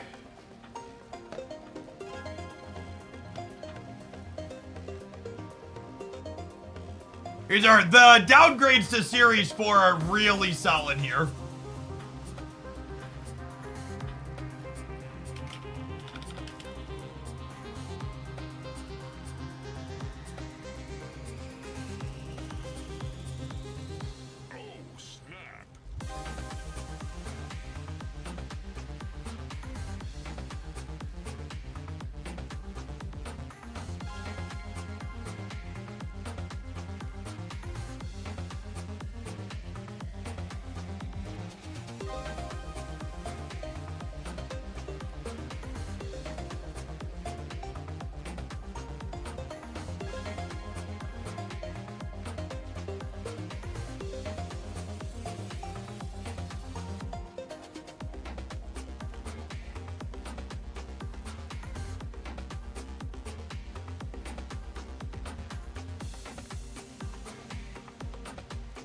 The new player started last month.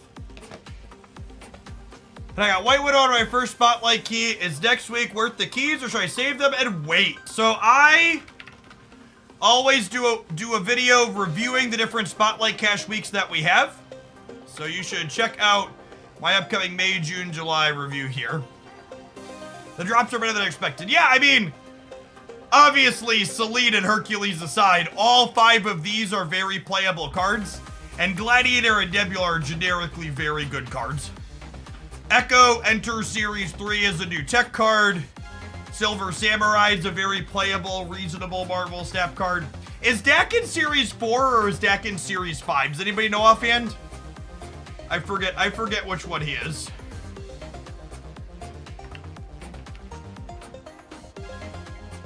He's 4. Okay, him being Series 4 is good because Dakin's basically, if you're playing Silver Samurai, you usually want Dakin in your deck as well.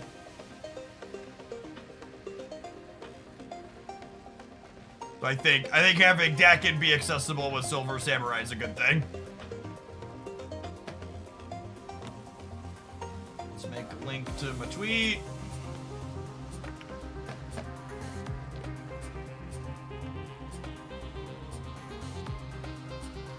Twitch drops and series drops. Oh, snap. Like the series drops commands. Martyr's just bad, right? That's not true at all. Martyr's plenty playable in a handful of decks. She just is only playable in decks that fill their board up. I'm trying to confirm that the patch is delayed a week and that the next OTA is into the 30th. I'll let you know if I have something to share on that. But yeah, the patch is back a week from where it should have been. I wonder if they hit issues. Because the patch should have been on the 28th.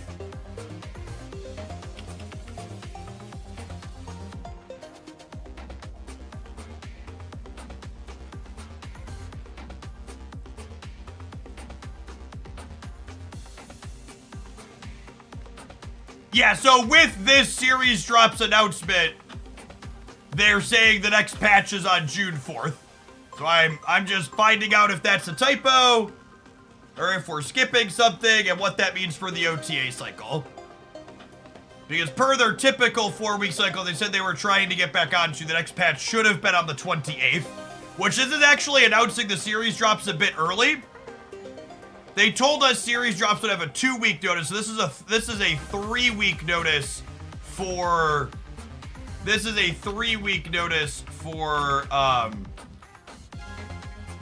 for these if the patch is on the 4th, whereas it would be a 2-week notice if the patch was on the 28th.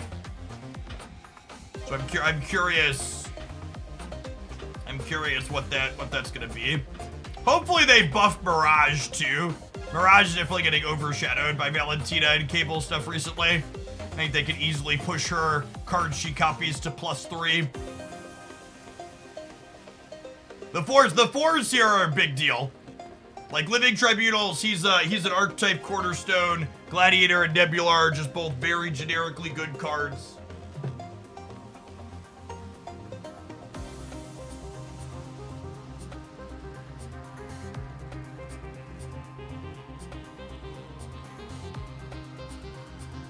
Jean's solid too. I really like that they didn't shy away from series dropping Jean after they buffed her and she became a format staple.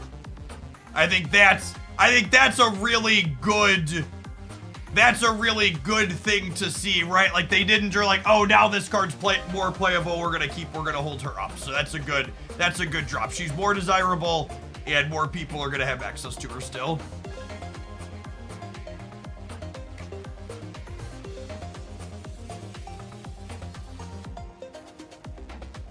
Oh yeah, do I need to update my Spotlight cache review now? This impacts some of my potential Spotlight cache reviews, right? Because Gladiator and Tribunal are coming up. Yeah, that makes next week a bit weaker. Or makes tomorrow's cache a bit weaker. I'm really glad they announced this. Like, it's so silly to see how many people try and warrant the works. It's like they totally could have waited to announce this till after people pulled for Living Tribunal, right? This week is still insane, by the way. This week is still insane. Is there Gladiator coming up? Athena's a bit weaker. I think this week is still solid.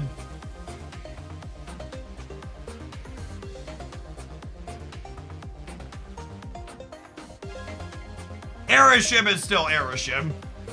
Hopefully they rework Hercules before this week hits. And these are subject to change here still too, so. Bright-Eyed Dash, thank you for the prime, I appreciate that. Welcome back.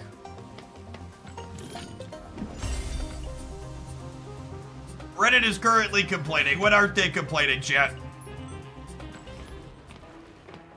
When aren't they complaining?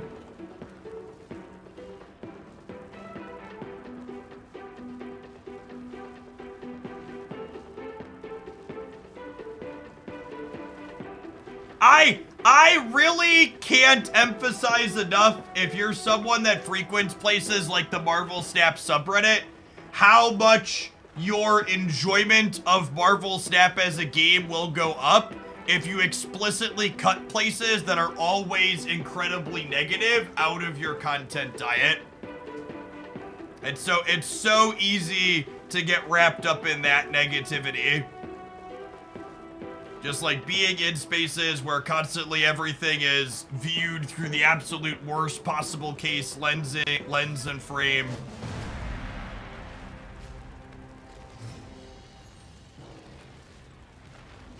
Makes it a lot easier to just never have fun.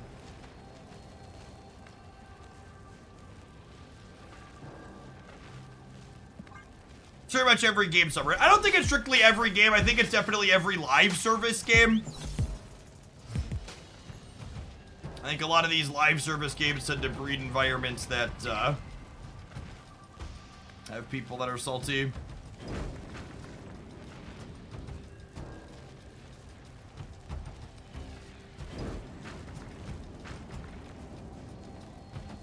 Yeah, smaller communities tend to be better too.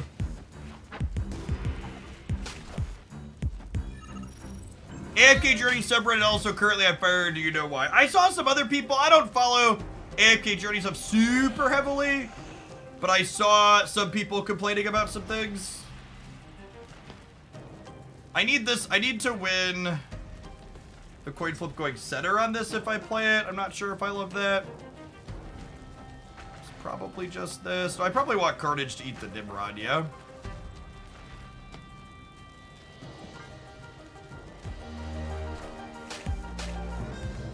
I last played Marvel Snap in October. Is there any chance of me catching up? So, Marvel Snap, as a game system, is very carefully designed so you can always finish collecting all of the Series 3 cards in Marvel Snap, no matter when you start playing. And the way the Spotlight cache system works, the more cards you are missing from Series 4 and 5, the more you will get as you open your keys. Because if you're someone that's missing every key in a Spotlight week, 4 keys guaranteed turns into 3 new cards, maybe even 4 new cards. So unlike a game like Magic Arena or Hearthstone or others, you will always be able to start playing Marvel Snap and get a majority of the cards without spending any money. Very much dead here. It is noteworthy that you cannot get every Series 4 and 5 card at the same time without spending money. That being said, as a free-to-play player, you will get to pick and choose which of the Series 4 and 5 cards you have and which ones you're missing. So you won't have all of them simultaneously, but you'll have agency over which ones you get and which ones you skip.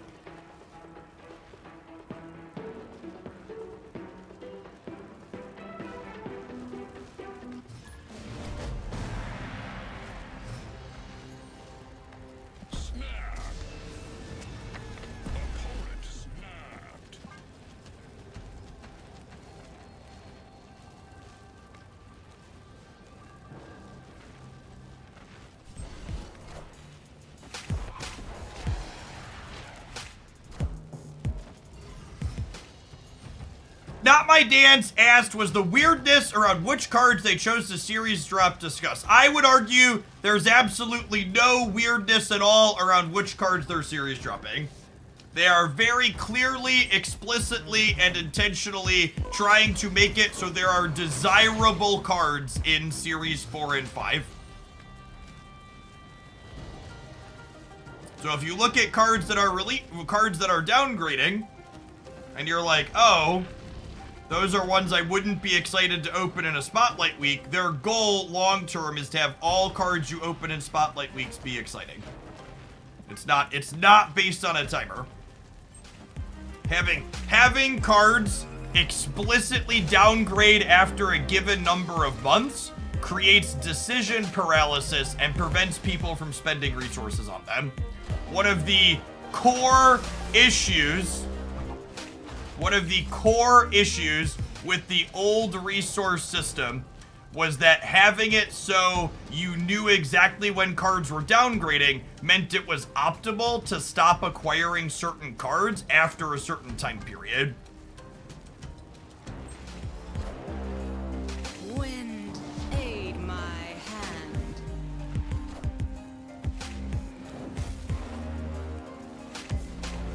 Joke's on you! I'm playing Cerebro 6. My deck sucks, Loki.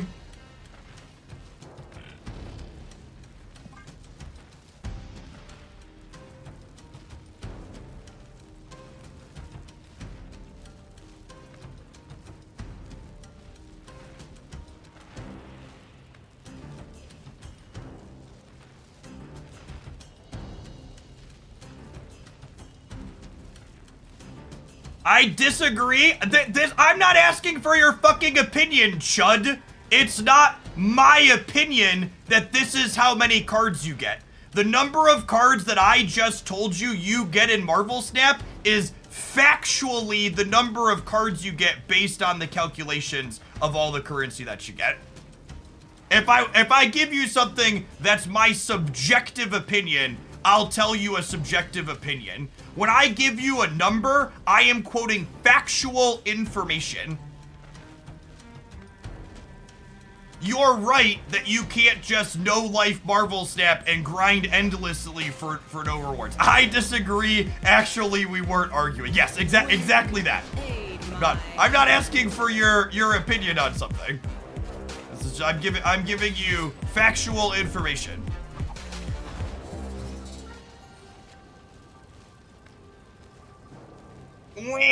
Jeff doesn't respect other people's opinions. Listen, chat. If you tell me 2 + 2 doesn't equal 4 in a base 10 system, that's not your opinion. You're just fucking wrong.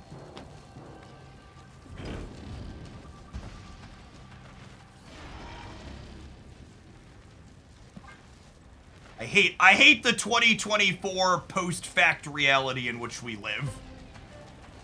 I'm not gonna agree to disagree with you when you're just wrong.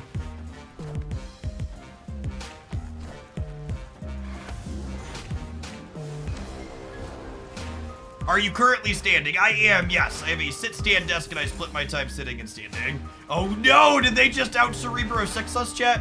No, we went left and right, yeah? Cool. Jeff specified base 10, I can't be pedantic. Listen, I know my audience. I know if I don't specify base 10, someone's gonna try and actually be.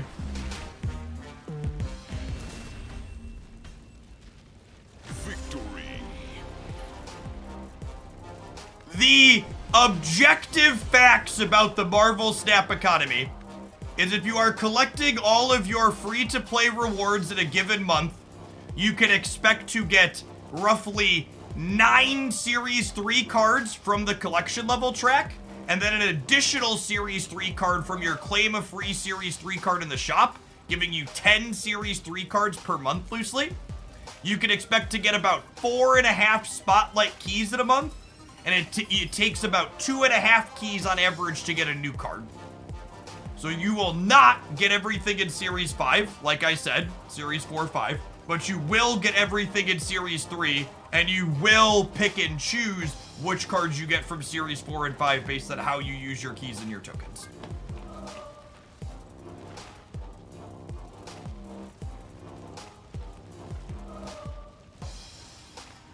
All right. Our next deck is not a hood deck, so I'm going to restart the client really quick here to fix the bug.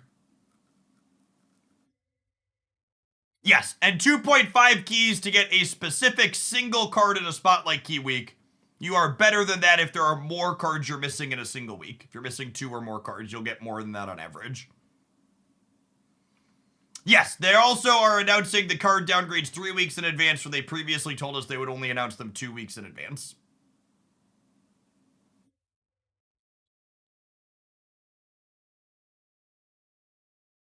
Celine in a cache is Series 5 one day before dropping was kind of a dick move. Listen, chat, if you spent Spotlight keys to chase Celine, none of us could help you. Unironically,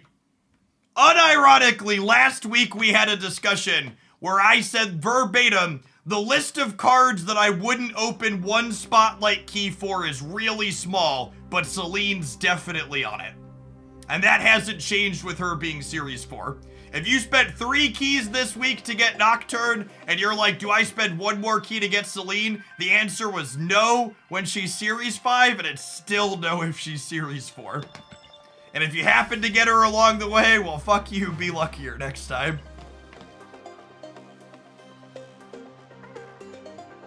I've never been happier to one-tap a card than Nocturne, Moon.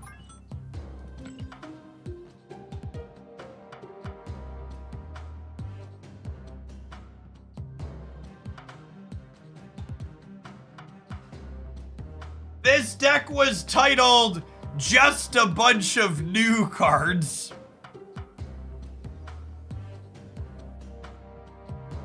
Alright, what can I do here to make this slightly more serviceable? This is the Wallet Warrior deck that Reddit warned you about. I think I'm gonna cut Annie and War Machine for 2 real Marvel Snap cards. And I'll leave the rest. I think we'll put Mysterio in to support Mockingbird. And then we'll... If this game is actually pay to win, this is the pay to win deck Reddit warned you about.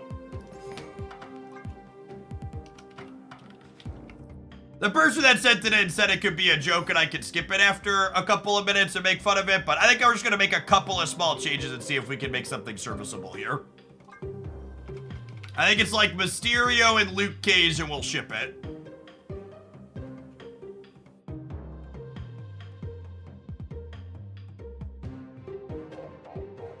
I think this looks fine.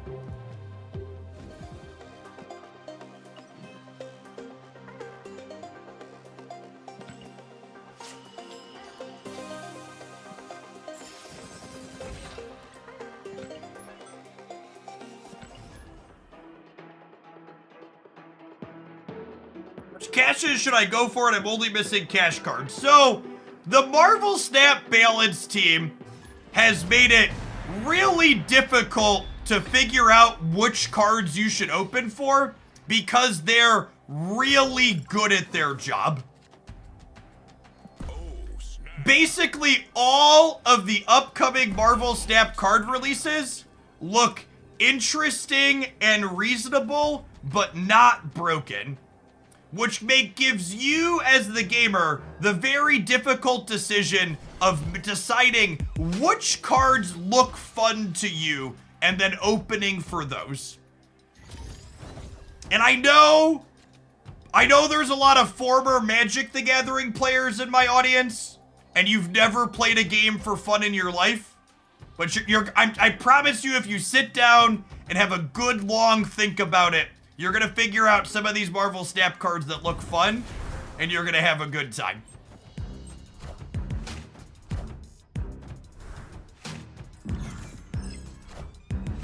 I heard some other content creators talking about how every card looked playable and solid as like it was problematic, and I was just like, oh honey, why are you so hurt?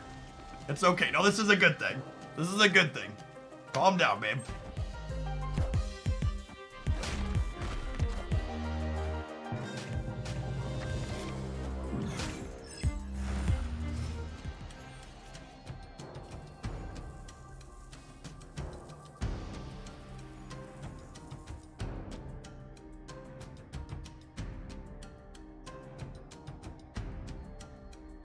I think it's Mockingbird into...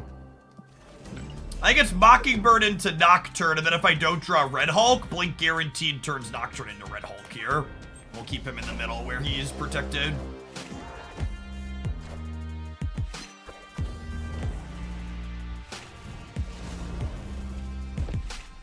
How do you submit decks? I am closed up on deck submissions for today. I'll let you know if I change my mind and reopen them. But typically, on days where we do deck submissions, they are a 10 USD tip for a subscriber to submit a deck. I am going to get rid of Limbo, and then I'm going to turn this into a Red Hulk. Sign me up.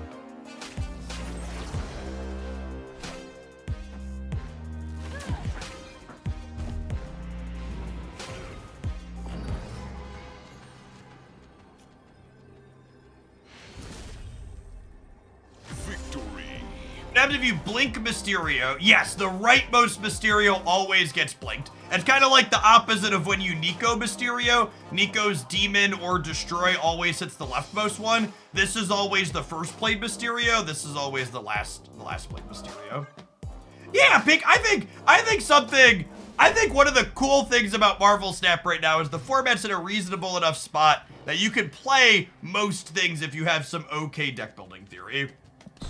And we cut the 2 cards that made the least sense for what you sent in, and we added some synergy, and I bet we could win some games with this and have a good time.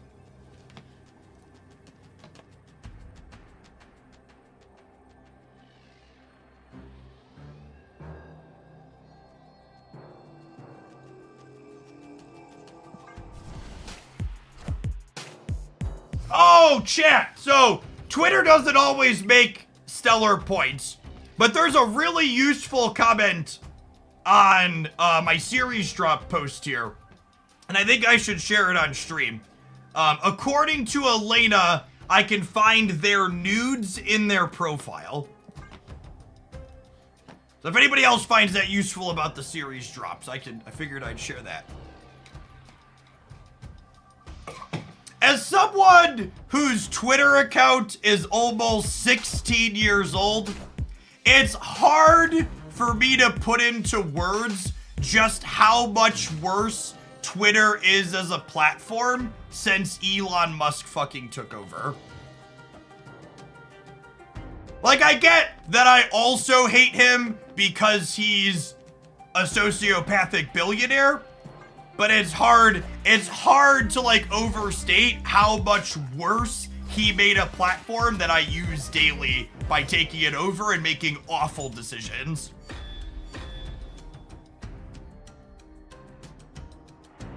I think the best description of the Elon Musk and the Twitter thing is, you know how we were talking about video game subreddits earlier, and you know how you'll go into a video game subreddit and most of the people that chat there think the people that own and make the video game don't know what they're doing and the game would be better off if the gamers took over? Elon Musk and Twitter is basically the living incarnate of a gamer thinking they know better than the people that currently run the company, and also having enough money to buy the company and prove that they definitely fucking don't know better. It's just like, no, you actually, in fact, very much do not know better. Please stop. Please stop making decisions. They're all the wrong ones.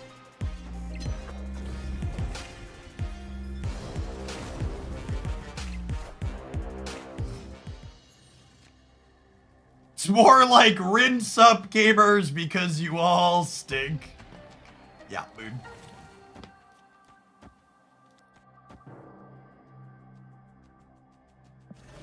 Let's play Lucas and then move Nocturne, just in case Nocturne chooses violence this morning. I'm gonna put Mysterio over here, actually, just so they have to play here. Victory.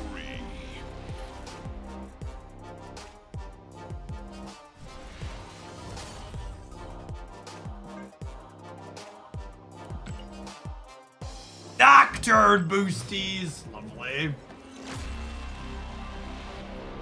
3D.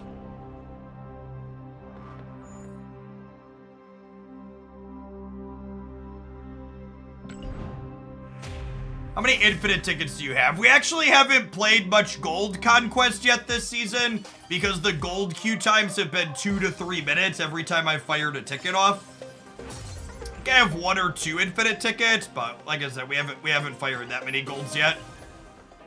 There's still people trying to push through to infinite. Conquest queue times cut down when you're a little later in the season.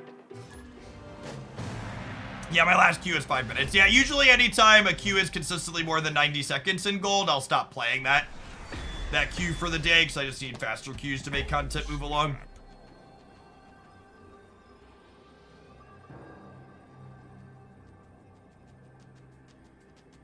Based on all of the nudes on Twitter, he should have rebranded it to Triple X. I'm gonna use that one in the future.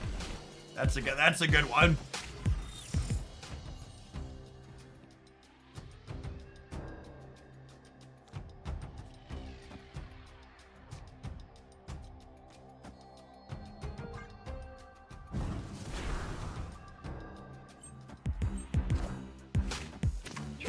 They have a 2/4 White Widows, a little annoying.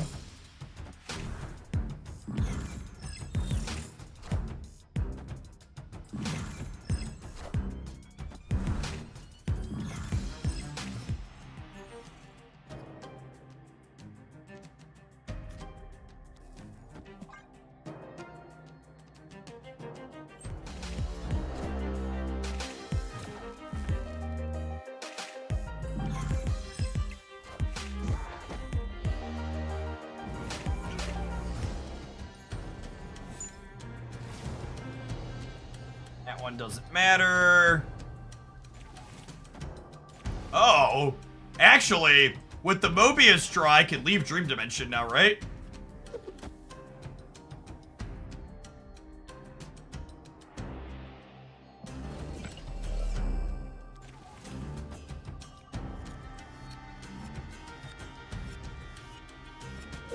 Specifically, what changed since Musk took over the platform to make porn bots more common? He not only fired moderation staff, he also, it was a combination of him firing moderation staff and him just gutting the company's employees in general.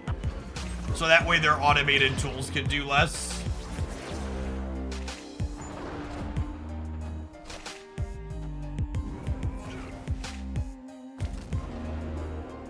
There are no blink targets for any of my stuff in play right now.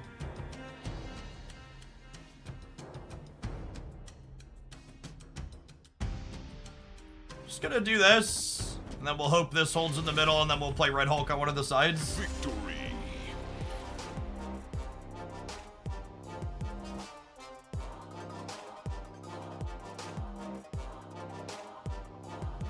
Is it really more porn bots? Yes. Tazo. Like, literally every post I make that gains any amount of traction on Twitter gets porn bot replies. It actually never happened for me before Elon Musk took over. And my reach on Twitter has actually gone down since Elon Musk took over because I refuse to pay him to use Twitter like some type of idiot. So, my reach is smaller, and it's happening when it never happened before.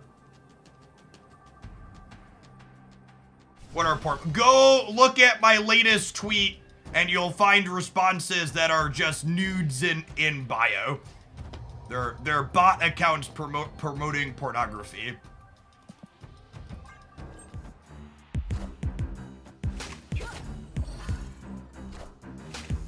What split did you get on your best card, and did you get a special border on it? And by best card, I mean your Discover card, obviously. Obviously. Naturally. Without porn bots, no one would like my posts. What a sad life. And everybody knows your self-worth is attached directly to how many likes you get on Twitter. It's just basic math. If we dodge drawing Red Hulk here, we'll be able to blink Red Guardian into Red Hulk.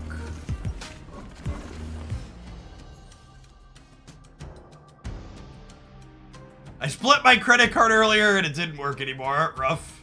Oh, I guess I can't play Blink this turn. My counting was bad. Bad brain is bad.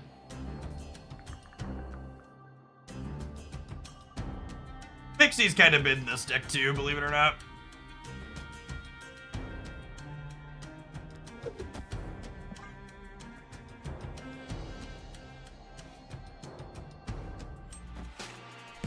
I had to stop using Twitter because they're shoving right-wing politics in my face constantly. That's true.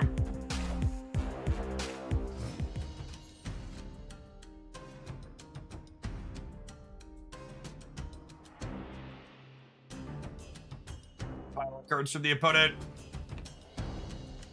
I think it's this. No, other way. I think it's this.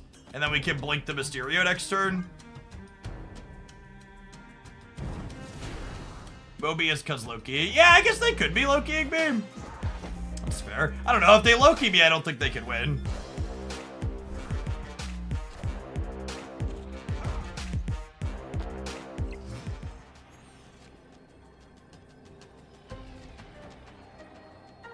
We're 21 here, which is plus 14.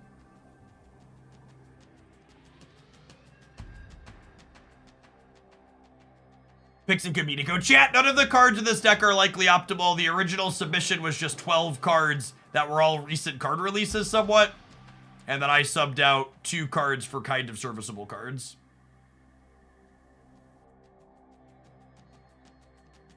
Is Blink still more points? Blink is more if Red Hulk doesn't soak. I think there's a chance Red Hulk soaks, yeah?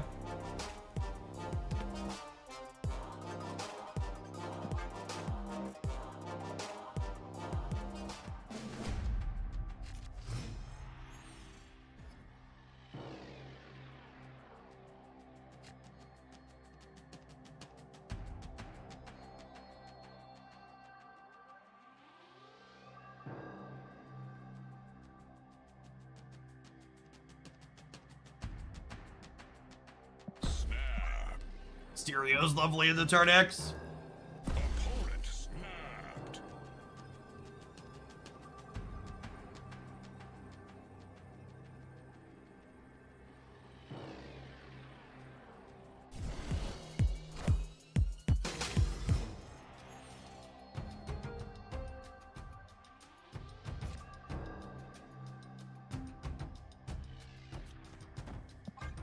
Probably not turning this. We'll see what the right location is.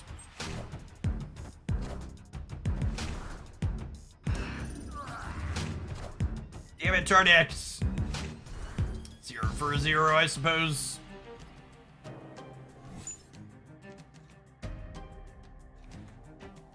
Watch the collector here.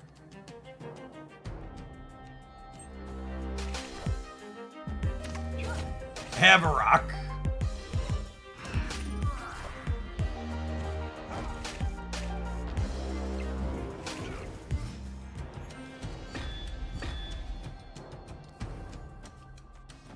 That's great.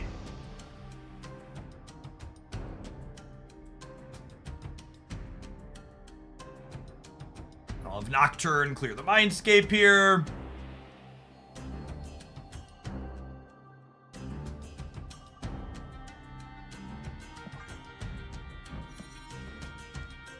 Just making sure I played this second, so that way in case it hits 0, I don't 0 my Nocturne.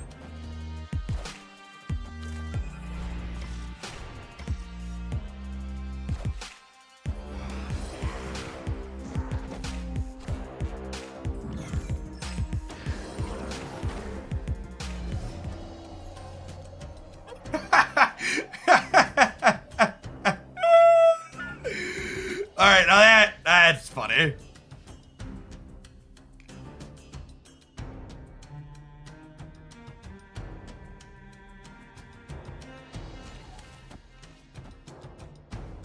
I'm still just doing this.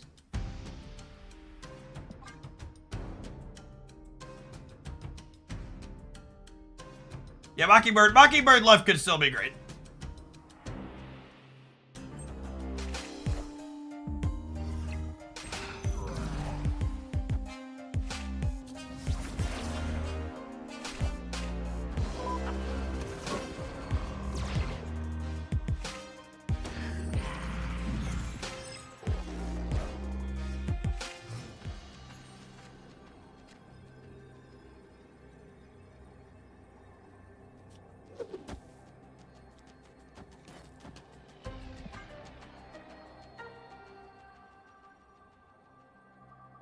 Random vibe can end a few ways on the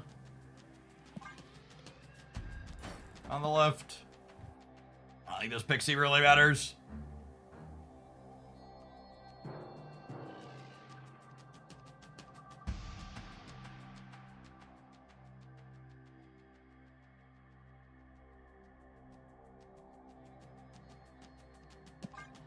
Oh, that's actually a good call. This could be White Tiger, which means I want to leave a space open here. Oh, no! Wait, are we good? I think we're good regardless of what Mockingbird does, yeah? Whew, and she could certainly do that. I think we were good regardless. I was gonna be at 10 and 7.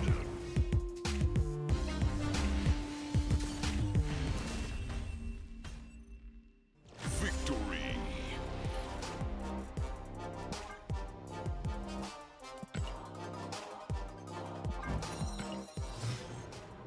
Is this my 4th split on her?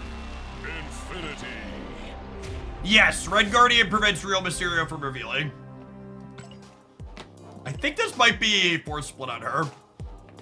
I've had her in my free booster shop a lot. Look at that gold ticket farmed with this pile of cards. Things you love to see. It.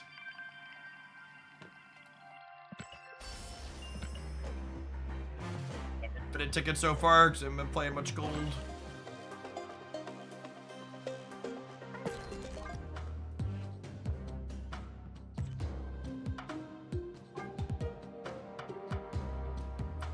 Third.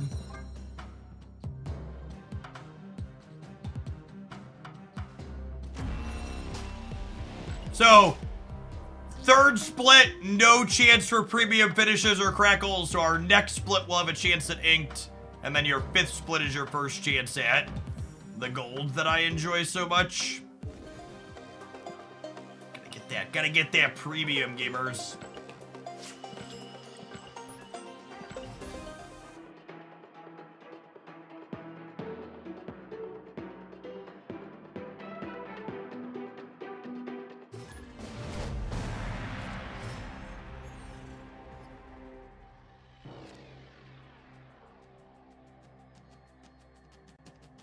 Snap. Opponent snapped.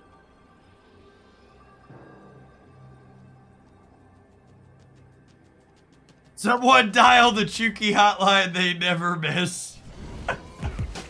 They are Hoaglandia's most accurate whale. Just for the sake of clarity on a question that's gonna come up here. Fisk Tower will shoot Nocturne before she changes it. So she'll change it, but she'll go to 1 stat line first.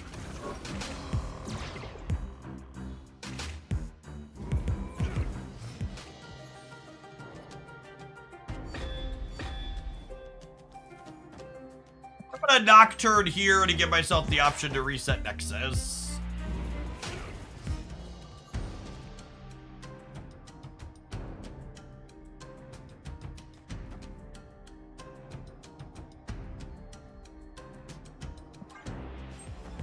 Valentina doesn't feel as good to play as I thought she was. I think she's alright. She feels very reasonable with Luke Cage, specifically.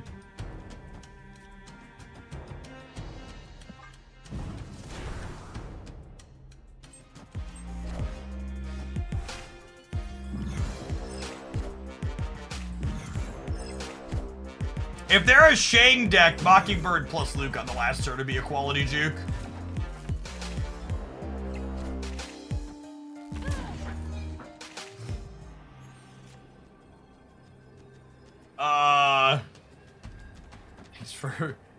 Thanks for doing it not on the Nexus, I think. We are the future. Sage plus Grandmaster. Maybe. I don't know that Grandmaster with Sage will be the play.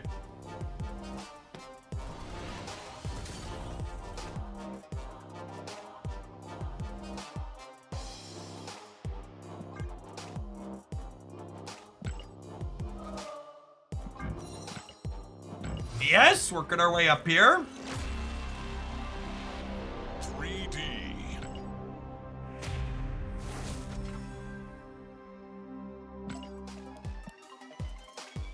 All right, gamers, we're still over 2,000 people in here, so we're gonna keep going for a while. I'm gonna tap the adverts button. We're gonna have our next viewer deck up when we get back. Thanks for hanging out. Don't go anywhere. My water bottle is empty. I'm gonna go to refill. BRB gamers.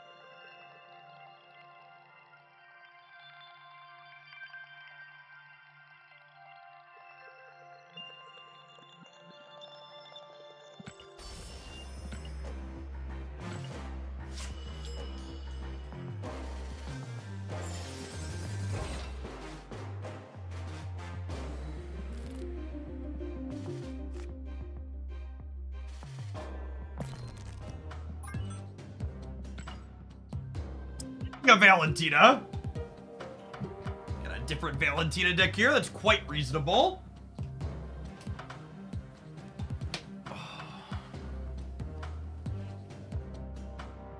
Little collector stuff.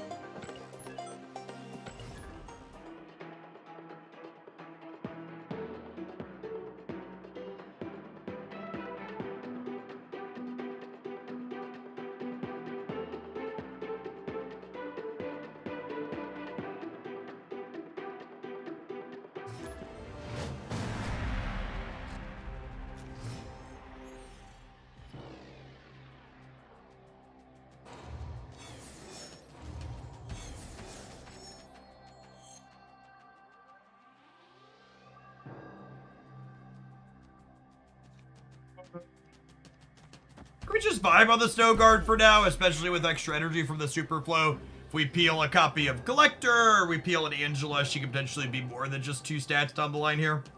Whenever you don't want to play Kitty into the first location, you always want to play her into the 3rd location, because as this flips up to be like Deep Space, you don't want her to get stranded.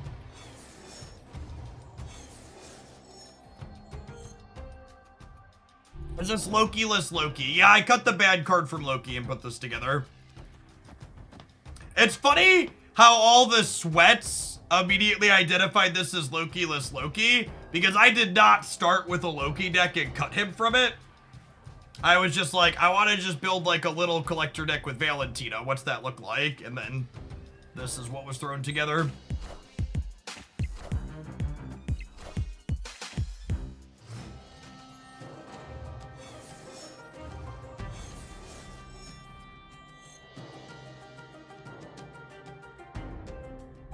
I think one of my biggest lessons learned / feelings from playing this deck is just how good Luke Cage feels into so many locations. He's so solid. The next turn will be a Snow Guard, probably disable New York on the last turn.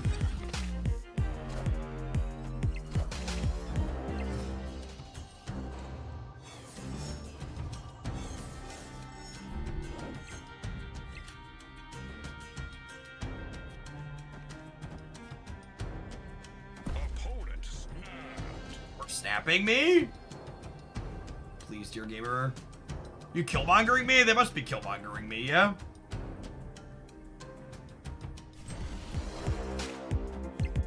Maybe it's just Sarah?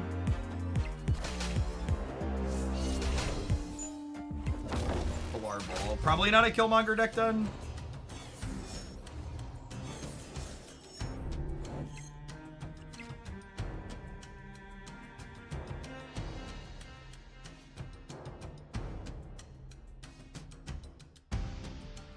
Do I just leave New York now? They might be C2, yeah. What do we think of this? I think I'm into it. I think I'm into it.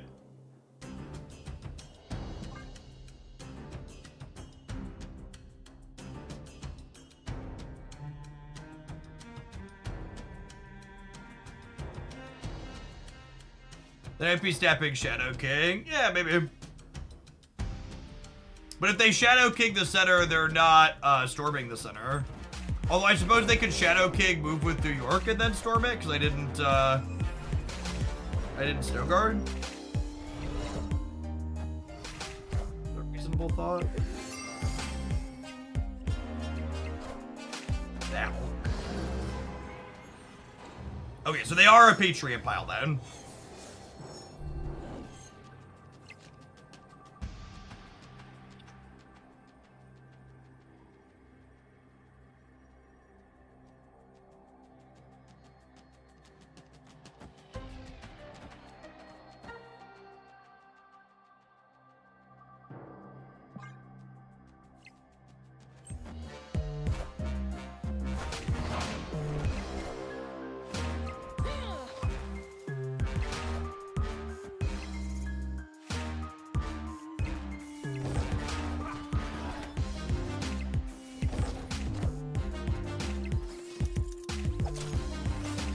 Got stats, gamers. We got stats.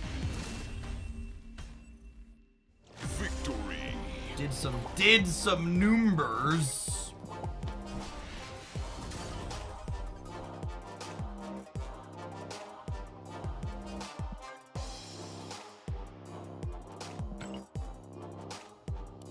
US Agent's a very good Marvel Snap card.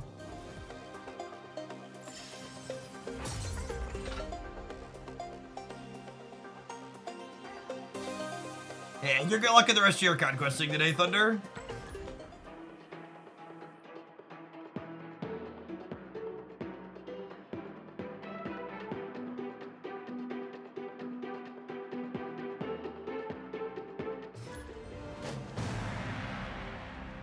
Yeah, always nice to play people, as long as they're not peeking.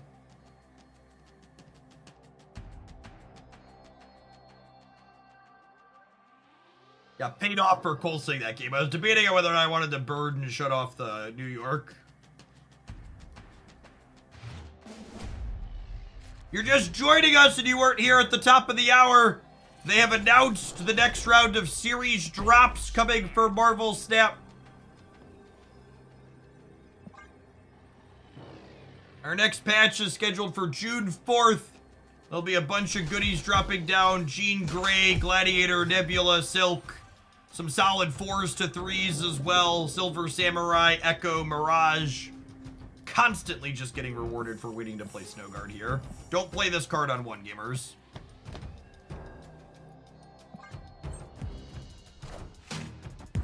What does that mean? So cards in Marvel Snap have series, and that is where you acquire them during your Marvel Snap journey.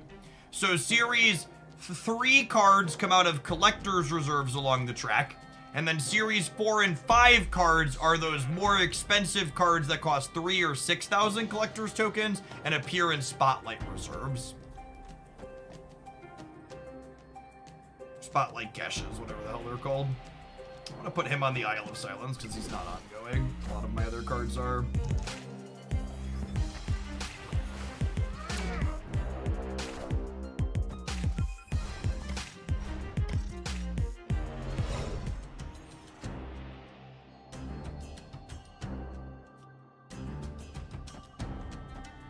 I expect to see a lot more Howard the Duck. I hope to someday live in the world with your optimism.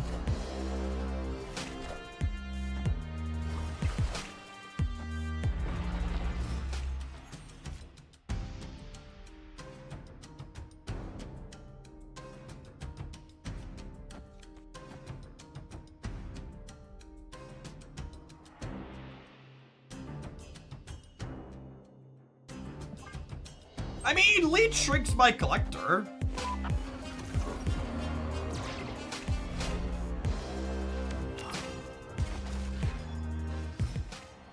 What a just, like, insane US agent, by the way, though. Just, like, lovely, lovely, lovely. Actually, what if I do this? This is 1416 here in the middle, and then Cap can cover it as well.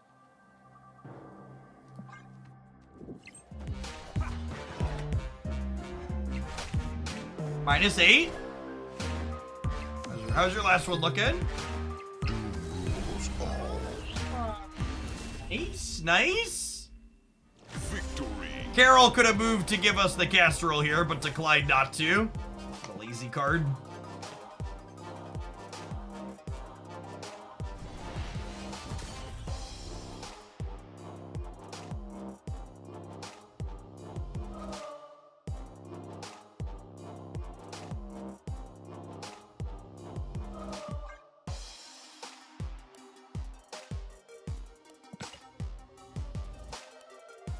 Negative, Shuri, and Leech, and then Doom. Yeah, US agent is lovely.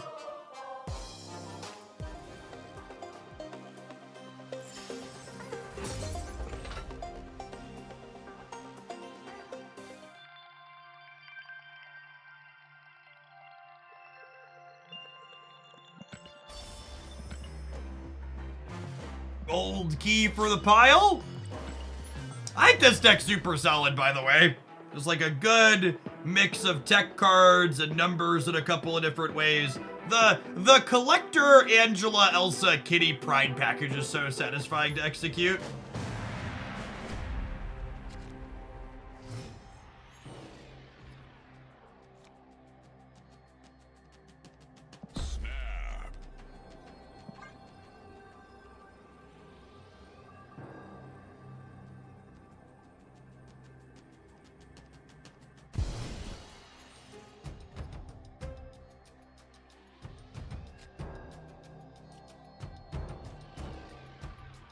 Probably want to tee up to be able to hawk the Mindscape on 5, but the flip side is the Mindscape does trigger the Collector, so it could go either way.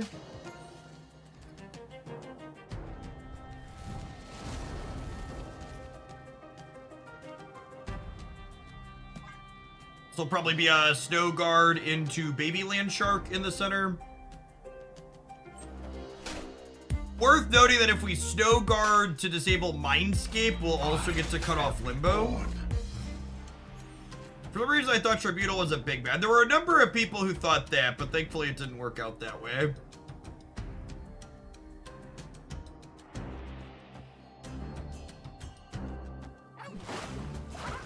It's just this.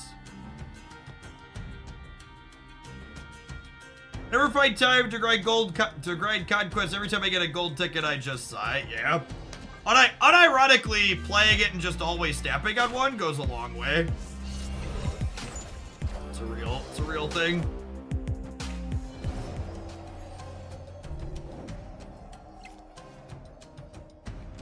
I think it's just this because it kills Limbo as well.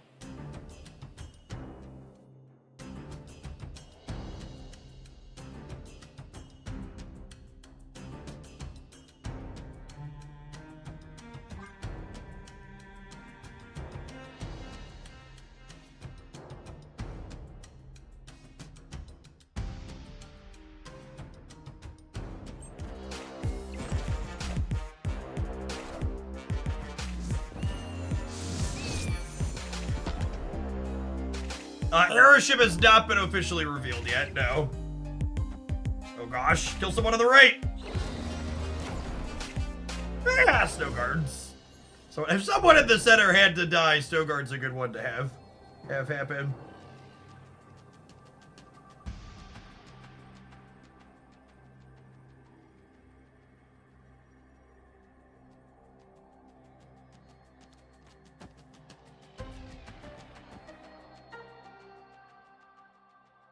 This definitely doesn't win all the time, but I think there's enough permutations of it winning that I'm happy with the stay.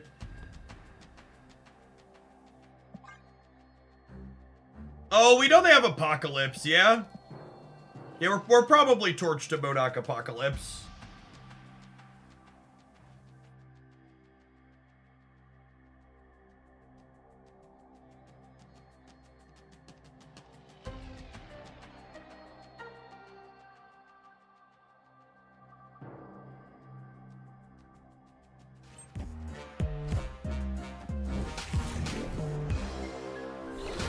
Oh, you know what?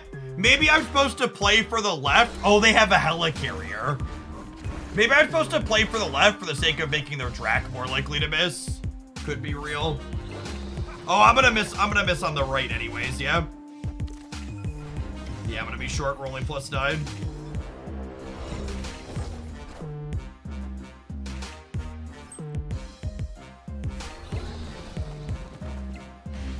Oh, Machine World was off anyways. Yeah. Because everything else was off. Good show.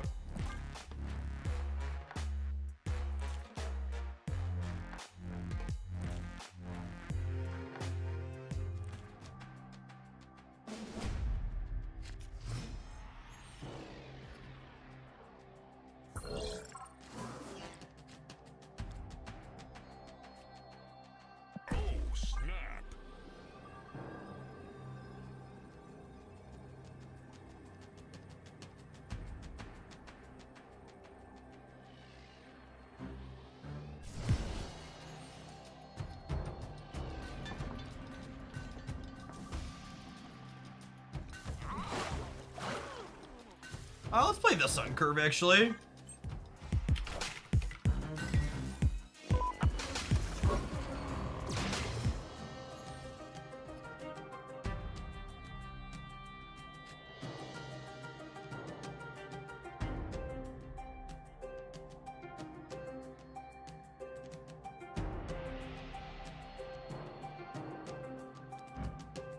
I mean, I'm gonna miss a draw, but certainly fine with that.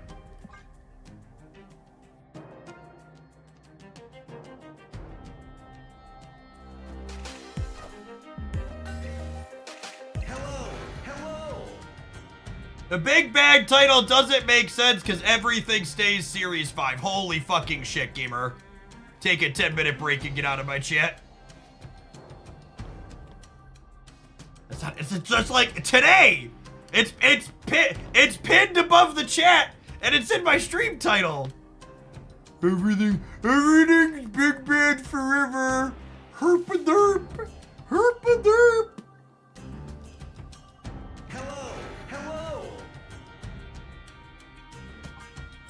Hello. So happy. So happy. Apocalypse.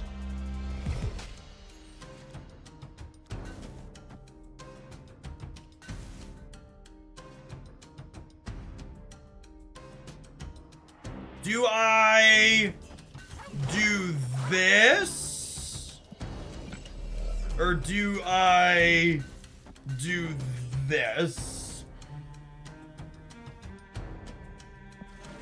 Needs to be like, unironically, on my last... Oh, I guess I could put the Quinjet on the left, too. Maybe it is this. Yeah, it probably is this. On my last video talking about the economy, I unironically responded to a bunch of people complaining everything was Big Bad now, with a bunch of comments about how there would be more drops coming soon. And I didn't know that they were coming today until this afternoon. But like, it was just like, they've told us they were coming, so we've known for a while, and it's just annoying to constantly hear that. Everybody clench!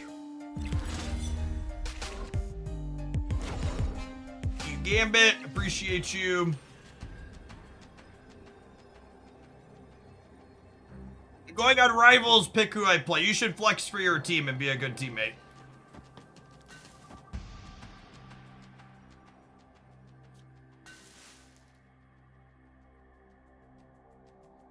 They're not dropping Darkhawk because Darkhawk is a desirable card that people are willing to open Spotlight caches to get. If they play 2 swarms here, they'll be plus 16 up to 37, and I'm going to more than that, so I think I do this here. I do this here.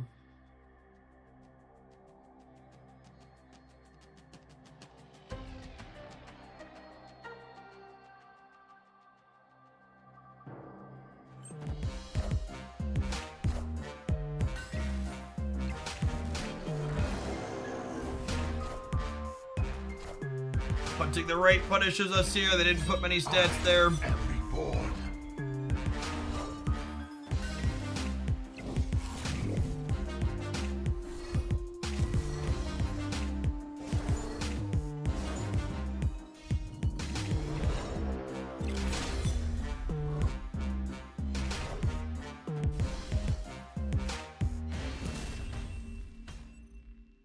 It's the difference between Series 4 and Series 5. Series 4 cards cost 3,000 collector's tokens.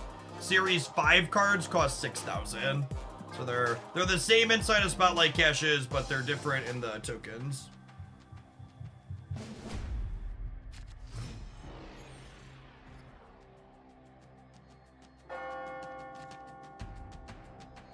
You think Season Pass cards should go to Series 3 faster? Why is that? I don't. They're all the same in my mind. Why should there be a distinction there? You think? Bro! Hi, baby girl. I scared you! You did scare me a little. Thank you, Jakey Bakey. Sorry, I like that. Mommy's got garlic bread upstairs for you. Jacob, can you bring me back some mustard for my sandwich? You can bring me a hug, baby girl, always. I love you. Go get me mustard, child. Yes. Go get me mustard. I think we Angela and then we Collector Kitty next turn.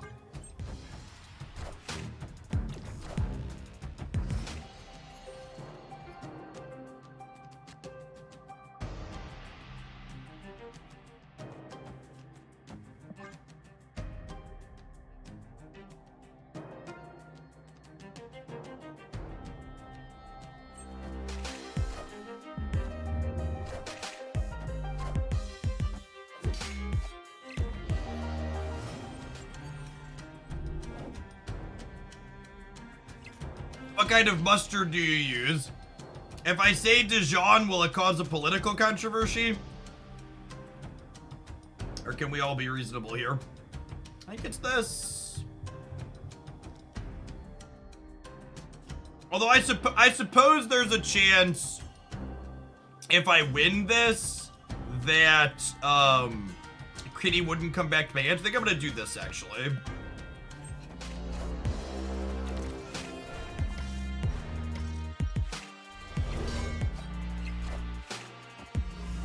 Which one do you want? This one, thank you. Daddy, if I just set this right hand case you want it. You can bring this one back up. I don't need it. Test. But Daddy, this is cool muscle. I was saying. Jacob, bring this back upstairs. Got it.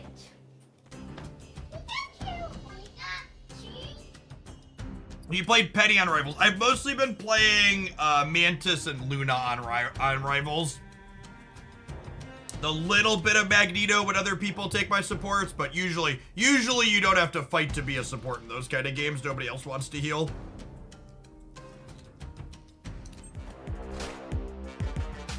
By the way, the answer to what kind of mustard is spicy brown. Spicy brown mustard is the answer.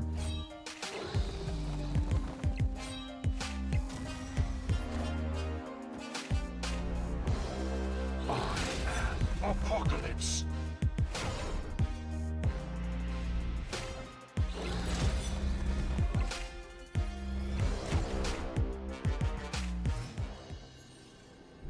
U.S. agent.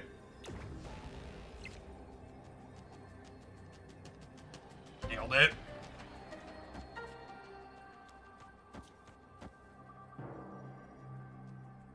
I think they play for the center and we crush them.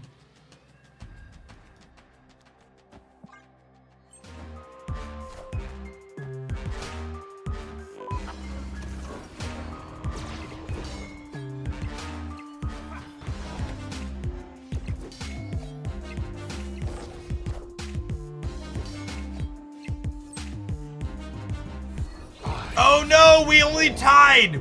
Right? No, we beat them. Cool. I'm glad my quick math was wrong. Victory.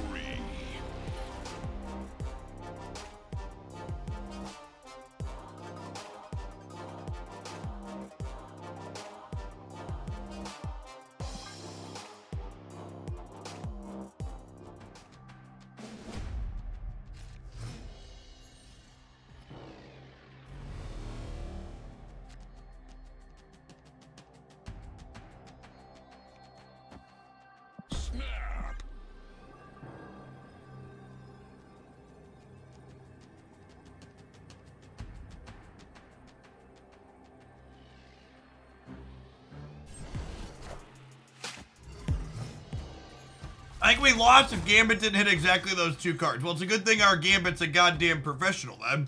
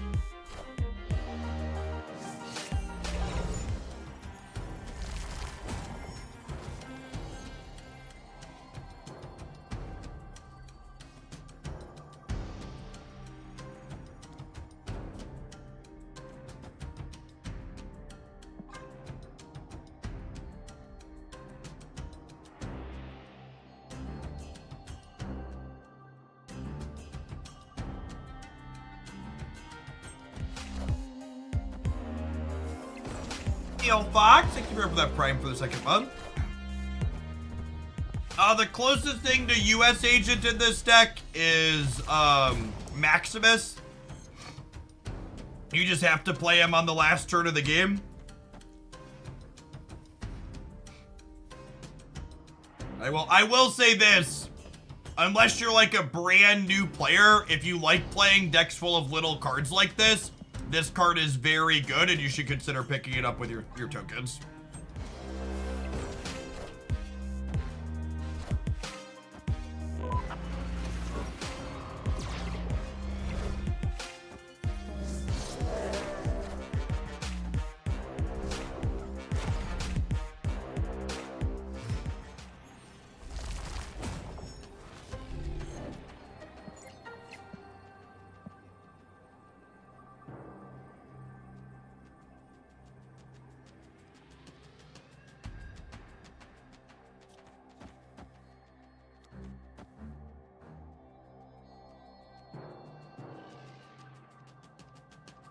I want to compete for here. And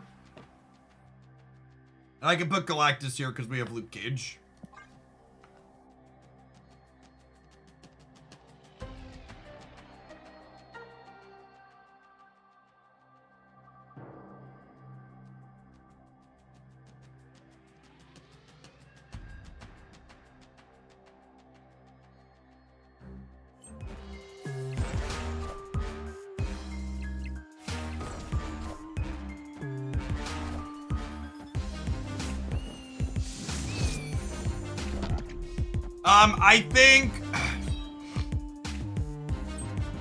I think Agent is a very reasonable, holy crap.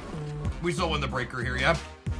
I think Agent is a very reasonable use of your tokens. I would not recommend spending tokens on Valentina unless you really want to play like exactly this deck. She's a plenty playable card, and I think if you enjoy this type of effect, you can get playtime out of her and win matches.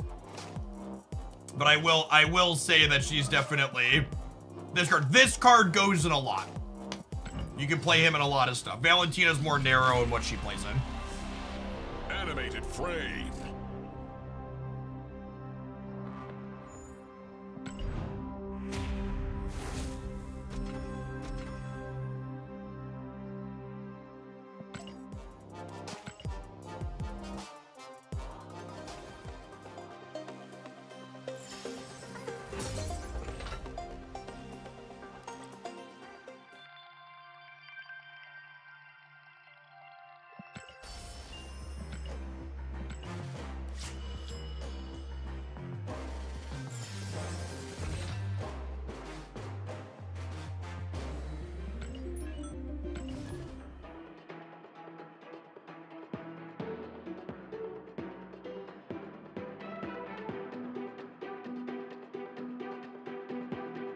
$75 keys is a lot. Chat, with the most powerful card in mobile gaming, your credit card, you too could have a lot of spotlight keys.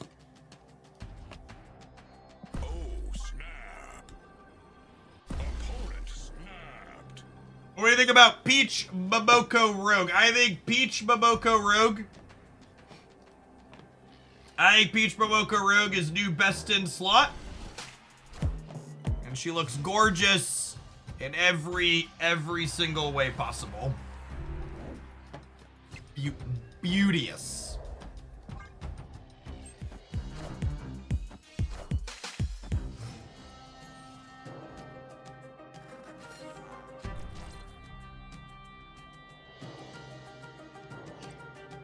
Chad, if you think my wallet is slick, wait 2 days to buy one. That's my old affiliate link. We're gonna show the wallet a bunch on Wednesday. We're doing another sponsored segment for them.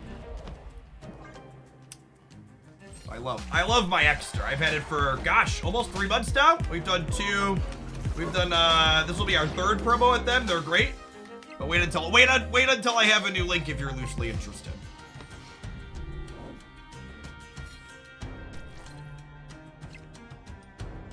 No, they're global on the promo.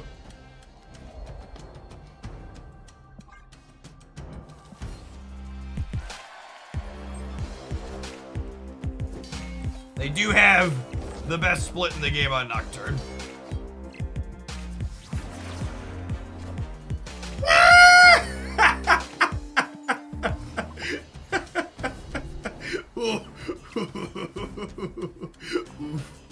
Oof. That's second rude.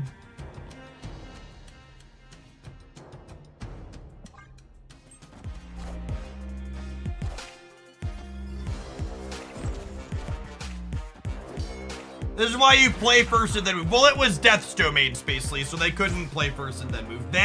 Speaking of heckin' rude. Oh god, did they get my Scar or did they get my US agent?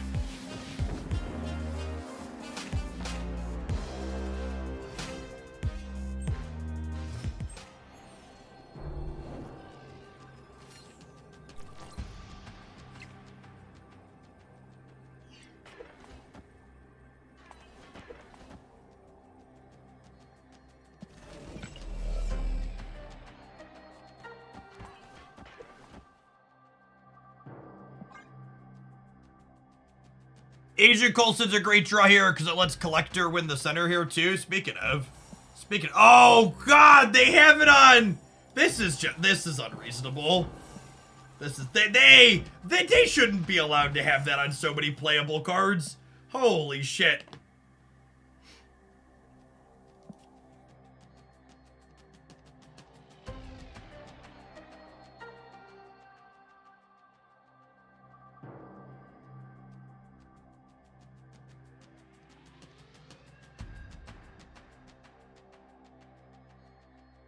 This is a Hoaglandia regular, by the way, chat.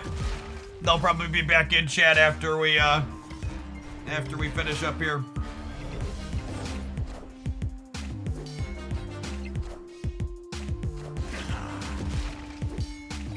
Oh, they got our Scar. Okay, cool. Victory.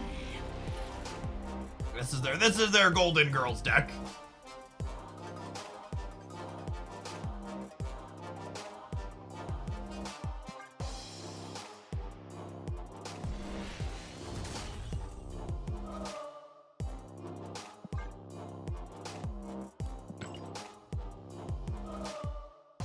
It's up to 1,000 collector boosters. GG's, Jace. Always a pleasure. Alright, gamers. I think I want to keep playing this one because it's been solid. It looks like it's time for another block of ads, though. We'll see you in 120 seconds. Thanks for hanging out. Don't go anywhere.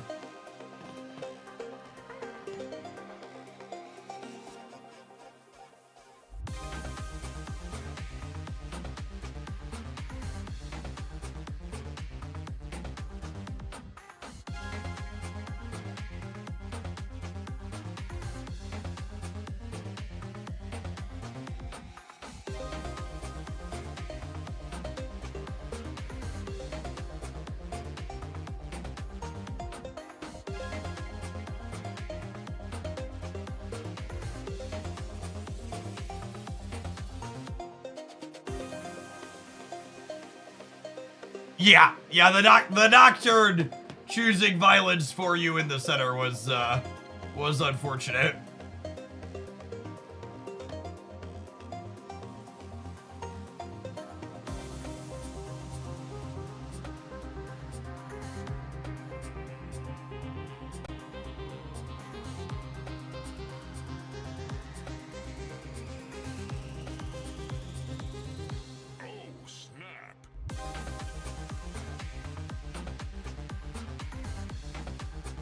You see the meltdown at AFK Journey? I heard people were upset, but I didn't care enough to look at why they were upset.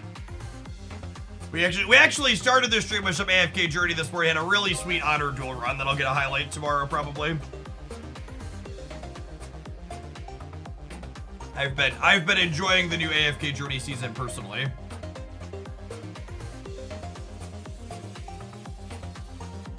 I think they adjusted some of the rewards, and I think they compound some of the leaderboard stuff. Does the series drop patch tomorrow? No, it's not till June. Gonna be a little bit. Concrete, thank you for the gifted sub. I really appreciate that. Good evening.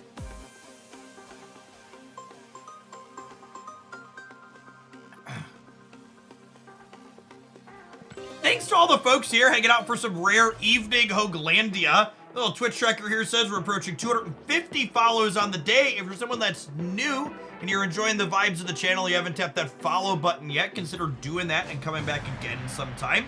I stream full-time here on Twitch. Marvel Snap is my primary focus for content. You'll typically find me here Monday through Friday during the week from about 9 a.m. until about 3 or 4 p.m. Central Standard Cornfield time.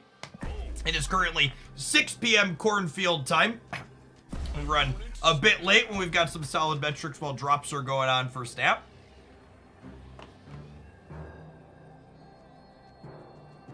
If you're not familiar with me, my name is Jeff Hoagland. I've been streaming here on Twitch for a very long time now.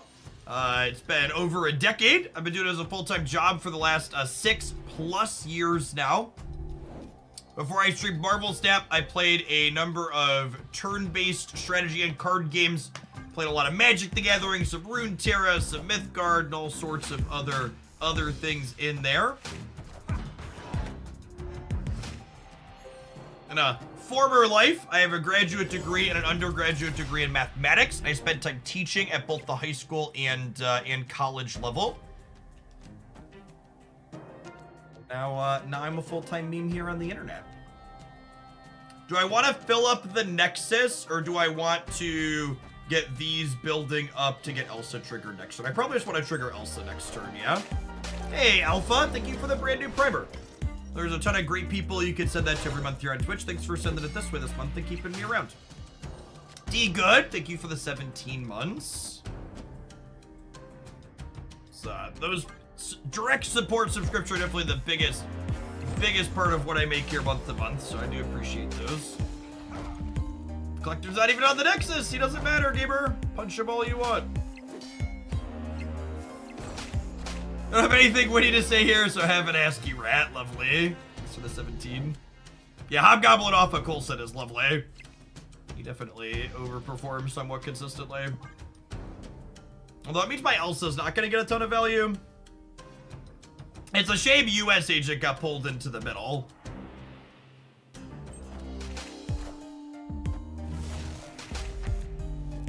But it probably Loki Gaming if I had to guess. Funky Chico, thank you for the brand new Prime. Gamers, if you haven't heard, make sure you use your Prime sub every month, but especially this month. Starting in June, Daddy Bezos is going to be tightening up his purse strings and cutting how much Prime subscriptions are worth across the board. The most valuable Prime subs, all Prime subs currently, are worth $2.50 USD. Under the upcoming change at the start of June, the most valuable Prime subs will only be worth $2.25, and some Prime subs in parts of the world will be worth as little as 9 cents USD, with the majority of them being somewhere right in the middle, with the overall average being about $1.09, I believe. Close. Thank you, Coulson. Victory.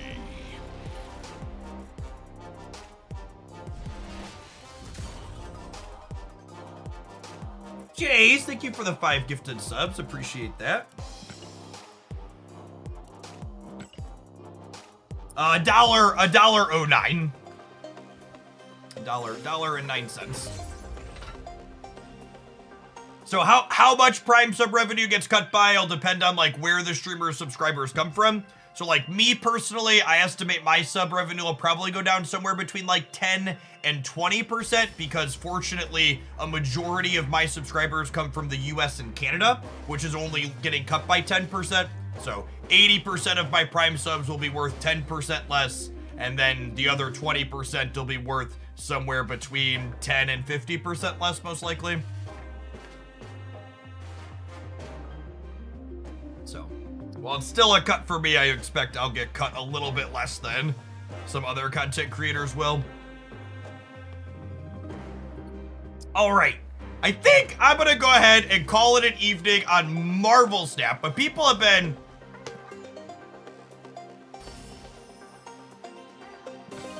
Oh, Jace. Yeah, I can fix that next time. I think I'm gonna close out at least a couple of games of Marvel Rivals. I'm gonna fire that up.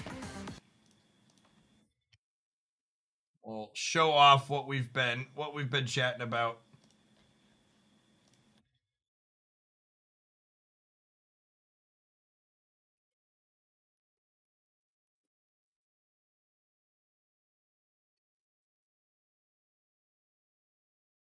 I think I want to just play solos. The problem with playing multi-queues in games like Rivals is that it generally speaking pairs you into other people in multi-queues. So if you're not an especially strong duo, trio, whatever, you're going to get paired into other groups that are strong and more coordinated. And I would prefer playing full solo and getting full solo groups on both teams is like a variance aspect to these types of games, similar to card games, which is, you know, can make them a little bit more enjoyable. One thing I do unfortunately have to do is you might notice a little bit more background noise while I'm playing.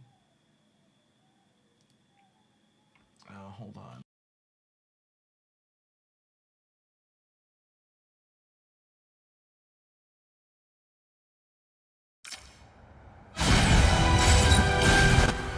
Check 2. Okay. You hear me now? I think you probably lost me for a second there. I did mute myself mistakenly. So, something I discovered while dorking around when we streamed it on Saturday. Game sounds a little loud. Okay.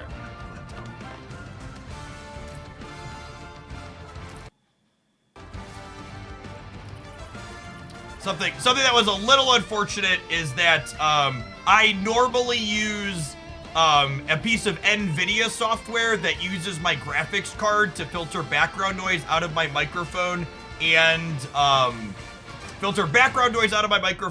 do some effects with my camera.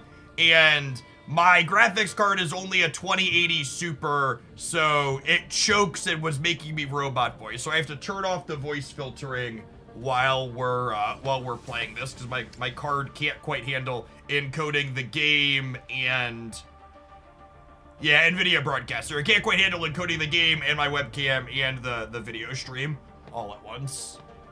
I've been primarily playing supports, Mantis and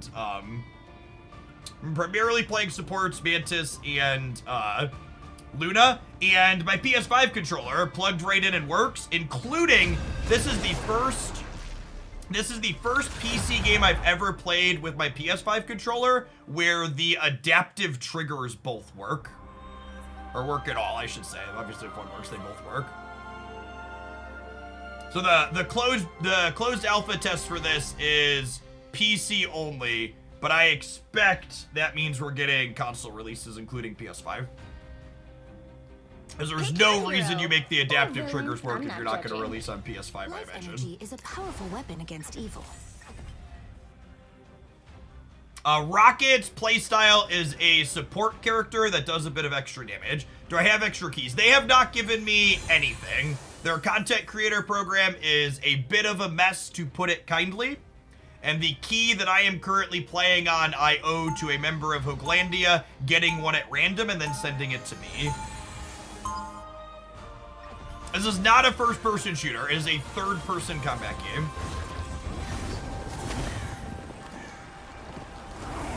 And Mantis isn't a hit scan character. She is a get close enough and then tap the button to heal or boost them. So her kit is you get close enough to your ally and then you tap one button to put a heal over time on them, or another button to inspire them to deal extra damage. And then she also has this orb that stuns an enemy and puts them to sleep for a minute. A second. The battle starts in 5, 4, 3, 2, 1. We have an okay team composition. All you need to We do have a is couple of capture healers the at least. mission area. Got it? When I find whoever did this to the world, that will be a bad day. Black Panther's like a brawler, so he's a little bit durable. I like the cold. Feel better, fight better. Enemy in front of us. Now drop back. Such newfound power. The man named Castle You don't becomes have a to fight alone. Looks like the mission area is yours to capture now. Okay, so the Groot walls are one of the most annoying things as a support character Enemies better beware. because you can't get around to heal your people. Oh, that is a DPS on me. Yep. I shouldn't have peeled off to the right there. I should have peeled back towards my teammates. The mission area is yours. I have some scores to settle. Sweet, and Doctor Strange just portaled to get us back into here. Let me help. I'm good to go. Now we've captured the point. You look tired. Enemy in front of us. Groot is basically like playing Fortnite. He puts up a bunch of walls. Oh, our people are dying over here. We are undefeatable! Way too deep.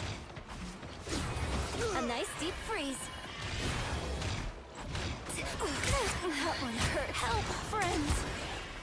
Snowball fight. Focus on the battle. I will strike even harder. First, brace up with victory. Oh, we almost got him with that stun. Yep, nice. I unleash the Vishanti's power. My magic is growing. It pleases me to be helpful. Help is here. Victory. All right, sweet. That pure sound wave that just cut off there was their ultimate. We are in the front. How long are rivals giving? They're super variable for ranked because you play both sides. Sometimes they're short, but a lot of the time they go long. I suck. The area is almost yours. Help is here. I'm doing That was an awful Magneto ult for us. Nobody can stand up against We are undefeatable. All right, we're gonna ult here rather than die because the other healer died in that push that just pushed on us. So my ult was basically just to keep me alive, but that's fine. Something that's noteworthy is that your ults carry over in between the rounds here, so by burning the ult there does have an impact going into the next one. But it hopefully shouldn't be a big deal. You play best 2 out of 3 in these point captures. 2 healers is not a lot. It's really nice to have a second healer. When I'm playing solo queue like this, most of the time I'm the only healer. We've got 15 assists right now, which is not bad. I'm helping! 30 seconds before you attack. We actually don't have that much healing. 2k healing is super low. Are you anxious? Every moment of every day. Can I help? Only if you can defeat Doom and put the timeline back together. We Where's our fight tank? For the survival of Or- worlds, not for personal glory. Did another person dip? Did they not load in? We're missing Magento Jet. The battle starts in 5. That's gonna be real bad without a tank. 3, 2. Have you been playing off stream? Yeah, I probably played 3 or 4 All you hours need to off do stream is over the capture weekend. mission area. Got a couple Got it? hours on and a few off. I hate this map. It's so bad. It's nice to finally have some help. Black Panther's probably great on here, unironically though. It's a very, this map seems like it favors the brawlers. I will strike even harder. My magic is You can see the little leaves in the center. Those are charges for my things. Chin up. Looks like the mission area is yours to capture now. Maximum pulse! Capture the mission area! Alright, there's our strange. More powerful yet. Oh, I need assistance. Goodbye. Let me help. We each must do our part. You made me angry. Another falls to the sorcerer supreme. You needed some help, didn't you? Let's get out of here. Perfect. Cool. Too kind. We survived that to make it back. Yeah, Doctor Strange is a tank. He's got some damages and stuff too in portals, but he is largely a tank. He's got a big old shield.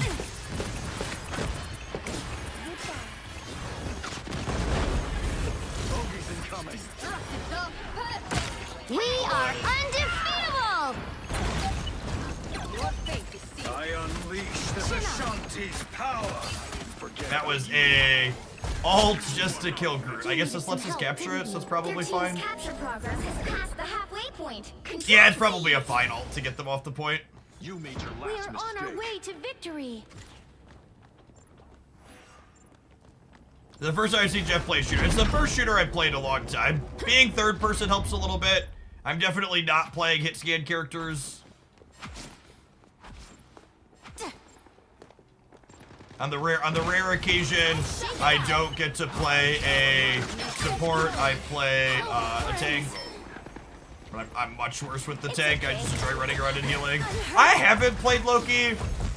If I'm being honest, I like looked at Loki and then I got halfway through reading Loki's kit and I was like, nah, fuck this. I'm doing this my way. I am ready to put on a show. We are undefeatable. Oh, I just got Groot ulted, but my ult. They will attack until we defeat them once and for all. My ult kept us alive through the Groot ult, so it was a good ult for me that time. Where's my Panther? Come here, bud. God, he's so fast.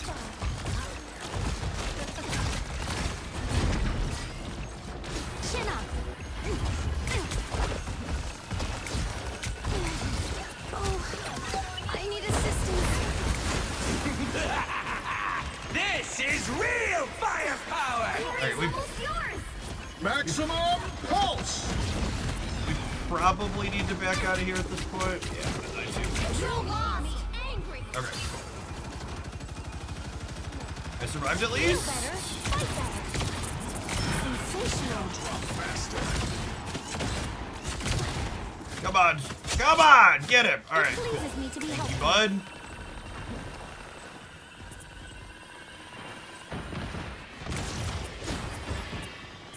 Alright, all the people are back. Let's get them. Chin up.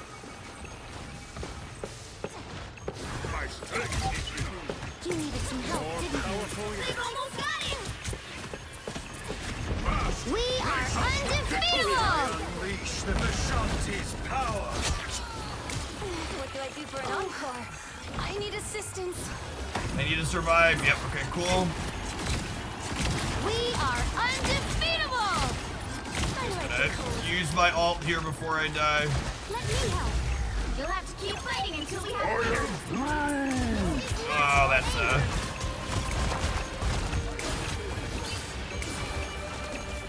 Alright, we are in overtime. I'm doing this my way. You don't have to fight alone. I don't have to be center stage. Control C! Alright. Alright. I don't know if they can get back here. That's a job well done.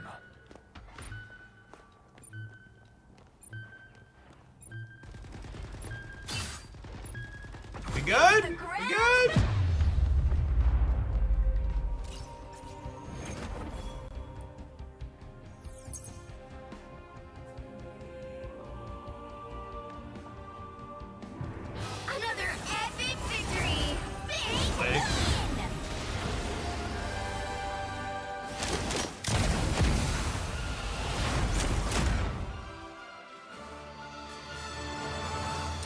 perfect and a really good set that time through. Look at us, chat. And 8K, not a ton of healing, but our first, we did 6K in that second round. We had 33 assists though, which is not bad. The other kids knew what they were doing. I don't care about his highlight.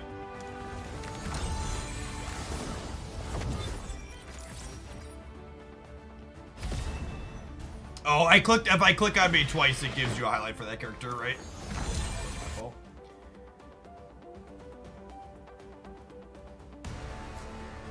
This is Marvel Overwatch. It is third person Marvel Overwatch, yeah. It'll be free to play. It's currently in a closed alpha test. Honestly, from a game run standpoint, I've been really impressed with the game so far. Like, I was expecting it to have issues. Like, the servers went up, and there haven't been any connection issues. You can swap heroes mid-game if you want to, yeah. We'll play a few here. A fair warning, I do plan to only play supports. Those are the only characters I'm remotely competent with. I want to be helpful in my team while we're dorking around in rank. There's a cosmetic prize if I get to gold rank before the beta test closed, but we'll see if I have enough time to do that. I probably don't. I really like the third person too, Gap. It makes it feel more casual, for lack of a better term, and I definitely just want a more casual game. The right heroes could make No, there's no role lock in this game, so there's definitely a lot of, please dear God, someone pick a tank.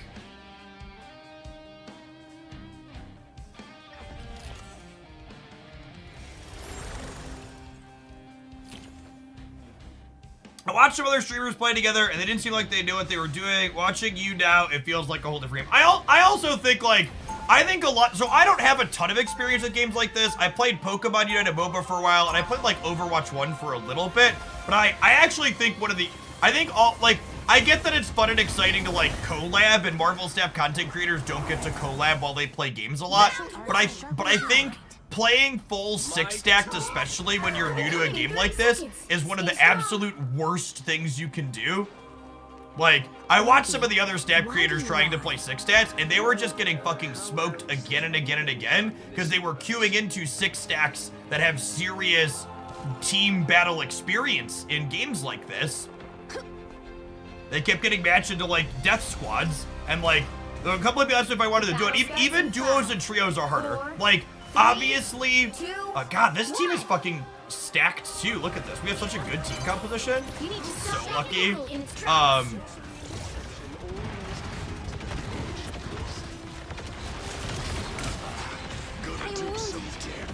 Help him out. Maybe it was a mistake for me to jump in here, actually. Sorry, to finish. While random teammates can be frustrating at times, almost assuredly, there's more chaos in these games, which gives them an element of variance to an otherwise incredibly skill-based team. I don't know why our Punisher was up front there. You'll have a lot of moments like that, though, right? Where you're like, I don't know what Punisher was doing there, but they are fucking dead and they deserve to be fucking dead. Get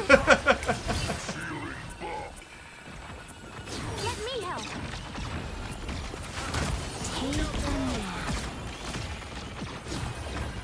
Alright, we're getting pushed back at this point because we had a few people die.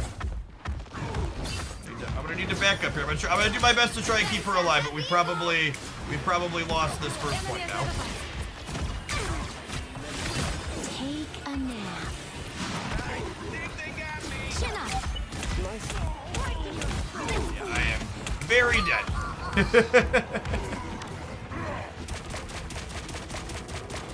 Can we please time out the hard R in my chat?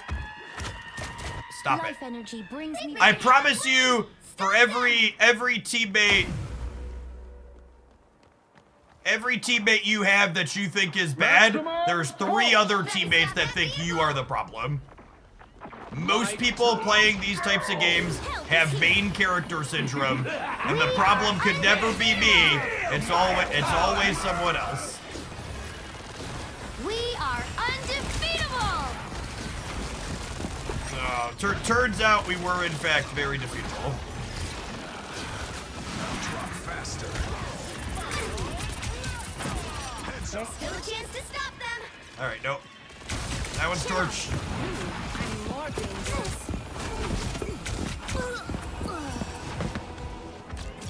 Picking up with 6 300% experience is like walking up to a hold'em table at a Vegas casino on a Tuesday. You're just walking into the sharks. Yep. I live to fight another day.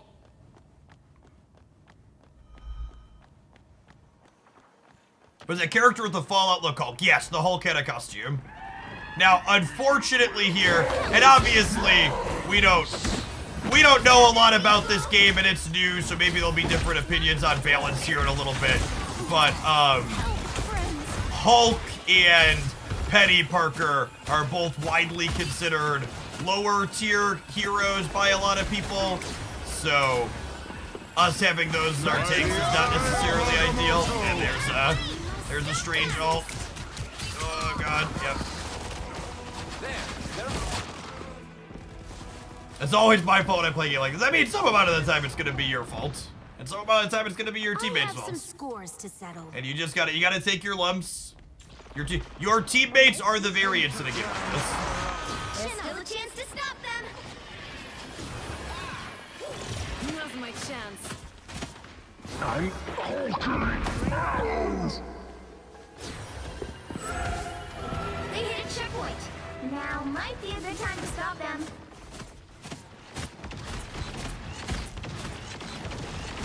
Let me help. A nice deep freeze.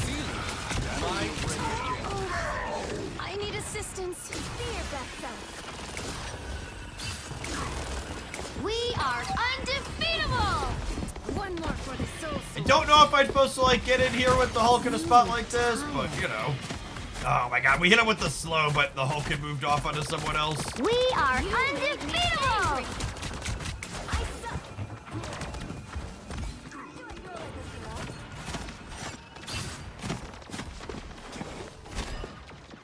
Just like 2 supports hanging out over here trying not to die. Our teammates' team composition was good. We had a good mix of characters, but their low tier characters were getting kind of beat up. I'm gonna be honest, I don't know where I'm going. I think I'm just back in the corner here. My anger is healthy. You look tired. Oh my god, I keep forgetting I need to press my circle there. I think I could have 1v1 that Star-Lord with the stun if I would have pressed my circle for extra damage. We're probably torched here. I live to fight another day. You stop them in their tracks. By the eye of Agamotto. Yeah, that's it all. And then we get to play the other side of it, but Now or never. Stop them. I should not have. I like here, right? Like my teammates die, but I should not have walked up there. Now I'm not gonna be alive for the last defendable push here. Hey, look, one of our tanks changed to the better tank. I am ready to put on a show. I live to fight another I day. should be here helping my teammates while this push is coming in instead of being dead. Maybe Groot lives. Maybe Groot lives here if I was alive. Stuff like that, you know. If you want to play these games, you got to think about how to get better at them. You let Dark Child. Revenge is sweet. Help is here. Now's my chance. All right, we got some ultimates off, and we pushed them off of here. The question is, did they burn any ultimates in that fight that they lost? We're definitely just gonna trade. We're definitely just gonna trade back in the next fight when they ult us, right? Oh, there's a Scarlet Witch. Scarlet Witch is nice. Our DPS has changed to real characters, and now we're pushing them back a little bit. I'm wounded. I'm hurt. Chin up.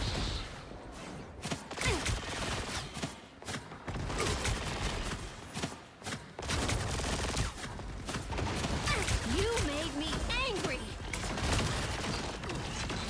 Be strong together.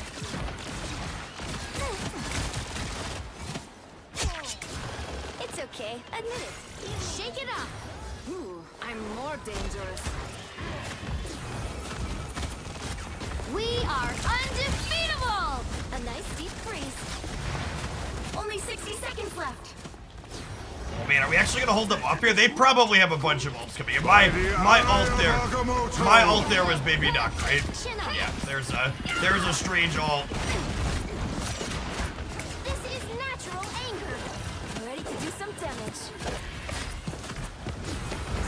I'm doing this my way. Who will help? Blaze of Okay. Losing control. Down to 30 seconds. This is real firepower! Rocket ult. We are undefeatable.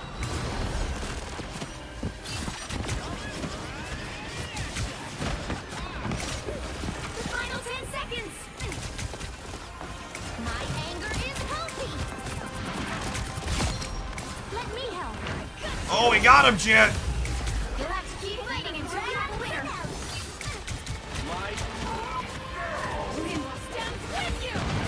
There's gonna be some question about whether or not. Behold, that child! This is natural anger.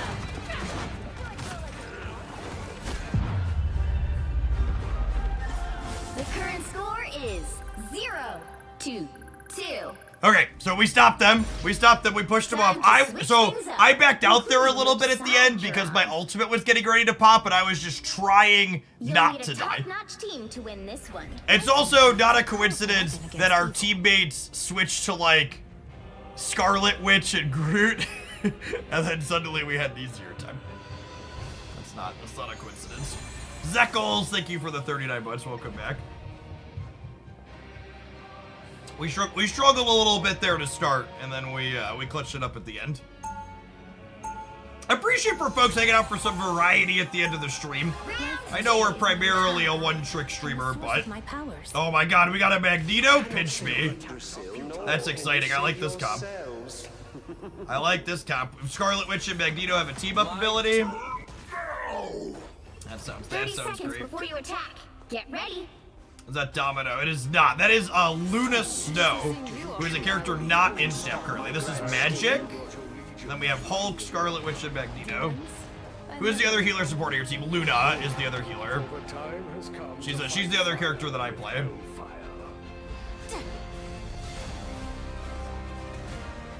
The battle starts in 5, 4, 3, 2, 1.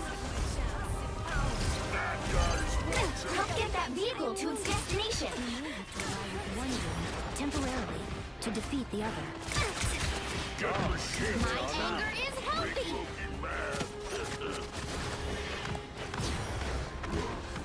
Chin up. Magneto's like not quite a brawler, but he's close. He does some damages. I will crush them all.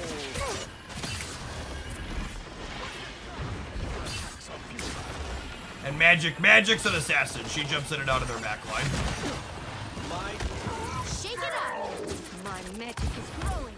A nice deep freeze. You're halfway there. Keep going. Help! You made me angry. Oh man, I tried to peel. Maybe I should have peeled back into.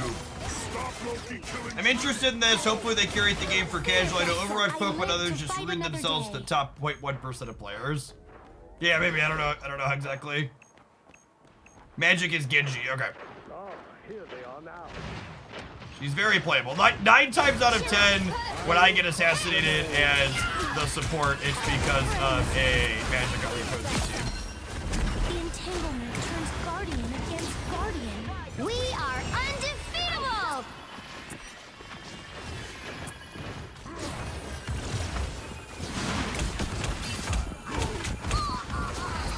Well, they ran us OVER.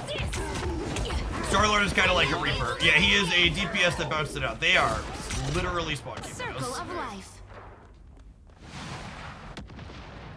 Chin up. Enemies better beware.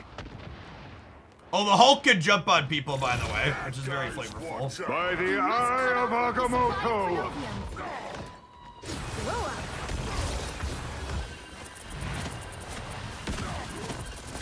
I will say, I really like the look and feel of so much of the combat happening in the air in this game. Like it feels very super how much of the combat happens in. Yeah, come and get me. I don't know. Honestly, that feels like a win. I just got solo ulted by a storm. Oh yeah, freaking get him. If you light up the Hulk right, you can grab people out of the air as well. By the way, if you walk up these stairs, chat, there's another way to get over here.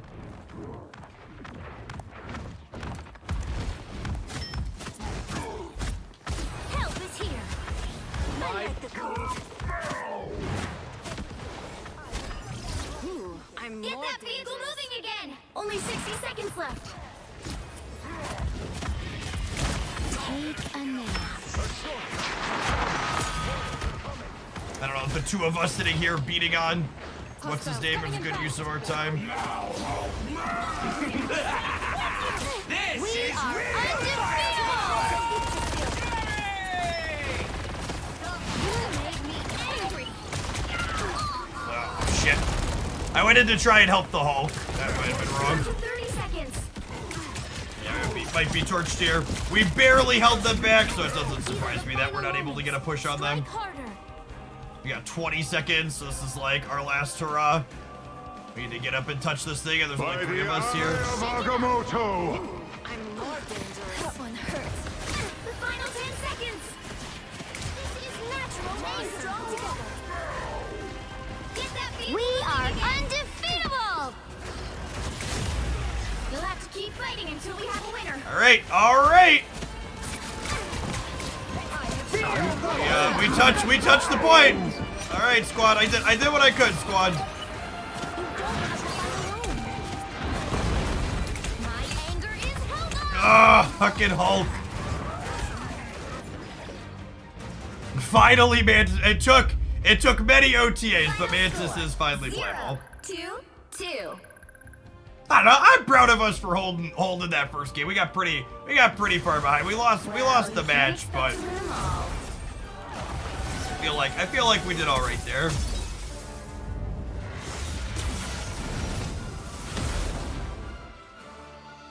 And casual 15,000 healing. We only had 11 assists, but our team also just didn't have that many kills.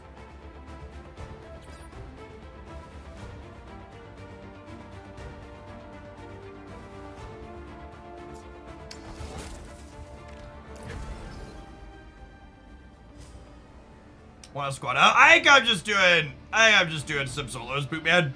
The game gets like every time I've played in a queue, it feels like with the stack, it feels like it just gets markedly harder.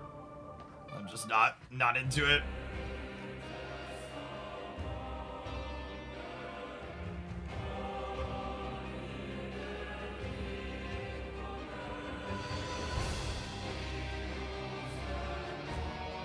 You'll need a top-notch team to win this one.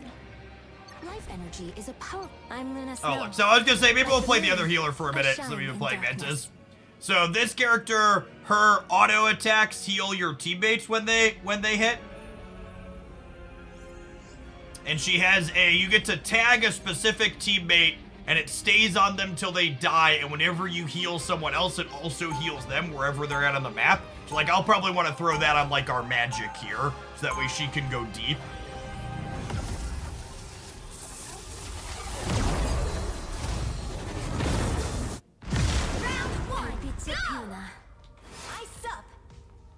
Be strong together. Asgard has been invaded yet again. 30 seconds before you attack. Get ready. You truly believe that you're safe inside a metal shell? Does the healing tag also? Yes. Yeah, this also, it just straight up deals damage to enemies. Or heals allies. You just like spam into the combat. And hope it works out. Yeah. The battle starts in 5, 4, 3, 2, 1. Punisher, I see people asking what is Punisher like. Punisher's a weird mix of things because he has what's it called? He has like a turret he sets up. You can see Magic's health in my bottom left. I need assistance. better beware. Oh, is that? Oh, that's Archer, right? Oh, they're Hela.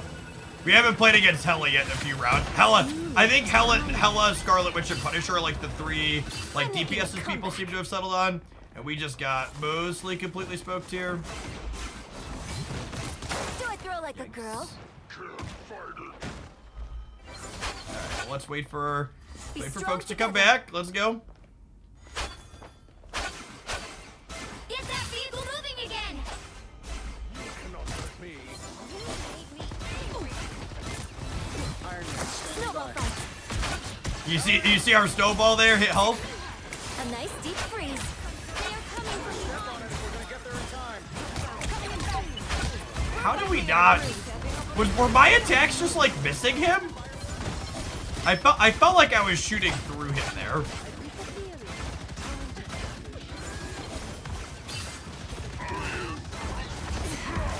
Need some help.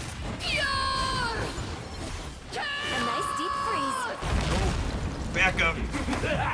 Whenever you hear the pure chaos chat, back up. We need to get the band together.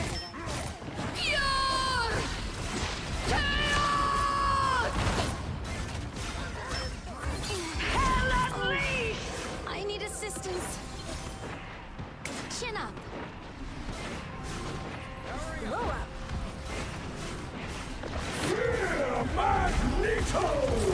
Get that vehicle moving again! A nice deep freeze. Do I throw like a girl? Style ahead. Oh, our freeze almost meant that we got him. Freaking turn. I am ready to put on Alright, a let's show. push, please. Let's push. I have it all. Straight on till Yggdrasil.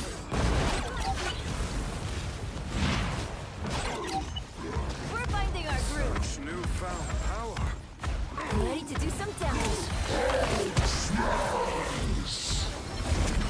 A nice deep freeze. Friends, gather around. No, Groot!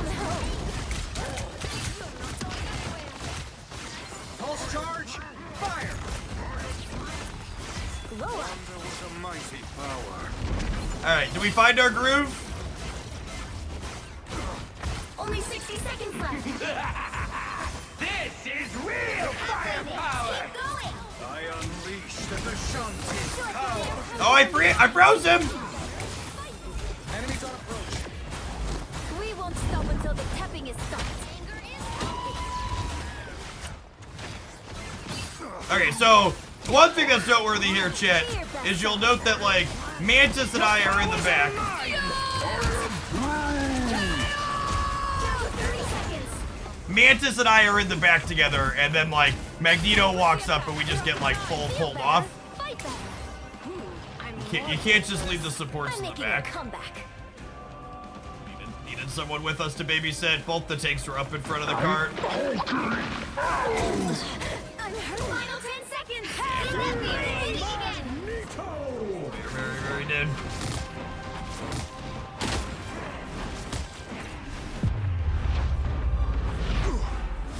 I assume, well, we won't give up because it's technically ranked, but I assume we have no shot here. Switch things up. There's no way our team that barely pushed up the card is going to prevent them. So now the way ranked works is we play the other side, and if they're able to get the cart farther than we did, Like the moon, they win. So I shine that's in almost assured darkness. that what's about to happen.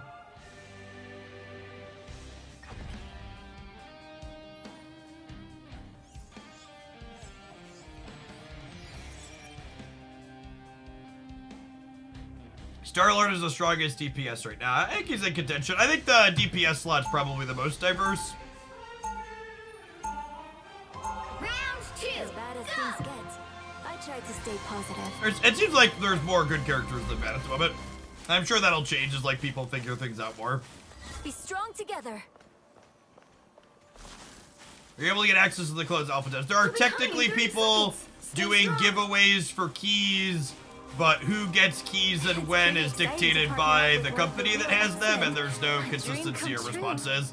Like they technically owe me keys for streaming the other day per the requirements in their creator program, but they just like haven't responded to me while they've responded to other people. It's just like a complete and total shit show. The battle starts in 5, 4, 3, 2. They didn't even give me the key that I'm playing on. Someone else gave it to me. You need to stop that vehicle in its tracks. Honestly, I didn't like snow growing up. Be strong together. I like the cold. Penny! It should have been me.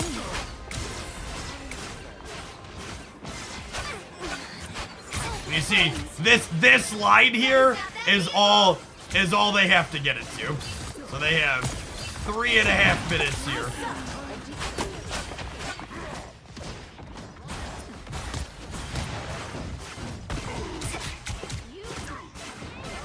They've made it halfway!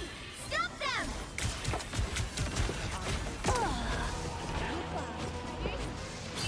It looks fun. It's a very reasonable team fighter game. It's a very reasonable team fighter game. I think they did a really good top-down. I think they did a really good job with the top-down designs on the heroes. Well, you can't expect to win them all. Do you really feel the characters I played feel like they represent the characters that they're playing? Well,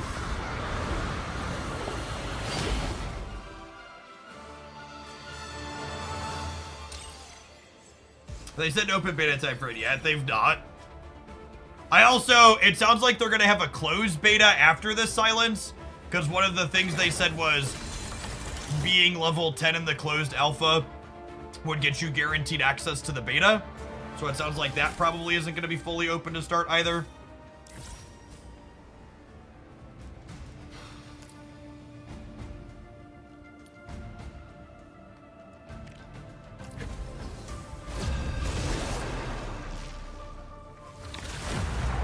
They get the polish and monetization right, it'll probably be fairly successful. Yeah, I think so.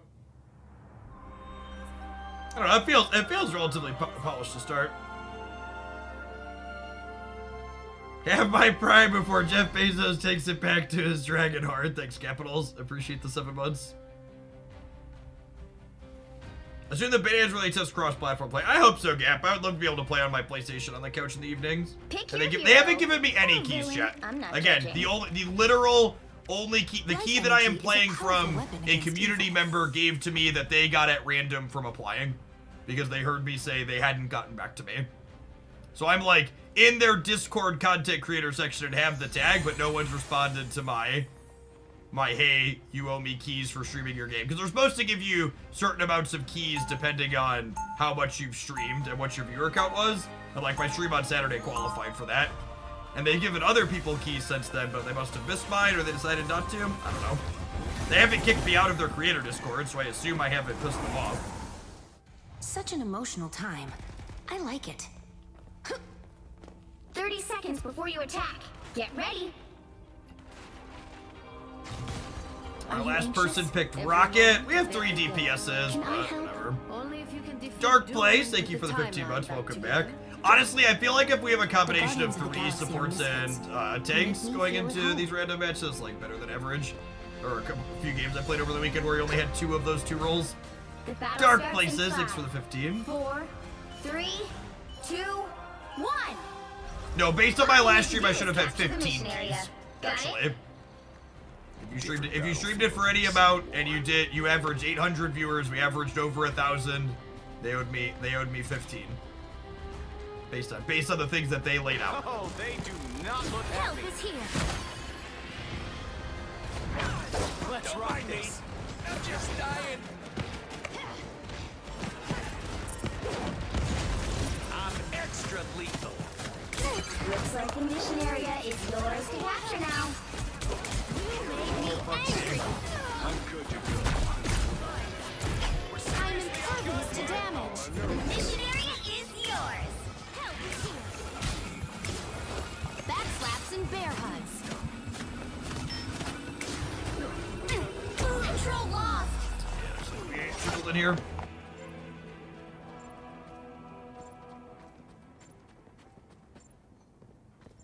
Life energy brings me back. Our team was kind of split at the start there. Some of us went top left, and then the tank went, or top right, the tank went bottom left.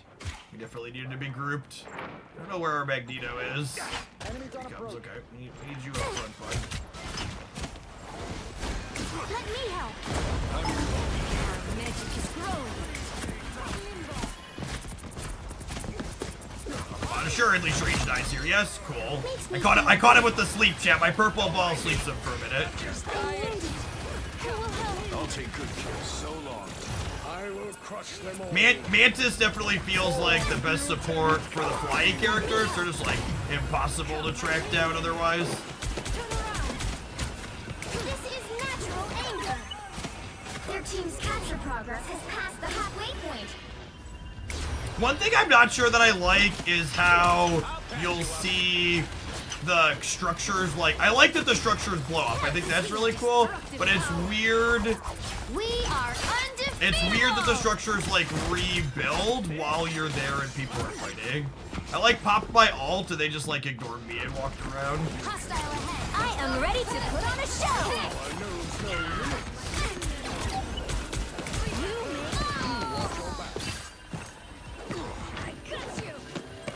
Ooh, our rocket put a thing down. Lovely.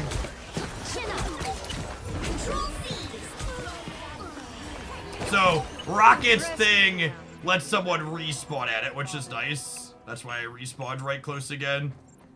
Might be getting torched Life off here energy again, brings though. me back.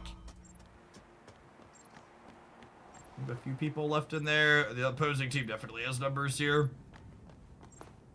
You're welcome. I'm not sure we have any ults either. Rocket might? I don't think Rocket's ulted yet. Help is here. I see a portal. By the eye of Agamotto! Hell unleashed! Control lost.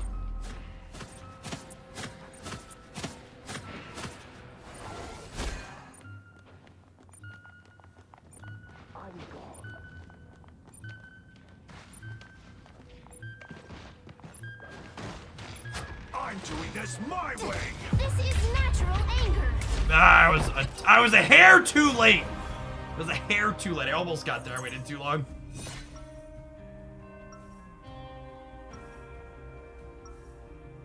So 6v6 is a lot of people. You're not wrong on that. Our team comp is okay if we could stay together. We forked at the beginning of that last one, and then we trickled a bunch, getting re-killed. 30 seconds before you attack. Get ready. Diva. Diva's the mech chick, right? Hulk is very comparable to Diva. Although he's melee, not ranged. You Hulk up, and then when he dies, he goes back to Bruce Banner. They have never given me any codes. At least we can find new breeds. I have no codes because they have not fulfilled what they said they were going to do. 3, 2, Maybe we should make a command for that. all you need to do is Instead of me capture just the mission repeating it, area. being slightly Got bitter it? about it. Today we fight as allies. Do not give me reason to alter that arrangement. This is kind of like Pokemon. It's kind of like Pokemon Unite that it's a team battle game. Shake it up. Only it's third person.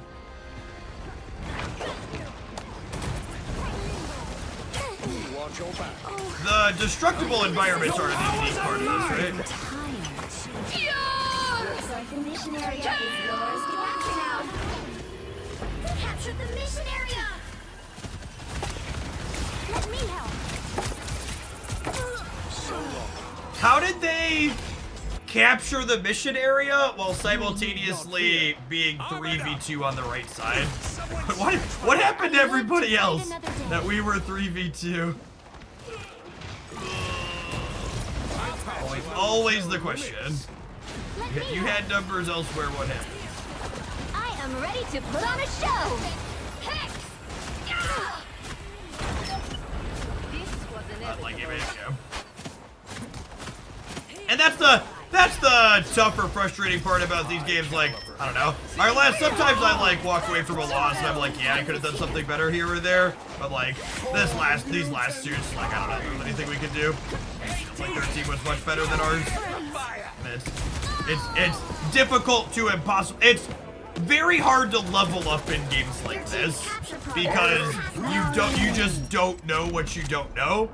Like, I don't know if we lost these games, they weren't particularly close because I fucked up the entire time, or if because my team fucked up the entire time. This game, this match and the last one are just not. I'm sure part of that too is the fact that everybody started at bronze. Like there's people in bronze and silver right now that, like, if the game had been out for a month or like they had a week to grind rank, they wouldn't be here, right? Like, there are people that are super experienced in this style of game, and they're very much punching down in a spot like this. We are undefeatable!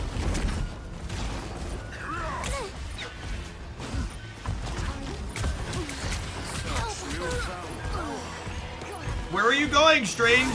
It's at 100% and I was there behind you, bud. They just like ran. Do they not understand they need to be on the point? I built myself a new body. Yeah, they're like all there. Alright. That's enough of that. I'm gonna go ahead and do something else with my evening. Everybody enjoy the rest of your day. Like I said, I think if you like these team fighting games, this is probably pretty good. I'm honestly up in the air about whether or not they're a style of game for me, though. I think it does a good job of making you feel good about the Marvel stuff. It would be nice if I could play with some of my friends if they'd actually send keys they promised to send, but who the fuck knows? It's probably never gonna happen at this rate, it feels like.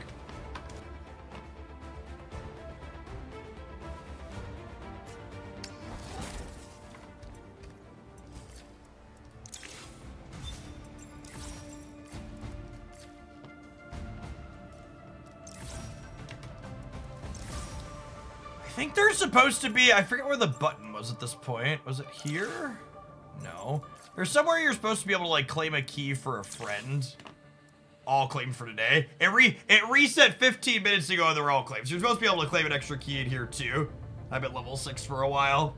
Just like the fact that you have to come in here and hit fucking claim and it's not just first level gets it. It's just like so very silly. Alright, let's find someone to raid. I'm gonna raid Chaos Pro. They are also streaming some Marvel Rivals. They've played a ton of Overwatch and they're gold ranked in this. So I'm sure they will be able to help you learn it much better than my old ass self who has no idea what they're doing. Check them out. I'll be back tomorrow for a nice full day of snapping with a new card release. Peace, folks.